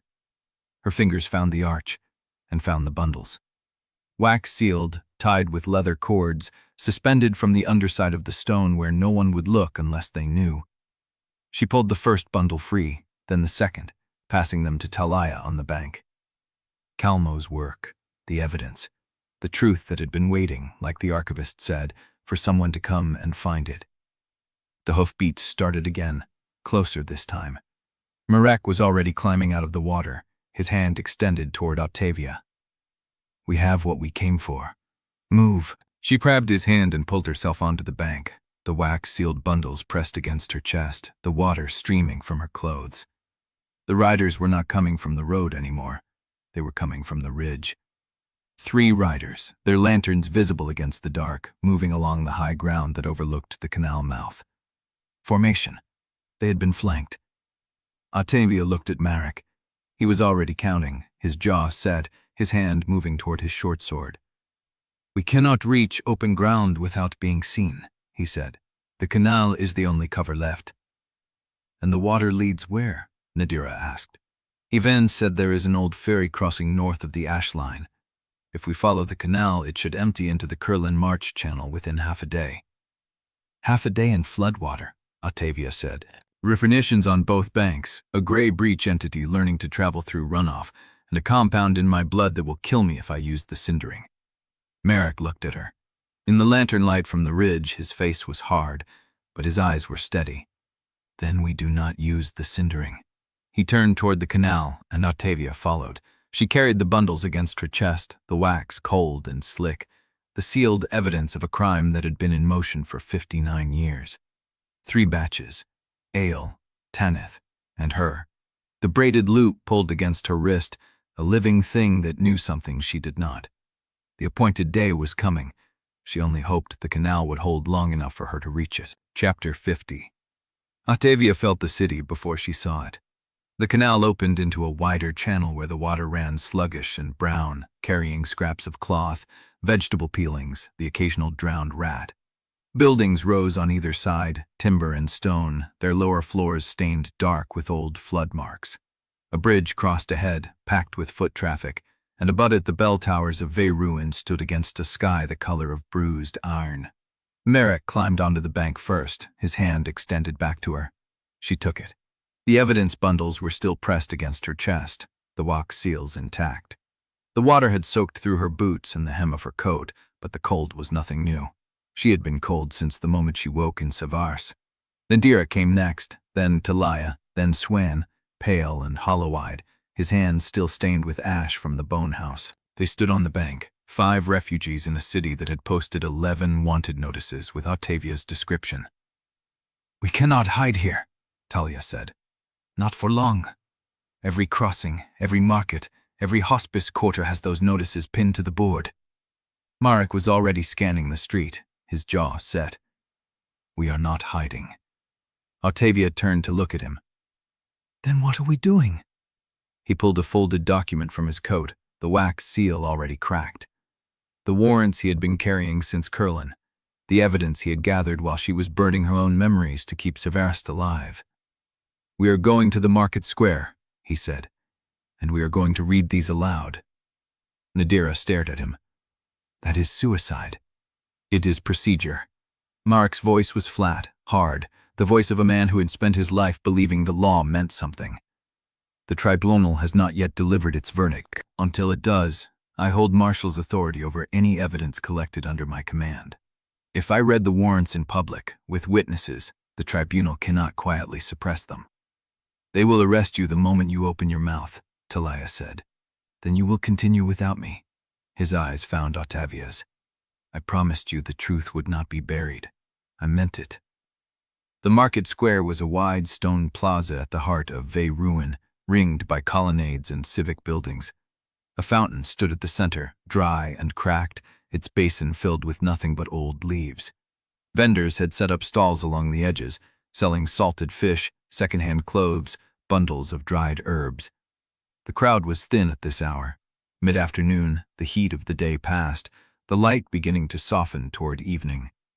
Marrek walked to the fountain. He climbed onto the stone rim, the folded warrants in his hand, and raised his voice. "Citizens of Vale ruin, I am Marrek Halvane, Border Marshal of Curlin, holding authority under the 4th Compact, and the ward protection code. Heads turned. A few vendors paused, their hands stilling over their goods. "I am here to read a formal warrant of inquiry into the sabotage of the Galamir ward lattice," he said. "I have in my possession procurement records, dispatch seals, sworn testimony from bone readers, and sealed ledgers from the appointment houses, proving that the ward failures of the past 3 months were not accidents. They were deliberately caused by chisel strikes placed at anchor points, paid for in advance, and documented under false maintenance orders." The crowd was gathering now. A murmur rippled through the square, low and uncertain. "The woman standing behind me has been called a traitor," Marrek said. "She has been called a saboteur, but the evidence in my hand names different names. It names officials of the appointment houses. It names supervisors of ward maintenance who signed false inspections. It names a system that has been selling Sevrast's collapse for profit." He unfolded the first document. "I will read the names aloud." The crowd pressed closer, and behind them, at the far end of the square, a door opened. A man stepped out. He wore the gray coat of a civic magistrate, and behind him stood 4 soldiers in tribunal colors, their hands on their sword hilts. Marrek saw them. He kept reading. First record, a purchase order for ward-grade anchorstone, filed under the name of a Curlin construction guild, delivered to a non-existent address, paid in full by the appointment house account marked Ale. The crowd murmured. The magistrate walked across the square, his steps measured, his face calm. Second record, a signed dispatch from the Galamir bone reader's office, ordering the removal of 2 senior inspectors from the Beckhold maintenance roster, dated 11 days before the first failure. Third, Marshal Halvane. The magistrate's voice carried across the square. It was a voice accustomed to being obeyed. Marrek stopped reading. The magistrate reached the fountain and looked up at him. He was not tall, but he carried himself with the stillness of someone who knew exactly what he was doing. "You are holding unlawful public assembly under the terms of Writ 7, he said. "You are harboring a condemned foreign agent, and you are attempting to subvert a civic tribunal's judgment by appealing to an uninformed crowd. I am presenting evidence that the tribunal has chosen not to hear. The tribunal has chosen its course. The evidence you hold has been reviewed and found insufficient." "That is a lie. It is a judgment." The magistrate's voice did not waver. "And I have here a superseding order signed by the central authority at Galamir, invoking state emergency powers. It authorizes immediate detention of all persons connected to the Galamir rupture, without trial, without appeal, for the duration of the civic crisis." He produced a folded document from his coat. The seal was fresh. The ink was black. "The order names you, Marshal Halvane. It names the woman Ottavia Yelvaine. It names everyone who has traveled with her since the day of the rupture." The crowd had gone silent. Ottavia felt the compound in her blood press against her ribs, the cindering stirring in recognition of something older. The braided loop on her cord pulled, a warning she could not yet read. "Surrender yourselves," the magistrate said, "and the tribunal will hear your testimony under proper procedure. Resist, and the order terms authorize lethal force." Marrek did not move. His hand stayed on the warrant. Ottavia looked at him, and she saw the calculation behind his eyes. He had gambled on the law, on the belief that enough names, enough evidence, enough public pressure would force the truth through. But the law had already been written. She stepped forward, the wax-sealed bundles still pressed against her chest. "Ottavia?" "No." She looked at the magistrate. "You want to detain me. Then detain me, but you will not take the evidence." The magistrate's eyes flicked to the bundles in her arms. "What are those?" "The truth you tried to burn." The soldiers shifted behind him, and from somewhere beyond the square, low and distant, a bell began to ring. Chapter 51. The bell was still ringing when Marrek moved. He came down from the fountain in a single shift of weight, the warrants folded and pressed inside his coat before the magistrate could signal the soldiers. His hand found Ottavia's arm, not rough, not gentle, fast. "Move. Now." The crowd had not yet decided what to do. Some pressed forward, some pulled back.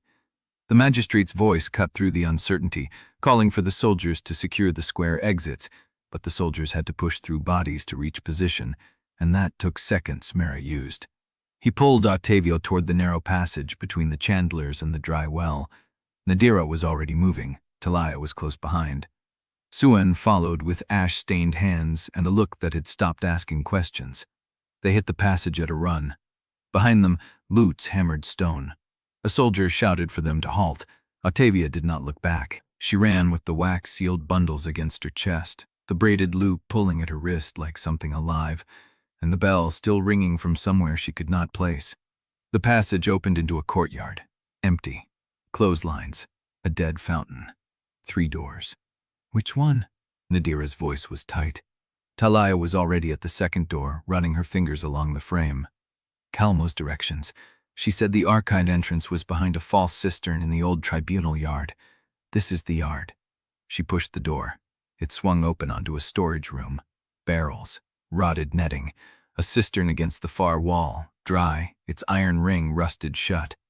"Help me." Mented crossed the room in 3 strides. He hooked his fingers through the ring and pulled. The cistern's stone lip scraped, then gave, swinging outward on hinges that should not have existed. Darkness below. Steps cut into stone, wet with seepage, descending into a throat of black water. "Horses in the square," Suen said from the doorway. "They are forming a cordon." Marrek looked at Ottavia. She was already moving toward the stairs. The air changed as they descended. Cold. Still. The smell of damp stone and something sharper, salt and old ink, and the iron of water that had sat too long without moving. The stairs ended in a tunnel. The ceiling was low enough that Marrek had to duck. Water covered the floor to ankle depth, black and undisturbed. Along both walls at head height, iron hooks had been driven into the stone. From the hooks hung wax-sealed bundles, dozens of them, their cords looped high above the waterline like a harvest of sealed mouths. Taliah struck flint. The flame caught, and in the narrow light, Ottavia saw the tunnel stretching far beyond what she had expected. The bundles continued, hook after hook, as far as the flame reached. "There must be hundreds," Suen whispered. "Calmo said she moved everything true," Taliah said. "Everything the Order tried to burn." Marrek reached for the nearest bundle. The wax was old, dark with age, but the seal held. He broke it with his thumb and unrolled the contents. Ledger sheets, dense columns, dates, names, destinations. He read in silence for 3 heartbeats. "What is it?" Ottavia asked. "Transport records." His voice was flat. "From the appointment houses. They list the number of subjects delivered to Sere Vale per batch. The classification column," he paused, "does not use names." Taliah took the sheet from him. Her face tightened.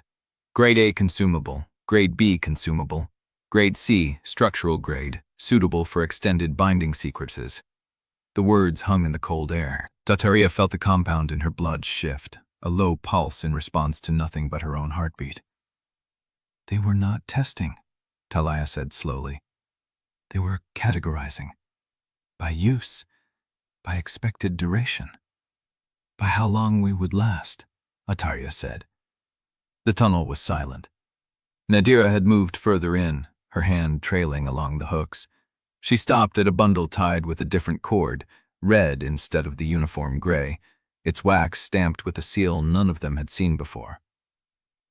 "Madara." He joined her. The seal was cracked but legible. A crescent moon, a single letter beneath it. "Drennick's private mark," Suen said. His voice was barely audible. "I have seen it on his correspondence. He uses it for nothing official." Chapter 52. The red cord was old, the dye dark with years of damp. Ottavia held the bundle in both hands while the others watched, their breaths shallow against the tunnel's silence. Marrek's torch hissed above the waterline. She worked the seal with her thumb. The wax cracked along the crescent moon, the single letter beneath breaking into 2 clean halves. The cord unwound and dropped into the black water at her ankles, floating for a moment before it sank. Inside were 3 sheets. Not ledger paper, something finer, older, the edges soft with handling. The handwriting was Drennick's, tight, controlled, the letters pressed deep enough to scar the fiber. Ottavia lifted the first sheet into the torchlight. Recommendation regarding attrition protocol for Class A summoned subjects as applied to the current binding cycle. She read the title twice. The words sat in her chest like cold stones. Below it, The language flattened into the clinical register she had heard him use with other bone readers, the voice that turned people into variables.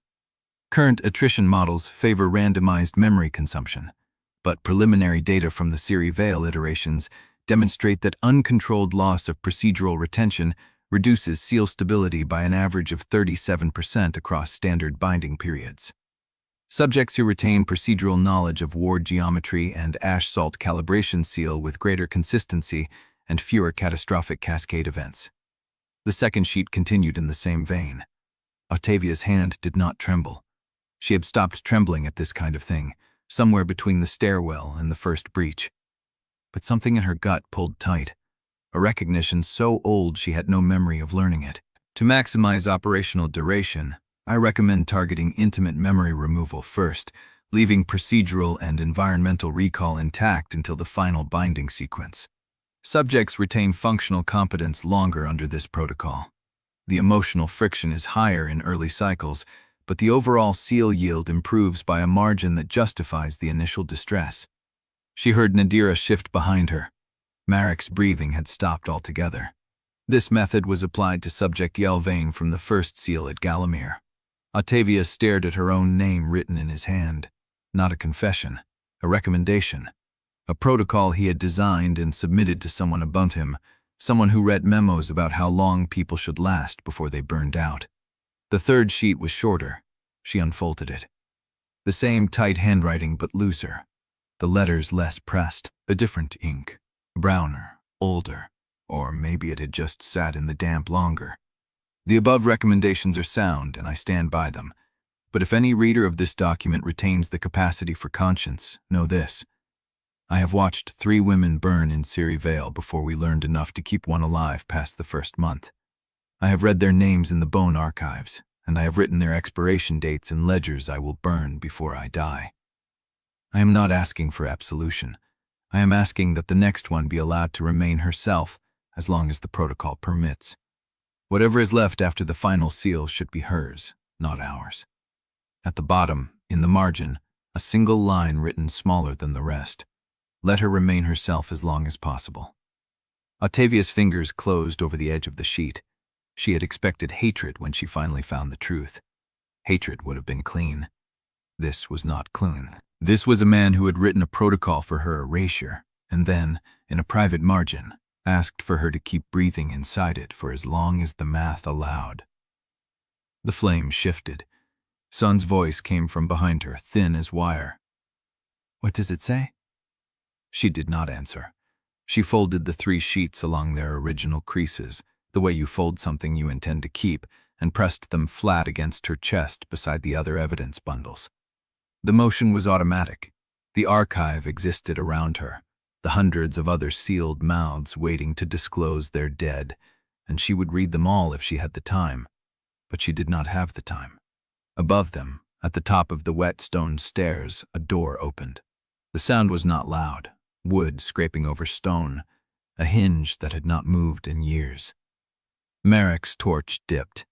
He killed it in the black water without discussion, plunging the tunnel into darkness. Teddar's flint already covered. Nadira's breathing evened into something controlled and deliberate. Boots on the stairs. More than one set. 3, maybe 4. Moving slowly the way hunters move when they know the quarry is cornered and there is no need to rush.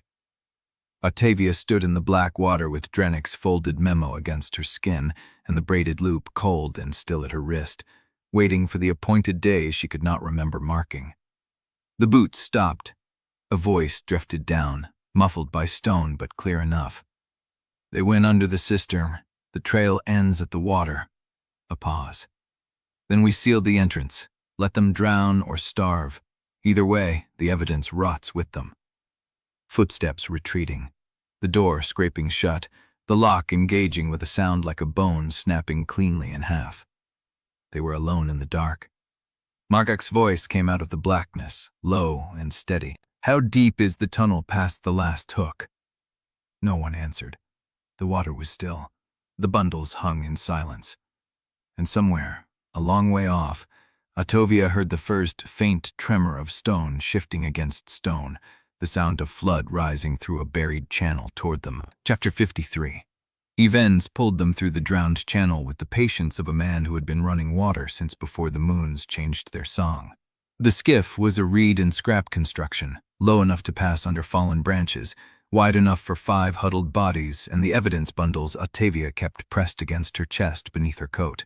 Marrek sat at the bow, one hand on the short sword, the other trailing in the black water to gauge depth by feel. Taliah and Nadira shared the middle bench, backs to each other, watching opposite banks. Suin had wedged himself behind the mast stump, his thin frame trembling with cold or grief, or both. The channel widened where the drowned road had once crossed toward the eastern ridge, and Ottavia saw the sky through a gap in the fog for the first time in hours. The broken moons were climbing, pale as bone, casting a light that seemed to come from beneath rather than above. "This route is dead," Evensuk said. The words cost him something visible in the jaw. "I have not worked this stretch since the first void batch came through." "When was that?" Ottavia asked. 59 years ago." He did not look at her. "I was young enough to think cargo was cargo." The skiff passed a half-submerged building with its roof still intact, the upper windows dark and empty. A bell hung from the ridge beam, rusted silent. Ottavia's wrist pulled lightly, the braided loop tightening a fraction, then releasing. She did not have to look down to know it had moved. "What is it?" Marrek Halvane asked. "The loop." She kept her voice flat. "It knows we are close." Eventus shifted the pole, guiding them past a grove of drowned trees whose branches had grown gray and brittle, coated with something that caught the moon like salt. Vale sits in a basin. The flood came slowly there. People had time to climb to the bell towers before the water rose to the second floor. Those who made it that high waited 5 days before the bells stopped ringing. "All of them?" Swend asked. Avensid did not answer. The skiff slid into a narrow cut where the reeds grew tall enough to brush the underside of the pole with each stroke. The water here was still, black as oil, and the silence pressed against Ottavia's ears like altitude. She thought about the 3 batches, the women sent ahead of her. Audiobook Yelvaine, who had burned for 3 days before the stone closed. The archivist, dying with her teeth clicking in the bone house. Drennick's margin note, "Let her remain herself as long as possible," written while the protocol for her erasure was already in motion. She wanted to hate him cleanly. She could not. "Lantern," Marrek said. Ottavia looked up. A point of light flickered through the reeds, perhaps 40 yards ahead, steady, not moving. Not the drift of marsh gas or the reflection of the moons on wet stone. A lantern held at chest height, waiting. Evans stopped poling. The skiff drifted. "That is not my marker," he said. "My marker is 3 bends east of this channel." Taliah shifted. "Who put a lantern there?" No one answered. The light flickered again. A pattern. 2 short flashes, a pause, 3 long. Evans's face went still in a way that made Ottavia's blood feel cold in a way that had nothing to do with her skin. "Who answers with that code?" Marrek asked. "No one living," Evans said. "That code went dead when the first batch was sealed. The ferrymen who used it are 40 years in the bone ledgers." The lantern blinked again. The same pattern. 2 short, 3 long. "They are signaling us," Taliah said. "Not warning us away." Evans looked at Ottavia. She felt the weight of the moment pressing into her like the channel water against the skiff's hull. They could turn back, find another route, spend another day crossing ground the tribunal had already marked for pursuit. Or they could answer the light. "Go toward it," she said. Marka's jaw tightened, but he did not argue. Evans pulled once, planting the shaft in the mud, and the skiff lurched forward. The lantern held steady as they approached, the flame never guttering despite the damp air. As the skiff rounded the reed bank, Ottavia saw the boat that held it. A narrow craft, longer than theirs, painted black that had faded to gray in patches. A single figure sat in the stern, hooded, the lantern hooked to a pole above their head. The figure did not move as the skiff came alongside. Evans shipped the pole and let the momentum bring them within arm's length. "Name yourself," he said. The figure raised one hand and drew back the hood.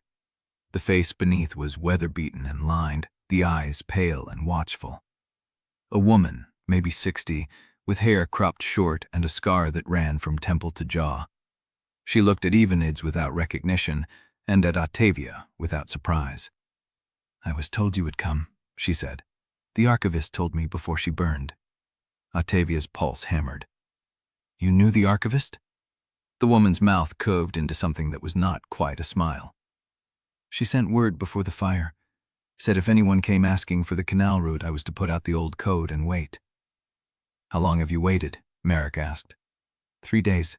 The woman's pale eyes did not leave Ottavia's face. "Long enough to watch Galamir riders cross the ridge twice. They are looking for you by name and description, and the sound your voice makes when you flinch at bells." Ottavia's hand went to her jaw before she told it to stop. The woman unhooked the lantern and gestured toward the eastern bank. "Follow me. I can get you inside before dawn, but we will have to move fast and stay quiet. The water rises an hour after moonfall and the old foundation chambers flood first. If you are in them when the current turns, there is no coming back up." She turned her boat without waiting for an answer. The skiff followed. Ottavia stared at the braided loop on her wrist, feeling the pressure of a day she could not remember marking, and watched the dark water slide past as the drowned towers of Vale rose through the fog. Chapter 54. The hooded woman's boat cut through the black water like a blade through silk, leaving no wake, making no sound against the stone that rose on either side. Ottavia watched the drowned towers take shape through the fog, their bases submerged, their upper windows dark and hollow, and she understood that nothing had lived here for a very long time. The braided loop tightened again. A pulse. Not pain, but pressure, the way a scar pulled before rain. "How deep is the water inside?" Marrek asked from the bow. The woman did not turn. "Varies. The old market square is chest high. The ward chapel is dry. The foundation chambers are flooded to the ceiling and will kill you if you step into them wrong." "You know the layout," Taliah said. "I worked the canal during the 3rd batch." The woman's voice was flat, stripped of emotion, as if she had recited this fact so many times that it worn smooth. "I knew every door before the water came." The skiff passed under a stone arch that had once been a gate. Ottavia looked up and saw the iron hinges still in place, rusted to the color of dried blood, but the doors themselves were gone, ripped away or dissolved or taken for salvage. Beyond the gate, the channel widened into what must have been the main approach. Buildings leaned on either side, their lower floors submerged, their upper windows gaping like mouths. Moss hung from sills. Something pale drifted in a second-story room, catching the lantern light before it sank out of sight. "The bell towers," Swin said, his voice thin. "They are still standing." They were. 3 of them, rising above the drowned roofs at uneven intervals, their tops intact, their bells visible through the openings. But the ropes were gone. The clappers hung still. "No one rang," Even said. "That is what the accursed bent." They climbed, and they waited, and the bells never sounded. Ottavia looked at the nearest tower and saw that the bell's clapper had been removed cleanly, not broken, not rusted away, cut free by a blade. Someone had silenced this monastery before the flood ever came. The hooded woman guided them past the towers toward a structure that sat higher than the others, its entrance porch still above water, its doors closed and banded with iron that had not rusted. She shipped her pole and let the boat drift against the stone steps. "The ward chapel," she said. "This is where they brought the inventory." Marrek stepped out first, water sluicing from his boots, hand on his sword. He pushed the iron door and it swung inward without resistance. The hinges greased, Ottavia realized. Greased recently. Inside, the air was dry and cold and smelled of ash and salt and something else, something chemical and sharp that stung the back of her throat. The chapel had been stripped of its icons. The altar was gone, replaced by a stone slab scored with channels that led to a drain in the floor. Rings were bolted into the walls at intervals, iron rings stained dark at the base. "They did not worship here," Nadira said quietly. "They worked here." Ottavia walked past her toward the far wall. The plaster had been cut away in a wide rectangle, revealing the stone beneath. And on that stone, carved with the same precise hand that had marked her own cord, were diagrams. Knots. Line after line of them, each with annotations in a script she did not recognize but whose purpose she understood instantly. This was a catalog, a taxonomy of meanings, each pattern encoding a name, a date, a command, a warning. At the bottom of the carved panel, a single cord was represented in full. 47 knots, 4 braided loops, 3 undecoded markers. 47. She had 22. The hooded woman had followed her inside. She stood at Ottavia's shoulder, her pale eyes fixed on the diagram. "That is the cord of the one who came before Tyneth," she said, "the one who lasted 6 months. She made this carving before she was sealed. She wanted someone to find it after." Ottavia's hand moved to her own wrist, the braided loop pressed against her fingers like a heartbeat. "The knots are a language," she said. "Were a language," the woman corrected. "The women who spoke it are dead." Marrek came to stand beside Ottavia, his gaze moving over the carved lines. "Can you read this?" She looked at her own cord, at the loops she had tied without memory, at the 4 undecoded markers that had no meaning she could retrieve. "Not yet," she said, "but she left this for a reason." Sen had moved to the slab in the center of the room. He stood very still, his hand hovering above the drainage channels, as if he did not dare touch them. "They strapped them here," he said, while the compound did its work, while the cindering was drawn to the surface.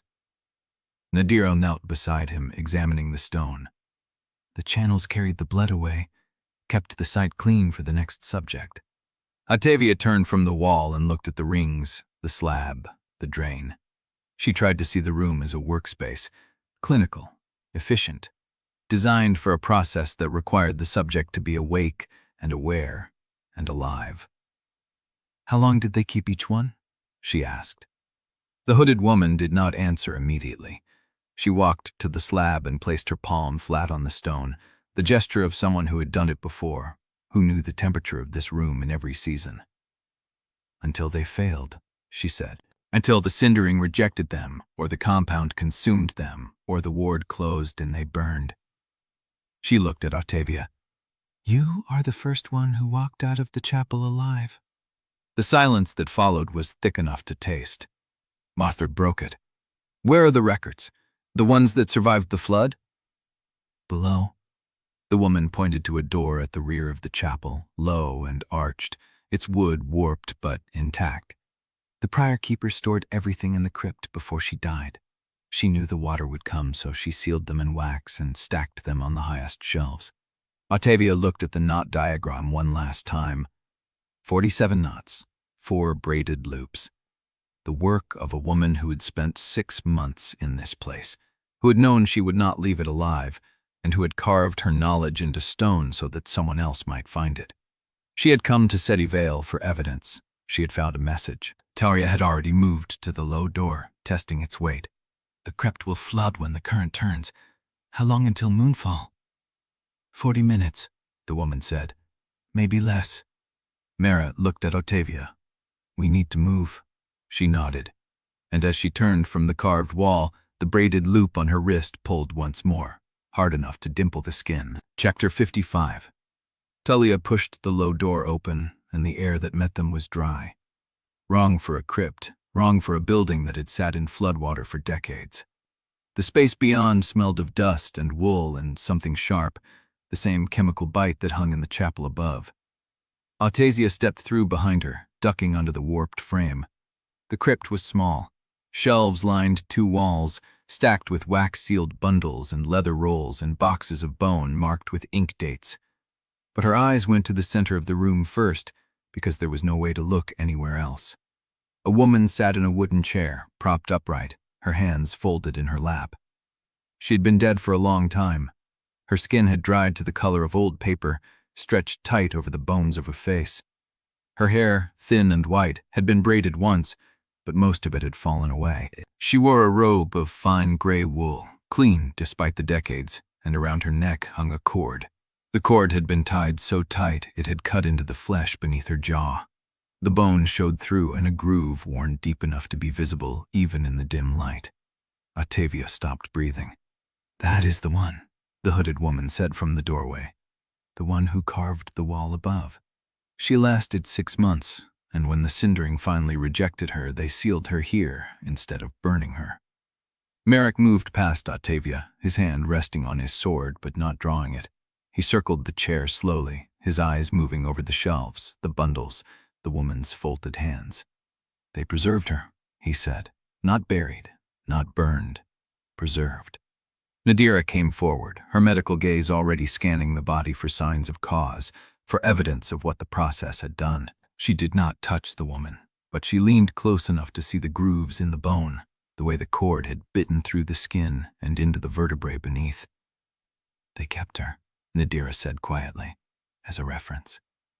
Ottavia understood what she meant. This was not a burial. This was a specimen, a record of what the Cindering did to a body when it was drawn to the surface repeatedly over 6 months. She stepped closer. The woman's hands were folded over a stack of papers in her lap. Appointment slips, Ottavia saw as she drew near, and ward charts, and a worn notebook bound in cracked leather. Taliah had moved to the shelves. She was pulling bundles down, checking seals, reading dates written on the wax in faded ink. Her hands were steady, but her breathing had changed, gone shallow and quick. "She came from our world," Taliah said. Ottavia turned. Taliah held up a slip of paper, thin and yellowed, printed with block letters in a script that did not belong to Sevrast. "This is a shipping manifest," Taliah said, "from a port in the South China Sea, dated 23 years before I was pulled through." The room went very still. Suen crossed himself, a gesture Ottavia had never seen him make before. "Then she was not the first." "She was not the first," Taliah agreed, "and Ottavia is not the last." She set the manifest down carefully and picked up another bundle. "There are more here. Records of every woman they brought through before the process was refined. Names, dates, outcomes." Ottavia looked at the woman in the chair, the empty eyes, the hands folded over paperwork from a world she would never see again. She had died here, in this cell, strapped to the slab upstairs until the Cindering rejected her, then placed in a chair and left to dry into a specimen for the next round of tests. "How many before her?" Ottavia's voice came out flat. The hooded woman answered from the doorway. 17 that I know of. There may have been more. The records from the first decade were lost when the flood came. 17 women, summoned from another world, used until they failed, then catalogued and shelved. The braided loop on Ottavia's wrist pulled once, sharp and insistent. She looked down at it. The loop was tight now, pressed against her skin like a hand gripping her arm. It had not done this before, not in the chapel, not in the tunnel. Only when she had stepped through the door to the crypt. The appointed day was here. She turned to say something to Marrek, and the floor beneath her feet gave a low, grinding shudder. Not an earthquake, not water shifting in buried channels. This was something mechanical, gears engaging after a long stillness, the sound of stone moving against stone somewhere below the crypt. The grinding grew louder. Ottavia stepped back from the woman in the chair as a crack opened in the stone floor, running from the base of the wall to the center of the room, then splitting into a wider seam. Dust rose. The grinding continued, building toward a final heavy clank that vibrated through the soles of her boots. Then stillness. A section of the floor, directly beneath the chair where the woman sat, had dropped away. A square opening yawned below, dark and cold, with stone steps descending into blackness so absolute it seemed to swallow the lantern light. The woman in the chair had not moved. She sat suspended at the edge of the hole, her dried hands still folded over the appointment slips, her empty eyes fixed on nothing. Marrek was at Ottavia's side before she could speak, his hand on her arm, pulling her back from the edge. "That was not flood damage," he said. Taliah had lowered her lantern into the opening. The light fell on stone steps, on walls carved with symbols that matched the knot diagram above, on a passage that went deeper than the crypt should have allowed. "The prior keeper sealed records in wax," the hooded woman said slowly, staring at the hole. "I did not know she sealed a passage." Ottavia looked down at her wrist. The braided loop had gone slack. The appointed day had been to open this. She had tied it in the drainage channel while the compound was fresh, while her earlier self had known something the current version did not. She had left herself a key, and now the door was open. From somewhere below, a sound reached them. Not water, not stone. A voice, low and broken and barely audible. The voice of someone who had been speaking for a very long time without anyone to hear. Chapter 56. The voice did not stop. It came from below, rising through the stone steps like water through cracked clay. Words Ottavia could almost catch but never hold. A rhythm, a repetition. The same phrase over and over, worn into something that no longer sounded like language. Marrek lowered his lantern into the opening. The light caught the first few steps, then fell into nothing. "How far down?" Ottavia asked. "I cannot see the bottom." The hooded woman stood at the edge, her scarred face unreadable. "I have been in and out of this crypt for 30 years. I did not know this was here." "The prior keeper sealed it," Taliah said. "She sealed the passage the way she sealed the records. She wanted it found when someone came who could read the knots." Ottavia looked at her wrist. The braided loop lay flat against her skin, slack and ordinary now, its work done. She stepped onto the first stone step. The air changed as she descended. Colder. Dry in a way the flooded chapel above had not been. The walls glistened with something that caught the lantern light, not water, not salt. A sheen like dried wax. The voice grew clearer with each step. "The stone does not remember. The stone does not remember. The stone does not." A woman, hoarse and cracked, reciting the same phrase in a loop that had long ago lost all meaning. Ottavia reached the bottom. The chamber opened into a space larger than the crypt above, a vaulted hall with low ceilings and walls lined with iron brackets holding the husks of dead lanterns. In the center stood a machine, gears and rods and copper plates bolted together in a configuration that made no immediate sense. A skeleton of something that had been built to channel force. The ward engine. Failed and cold, dust thick on every surface, but the design was unmistakable. The same geometry she had seen in the chapel above, the same arrangement of anchor points and inscription channels, scaled up and hardened into metal and stone. Nadira moved past her hand already reaching for the residue crusted on the copper plates. "This is the same compound, older, crystallized." "How old?" Marrek asked. "Decades." Nadira scraped a sample into a wax pouch. "The deposition pattern matches the chapel slab above. They were refining the process here, testing concentrations." Ottavia walked past the engine to the far wall. The inscriptions covered every surface, carved deep into the stone, each line precise and purposeful. Names, dates, patterns she recognized from the knot diagram above, but writ large, not as reference but as working inscription. At the center of the wall, a single line repeated in a larger script. "Let her here plifted. Let her be filled. Let her hold until the stone holds." The voice came from somewhere beyond the wall. Ottavia pressed her palm to the stone. It was warm in a way that had nothing to do with the temperature of the air. "She is behind this wall," Ottavia said. Taliah joined her, running her fingers along the inscription. "The prior keeper. She sealed herself in here with the records. She is still alive." The words hung in the air, impossible and undeniable. The voice kept speaking, kept reciting, kept waiting for someone who had never come. Marrek had moved to the far corner of the chamber, his lantern held low, his attention fixed on a secondary inscription panel set into the floor. He knelt and traced the marks with his finger. "These are different," he said. "These are not part of the test sequence. These are structural diagrams, load calculations, anchor point coordinates." He looked up. "This chamber was not built as a workshop. It was built as a prototype for the final rite, the stabilization sequence they intended for the central ward network." Nadira had stopped scraping samples. She was staring at the wall where the inscriptions ended and the names began. "There are more than 17 names here." Ottavia turned. Nadira pointed at a section of the wall where the stone had been carved with a grid of dates and outcomes, each entry marked with a symbol Ottavia recognized from the knot diagram. "Failed. Day 3, failed. Day 11, failed. Hour 19, failed." Hour 4 succeeded. Month 6 sealed. The names before the dates had been deliberately chiseled out, erased from the record, but the outcomes were made. Audavia Yelvaine, Marrek read from a lower panel. Failed. Hour 3. Specimen preserved. Ottavia heard Suen make a sound behind her, a choked breath that might have been a prayer. The voice from beyond the wall faltered. For a single beat of silence, the chamber held nothing but the rustle of their own movement and the distant drip of water.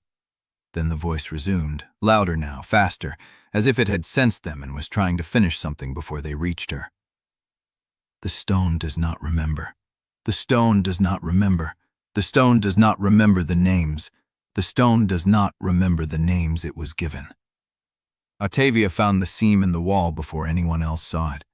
A hairline crack that ran from floor to ceiling following the line of an inscription that had been carved twice, the second pass deeper than the first. A door that had been sealed from the other side.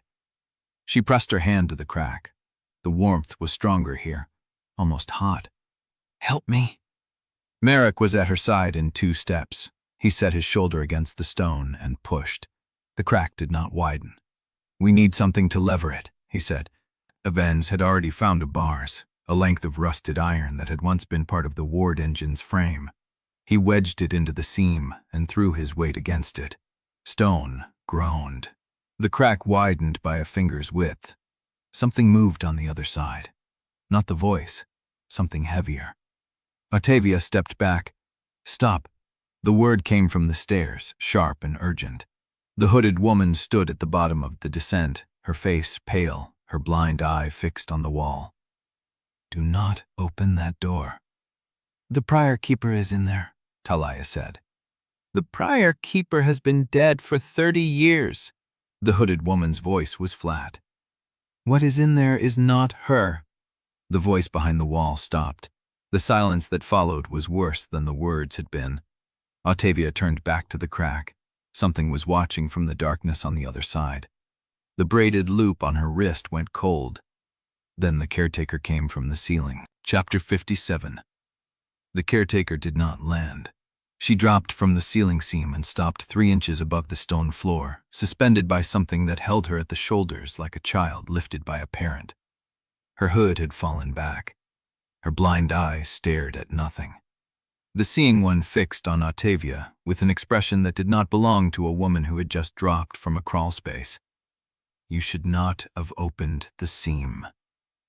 Mara had his sword half drawn. Invens held the iron bars between them like a weapon. No one moved. The caretaker stepped forward. Her feet touched the floor. She sealed herself in there because she knew what she was becoming. She had 6 months of the Cindering before it rejected her. 6 months of burning, of remembering, of watching the woman in the chair upstairs forget her own name. The caretaker's voice was flat, worn smooth by repetition. She did not want to become what lived on that wall now. Ottavia's hand stayed on the crack. The warmth pulsed against her palm. Not heat, something else, something that wanted out. "You knew her," Ottavia said. "I was her acolyte." The words landed like stones. The caretaker reached up and pulled the hood away completely. Gray hair cropped short, a face mapped with old burns that followed the line of her jaw and disappeared into her collar. She looked at Ottavia with the seeing eye, and something shifted in her expression. Recognition without warmth. She was the one who carved the knot diagram. She lasted longer than any of them. 6 months. They thought she might be the one who would hold. The caretaker's voice cracked on the last word. "But the Cindering does not stop taking. It only slows down to make you think you have time." Ottavia heard Soen breathe in sharply behind her. "She begged," the caretaker said. "She begged them to finish the rite while enough of her was still there to choose it." The silence in the crypt stretched like a wire. "She wanted to be useful," the caretaker continued. "She said if enough of her had burned away, there would be nothing left to fight, nothing left to refuse. She could be filled the way the inscription said. Empty, then filled, then holding until the stone held." Nadira stepped forward, her voice steady. "Who stopped her?" The caretaker's gaze shifted to Ottavia's wrist, to the braided loop that lay cold and still against her skin.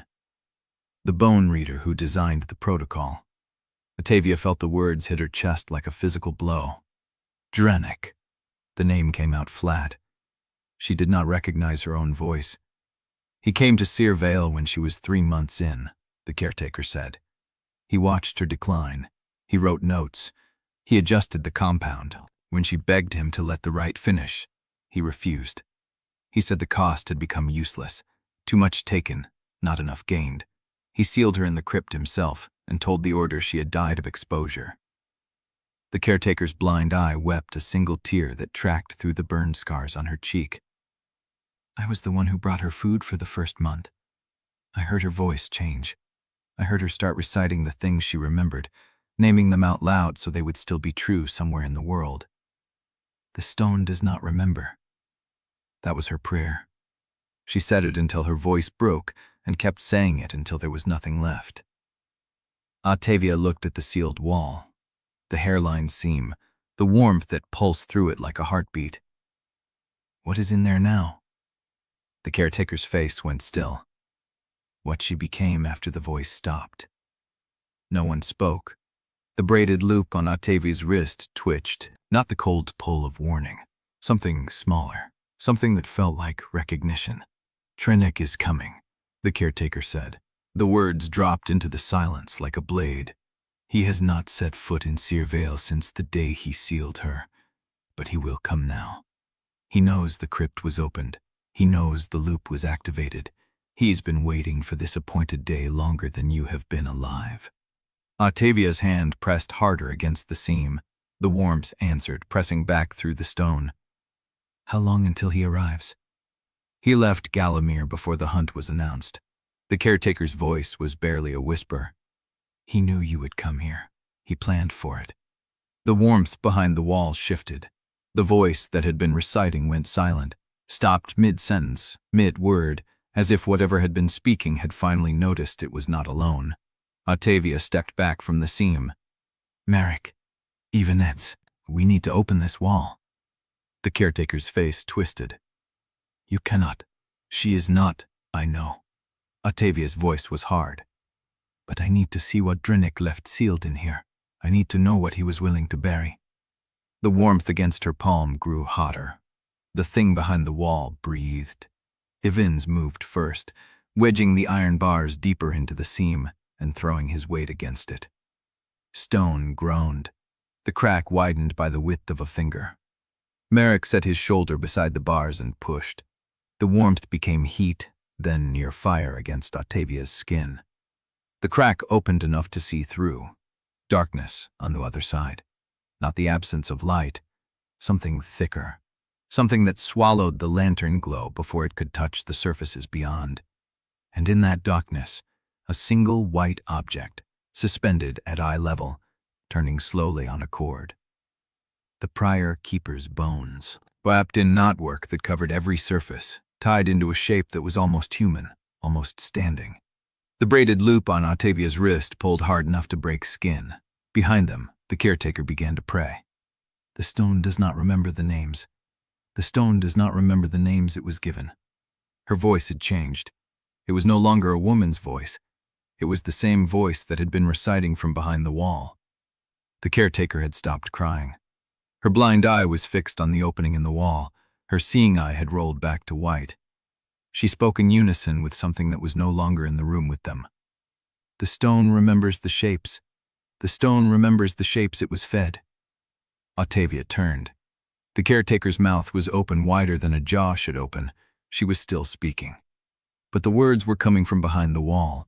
The suspended bones in the darkness had stopped turning. Drennick was coming, and what he had sealed in the crypt had been waiting for this moment longer than the appointed day. Chapter 58. The prior keeper's bones had stopped turning. Ottavia stood at the crack in the wall, one hand pressed against the stone, the other gripping the braided loop that had cut into her wrist. Blood beaded along the cord's edge, warm and thin. Behind her, the caretaker's voice rose and fell in the rhythm of the prayer, speaking words that were no longer her own. The stone remembers the shapes, the caretaker said. The stone remembers what it was fed. Marrek had not moved from the wall. His shoulder was still braced against the iron bars, his weight holding the crack open. Ethan stood behind him, breathing hard, the rusted bars slick with sweat and stone dust. Nadira's voice cut through the prayer. "Ottavia, there is something in the cord case." Ottavia turned. Nadira had lifted the prior keeper's leather belt from where it had been folded beneath the chair in the crypt above when they first entered. The case was sewn into the underside of the belt, small, flat, invisible unless you knew where to look. Nadira held it open with both hands, her face pale in the lantern light. It was inside the lining, written on bone dust. Taliah crossed to her in 3 strides. Suen followed, his thin hands trembling. Ottavia forced herself away from the wall. The warmth at her palm receded as she stepped back, but the pressure behind the crack did not.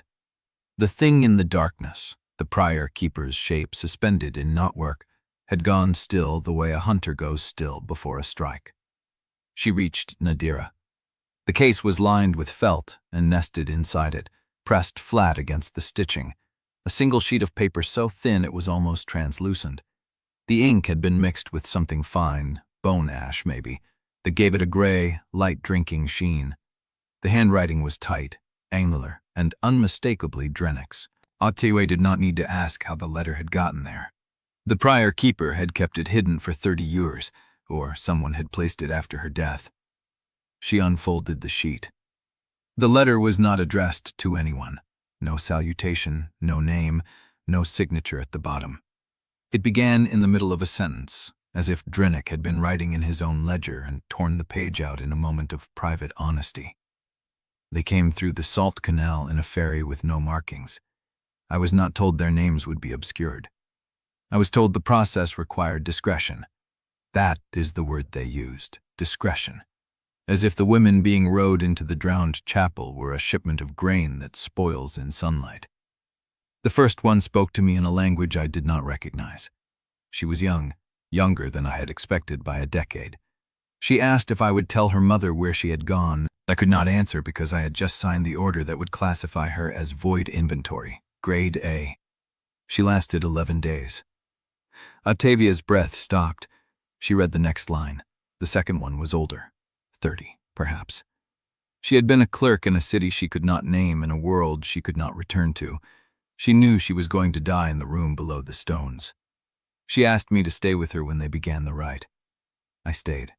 I held her hand until the compound took her voice, and I did not look away. I told myself that witnessing was a form of honor, that recording the truth was enough, that someone had to survive to tell the story when the houses and the order could no longer bury it. I am no longer certain I believe any of that. The paper trembled in Ottavia's hands. They are not fuel. They are not structural grade. They are women who are pulled from their lives, their homes, their beds, and given a power that burns through every intimate thing they have ever loved until there is nothing left but function. I have recorded the costs. I have built the protocols. I have watched the color drain from 3 sets of eyes and told myself I was preparing the way for a better method, a cleaner sacrifice, one that would take less and save more. I do not know if that method exists. I know that I am the only person in Galamir who has ever written that question down. The letter ended there. No vow to stop, no declaration of rebellion, just the question, suspended in bone dust ink on paper thin enough to see through. Drennick had written this, folded it, hidden it in the cord case of a woman he had sealed alive into a crypt, and walked away. The prior keeper had found it. She had kept it for 30 years, folded in felt, stitched into her belt, pressed against her ribs while she recited herself empty. Ottavia's throat tightened. The caretaker had stopped praying. The silence in the crypt was absolute. Nadira touched Ottavia's wrist where the braided loop had cut it. She did not say anything. She did not need to. Soon broke first. "Is it true?" His voice cracked. "He wrote that? And then he kept doing it? He kept designing the protocols?" Ottavia folded the letter. She did not look at him when she answered. "He wrote it before Audiobook Yelvaine was sent into the chapel, before he sealed the prior keeper, before he met me." She pressed the sheet against her chest, over the other folded papers she had carried since the flood archive. He knew, and he kept going. She thought of Drennick teaching her to read ledgers. Drennick standing in the ward chamber at Kharod's gate, his face calm as she burned a memory she would never retrieve. Drennick writing, in the margin of the protocol, "Let her remain herself as long as the method permits." The letter said the same thing in older, raw terms. He had known the women were not fuel. He had done the work anyway. And he had hidden a confession in the belt of a woman he knew would never speak again. "That is not a clean man's letter," Taliah said quietly. "That is a coward's letter, written so he could tell himself he had tried to stop." Ottavia looked at the crack in the wall. The bones had not moved. The thing behind the wall was still watching. Footsteps. From above, through the crypt ceiling, the muffled echo of footsteps crossing the flooded floor of the chapel. Not careful, not stealthy. The splash of someone who had walked through standing water and was not trying to hide it. Evans moved first, shifting the iron bars out of the seam and letting the crack close. Stone ground against stone. The pressure from the other side retreated. Marrek's hand went to his sword. The footsteps stopped. Then a voice, thin with age and grief, called down through the crypt stair. "I know you are in there." Ottavia recognized the speaker before the sound finished reaching her. Drennick had arrived. Chapter 59. The voice came again, thin and worn, carrying through the crypt stair like something that had been spoken too many times in empty rooms. "I am alone. I carry a white lantern. I will not descend unless you permit it." Marcus' hand stayed on his sword. He looked at Ottavia. She stood with Drennick's letter still pressed against her chest, the bone-dust paper warm from her skin. The braided loop had stopped bleeding, but the cut remained, a dark line across her wrist like a second seam. "He knows the entrance," she said. "He found us." "He found the entrance," Taliah corrected.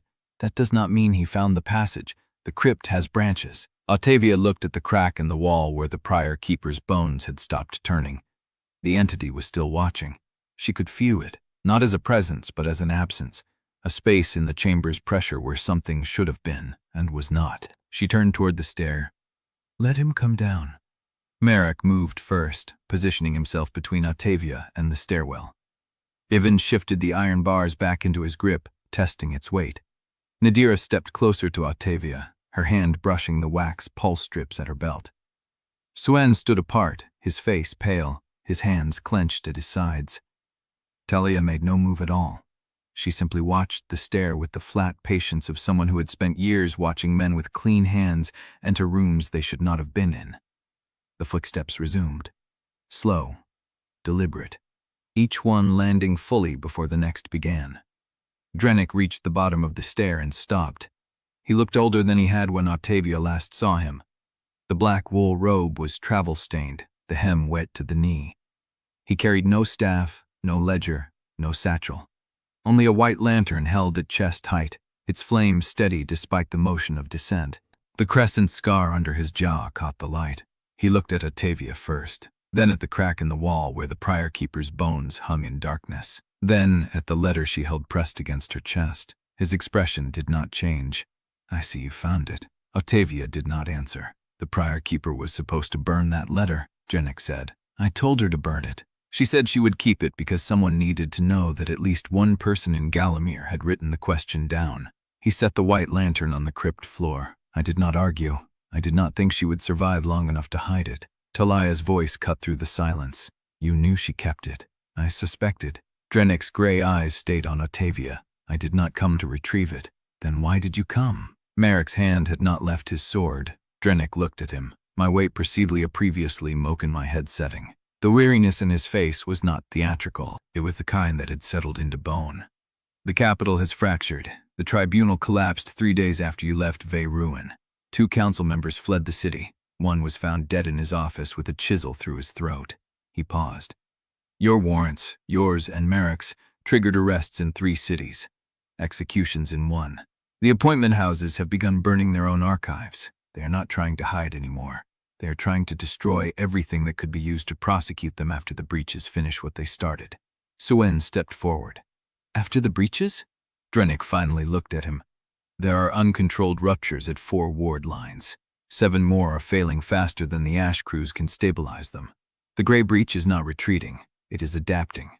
He turned back to Ottavia. "I came because you are the only person left who can seal a breach without dying in the attempt. I came because the Order has sentenced me in absentia, and the appointment houses have placed a bounty on my head that would feed a district for a year.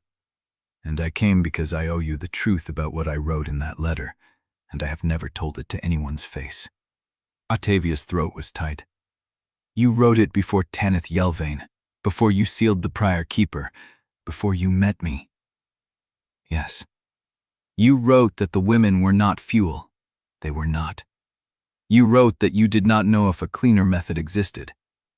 I still do not know. She held the letter up between them. Then what do you want me to do with this? Carry it to my grave? Read it at your trial?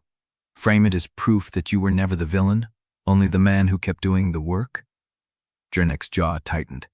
I want you to read it and decide whether I am worth trusting for the next 7 days. After that, the breaches will have spread beyond any single person's ability to stop, and it will not matter what I wanted or what you believed. The silence in the crypt stretched. Nadira spoke first, her voice low and clinical. He is not lying about the breaches. I saw the same patterns on the ridge approach. The runoff was moving faster than it should. The ground had begun to sag in places where the ward lattice had already failed beneath the surface. Ottavia looked at Marrek. He was watching Drennick the way he watched a man who had once drawn a weapon in his presence and had not yet sheathed it. The white lantern means truce, Marrek said. But truce is not trust. It is not. Drennick's voice was quiet. I am not asking for trust. I am asking for 7 days of provisional alliance, because the world that survives this month will not survive if the Grey Breach takes the central ward lines before anyone can reach them. Ottavia lowered the letter. Behind her, the crack in the wall shifted. A sound came through it, dry and soft, the sound of something that had been still for decades beginning to move. The caretaker, who had not spoken since Drennick arrived, lifted her head. Her eyes had cleared.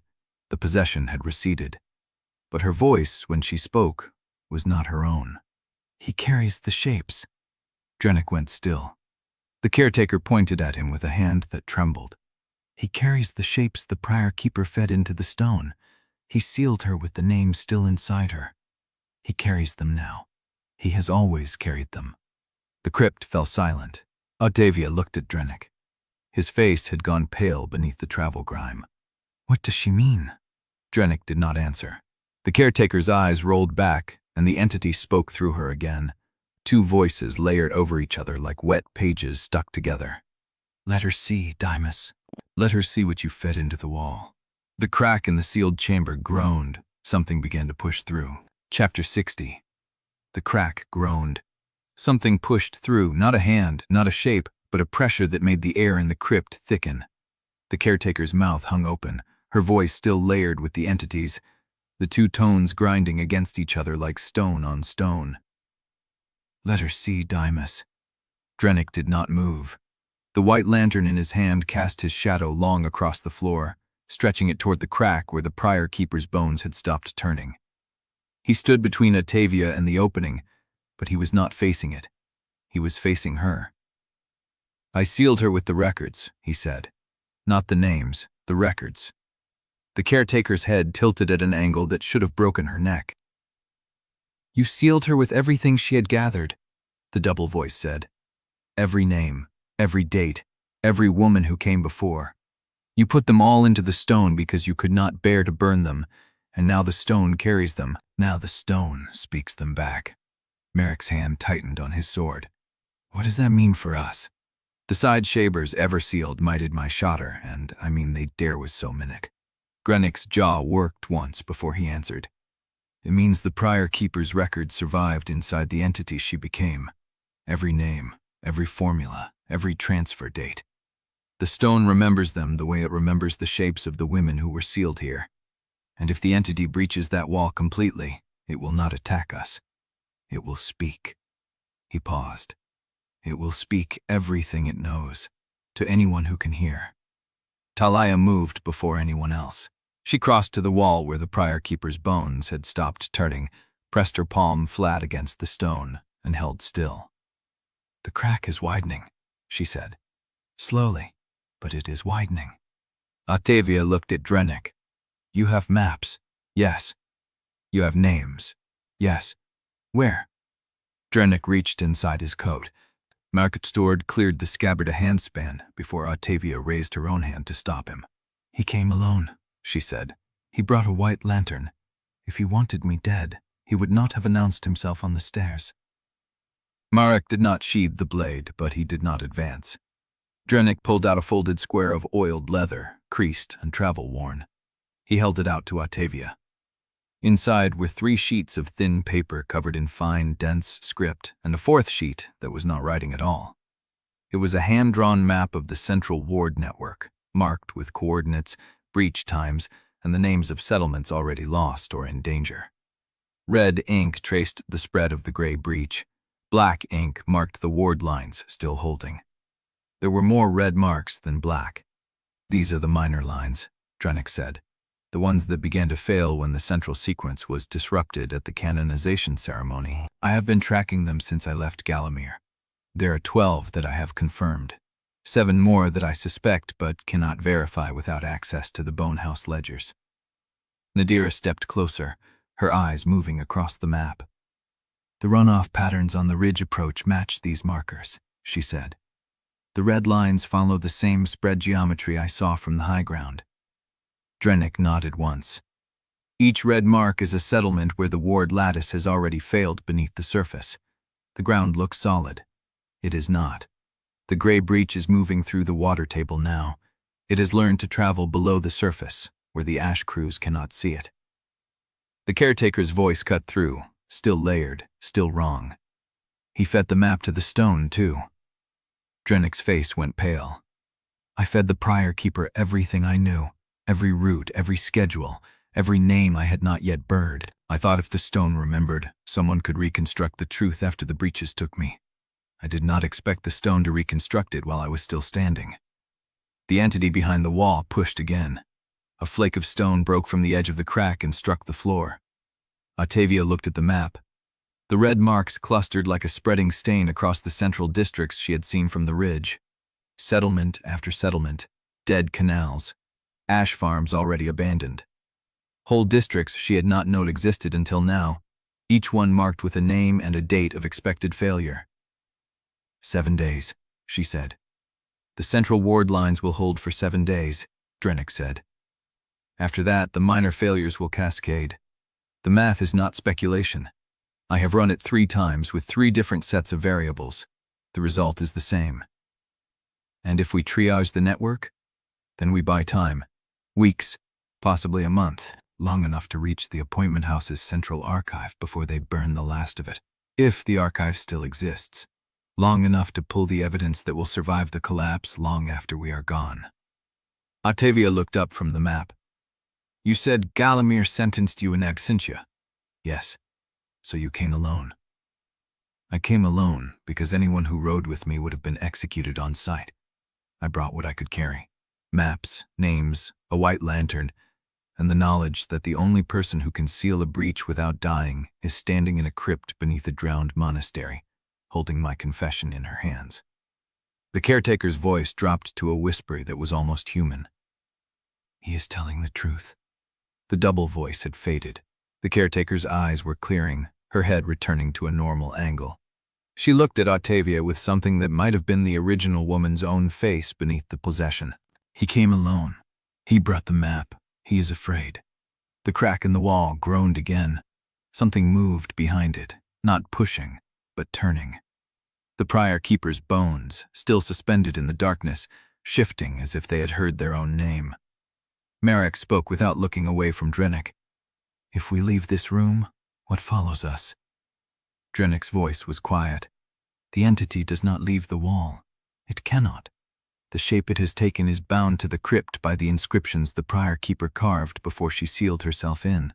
But the crack is widening, and if it widens far enough, the binding will fail." "How long?" "Days, possibly less if the current turns faster than I calculated." Ottavia folded the map and pressed it against her chest, next to the letter. 7 days of provisional alliance, she said. "Yes, your maps and your names come with me. You come with us. You walk where I can see you. You do not write anything I have not read first." Drennick's mouth tightened, but he nodded. "And when the 7 days are done?" Ottavia looked at the crack in the wall, at the darkness shifting behind it, at the caretaker whose face was still her own. Then we find out whether the entity behind that wall knows what you fed it, and whether you are worth more than the paper you wrote your confession on. She turned and walked toward the crypt stairs without waiting for an answer. Behind her, the caretaker's voice rose again, thin and clear, a single word that might have been a name or a warning. Ottavia. She stopped. The caretaker pointed at the map in her hand. One of the red marks is not a settlement. It is a crossing, a ferry landing on the central canal route, the one with a 3-day window before the point of no return. Ottavia looked at the map. The red mark at the canal bend had no settlement name. It had only a date. Tomorrow. The caretaker's voice dropped to something almost her own. You did not come here to find Drennick. You came here because your cord told you to, and your cord was tied for a specific day. Ottavia's hand went to the braided loop at her wrist. It was warm. For the first time since she had descended into the crypt, it was warm. The loop had stopped cutting. It had stopped pulling. It was waiting. And tomorrow, the date in red ink on Drennick's map would arrive. Chapter 61. The four of them stood in a loose knot at the crypt stairs, Drennick on one side of the cracked wall, Marrek on the other, the map still open in Ottavia's hands. Marrek spoke first. You knew where she was going. You knew the prior keeper was sealed here. You fed the map to the stone, and you still let her walk into this room blind. Drennick did not look away. I told her what I could. The rest belonged to the crypt. The rest belonged to her. She would not have believed me if I had spoken it above ground. She needed to see the wall. She needed to read the letter. I could have told her every name I sealed in here, and she would have heard a confession designed to make me look honest. Ottavia looked up from the map. Do not speak about me as if I am not standing here. Both men went still. She folded the map once, precisely, and pressed it into her coat pocket next to the letter. I am not a ward you are stabilizing. I am not a case you are arguing over. If you have something to say about what happens next, you say it to my face. Both of you. Mare's jaw tightened, but he nodded. Fair. Drennick said nothing. His hands hung at his sides, the salt burn on his fingertips catching the lantern light. Ottavia turned to Drennick. Your map shows 12 confirmed failures and 7 suspected. You said triage could buy a month. How many settlements in that window are still evacuable? Drennick's gray eyes tracked the map in her pocket. 11, if the water table route has not cut them off already. Ash crews are still active at 4 of them. The rest will need to be reached by canal or ridge path. And the appointment archives? Central Archive is 3 days east of the canal bend, if it is still standing. Ottavia turned to Marrek. I need to know whether the houses burned everything, or only what they thought would convict them. Calmo's ledgers survived because she hid them. The tribunal vault may still hold the master transfer records. If we reach it before the cascade, we can publish every name, every date, every authorization, and every contract that proves the cause. Marrek's hand stayed on his sword hilt. Reaching it means crossing the canal bend tomorrow, the one your loop is tied to. Yes, and you trust this map to lead you there? Ottavia looked at Drennick. You sealed the keeper's records into the stone. You told her to burn the letter. You let her keep it anyway. Why? Drennick's voice was low. Because someone needed to know the question had been written down, even if the answer never came. That is not an answer. It is the only one I have. Ottavia held his gaze. If we reach the canal bend tomorrow and the archive is already burned, you give me the original map, the one you fed to the stone, and you walk away. Drennick's expression did not change. Agreed. Marrek stepped forward. And if the archive still stands, what then? You trust him to carry the evidence alongside the people he helped erase? Ottavia turned to face him.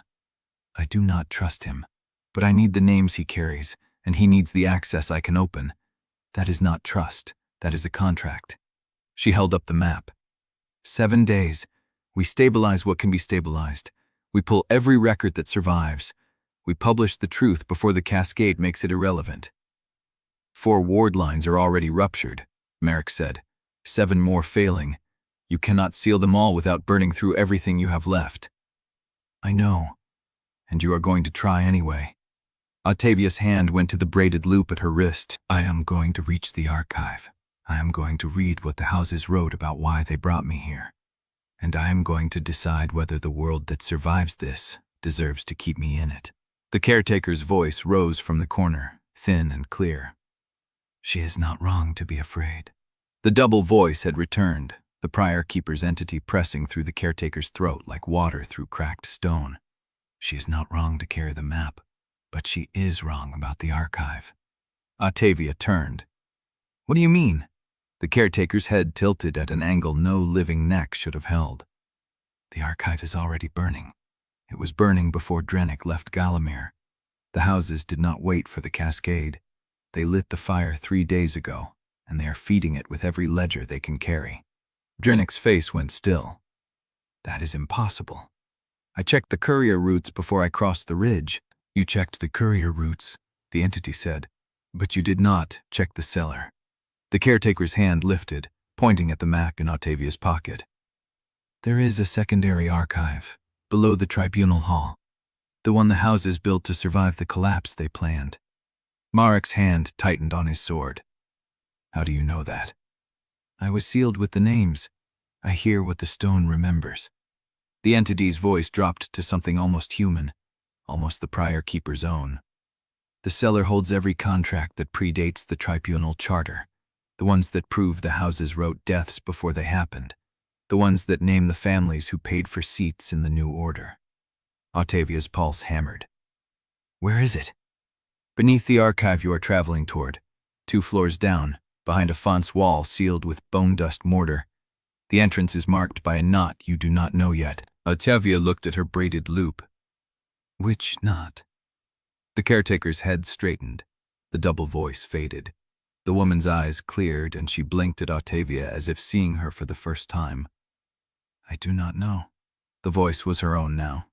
Tired, afraid. I was not meant to remember that part. Ottavia turned to Drennick. Does the cellar exist? Drennick's silence was answer enough. You knew. I suspected, he said. I never confirmed it. The houses buried their oldest work before Galamir ever established the tribunal. If the cellar exists, it holds the contracts that funded the void shipments, the ones that paid for the first summoning. Then we reach the archive, find the cellar, and pull every contract before the fire reaches it. Marrek shook his head. That is 3 objectives in a 7-day window. Archive, cellar, ward stabilization. You cannot hold all 3. I am not holding them. We are. She looked at the group. Nadira, Suen, Taliah. You take the archive level. Pull every ledger that survives. Events, you hold the canal approach and make sure we have a way out. Marrek, you and I go for the cellar. And Drennick? Ottavia looked at the man who had written her erasure protocol and tucked a plea for mercy into the same ledger. You carry the map, you point us toward the cellar, and you do not touch a single document unless I tell you to. Drennick's gray eyes met hers. Understood. The caretaker swayed where she stood, the possession ebbing. Ottavia caught her arm before she could fall. Can you walk? The woman blinked. I can try. Then you come with us. You know the cellar exists. You may remember how to find it. The caretaker's hand went to her own throat, where the entity's voice had pushed through. I will try. A sharp thud cut through the crypt air. Something struck the stone above the stairwell and clattered down the steps. Marrek moved first, hand on his sword, blocking Ottavia with his body. The object rolled to a stop at the base of the stairs. An arrow. Not fired to kill, fired to deliver. A strip of oiled cloth was tied to the shaft, wound tight and sealed with wax. Marrek picked it up, broke the seal, and unrolled the cloth. His face changed. What is it? He held it out. The cloth bore 3 lines of crimped script and a crude map. Ash Farm District. Ward lines split. Gray weather bleeding through. Families trapped between dead canals. No evacuating. Need the vessel. Marrek looked at Ottavia. It is dated this morning. The messenger rode through the night. Ottavia read the coordinates against Drennick's map. The Ash Farm district was one of the 11 still evacuable. Nodding more, she folded the message and pressed it into her pocket, next to the letter and the map. "Where is the nearest canal approach?" Marrek pointed at the crypt floor. 300 paces east. Even skiff can reach the farm canal if the current is not turned." Drennick stepped forward. "Ottavia." She looked at him. "If you use the Cindering at the Ash Farm, you may not reach the archive with enough memory to read the seller contracts." "I know.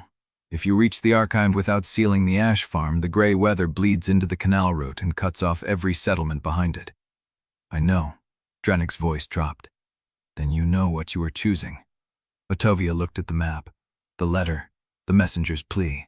She had 7 days to save a world that had spent every year before her arrival building the machinery of her erasure.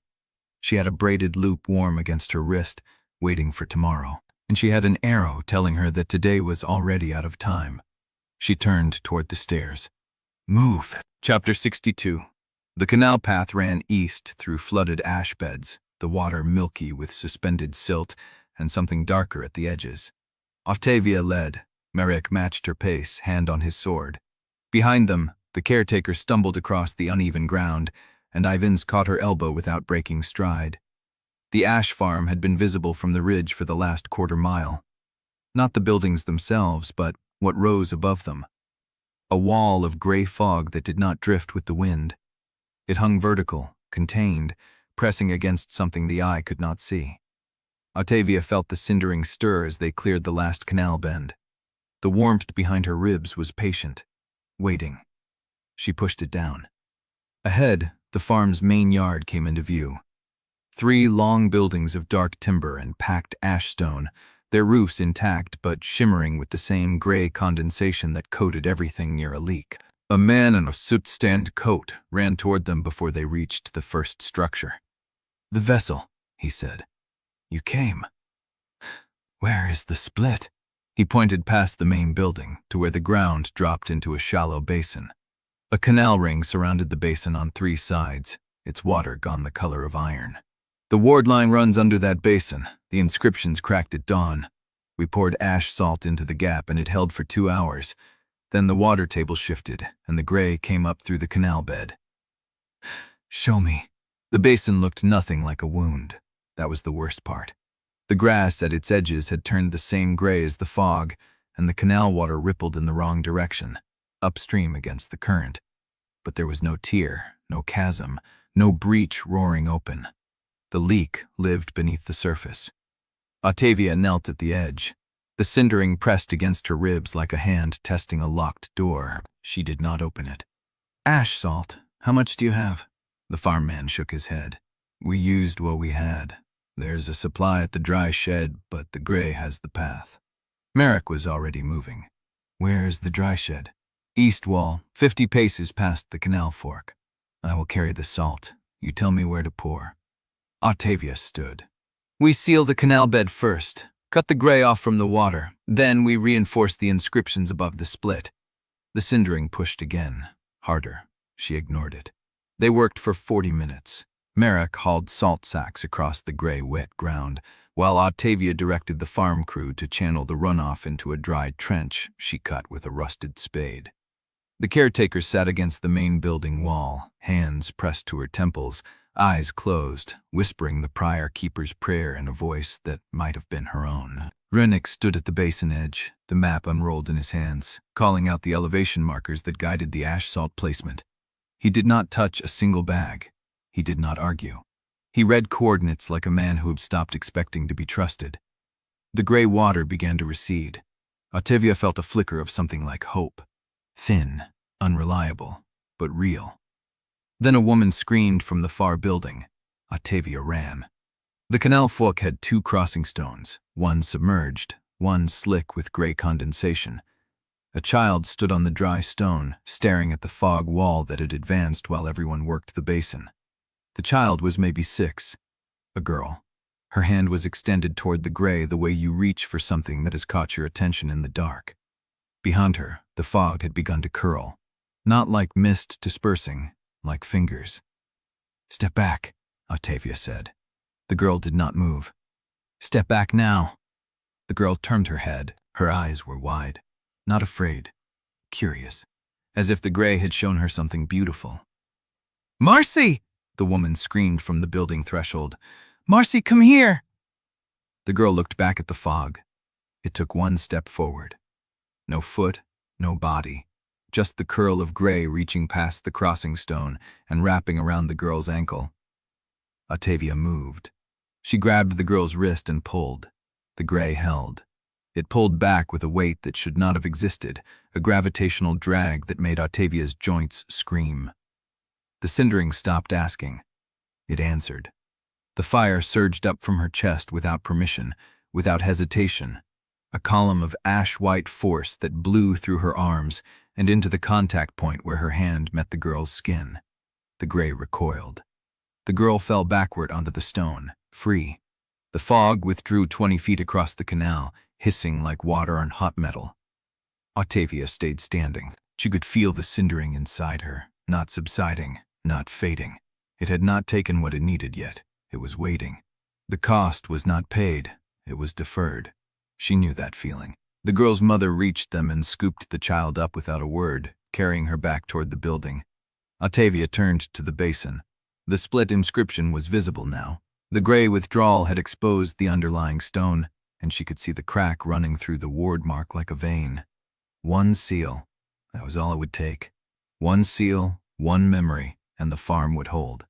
She looked at Marrek. He was watching her the way a man watches someone choose between two bad doors.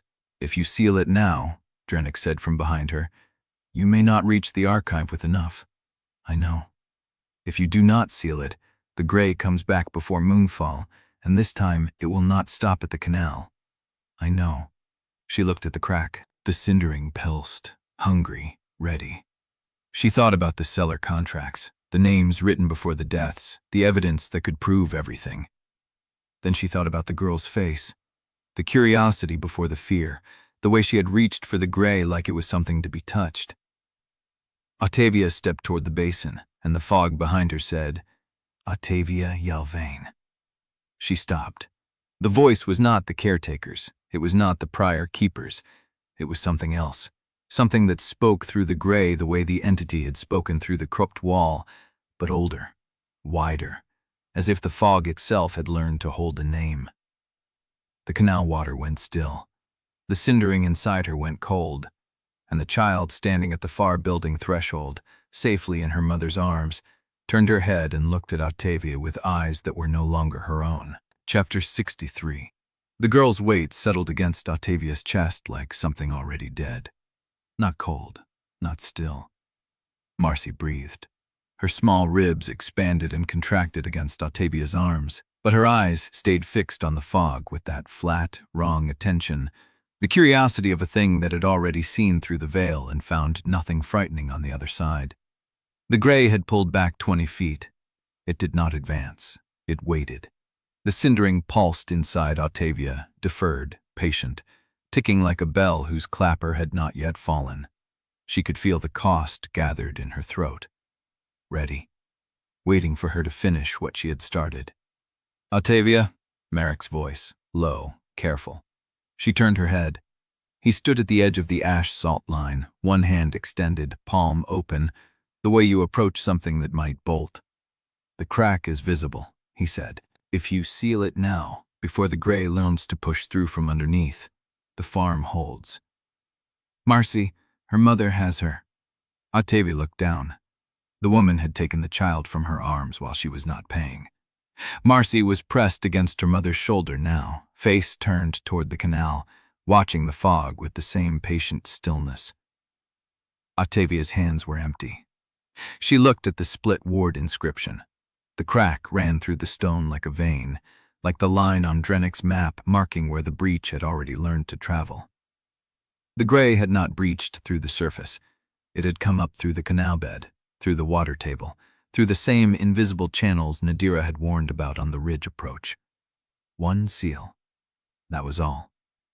She walked to the basin edge and knelt. The ash salt Marrek had laid was already darkening at the edges, moisture wicking up through the powder, the gray beginning to test the weakness again. She pressed her palm to the cracked stone. The Cindering answered. But it did not explode. That was the first surprise. It came as a low burn, a steady compression of heat that traveled down her arm and into the stone, not a column of ash-white force, but a seam of fire, thin as thread, sealing the crack from the inside out. The gray hissed, the stone groaned, and the crack closed. Not vanished, closed. The scar remained, a dark line through the inscription, but the breach was sealed. The canal water stopped rippling against the current. Ottavia stayed kneeling. The cost did not wait this time. It did not hover at the edges, deferred and patient. It struck while her palm was still pressed to the cooling stone, a clean surgical removal, painless and absolute. She reached for the predecessor's name, the one Taliah had decoded from the shipping manifest. The woman from the South China seaport, the one who had come through 23 years before Taliah, who had lasted 6 months under the Cindering, who had carved the full knot diagram into the chapel wall as a message for whoever came after. The name began with ale, or it had. Ottavia opened her mouth to speak it and found only blank space. The shape of the name was there, the warmth of having known it, but the letters themselves were gone, scraped clean from the inside of her skull. She tried again. Nothing. She remembered Taliah's voice, low, urgent, explaining the code pattern that connected the manifests. The cross-world broker correspondence, the way the houses used the same administrative language in both worlds, hiding the transfer records in plain sight. The explanation was still there, but the details were missing. The specific markers Taliah had pointed out, the way the codes linked the predecessor's arrival to Ottavia's own summoning contract. Gone. Ottavia's breath caught. She pressed both palms to the stone and tried to hold on to what remained, but the loss had already settled, clean and complete, the way a wound closes around a blade that has been pulled free. Ottavia. She looked up. Nadira was crouching beside her, hand on her shoulder, watching her face with the clinical attention that meant she was already diagnosing. What did it take? Ottavia opened her mouth, closed it. The name, she said. The predecessor's name, the one from the crypt. It started with ale. I do not know the rest anymore. Nadira's jaw tightened. And part of the code, Ottavia said. The part Taliah explained. The way the manifests connect. I still know there was a code. I do not know what it said. She looked down at her hands. They were shaking. Not from cold. From the understanding that had just arrived. Cold and absolute, as the missing letters of a name she would never retrieve. The losses were no longer taking old tenderness. They were taking new truths, fresh knowledge, strategic names. The very evidence she had traveled to Vale to recover. The Cindering was not content to burn away the past anymore. It was eating the present. It was taking the information she had just acquired, the names and codes and connections she needed to prove the conspiracy before she had a chance to use them. Ottavia! Drennick's voice. She turned. He stood at the edge of the basin, the map still in his hands, his gray eyes fixed on her with an expression she had never seen before. Not calculation, not grief, fear. What? She said. He looked at the sealed crack, then at the child in her mother's arms, then back at Ottavia with that same raw, unguarded fear that did not belong on the face of a man who had spent 40 years engineering the erasure of other people's minds. It is accelerating, he said.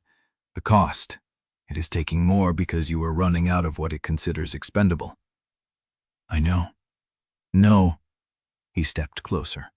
You do not understand. If the Cindering has started taking knowledge from this week, from yesterday, it means it has already burned through everything it considered optional. Everything from your old world. Everything from your first months here. He paused. The next seal will take something you need to survive. Then I will stop sealing. You cannot. He pointed at the map. 7 days. 4 ruptures, 7 failing. The archive is burning. The seller contracts are the only proof that survives, and you cannot read them without the codes Taliah gave you. Ottavia looked at her hands, at the knotted cord around her wrist, 22 knots, and now another loss she would have to add. She reached for the cord to tie a new knot, then stopped, because she could not remember whether she had tied one for the child. The girl. Marcy. Ottavia turned. The mother was still standing at the building threshold, holding her daughter against her shoulder. The child's face was pressed into the woman's neck, hidden. But her eyes, Ottavia had seen them. Flat. Wrong. Watching the fog with the patience of something that had already been shown the shape of what was coming. "Marcy," Ottavia said. The girl did not move. The mother looked down at her child, then back at Ottavia, and her face was the face of someone who already knew the answer to the question she had not yet asked. "She has not blinked," the woman said. Her voice was steady, empty. "She has not blinked since you handed her back to me." Ottavia walked toward them. The cindering pulsed. The child's eyes stayed fixed on the gray wall beyond the canal, and Ottavia understood, with the cold clarity of a truth that had been waiting for her to be ready, that the cost of this seal was not only the name she could no longer remember. Something had come back inside the girl while the cindering was sealing the crack, and it was still there. Chapter 64. The woman did not blink. Ottavia stood in the ash farmyard, the mother's words still hanging in the cold air, and watched the child stare at the sealed crack with eyes that tracked nothing alive. "She has not blinked since you handed her back to me." Ottavia's hand went to the knotted cord. 22 knots. She would have to add one for this loss, for the name she could no longer remember, for the code fragment that had dissolved before she could use it. But there was no knot for what had come back inside Marcy. There was no knot for that because she did not know what it was. "We need to move," Ottavia said, "before the archive burns completely." No one argued. Marrek organized the extraction, silent and efficient, the way men moved when they had stopped hoping for clean solutions. Yelvaine scouted the canal approach and reported the water still safe. Nadira gathered ash salt samples from the sealed crack, bagging them with the same clinical precision she had used when she first diagnosed the compound's residue in Ottavia's blood. Taliah and Suen carried what they could from the farm storehouse, dried grain and lamp oil, and a roll of clean bandages. Drennick stood apart. He held the map, but did not consult it, his gray eyes fixed on the sealed crack with the expression of a man reading his own obituary. Ottavia walked past him without speaking. They moved through the rest of that night and the following day in a strained, watchful silence. The canal route took them east, away from the main roads, through flooded ash beds and abandoned farm tracks where the gray had not yet reached. Yelvaine knew the back channels, the silted-in cuts and dry stream beds that had once connected the settlement network before the breaches fragmented it. But by the second night they had found shelter in a half-collapsed mill house on the edge of a dead irrigation basin. The roof held. The walls did not. Wind moved through the gaps with a sound like something breathing. Ottavia sat with her back against the millstone, the knotted cord in her lap, and tried to reconstruct the day's losses. The predecessor's name. Gone. The code connection Taliah had explained. Gone. She could still feel the shape of both, the way the tongue felt a missing tooth, but the content had dissolved into something she could no longer reach. Ottavia had known her name began with ale. That was all. What did it take? Nadira's voice, quiet, seated across from her with a canvas pack open at her feet. "I told you already. The name. The code." "No, what else?" Ottavia looked at her. Nadira returned the look without flinching. "You were quiet on the canal," Nadira said. "Not watchful quiet, processing quiet. You were inventorying what you still have." Nadira pulled a sheaf of paper from the pack, her own handwriting covering both sides, and a second sheet in Taliah's sharper script. "Starting tonight," she said. "We do this every night. You recite, we write, we compare." Ottavia stared at the blank page. "Every name," Nadira said.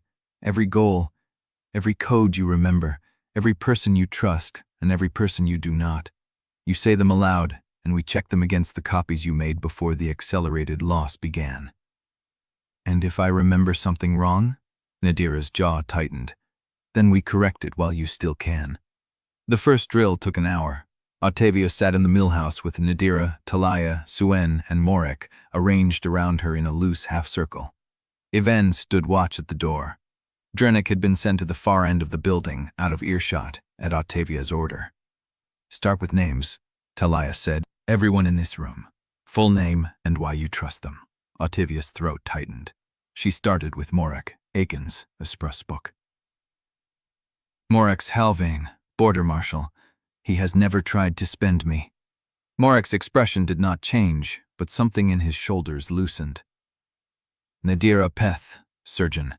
She has kept independent records of everything the Cindering takes and has never lied about what she found," Nadira wrote. "Taliah Nume, former appointment clerk from my world. She knows how the houses operate and has risked her life to prove the conspiracy." Taliah nodded, her pen moving. "Brother Suen Moore, novice bone reader. He has seen the evidence and chosen truth over his order's teaching." Suen's face went pale, but he nodded. "Yelvaine's Tor, Ferryman. He has not abandoned us at any point when he could have taken payment and left." Yelvaine's grunted from the doorway. Ottavia paused. One name left. "Ottavia Yelvaine," she said slowly. "Summoned. Cindering vessel, trying to survive long enough to prove the conspiracy." Nadira looked up. "Now Drennick." Ottavia's hand tightened on the cord. "Dymas Drennick," she said. She was about to say safe.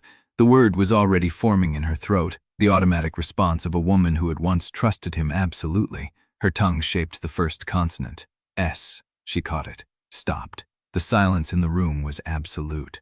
"I almost said safe," Ottavia whispered. No one breathed. Nadira's pen hovered over the paper. "You almost called him safe," Taliah said, her voice flat and carefully controlled.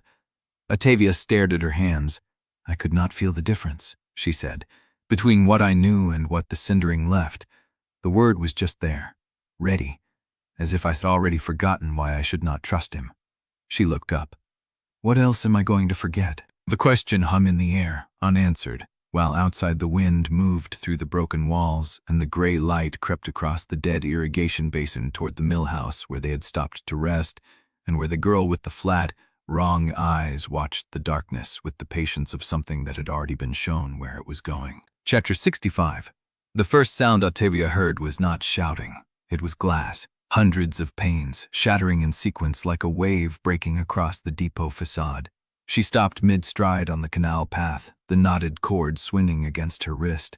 The millhouse was 3 hours behind them. The dead irrigation basin was 2. Ahead, a 3-story building with iron grills and a painted appointment house crest was losing its windows to a crowd that had finally stopped being patient. "Marrek!" He was already moving past her, one hand raised to halt the others. "I see it." The crowd filled the square in front of the depot. Maybe 200 people. Farm workers, canal laborers, a few women in hospice aprons, men carrying ash shovels and salt hooks. They were not armed in any organized way. They were armed in the way that meant they had come here to break something and did not care what broke them back. One man stood on the depot steps with a ledger held open above his head. 17, he roared. 17 names on the winter transfer list, all from households that could not pay the ward tax, all sent to the canal, all classified void before they arrived. The crowd surged. Another window blew inward. Ottavia's hand went to the cord. "Marrek, I know. He is about to be killed or arrested. Either way, that ledger burns." Marrek's jaw tightened. He looked at the depot doors, the iron grills, the smoke already beginning to curl from a side window where someone had thrown a lantern through the grill. "The records are inside," he said. "The transfer lists, the contracts. If the fire takes the upper archive before we get in, then we never prove it." He met her eyes. "I need to go in." "Then go!" He did not argue. He did not ask for permission. He simply turned and began walking toward the depot at a pace that expected the crowd to part or be moved. It parted. Ottavia followed. Nadira fell in behind her. Taliah and Suen came next. Yelvaine stayed at the canal edge with Drennick, who had not been told to follow, and did not. The crowd recognized Marrek before he reached the steps. Border Marshal's coat, the way he carried his weight. The man with the ledger stopped mid-sentence and watched him approach. "Marshal," Who lit the fire? Does it matter? Marrek did not slow. If the archive burns before I read it, yes, it matters. The man's face went pale. He looked at the smoke curling from the side window. Then he stepped aside. Marrek hit the depot doors with his shoulder. They gave on the second impact. Inside, the appointment house depot was a cathedral of paper. Shelves rose 3 stories high, packed with ledgers, transfer slips, wax-sealed bundles, and loose folios stacked so densely the air smelled like old wood and dried ink. The ground floor held a long counting table, brass scales, and a rack of empty seals. The smoke was coming from the upper gallery. Ottavia looked up and saw the flame. It was small, contained to a single shelf. But the shelves were dry, and the ledgers were paper, and the fire was already learning to breathe. Upper archive, Taliah said. That is where they keep the active transfer lists. Mare was already climbing the gallery stairs. Ottavia followed, her boots loud on the iron treads. The smoke thickened as they rose. By the third landing, she could taste it at the back of her throat. The fire had found a stack of loose folios. Mare grabbed the nearest shelf and pulled. Ledgers rained down. Taliah caught one. Nadira caught 2. Soon grabbed an armful and passed them down the stairs, hand over hand. Not those, Taliah said, flipping a page. These are receipts, past years. The active lists will be separate. Ottavia scanned the gallery. The fire was spreading along the shelf line, moving toward a section bound in calico and sealed with wax. There. Those. She grabbed the calico bundle. The wax seal cracked under her fingers. Inside, 3 sheets of thin paper, each marked with a single name. Marrek Halvane, Davian Holt, Lisbeth Corin. Ages listed: 8, 12, 11. And at the bottom of each sheet, a stamped classification. Binder candidate. Latent Cindering affinity suspected. Ottavia's hand went cold. They are finding children, she said, before the Cindering manifests. They're tracking them through hospice reports, school absence records, ward tax exemptions. Marrek took the sheets. How many? The calico bundle held 23 names, all under 14, all marked for transfer. We need to move, Nadira said. The fire is spreading faster than we can pull. Ottavia looked at the upper gallery. The flame had reached the ceiling beams.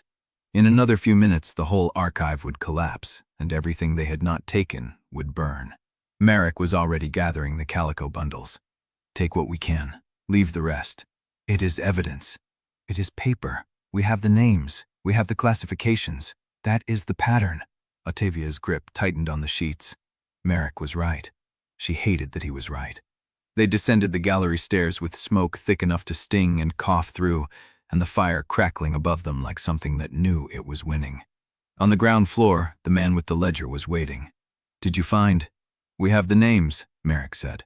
The upper archive is burning. You need to clear the square before the beam collapses. The man's face went tight. They will come back. The houses. They will rebuild this depot and keep the same ledgers. Then we will burn those too.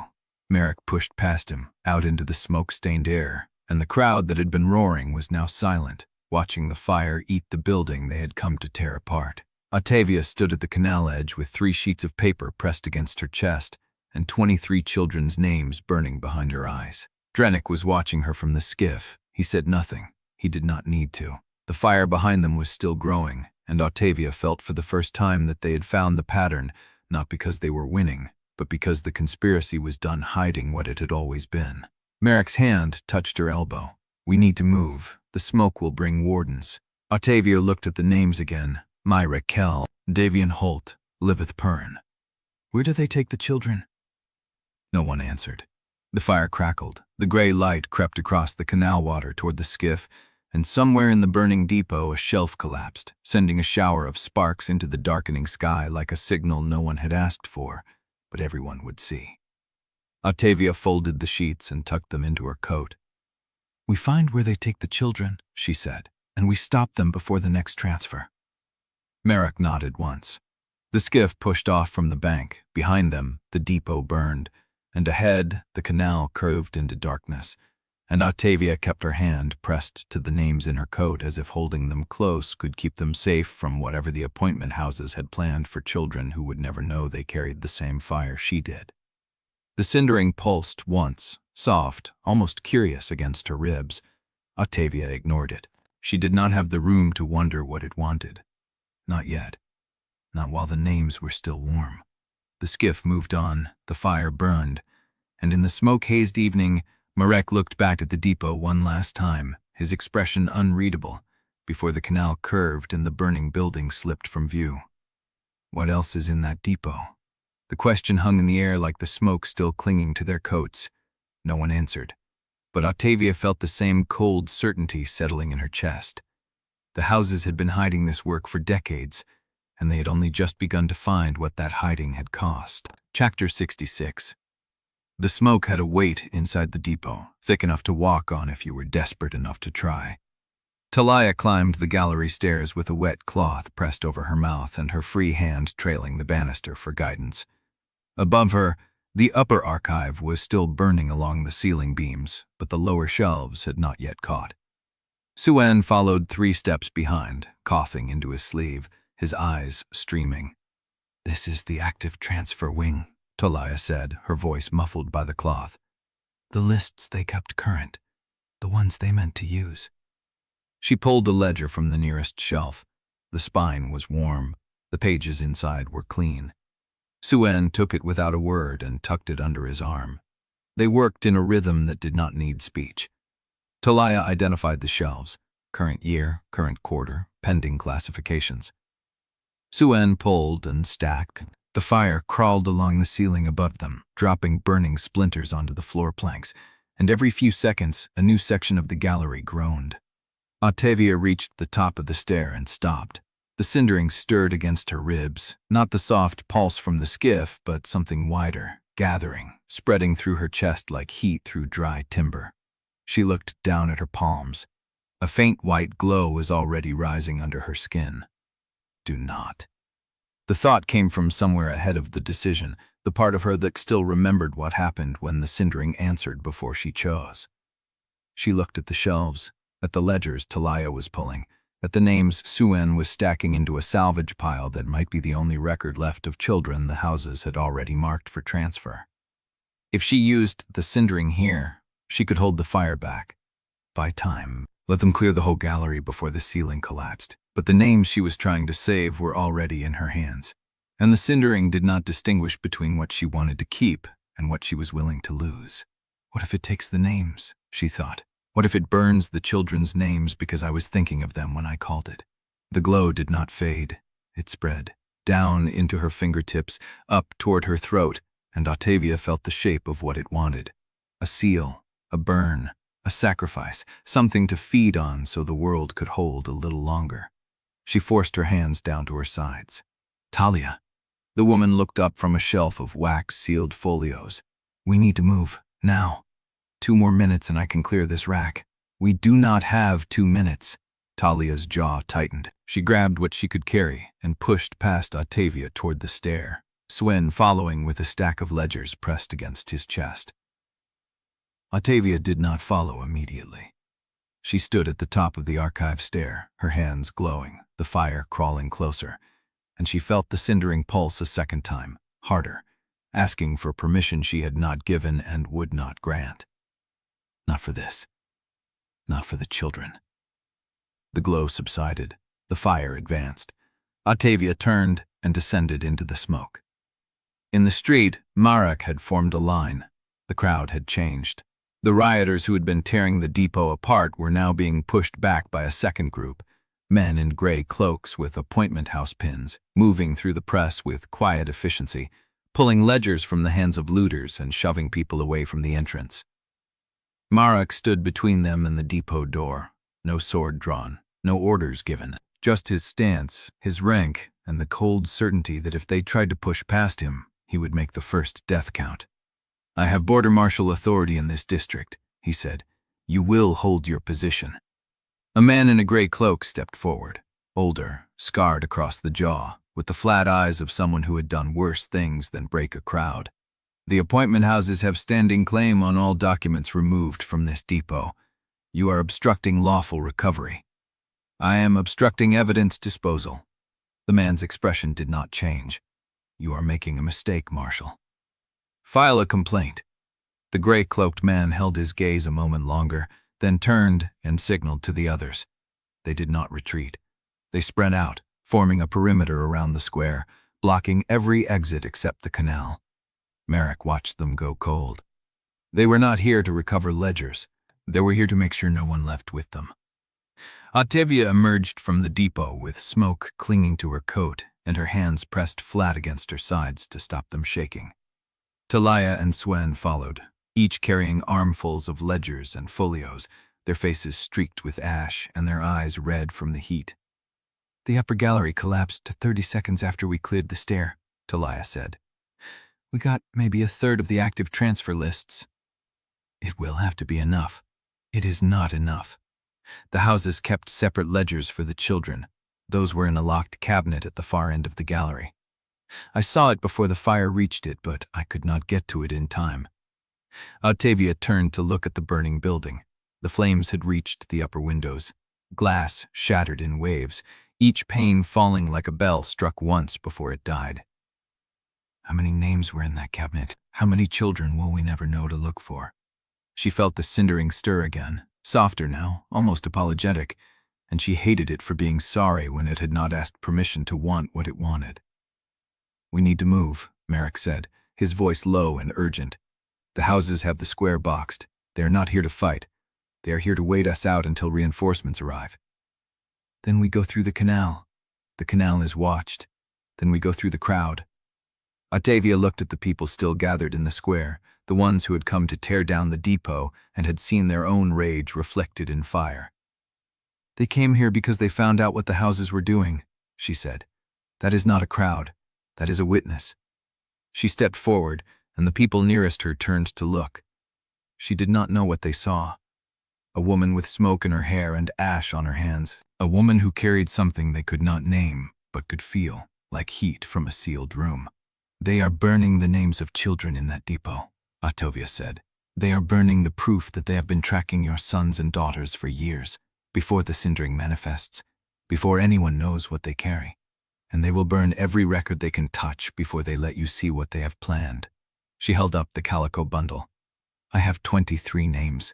There are hundreds more in the fire behind me, and the appointment houses are standing at the edge of this square waiting to make sure no one leaves to tell the story. She paused. I am going to the tribunal archives. I am going to find the contracts that prove who ordered this, and I am going to burn those contracts in public, in front of every magistrate and council member who looked the other way. She looked at the gray-cloaked men at the edges of the square. If you want to stop me, I will not fight you, but I will remember your face when the truth comes out. The crowd did not cheer. They did not need to. They parted, and Ottavia walked through and Mara followed, and Taliah and Suen followed, and the gray-cloaked men watched but did not move, because stopping her now would mean admitting she was right. The canal was dark ahead. The skiff was waiting. And somewhere behind them, still burning, the depot sent a shower of sparks into the sky that looked, from a distance, like stars falling into the river. Chapter 67. The skiff cut through black water, the burning depot throwing long, red reflections across the canal behind them. Ottavia sat in the bow, with the calico bundle pressed against her chest, watching the flames recede. Her hands had stopped shaking, but the shape of the fire still burrowed behind her eyes, an afterimage that would not fade. Taliah worked through the salvaged ledgers by lantern light, her fingers moving fast over columns of names, dates, classifications. Suen held a second lantern at her shoulder, turning pages as she finished them. Marrek stood at the stern with one hand on the tiller, watching the canal banks for movement. Evans pulled them through the shallows in silence. Nadira sat opposite Taliah, a wax slate balanced on her knee, ready to copy anything worth preserving. No one spoke for the first mile, but the only sounds were the dip of Evans's pole, the lap of water against the hull, and the occasional crackle of Taliah turning a page that had already begun to curl at the edges from heat. Then Taliah stopped. "This is wrong," she said. Ottavia looked up. Taliah had spread 3 sheets across her lap, each one covered in the same tight administrative hand she had seen 100 times in 100 ledgers across 2 worlds. But there was something different about these. The columns did not line up the same way. What is wrong? The classification system. Taliah tapped a finger on the first sheet. The children are listed by age, name, and district of origin. Standard intake format. But the transfer destination column does not use location codes. Son leaned closer. What does it use? Taliah turned the sheet so the lantern light fell directly on it. Ottavia saw the symbols then. Not words, not place names. A sequence of marks in the margin, each one drawn in a different hand, each one small enough to hide in the curve of a letter if you were not looking for it. She knew that pattern. The same marks had been written in the margin of her own file, the one Drennick had shown her in Galamir, the one that logged her arrival from the stairwell. She had not understood them then. She'd assumed they were filing codes, clerk shorthand, the kind of bureaucratic ghostwriting that accumulated on every document processed through a system that did not want to remember what it handled. But these were the same marks, and they were on the children's transfer sheets. This code links the district of origin to a specific broker, Taliah said. Each mark corresponds to a handler who processed the intake. It is not a location, it is a signature. She turned to the second sheet. Hospice referrals from the V Ruin Quarter all carry this mark. She pointed. Orphan intake from the Eastern Ash Farms carries this one. School absence reports flagged by tribunal recorders carry a third. She looked up. They are not just tracking children. They are assigning each child to the broker who will process their transfer before the child even knows they are being watched. Ottavia felt the cold inside her chest deepen. How many children do the marks cover? Every name we salvaged, all 23 on your calico bundle, and at least 40 more in the ledgers Taliah pulled. All assigned to specific brokers before transfer? Before evaluation, before confirmation of latent affinity, before the child even knows what Cindering is. Suen set down his lantern. Then the classification is not a diagnosis, he said, his voice thin. It is a claim. Ottavia looked down at the calico bundle in her hands. 23 names, 23 children already assigned to someone who planned to use them before they had even been tested. She opened the bundle and spread the 3 sheets across her knees, running her finger down the list of names, districts, ages. 8 years old, 11, 6. The youngest was 4. She stopped at the 7th name. The district code was not like the others. It was marked with a symbol she had seen before, not on a child's transfer sheet, but on the wall of the stairwell where she died, scratched into the paint beside the 4th floor landing, small enough to miss if you were not looking for it, close enough to the appointment bell that she had seen it every time she climbed those stairs. She had thought it was graffiti. Now she knew better. This mark, she said, holding the sheet up. What does it mean?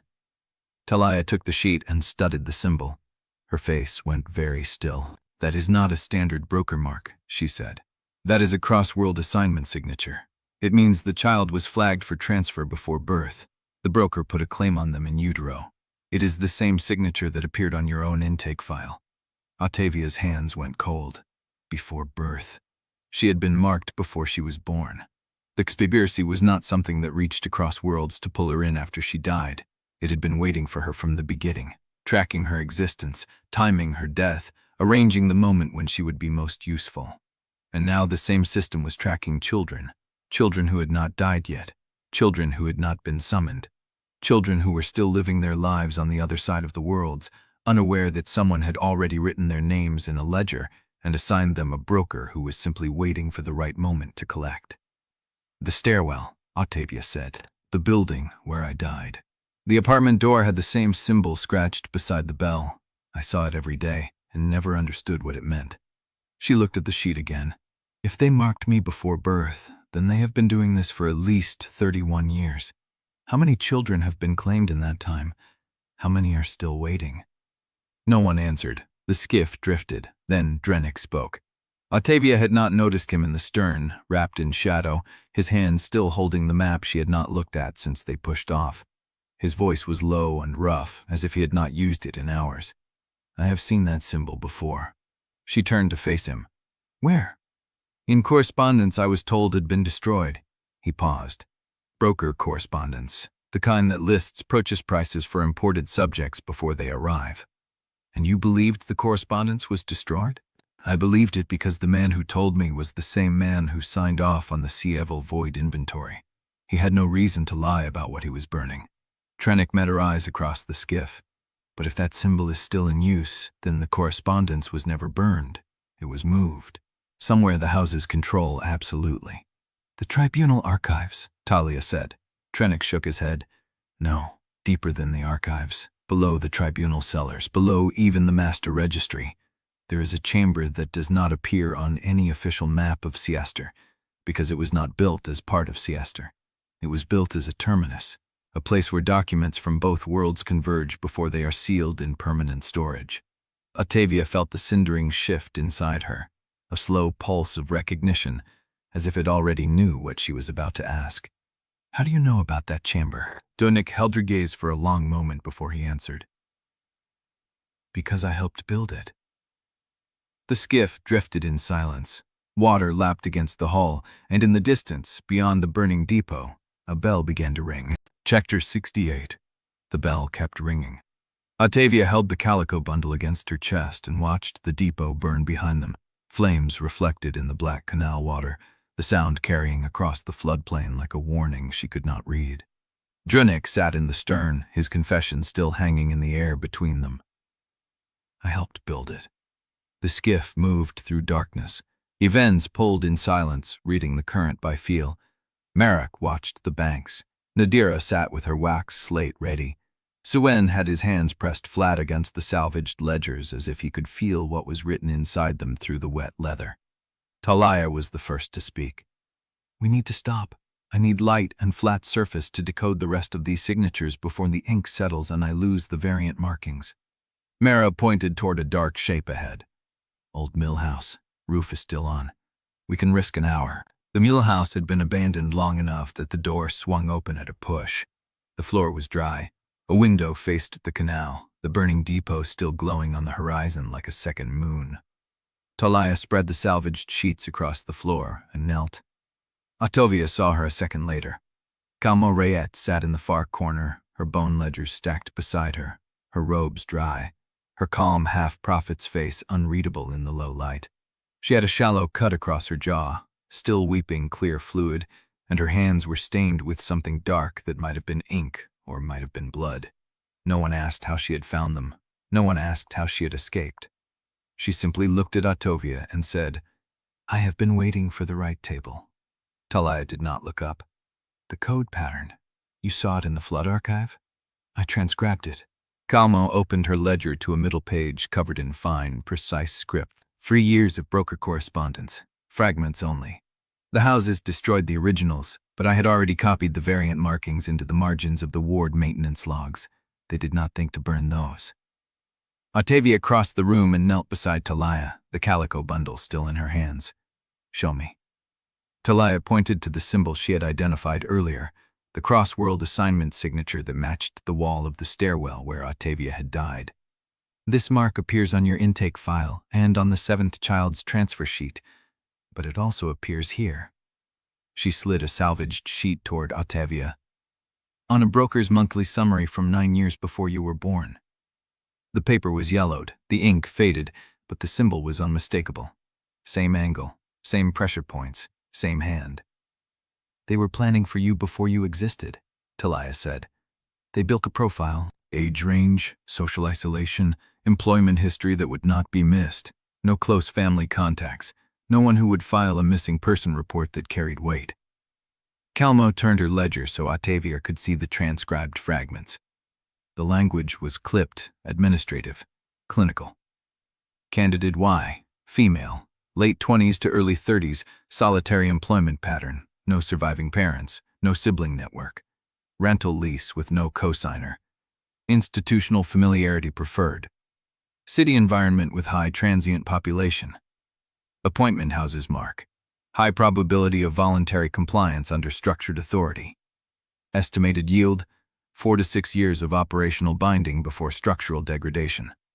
Ottavia read the words twice. Estimated yield. She had been assessed like a material resource. Her loneliness, her dead parents, her rented apartment in a city where no one would call her name, all of it catalogued as strategic advantages for a conspiracy that had been tracking her before her mother gave birth. "How many candidate profiles did they write?" she asked. Calmo turned another page. The list was 47 names long. 47 women with matching profiles, stretching back 23 years before Ottavia's birth. Some were crossed out with a single line and a date. Others were marked in progress or deferred or relocated. The youngest candidate had been flagged at age 7. Ottavia's throat tightened. "They were not waiting for the Cindering to manifest," she said. "They were selecting for it, choosing people who would be easy to take, easy to keep, easy to erase." "Yes. So who wrote the profiles?" Taliah and Calmo exchanged a glance. "Broker traffic," Taliah said. "The signatures are codes, but the codes map to real names. I have been reconstructing the key pattern from the variant markings. Most of these brokers are dead. The houses buried them along with the correspondence.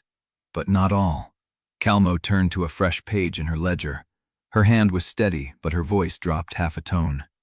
"There is one living broker whose signature appears on every tier of the transfer system.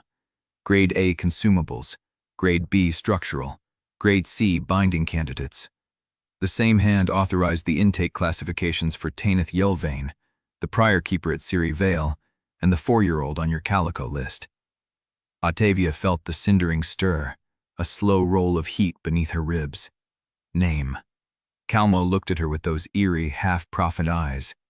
"The code resolves to a civic magistrate, current appointment, tribunal protection. He processes the arrival classifications for every imported subject, because his official title gives him jurisdiction over void inventory declarations."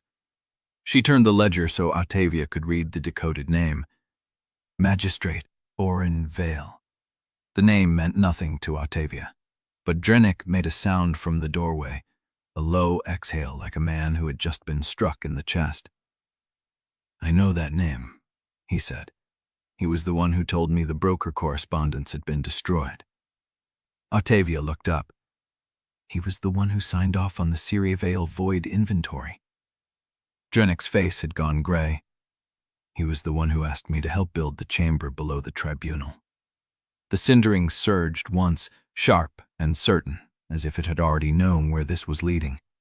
Ottavia stood slowly, her hands trembling around the calico bundle. "Where is Magistrate Vale right now?" Calmo did not blink. "At the tribunal hall, supervising emergency law implementation. He is the one who issued the writs for your detention." The distant bell stopped ringing.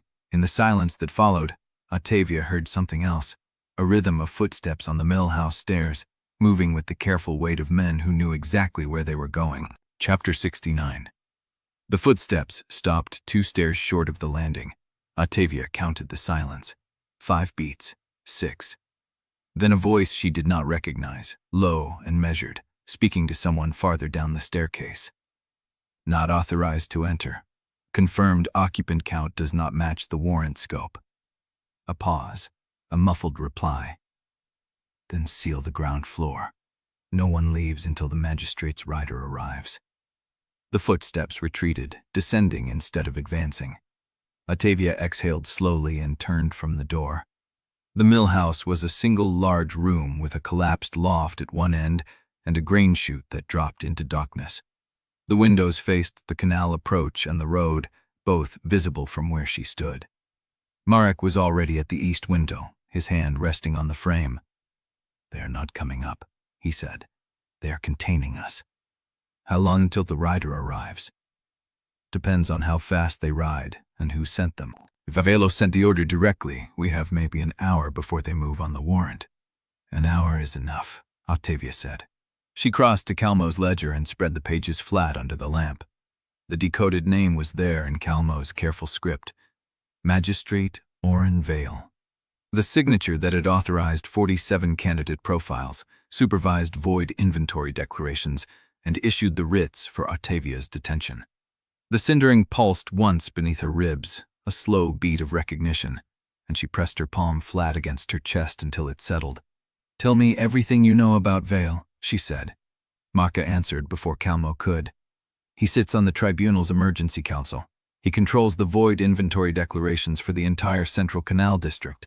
Every imported subject, every classified transfer, every death written before it happens. His signature is the one that makes it legal, and he's at the Tribunal Hall now? Supervising emergency law implementation. That is the public reason. Marrek's jaw tightened. The private reason is that the Tribunal Hall is the safest place in the city. 40 guards, thick stone, emergency protocols that can seal the entire building in under a minute. Taliah looked up from her salvaged ledgers. Then we do not go through the front door. No, Marrek said. We go through the law. Ottavia turned to face him. Explain? Marrek crossed to the table and pulled a folded document from inside his coat. The wax seal was cracked, the paper water-stained, but the Border Marshal insignia was still legible. Emergency Jurisdiction Clause. When a ward failure is suspected to be deliberate, a Border Marshal can invoke provisional authority over any civic officer whose actions may be obstructing the investigation. Vale's position on the Emergency Council makes him subject to that clause, if I can prove he has been using his authority to destroy evidence.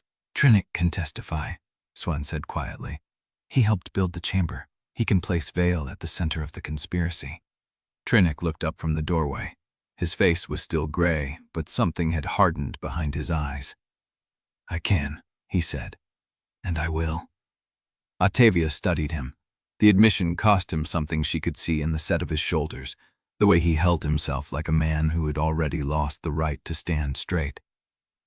Then we go to the Tribunal Hall, she said. Marrek invokes the Jurisdiction Clause. Drennick gives testimony. Calmo produces the ledgers. And I walk in with the calico bundle and ask Vale, in front of every guard and clerk in the building, whether he recognizes the names of the children he classified before they were born. Marrek's hand moved to his sword. It will not be that clean. I know. Vale will not let you take him alive. He will either fight or run. And if he runs, he will take the chamber access codes with him. Then we do not give him time to choose. A bell rang from somewhere beyond the mill house. Not the close, urgent bell of a nearby alert, but the deeper, slower tone of a long-distance signal, carried across the canal and through the flooded ash beds. Ottavia listened. The pattern was wrong. 3 strikes, a pause. 2 strikes, a pause. 3 strikes again. I know that sequence, Marrek said slowly. What does it mean? It is an emergency diversion order. All available patrols are being redirected to the Western Ward Tower. The Ward Tower near the Tribunal Hall? No. Marrek's voice dropped. The Ward Tower on the opposite side of the city. The one that has not been reported as failing. The silence in the room sharpened. Ottavia looked at the calico bundle in her hands, then at Marrek. He is clearing the path, she said. Vale is drawing every guard away from the Tribunal Hall and toward a false alarm, so he can move whatever he has hidden in the secret chamber without witnesses. Marrek's hand was already reaching for his coat. Then we move now. Before the rider arrives, before the seal is complete, before Vale opens that chamber and burns whatever remains. He turned to the group. Nadira, Swen, Taliah, you come with us. Yelvaine stays with the skiff in case we need a fast extraction. Calmo, you stay with the ledgers at the canal edge out of sight. If we do not return within 2 hours, you take the ledgers to the highest-ranking ward officer you can find and you tell them everything. Calmo nodded once. Her face revealed nothing. Ottavia pressed the calico bundle against her chest and felt the cindering stir, a deep thrumming that vibrated through her ribs like a second heartbeat. She did not call it. She did not push it away.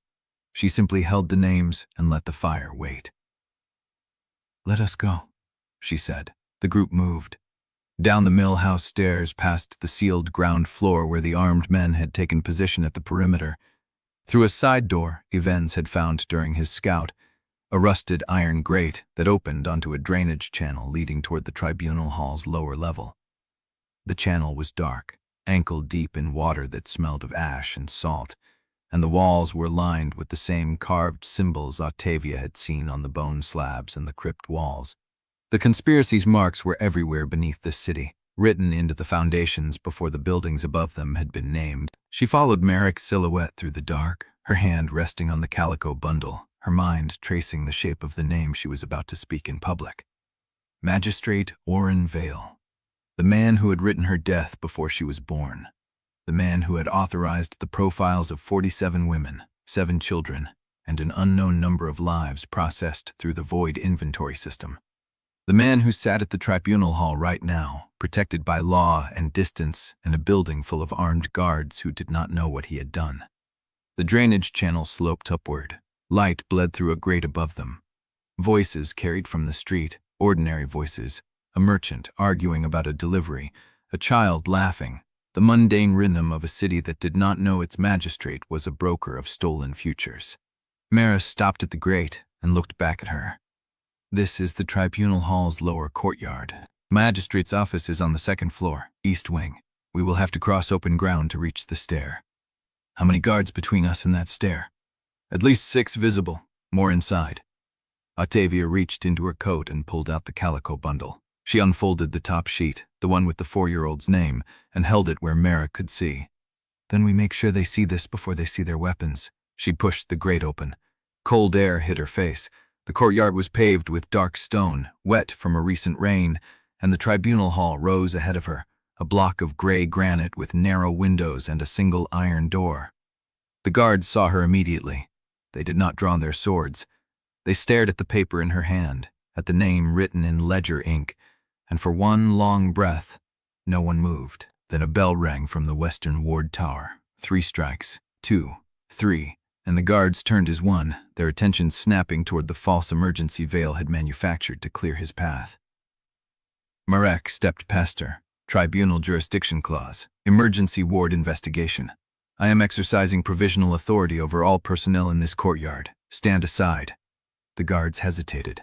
A door opened behind them. A figure stepped out of the tribunal hall, tall, gray-haired, dressed in the dark wool of a civic magistrate, with a seal of office hanging from a silver chain at his chest. Magistrate Oren Vale looked at Ottavia, and his face revealed nothing. No surprise, no fear, only the patient calm of a man who had been expecting this meeting for 30 years. Ottavia Yelvaine, he said, I wondered when you would find your way here. The cindering surged. White heat bloomed under her ribs, rising, waiting, and Ottavia felt the names in the calico bundle press against her fingers like living things demanding to be spoken. She lifted her head. I am not here to be processed, Magistrate. I am here to read you your charges. Chapter 70. The western bell tower was still ringing when Ottavia reached the tribunal hall steps. 3 strikes. Pause. 2. Pause. 3. The pattern repeated, steady and patient, a perfectly calibrated emergency signal that should have triggered every guard in the district to drop whatever they were doing and run toward the western ward. Instead, the courtyard held stillness. The guards who had turned at the bell were still frozen in place, caught between Vale's calm presence at the door and the paper in Ottavia's hand. Their captain was a woman with a scar splitting her left eyebrow and a jaw set hard enough to crack stone. She looked at Vale, then at Marrek, then at the names Ottavia held. Magistrate, the captain said, there is a bell. I hear it. The protocol is being followed.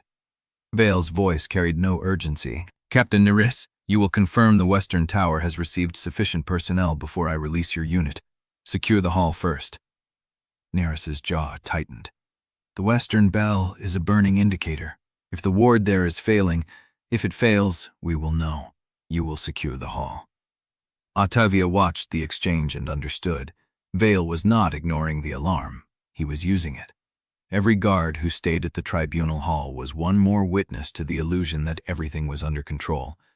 Every guard who ran to the western tower was one fewer obstacle between him and whatever he was about to do.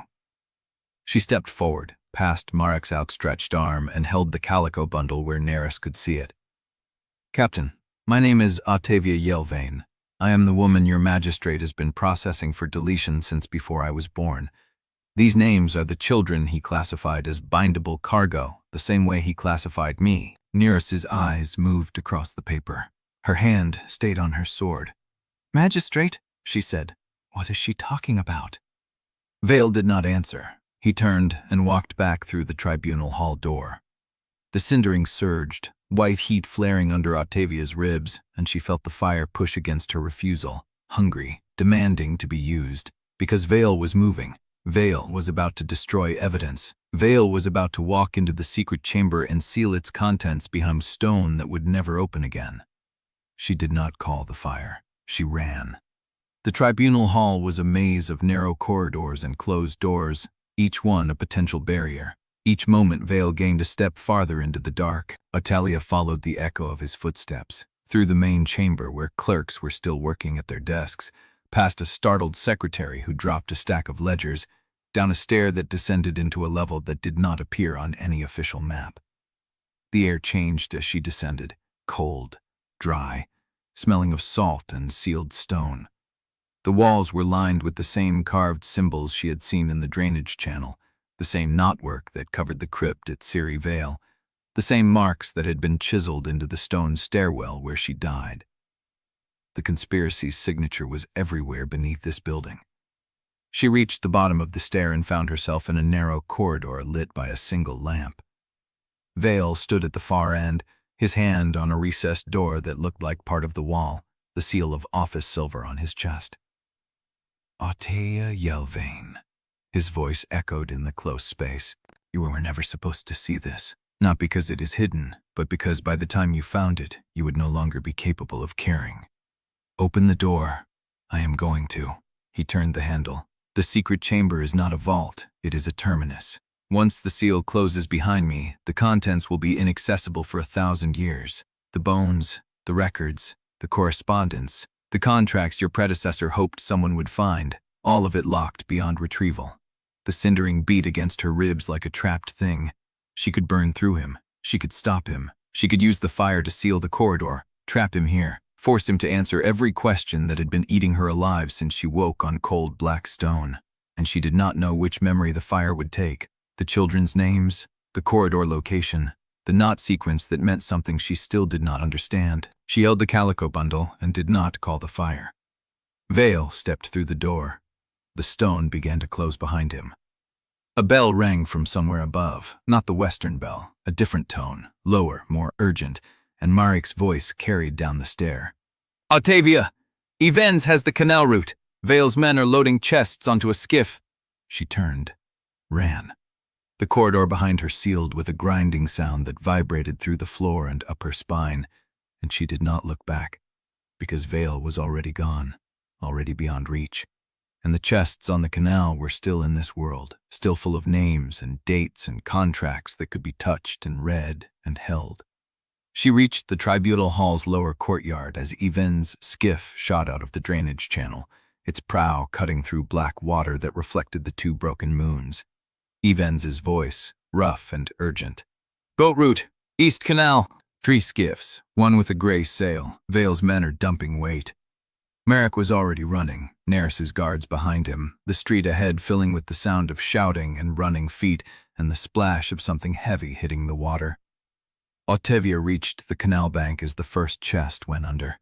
It sank fast, trailing bubbles, its contents already dissolving into the dark water that carried everything. Records, names, proof, down into the black where no one would ever find them. The second chest hit the surface and went under. The third chest was still in the skiff, carried by a man in a gray cloak who was dragging it toward the edge. Ottavia ran along the bank, her hand on the calico bundle, the cindering surging so hard she could taste white heat at the back of her throat. She did not call it. She reached the skiff. The gray-cloaked man saw her face, and froze. The chest tipped, fell, hit the water and sank before she could reach the edge. The man in gray stared at her, his hands empty, his face pale in the moonlight. Vale's boat was already pulling away, its gray sail catching the canal wind, heading east into the dark where the canals forked and the city gave way to open water, and the territories no patrol boat could reach in time. Ottavia stood at the water's edge, the calico bundle pressed against her chest, and watched the last evidence of the conspiracy sink into black water that would never give it back. The bell stopped ringing. The canal was silent. And somewhere behind her, a stone door had sealed itself for 1,000 years. taking with it every contract, every name, every confession Drennick had written, every record of the 47 women profiled before birth and the children classified as cargo, and the system that had been running longer than anyone alive could remember. She had nothing but the calico bundle, 23 names, and the Cindering, still hungry, still waiting, pulsing at the base of her skull like a second heartbeat she had never asked for. "Events," she said. He was already pulling toward her, his face unreadable in the dark. "The chest, the one that sank last. How deep is the canal here?" 20 feet, maybe 30. Too deep to dive without weights, and the current carries everything south. "Then we need weights." Evans looked at her.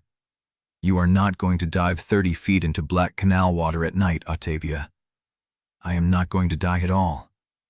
She looked at Mara and near us, at the guards who had followed them to the bank.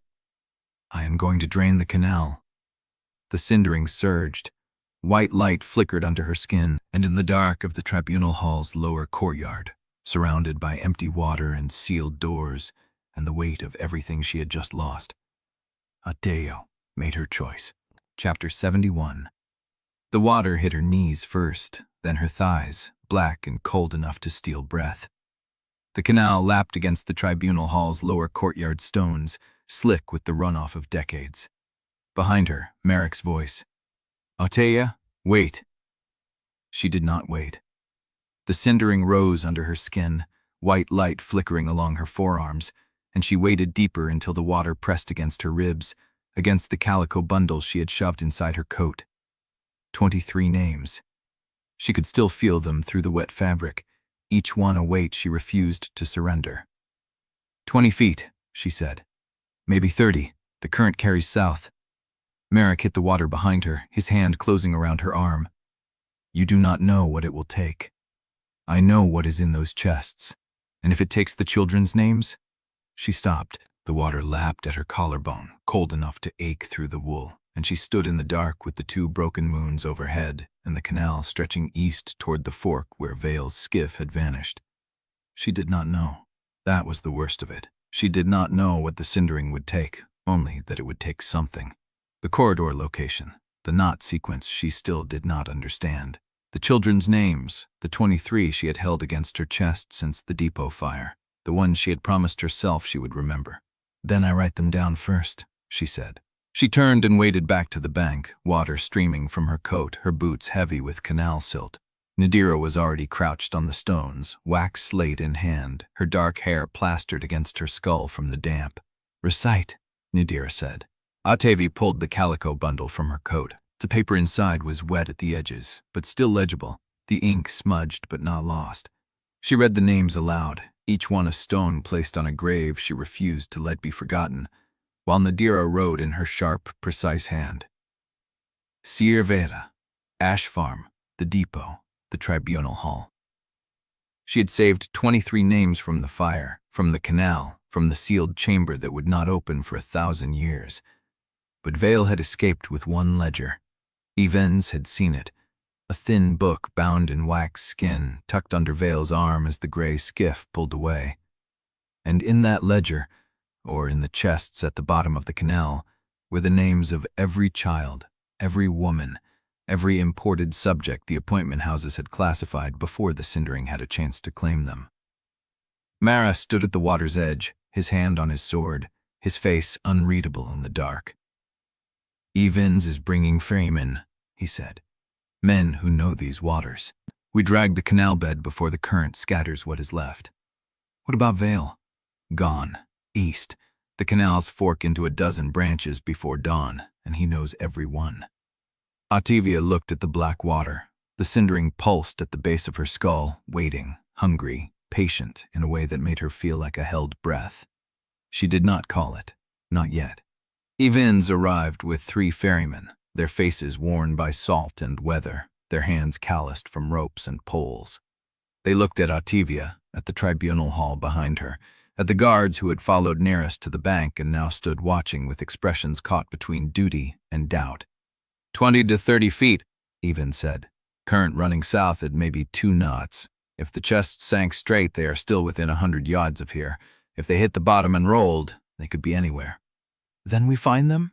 Ottavia said. The ferrymen worked in silence, dragging weighted lines along the canal bed, their poles probing the silt and stone. The lamps on the bank threw long shadows across the water, and somewhere above a bell rang once, twice, then stopped. Ottavia counted the knots on her cord while she waited. 22. She had tied 22. She remembered tying 21. The 22nd was the one she did not remember. A gap in her own continuity that she had learned to accept the way she accepted the cold in her bones and the unnatural chill of her own skin. One of the ferrymen called out. His pole had struck something solid, something that did not give way to silt and stone. Marrek waded in with a rope. The ferryman hooked the line under the chest, and they hauled it up together, water streaming from the lead-lined box as it broke the surface and landed on the stones with a wet, heavy sound. The second chest came up 10 minutes later, dragged from a deeper pocket of the canal where the current had not carried it. The third took 40 minutes. The ferryman shook his head. If there was a third, it rolled into the downstream channel. That water feeds into the marsh canals, and those go for miles. Ottavia looked at the two chests on the stones. One ledger, bound in wax skin, was gone. Vale had it. Vale would read it. Vale would burn it before she ever caught up. But the chests were here. Nadira cracked the first seal with the pry bars, the lead-lined lid groaning open to reveal packed oilskin bundles, each one wrapped and tied with dried leather cord. Taliah took the first bundle and unfolded it on the wet stones, her steady hands moving with practiced economy. Contract. Sheets of names, dates, classification grades. Transfer orders bearing the same cross-world assignment symbol that matched the symbol on the stairwell wall where Ottavia had died. And at the bottom of the chest, a notation Taliah read twice before looking up. Administratively deceased before transfer, she said. Every imported subject here is listed as dead in their world before they arrived. The houses declared them void before they ever crossed. Ottavia felt the cindering stir. Not hunger this time, something colder. Recognition. They made us dead on paper, she said, so no one would look. No one would look for the dead, Taliah agreed. No one ever does. Suan had the second chest open, his thin hands sorting through bundles with the care of a man handling relics. He pulled out a bound sheaf, its leather cover scarred by water but still sealed with what looked like the tribunal's official stamp. This one is different, he said. Taliah took it. Her eyes moved across the first page, then stopped. There is a hidden registry beneath the tribunal hall, she said. Not the secret chamber Vale sealed. Something older. A secondary archive built before the chambers, before the tribunal, before the wards. The notation says all master records of imported subjects were duplicated there. Ottavia looked at the tribunal hall behind her. The building where Vale had waited for her, where guards still stood at the doors, where Marrek's emergency jurisdiction clause had bought them entry, but not safety. Where beneath the tribunal hall? Marrek asked. Taliah turned to the next page. The notation does not say, but the construction date is listed. It was built the same year the appointment houses first received their charter. Ottavia looked at the calico bundle in her hands. The cindering pulsed at the base of her skull, and somewhere in the dark tribunal hall, behind stone walls she could not see, a hidden registry held every name she had ever tried to save. Chapter 72. The tribunal hall stood dark against the rain, its windows shuttered, its main doors barred from inside. The storm session gave them cover. Thunder rolled across the roof tiles as Marrek led them through a service entrance Evans had marked on the canal map, a narrow iron door half hidden behind a drainage grate. The corridor beyond smelled of wet stone and old ink. Ottavia followed Marrek's lamp through a maze of service passages, her fingers brushing the wall to steady herself. The cindering pulsed at the base of her skull, a slow rhythm that matched nothing in her body. It knew this place. It had known the terminus chamber too, and that knowledge had not saved anything. Taliah walked beside her, the recovered contracts pressed against her chest in oilskin. Suan carried Nadira's wax slate and a pouch of charcoal sticks. Nadira herself had stayed on the bank with the ferryman, guarding the chests they had already recovered. her instructions clear.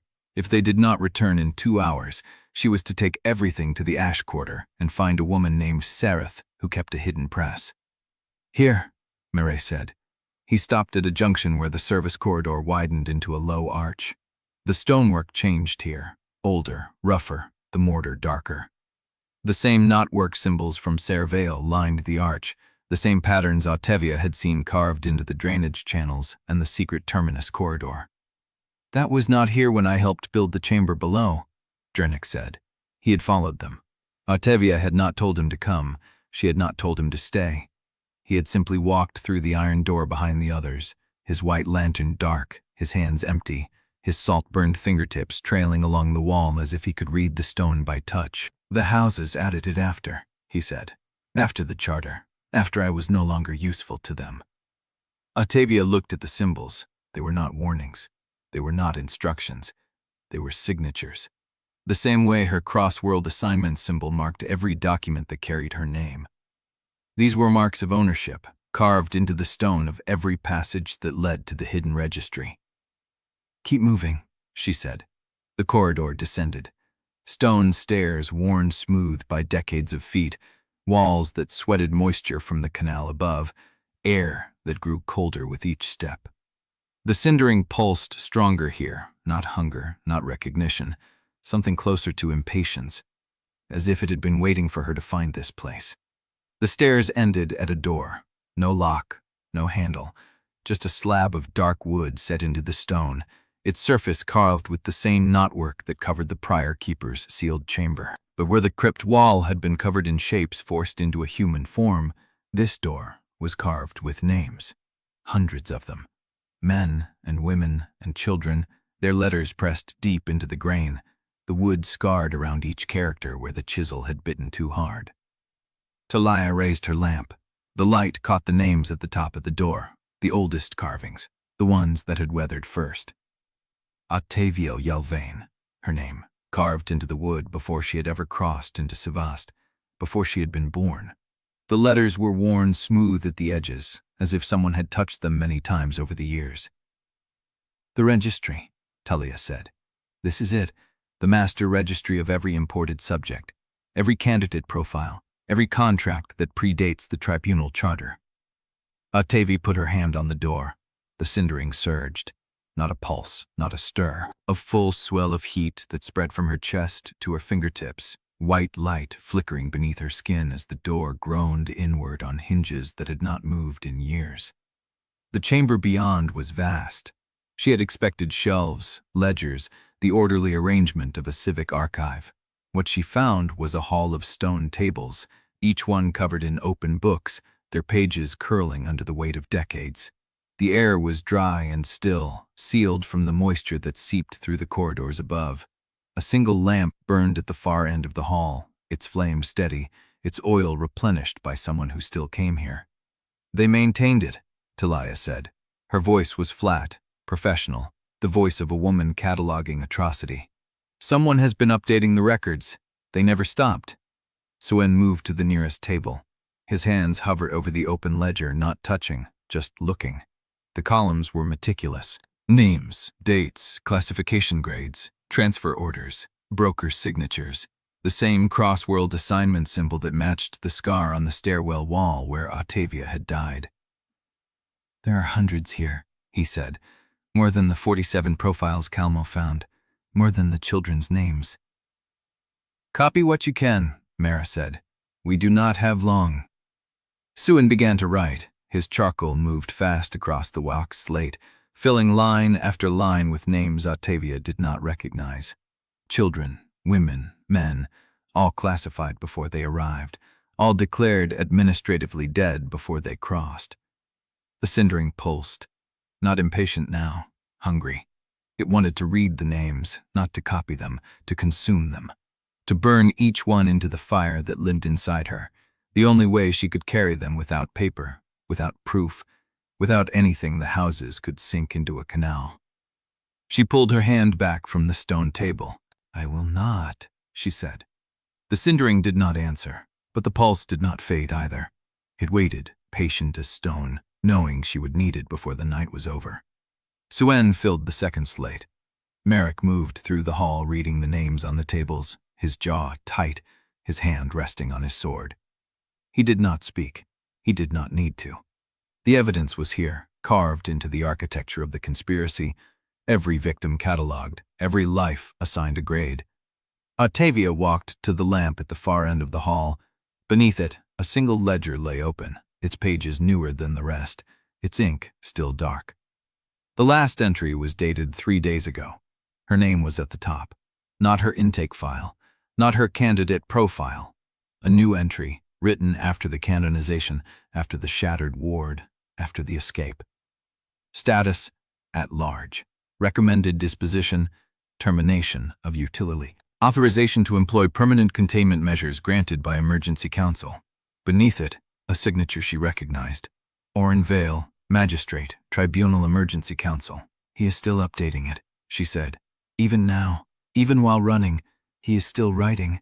Taliah came to stand beside her. Then we take it, she said. Every page, every ledger. We carry them out by hand if we have to. Ottavia reached for the ledger. The stone floor shuddered. Not a tremor, not a quake. A pulse rising from somewhere deep beneath the hall, passing through the foundations, through the stone tables, through the carved door behind them. The lamp flame flickered. The ledgers trembled on their tables. The knotwork symbols on the walls seemed to shift in the uncertain light. Suen stopped writing. Marrek's hand tightened on his sword. The pulse came again, stronger this time. A low vibration that traveled up through Ottavia's boots, through her spine, through the cindering that lived in her bones. It answered. Not with heat, not with hunger, with recognition. It knew this pulse. It knew what it meant. Ward Cascade, Drennick said.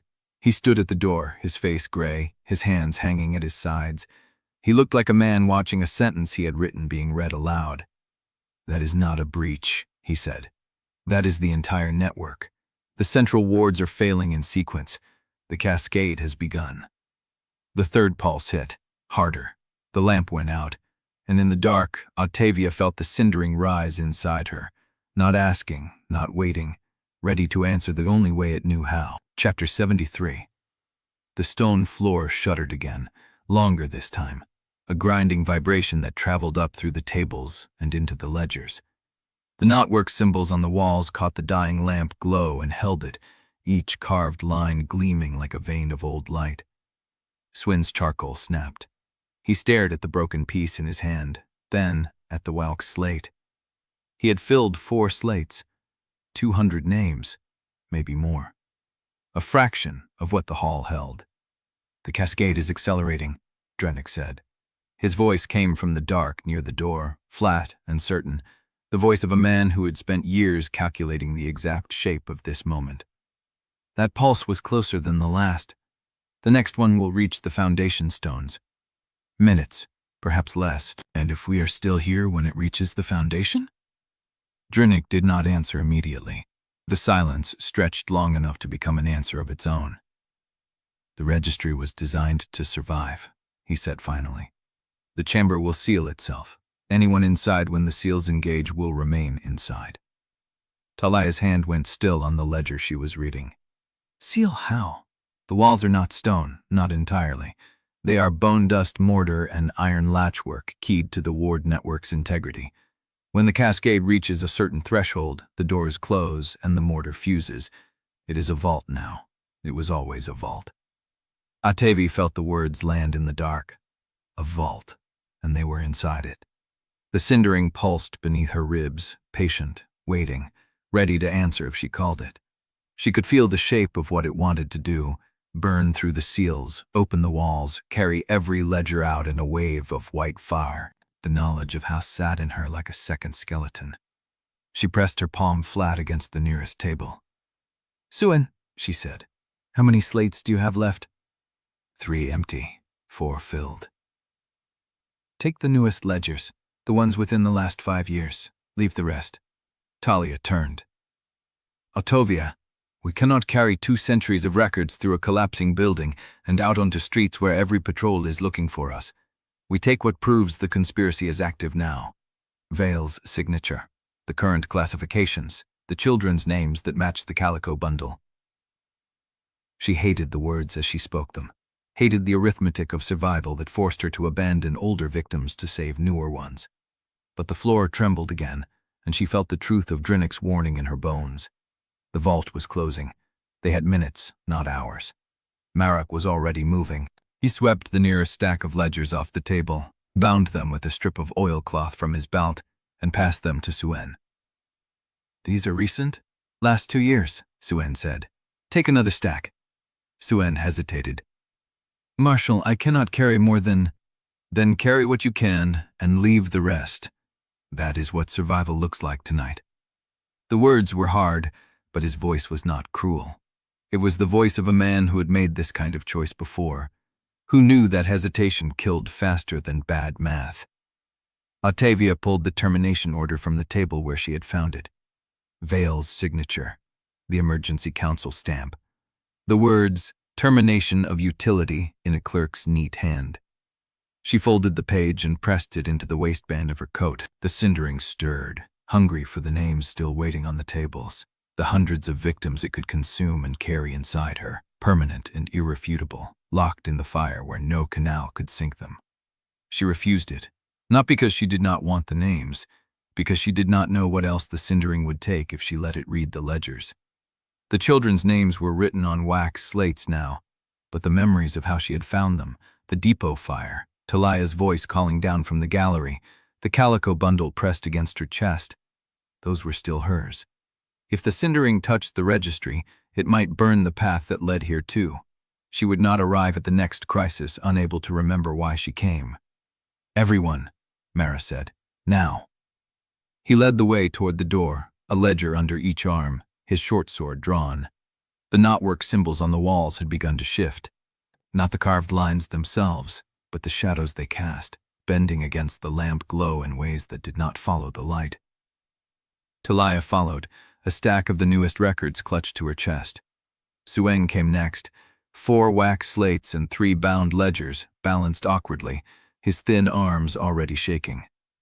Drennick stood at the door. He had not moved, had not taken a single ledger. He stood with his hands at his sides, watching the knotwork shift, his pale gray eyes tracking the shadow change like a man reading a language only he could still understand. "These seals were laid when I built the terminus," he said. "I did not know the registry existed, but I know how the houses build. The cascade will not stop at the foundation. It will travel through the mortar, seal the door, collapse the corridor, and bury the evidence under stone that will take months to excavate."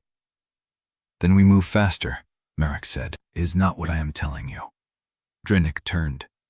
His face was gray in the uncertain light, the hollows beneath his cheekbones dark as bruises.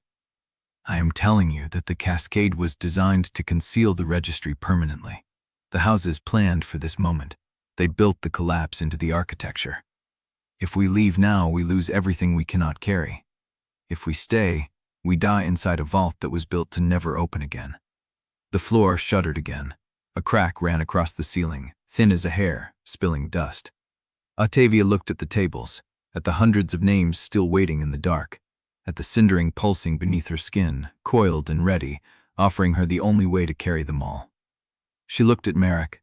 His jaw was tight, his hand steady on his sword. He was watching her, not the crack, not the door, waiting for her to decide. "Suen," she said, "give me your empty slates." He handed them over without question. She turned to the nearest table, to a ledger open to a page of names she did not recognize, and began to write. Not copying, memorizing, reading each name aloud as she wrote it, letting the shape of it settle into her voice, into her throat, into the muscle memory of speech. Rena Halver, Tomas Keel, Sereth Ven, Doran Ash. The Cindering pressed against her ribs, hungry, desperate, wanting. She kept reading. Lyra Thorn, Kalen Moss, Even Kale. Marrek moved to the door, checking the corridor, his silhouette sharp against the distant glow of the service passage. Taliah set down her stack and began copying from a different ledger, matching Ottavia's rhythm, their voices overlapping in the dark. Nessapar, Hallam Suit, Doria Wick. The ceiling crack branched, spread. Dust fell in sheets. Drennick stood in the center of the hall, watching them work, and for one unguarded moment his face held something Ottavia had never seen there before. Not fear. Wonder.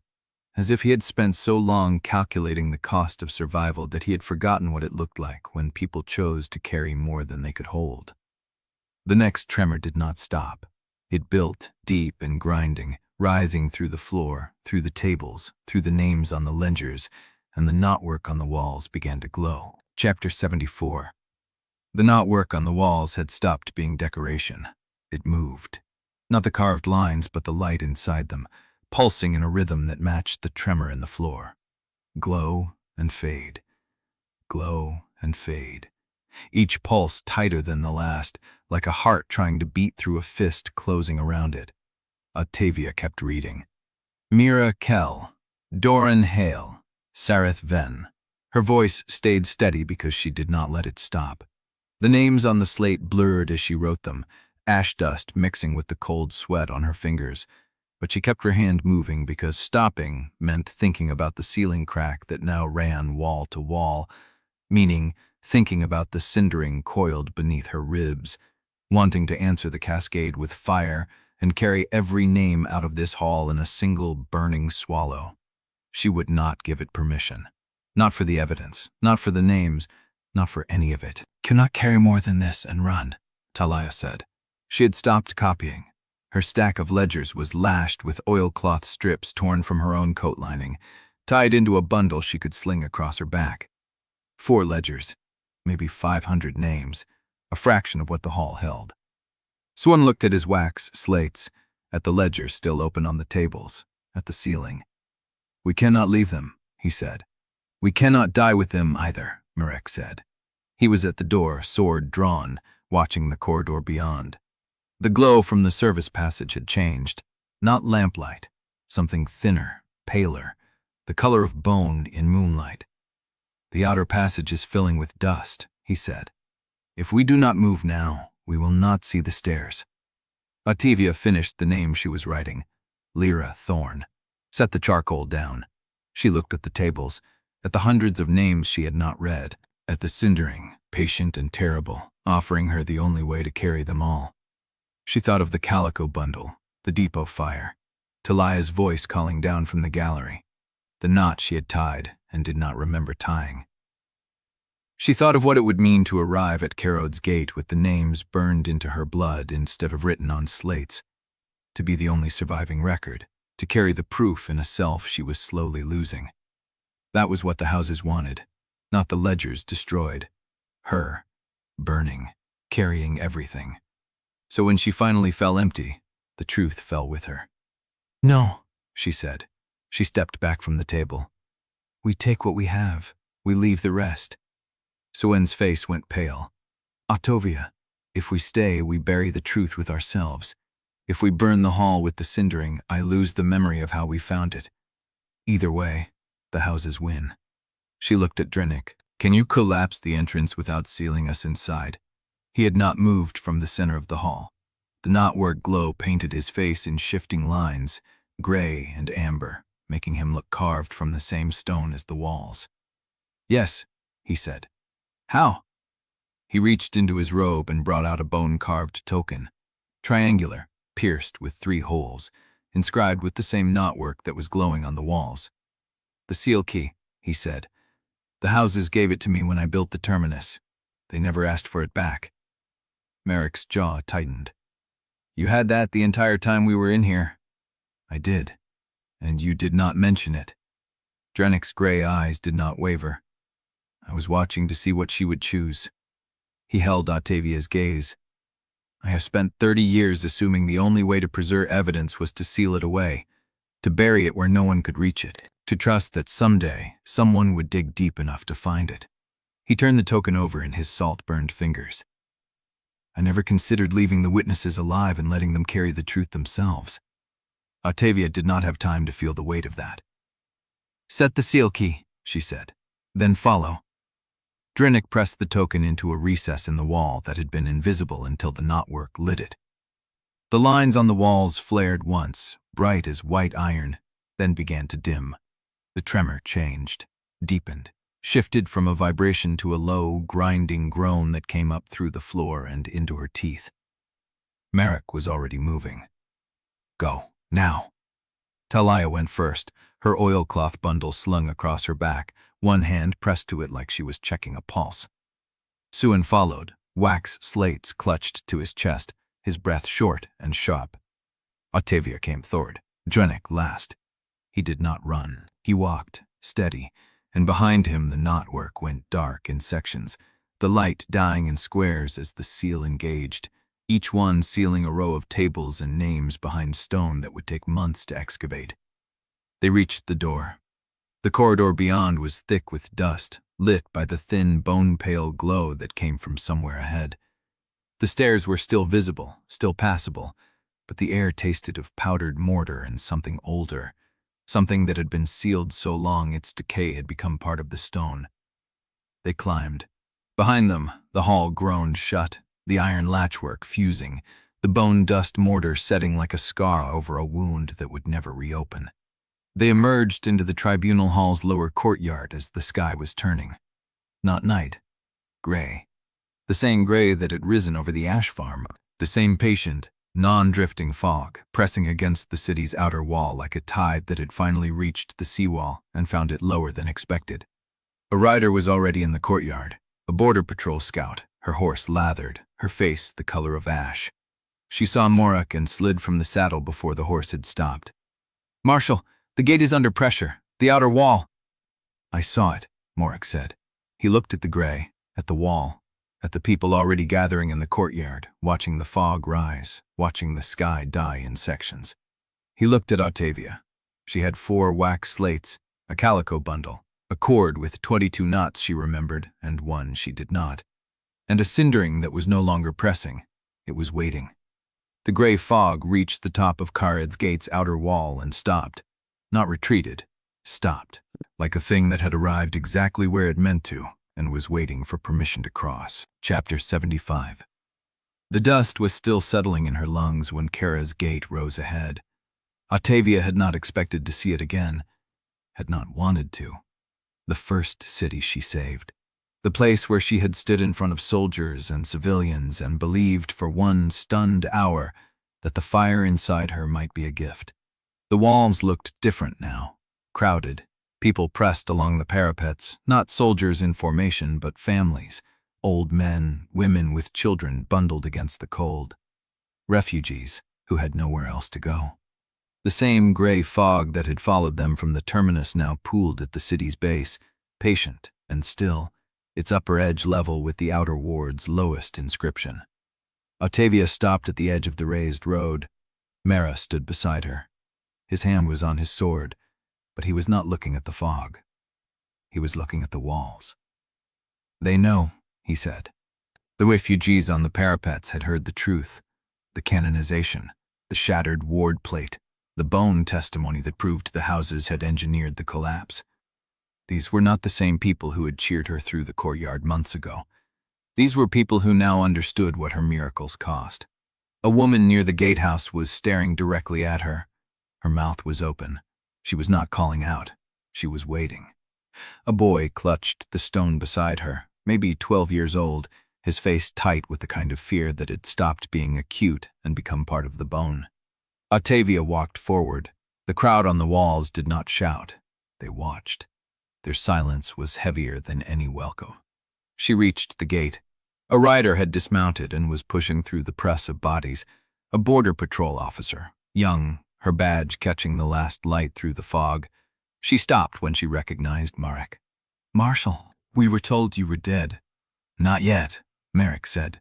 "What is the condition inside?" The officer's eyes flicked to Ottavia, lingered, then back to Marrek. "The gate held through the first cascade, but the outer ward is showing fatigue lines. The archivist's bell tower collapsed an hour ago. No casualties, but the pressure is building. People are saying the fog is testing the stone." "Testing it?" Ottavia repeated. The officer looked at her again. This time she did not look away. "They know who you are, ma'am. They know what you did at Breckhold, what it cost you." She paused. "They are not sure whether to ask you to do it again." The words hit like a blade she had been expecting, but still was not braced for. Ottavia said nothing. She walked through the gate. The city inside was different. The streets were full, not with merchants and schedules, but with bodies. Families camped in doorways. Children sat on stacked crates, too tired to play. The skyfire lamps along the main road had been dimmed to conserve fuel, and the shadows moved like water. A woman stepped out of a side street and blocked her path. She was maybe 50, her hands rough with work, her apron stained with ash and something darker. She looked at Ottavia with the flat, exhausted directness of someone who had stopped caring about manners. "You are the one." Not a question. Ottavia stopped. "I am." The woman's jaw tightened. She looked at Ottavia's hands, at her face, at the cord knotted at her belt. "I lost my son to the canal void last year. They told me he was classified structural. I did not know what that meant until the riders came through with the truth." Ottavia waited. The woman stepped closer. Her voice dropped to something barely audible. "I want you to know that there are people in this city who will not ask you to burn for them. Not anymore. Not after we learned what they were doing to you." She stepped back. Then she turned and walked away into the crowd. Ottavia stood in the middle of the street. Marrek had stopped behind her. She felt his presence, not touching, but close. "That was not what I expected," she said. "Neither did I." She moved forward again. The crowd parted, not in reverence but in a kind of uncertain respect, as if they were not sure whether to thank her or apologize. A man near the well called out, "Will you save us again?" His voice cracked. He was holding a child, a girl maybe 5 years old, her face pressed into his shoulder. Ottavia looked at him. The question hung in the air between them. She thought of the knot she did not remember tying, of the 23 children's names in the calico bundle, of the Cindering waiting inside her like something that had learned patience. "Yes," she said, "but not the way they wanted me to." The man did not understand, his brow furrowed. Someone else called out from the steps of the bell tower.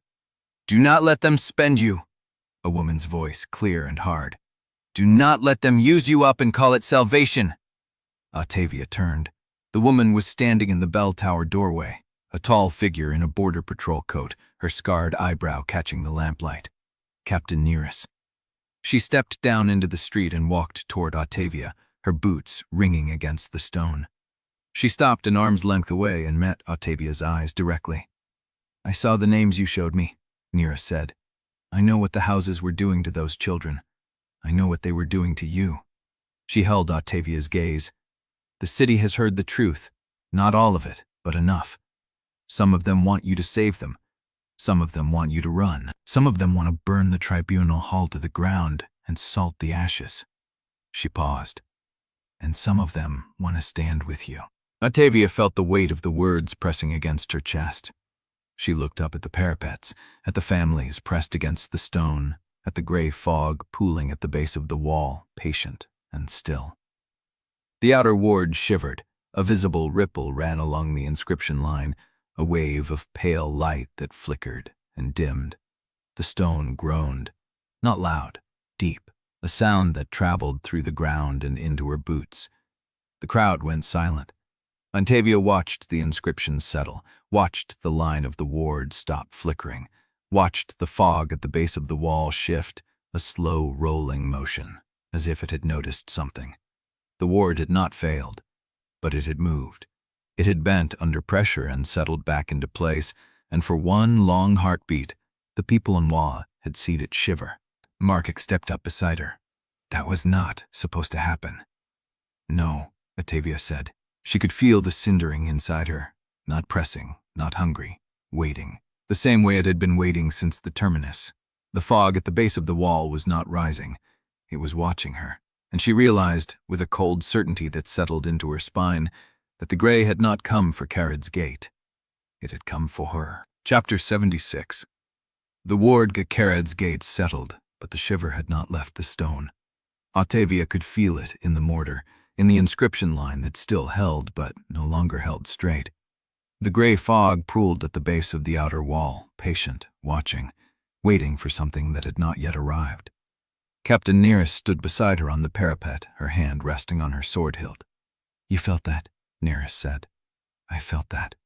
Nearest looked at the fog, at the wall, at the crowd below, still pressed against the gates, still watching.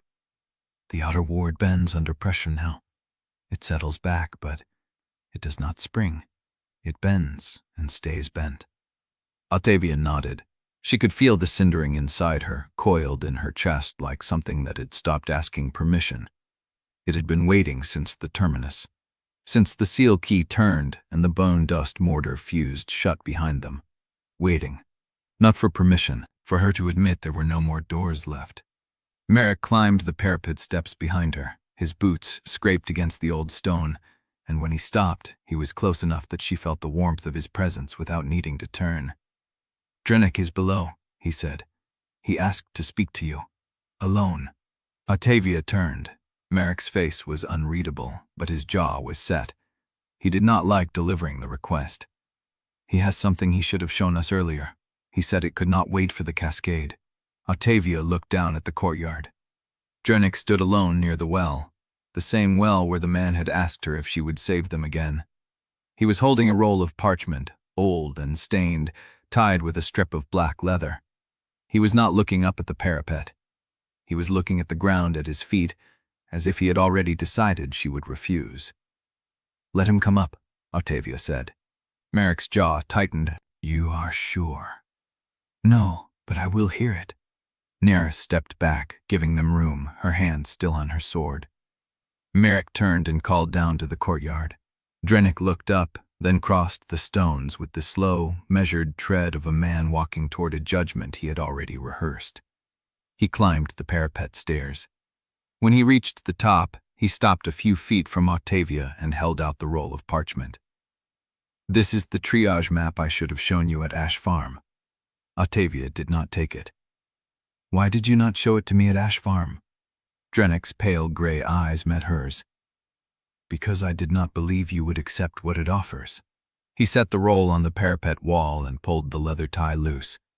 The parchment unfurled, old and dense with ink, showing the entire central ward network, every tower, every inscription line, every anchor stone, every settlement that depended on them. Many of them were drawn in two colors, black for existing, red for something else.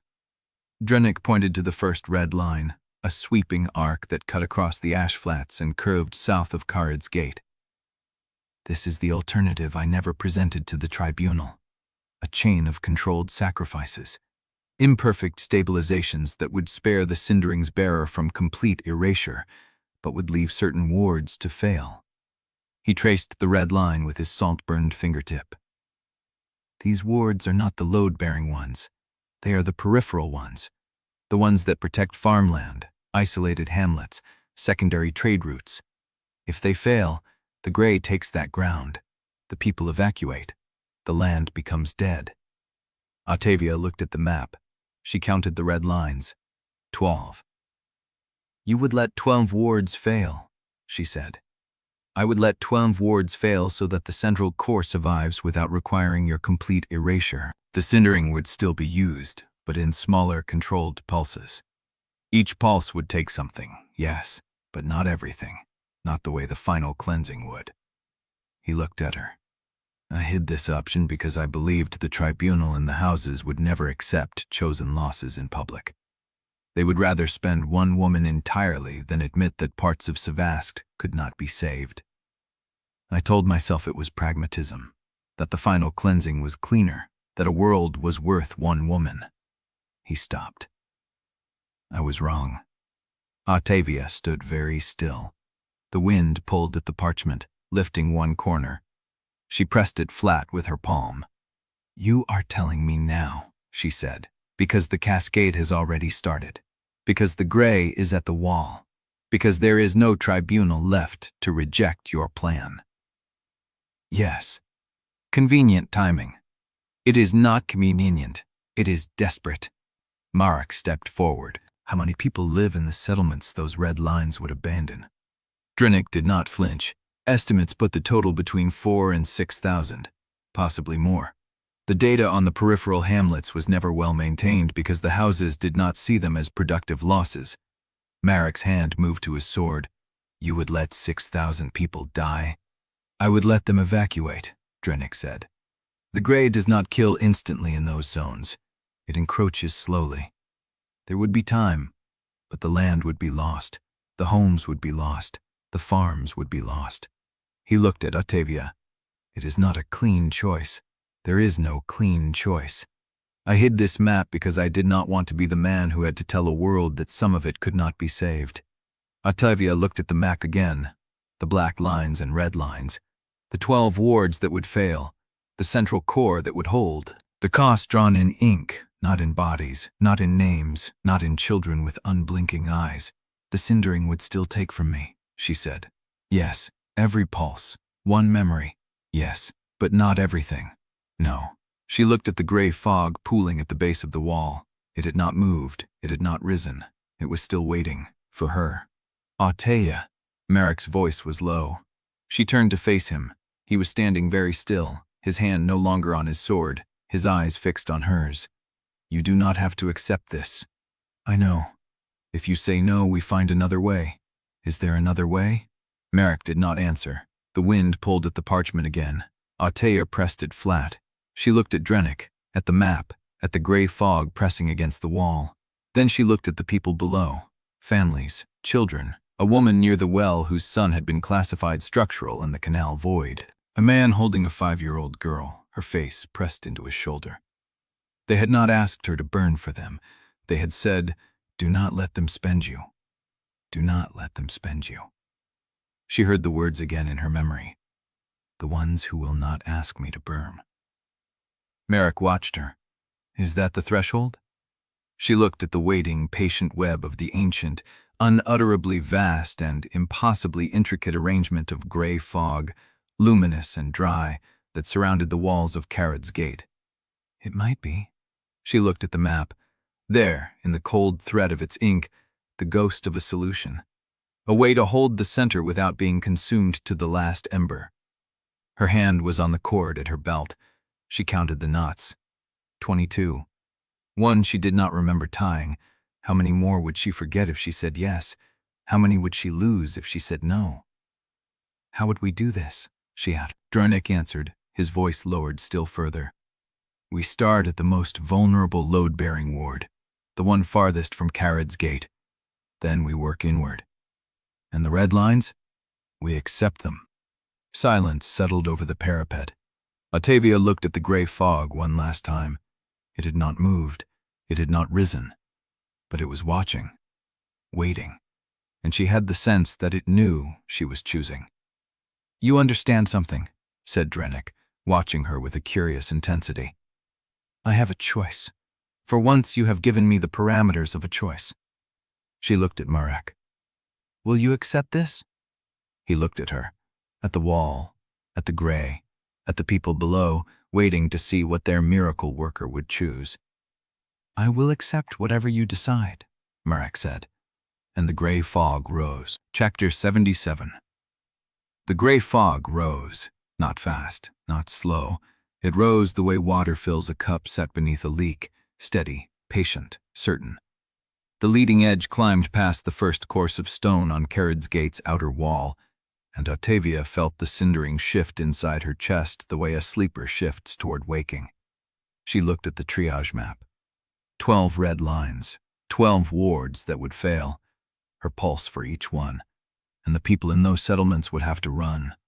Then we start now. She folded the map and turned from the parapet. Marrek moved first, calling orders to the riders below, snapping out evacuation routes and supply caches for the peripheral hamlets before she could hear the hesitation in his voice. Captain Naris was already sending runners to the bell towers, signaling the outer wards to begin pulling watch teams back. Drennick stood where she had left him. You will need me at each site. I know. The Cindering will respond faster if I am near enough to read the inscriptions as they fail. She met his eyes. You want a witness? I want a steer, he said. For the first time, honestly. The first site was a drainage ward 2 miles east of Kharod's gate, a low, stone hut half sunk into marsh ground where the inscription lines had already begun to crawl with hairline fractures. The gray had not reached it yet, but she could feel the pressure building through the earth, the same deep pulse she had felt in the Terminus vault. Ottavia knelt at the edge of the inscribed stone. The cindering came when she called it. It was gentler this time. That was the wrong word. It was deliberate. The fire rose through her arm and spread across the stone in a controlled thread, sealing the fractures one by one while she held the image of the triage map in her mind. The cost was a small one, the taste of a meal she had eaten 3 weeks ago. She did not know whose table it had been or what had been served. The memory dissolved before she could name it. She stood. Done. Nadira marked the time on her slate. Someone recorded the ward's new signature. Marrek's riders were already moving toward the next site, their horses splashing through the marsh shallows. The second ward was a cluster of anchor stones on a low ridge northwest of the gate. The gray had seeped into the soil beneath them, and the stones were cold to the touch, leached of heat the way dead things were leached of warmth. Ottavia used a wider burn this time, pressing the cindering through the anchor chain until the stones glowed and the gray receded. She lost the name of a street in her own city. She remembered the corner, the shape of a building, the way a particular awning had hung crooked in the rain, but the street's name was gone, and when she reached for it, there was only a blank space where the words should have been. The third ward sat at the edge of a flooded ash bed where 3 families had refused to evacuate. Marrek argued with them while Ottavia worked. She sealed the crack where the gray had begun to bleed through the bed's foundation, using the cindering in a single controlled burst that sent a ripple across the ash water. The families watched from their doorway, silent. When she finished, Marrek came back to her. There is a cart ready. They will go. Good. He was looking at her. What? You did not laugh. She waited. When I told you the joke, at the toll house, about the ferryman and the grain sack. She searched for the memory. There was a toll house. There was a joke. She could see the shape of it, the way his mouth had moved, the way she had felt something warm and unexpected open in her chest. The words were gone. The words were a blank seam where the cindering had passed. I am sorry. His face did not change, but she saw it anyway, the small wince he could not quite hide before he mastered his features. He had not been ready. She had warned him. Nadira had told them all to expect it. But knowing and feeling were different things. How many more? He asked. She looked at the map. 9. Ottavia walked to the cart where her crew was waiting. Nadira was already mixing the ash salts for the next site. Suan had the wax slates laid out. Taliah was reading the next coordinates by the fading light of the skyfire lamps. Drennick stood apart, watching the gray. Marrek did not follow.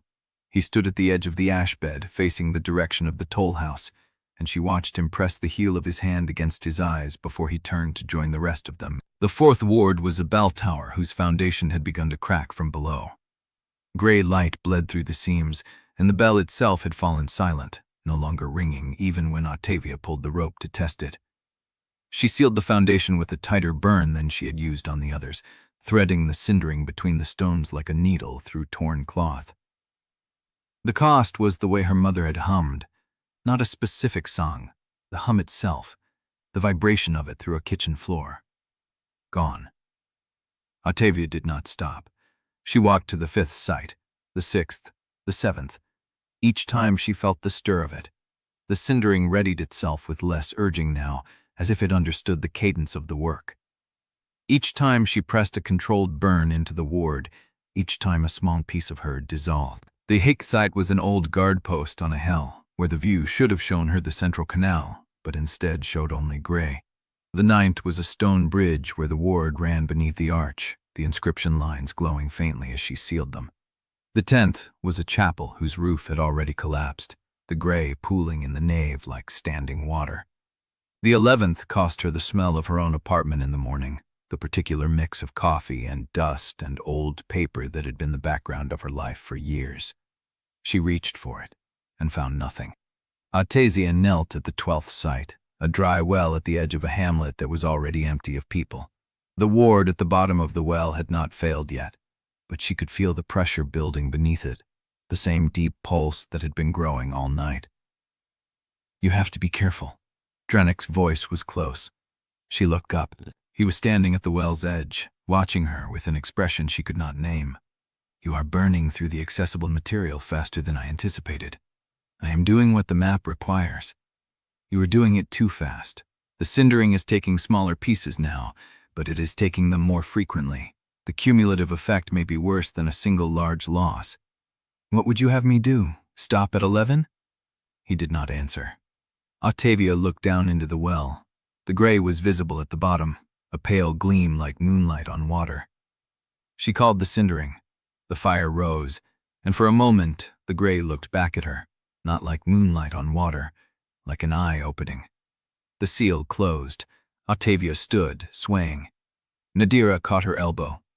What did you lose? Ottavia counted the spaces in her mind. The street name, the meal, the hum, the apartment. 4, I think. 4 today. Total or today? Today. Noija's jaw tightened. She wrote something on her slate.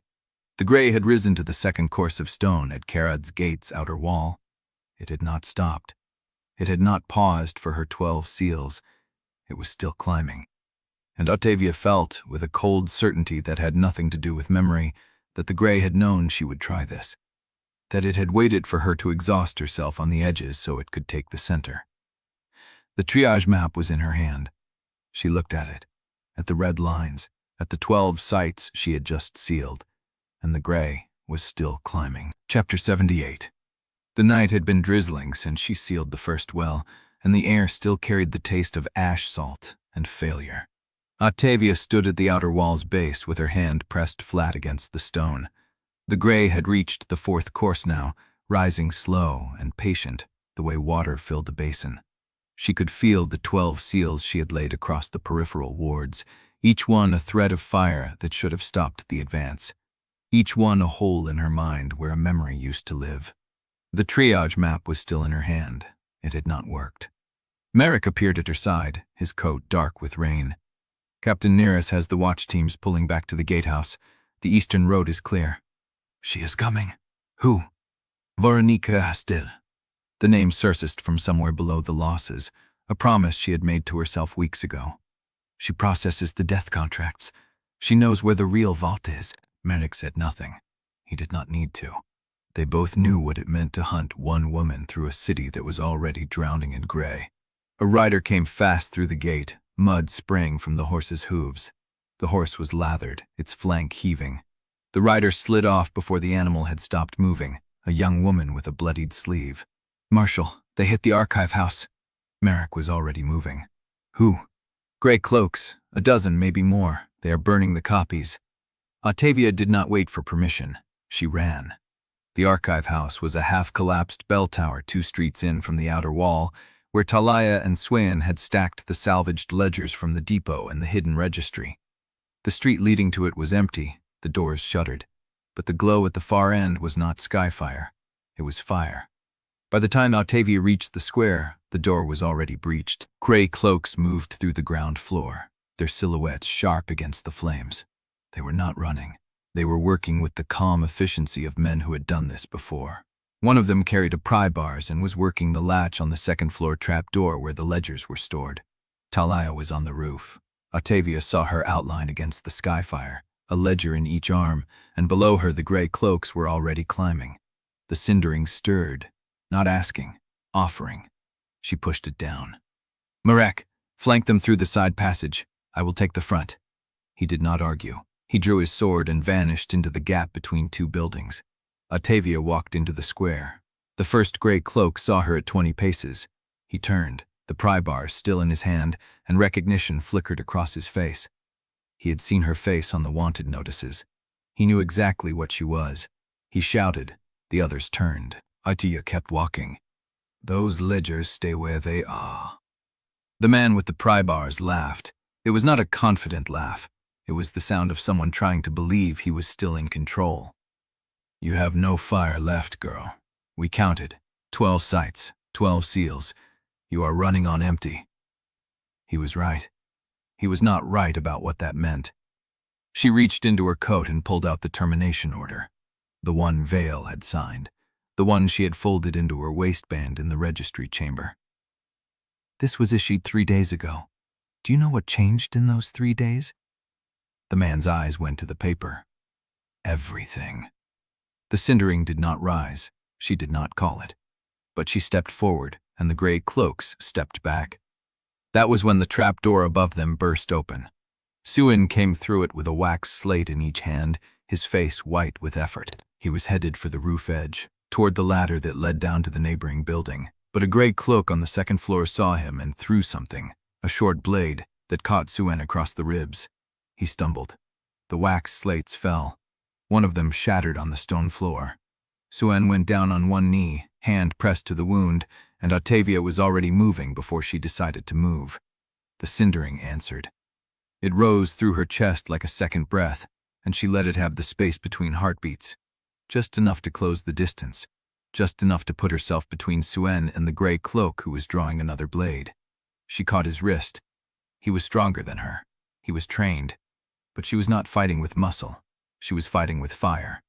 The Cindering pulsed through her palm into his arm. Not a full burn, just a warning. Just enough to make him feel what she was carrying.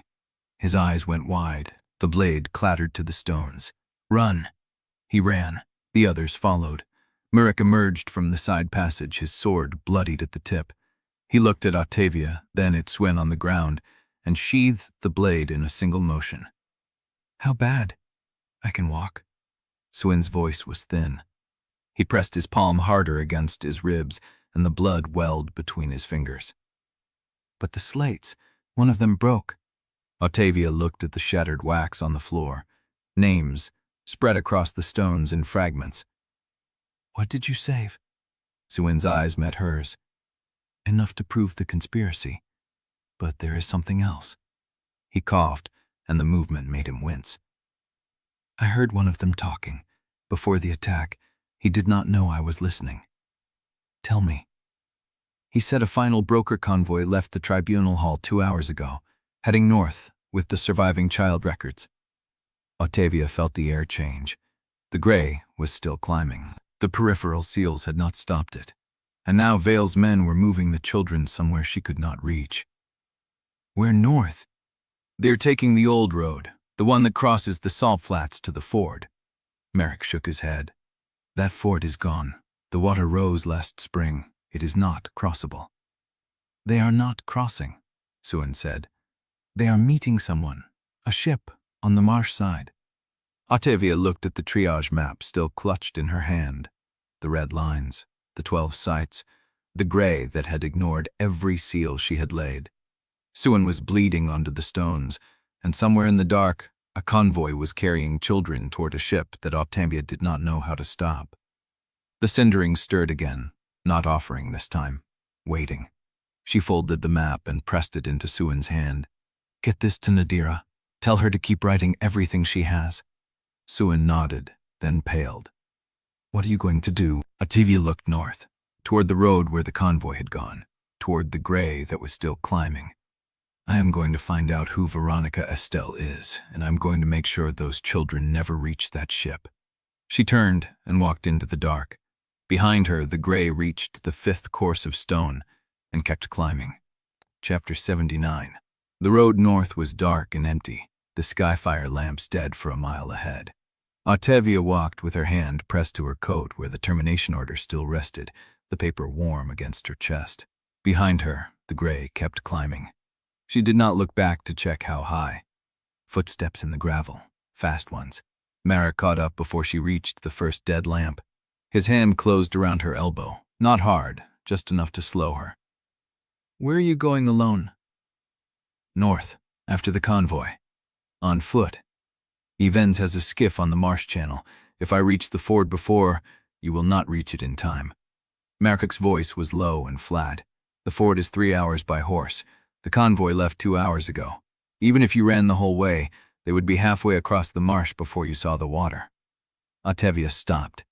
The Cindering stirred inside her, a low pulse of readiness.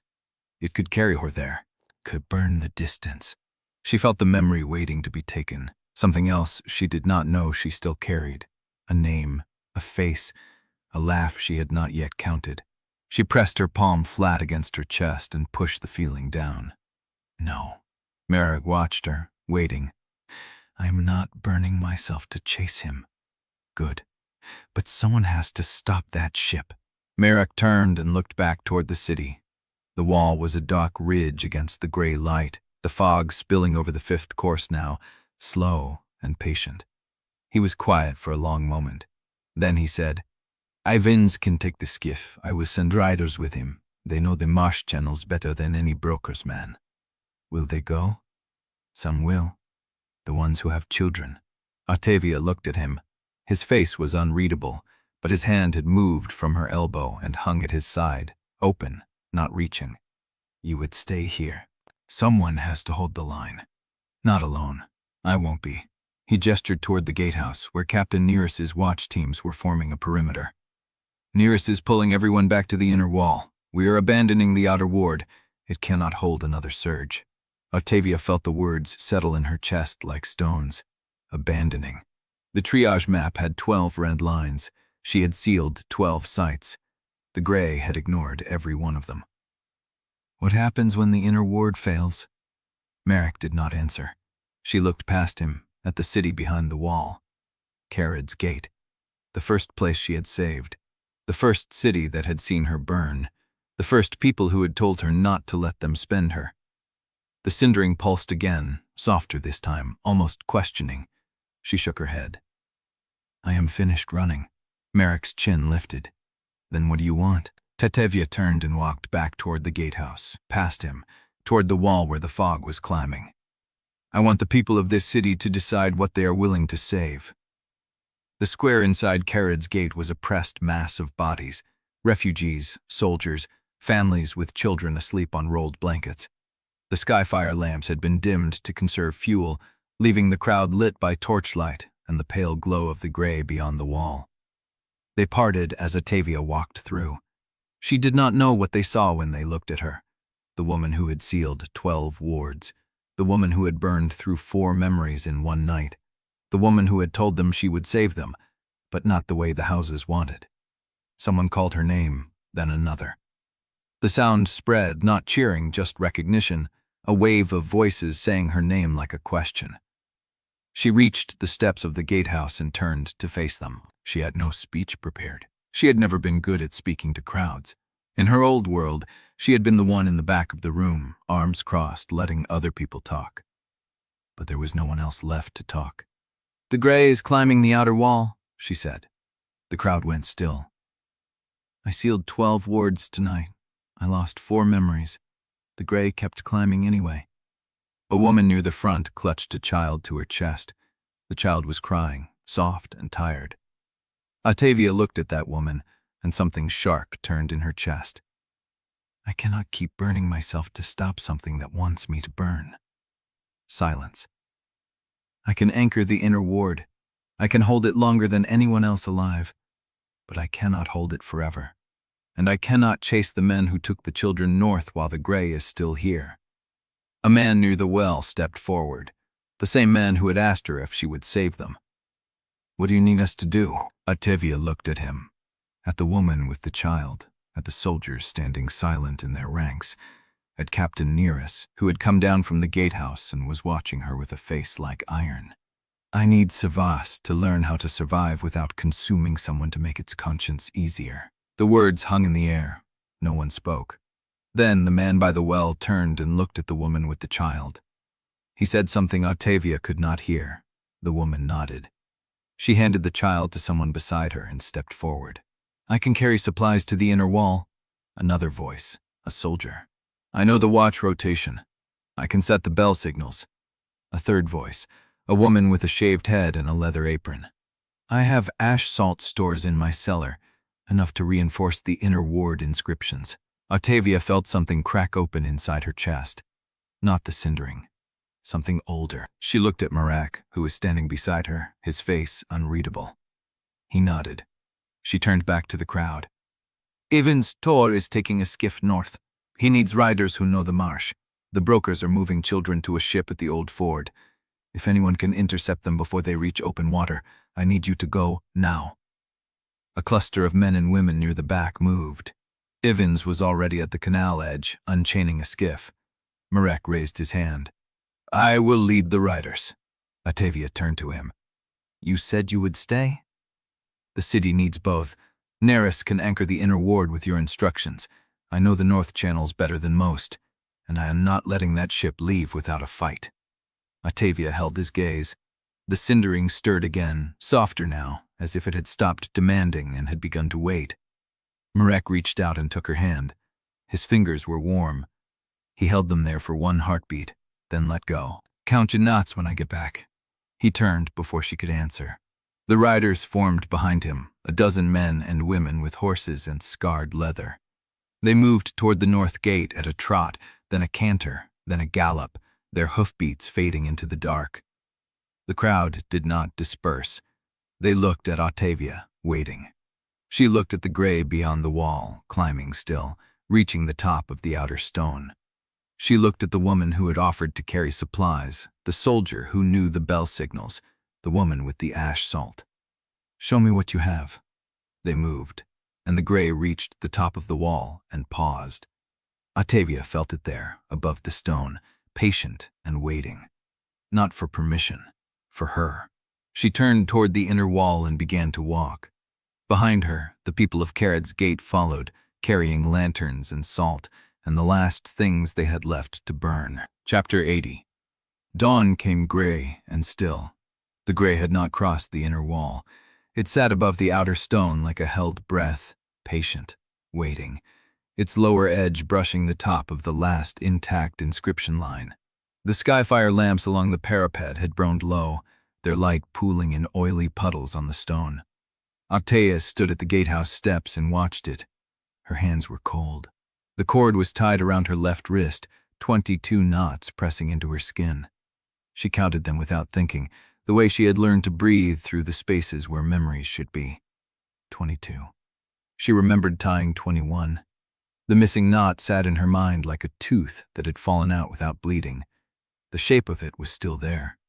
The fact that something had been there, but the content, the name, the date, the face, was gone. Behind her, the square had begun to move. People carried baskets of ash salt toward the inner wall. A team of soldiers was reinforcing the gatehouse supports with iron brackets. Children were being moved into the cellar of the old bell tower, their mothers counting heads in low voices. Captain Neris stood at the base of the wall, directing the flow of supplies with the flat economy of someone who had been organizing disasters her whole life. Ottavia watched her for a long moment, then turned and walked toward the archive house. The fire had burned out sometime before dawn. What remained was a shell of blackened stone, collapsed roof beams, and the wet smell of ash and ink. Salvage teams had pulled what they could before the flames took the rest. Piles of trod ledgers lay in the courtyard, their pages fused into solid blocks. Taliah knelt among them, sorting fragments by hand. She did not look up when Ottavia approached. "Soen is alive," Taliah said. "Nadira has him at the infirmary. The blade caught ribs, not lung. He will be slow for a while, but he will walk." Ottavia nodded. "What do you have?" Taliah held up a piece of leather binding, blackened at the edges but still intact. The cover bore a single symbol, stamped in faded gold, the Crossworld assignment mark. "It was in the desk drawer in the upper archive," Taliah said. "Whoever lit the fire did not know it was there, or they wanted it to burn with everything else." She handed it up. Ottavia took it. The leather was warm. The symbol was the same one she had seen on her intake file, on the children's transfer sheets, scratched into the wall of the stairwell where she had died. She opened the cover. The first page was a list of names, 23 of them, written in the same hand, each followed by a date and a location code. The handwriting was precise, unhurried, the penmanship of someone who had done this work for decades. At the bottom of the list, a single line in a different hand. Vessel confirmed. Stairwell dispatched. On schedule. Ottavia read it twice. The second time, the words did not change. She closed the ledger and pressed her palm flat against the cover. The symbol was warm against her skin. "Who wrote this?" she asked. Taliah shook her head.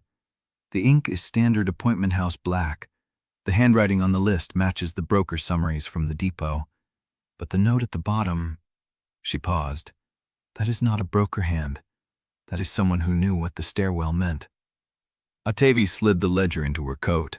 The Cindering stirred, quiet and curious, but she pushed it down. "Get the rest of the fragments packed," she said. "We leave within the hour." Taliah nodded and turned back to the ash. Ottavia walked toward the infirmary. Nadira was changing Swen's bandages when Ottavia entered. The novice lay on a cot with his eyes closed, his face gray with blood loss, but his chest rose and fell in steady rhythm. Nadira glanced up. "He will recover, but he cannot ride for at least a week." Ottavia sat on the edge of the cot. Swen opened his eyes. "Did you find it?" he asked, his voice dry. "The note was there," Ottavia said. "Someone wrote that the Stairwell dispatch was on schedule." Swen closed his eyes again. "I am sorry," he said. Ottavia did not answer. She stayed until Nadira finished the bandages. Then she stood and walked to the door. "Keep him alive," she said. Nadira nodded.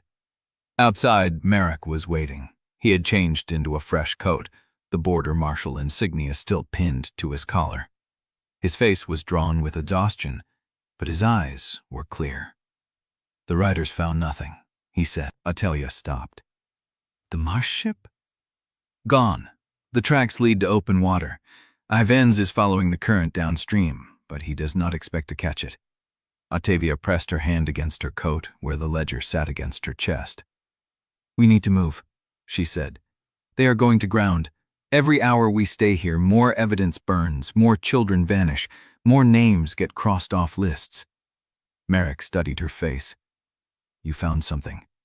She pulled the ledger out and showed him the note. Marrek read it in silence. When he finished, he handed it back without comment. "Your Stairwell," he said. "Someone in Sevrast knew when I was going to die in my own world. They coordinated it. They wrote it down as part of the schedule." Marrek stood still for a long moment. Then he said, "Whoever wrote that note is still alive." Ottavia tied the ledger back into her coat. "That is what I am counting on." She turned and walked toward the gatehouse, where a horse waited, saddled and ready. Marrek followed. Behind them, the gray sat motionless above the wall, patient and waiting. And ahead, the north road stretched into the pale dawn, past burned depots, drowned causeways, and the places where the houses had buried their secrets. Ottavia mounted the horse, the cord pressed against her wrist. 22 knots, one missing. She did not know what the missing knot had held, but she knew the note in the ledger was real. And she knew that somewhere ahead, the person who had written it was still walking the same road she was. She touched her heels to the horse's flanks. The animal moved forward. Marrek rode beside her, silent and watchful. The morning wind carried the smell of salt and ash and something older, something that had been waiting since before the wards were built. Ottavia did not look back, but the ledger sat against her chest, warm and heavy, and the name of the Stairwell dispatcher was still unwritten in her mind, waiting for the moment when she finally learned who had held the knife that sent her here.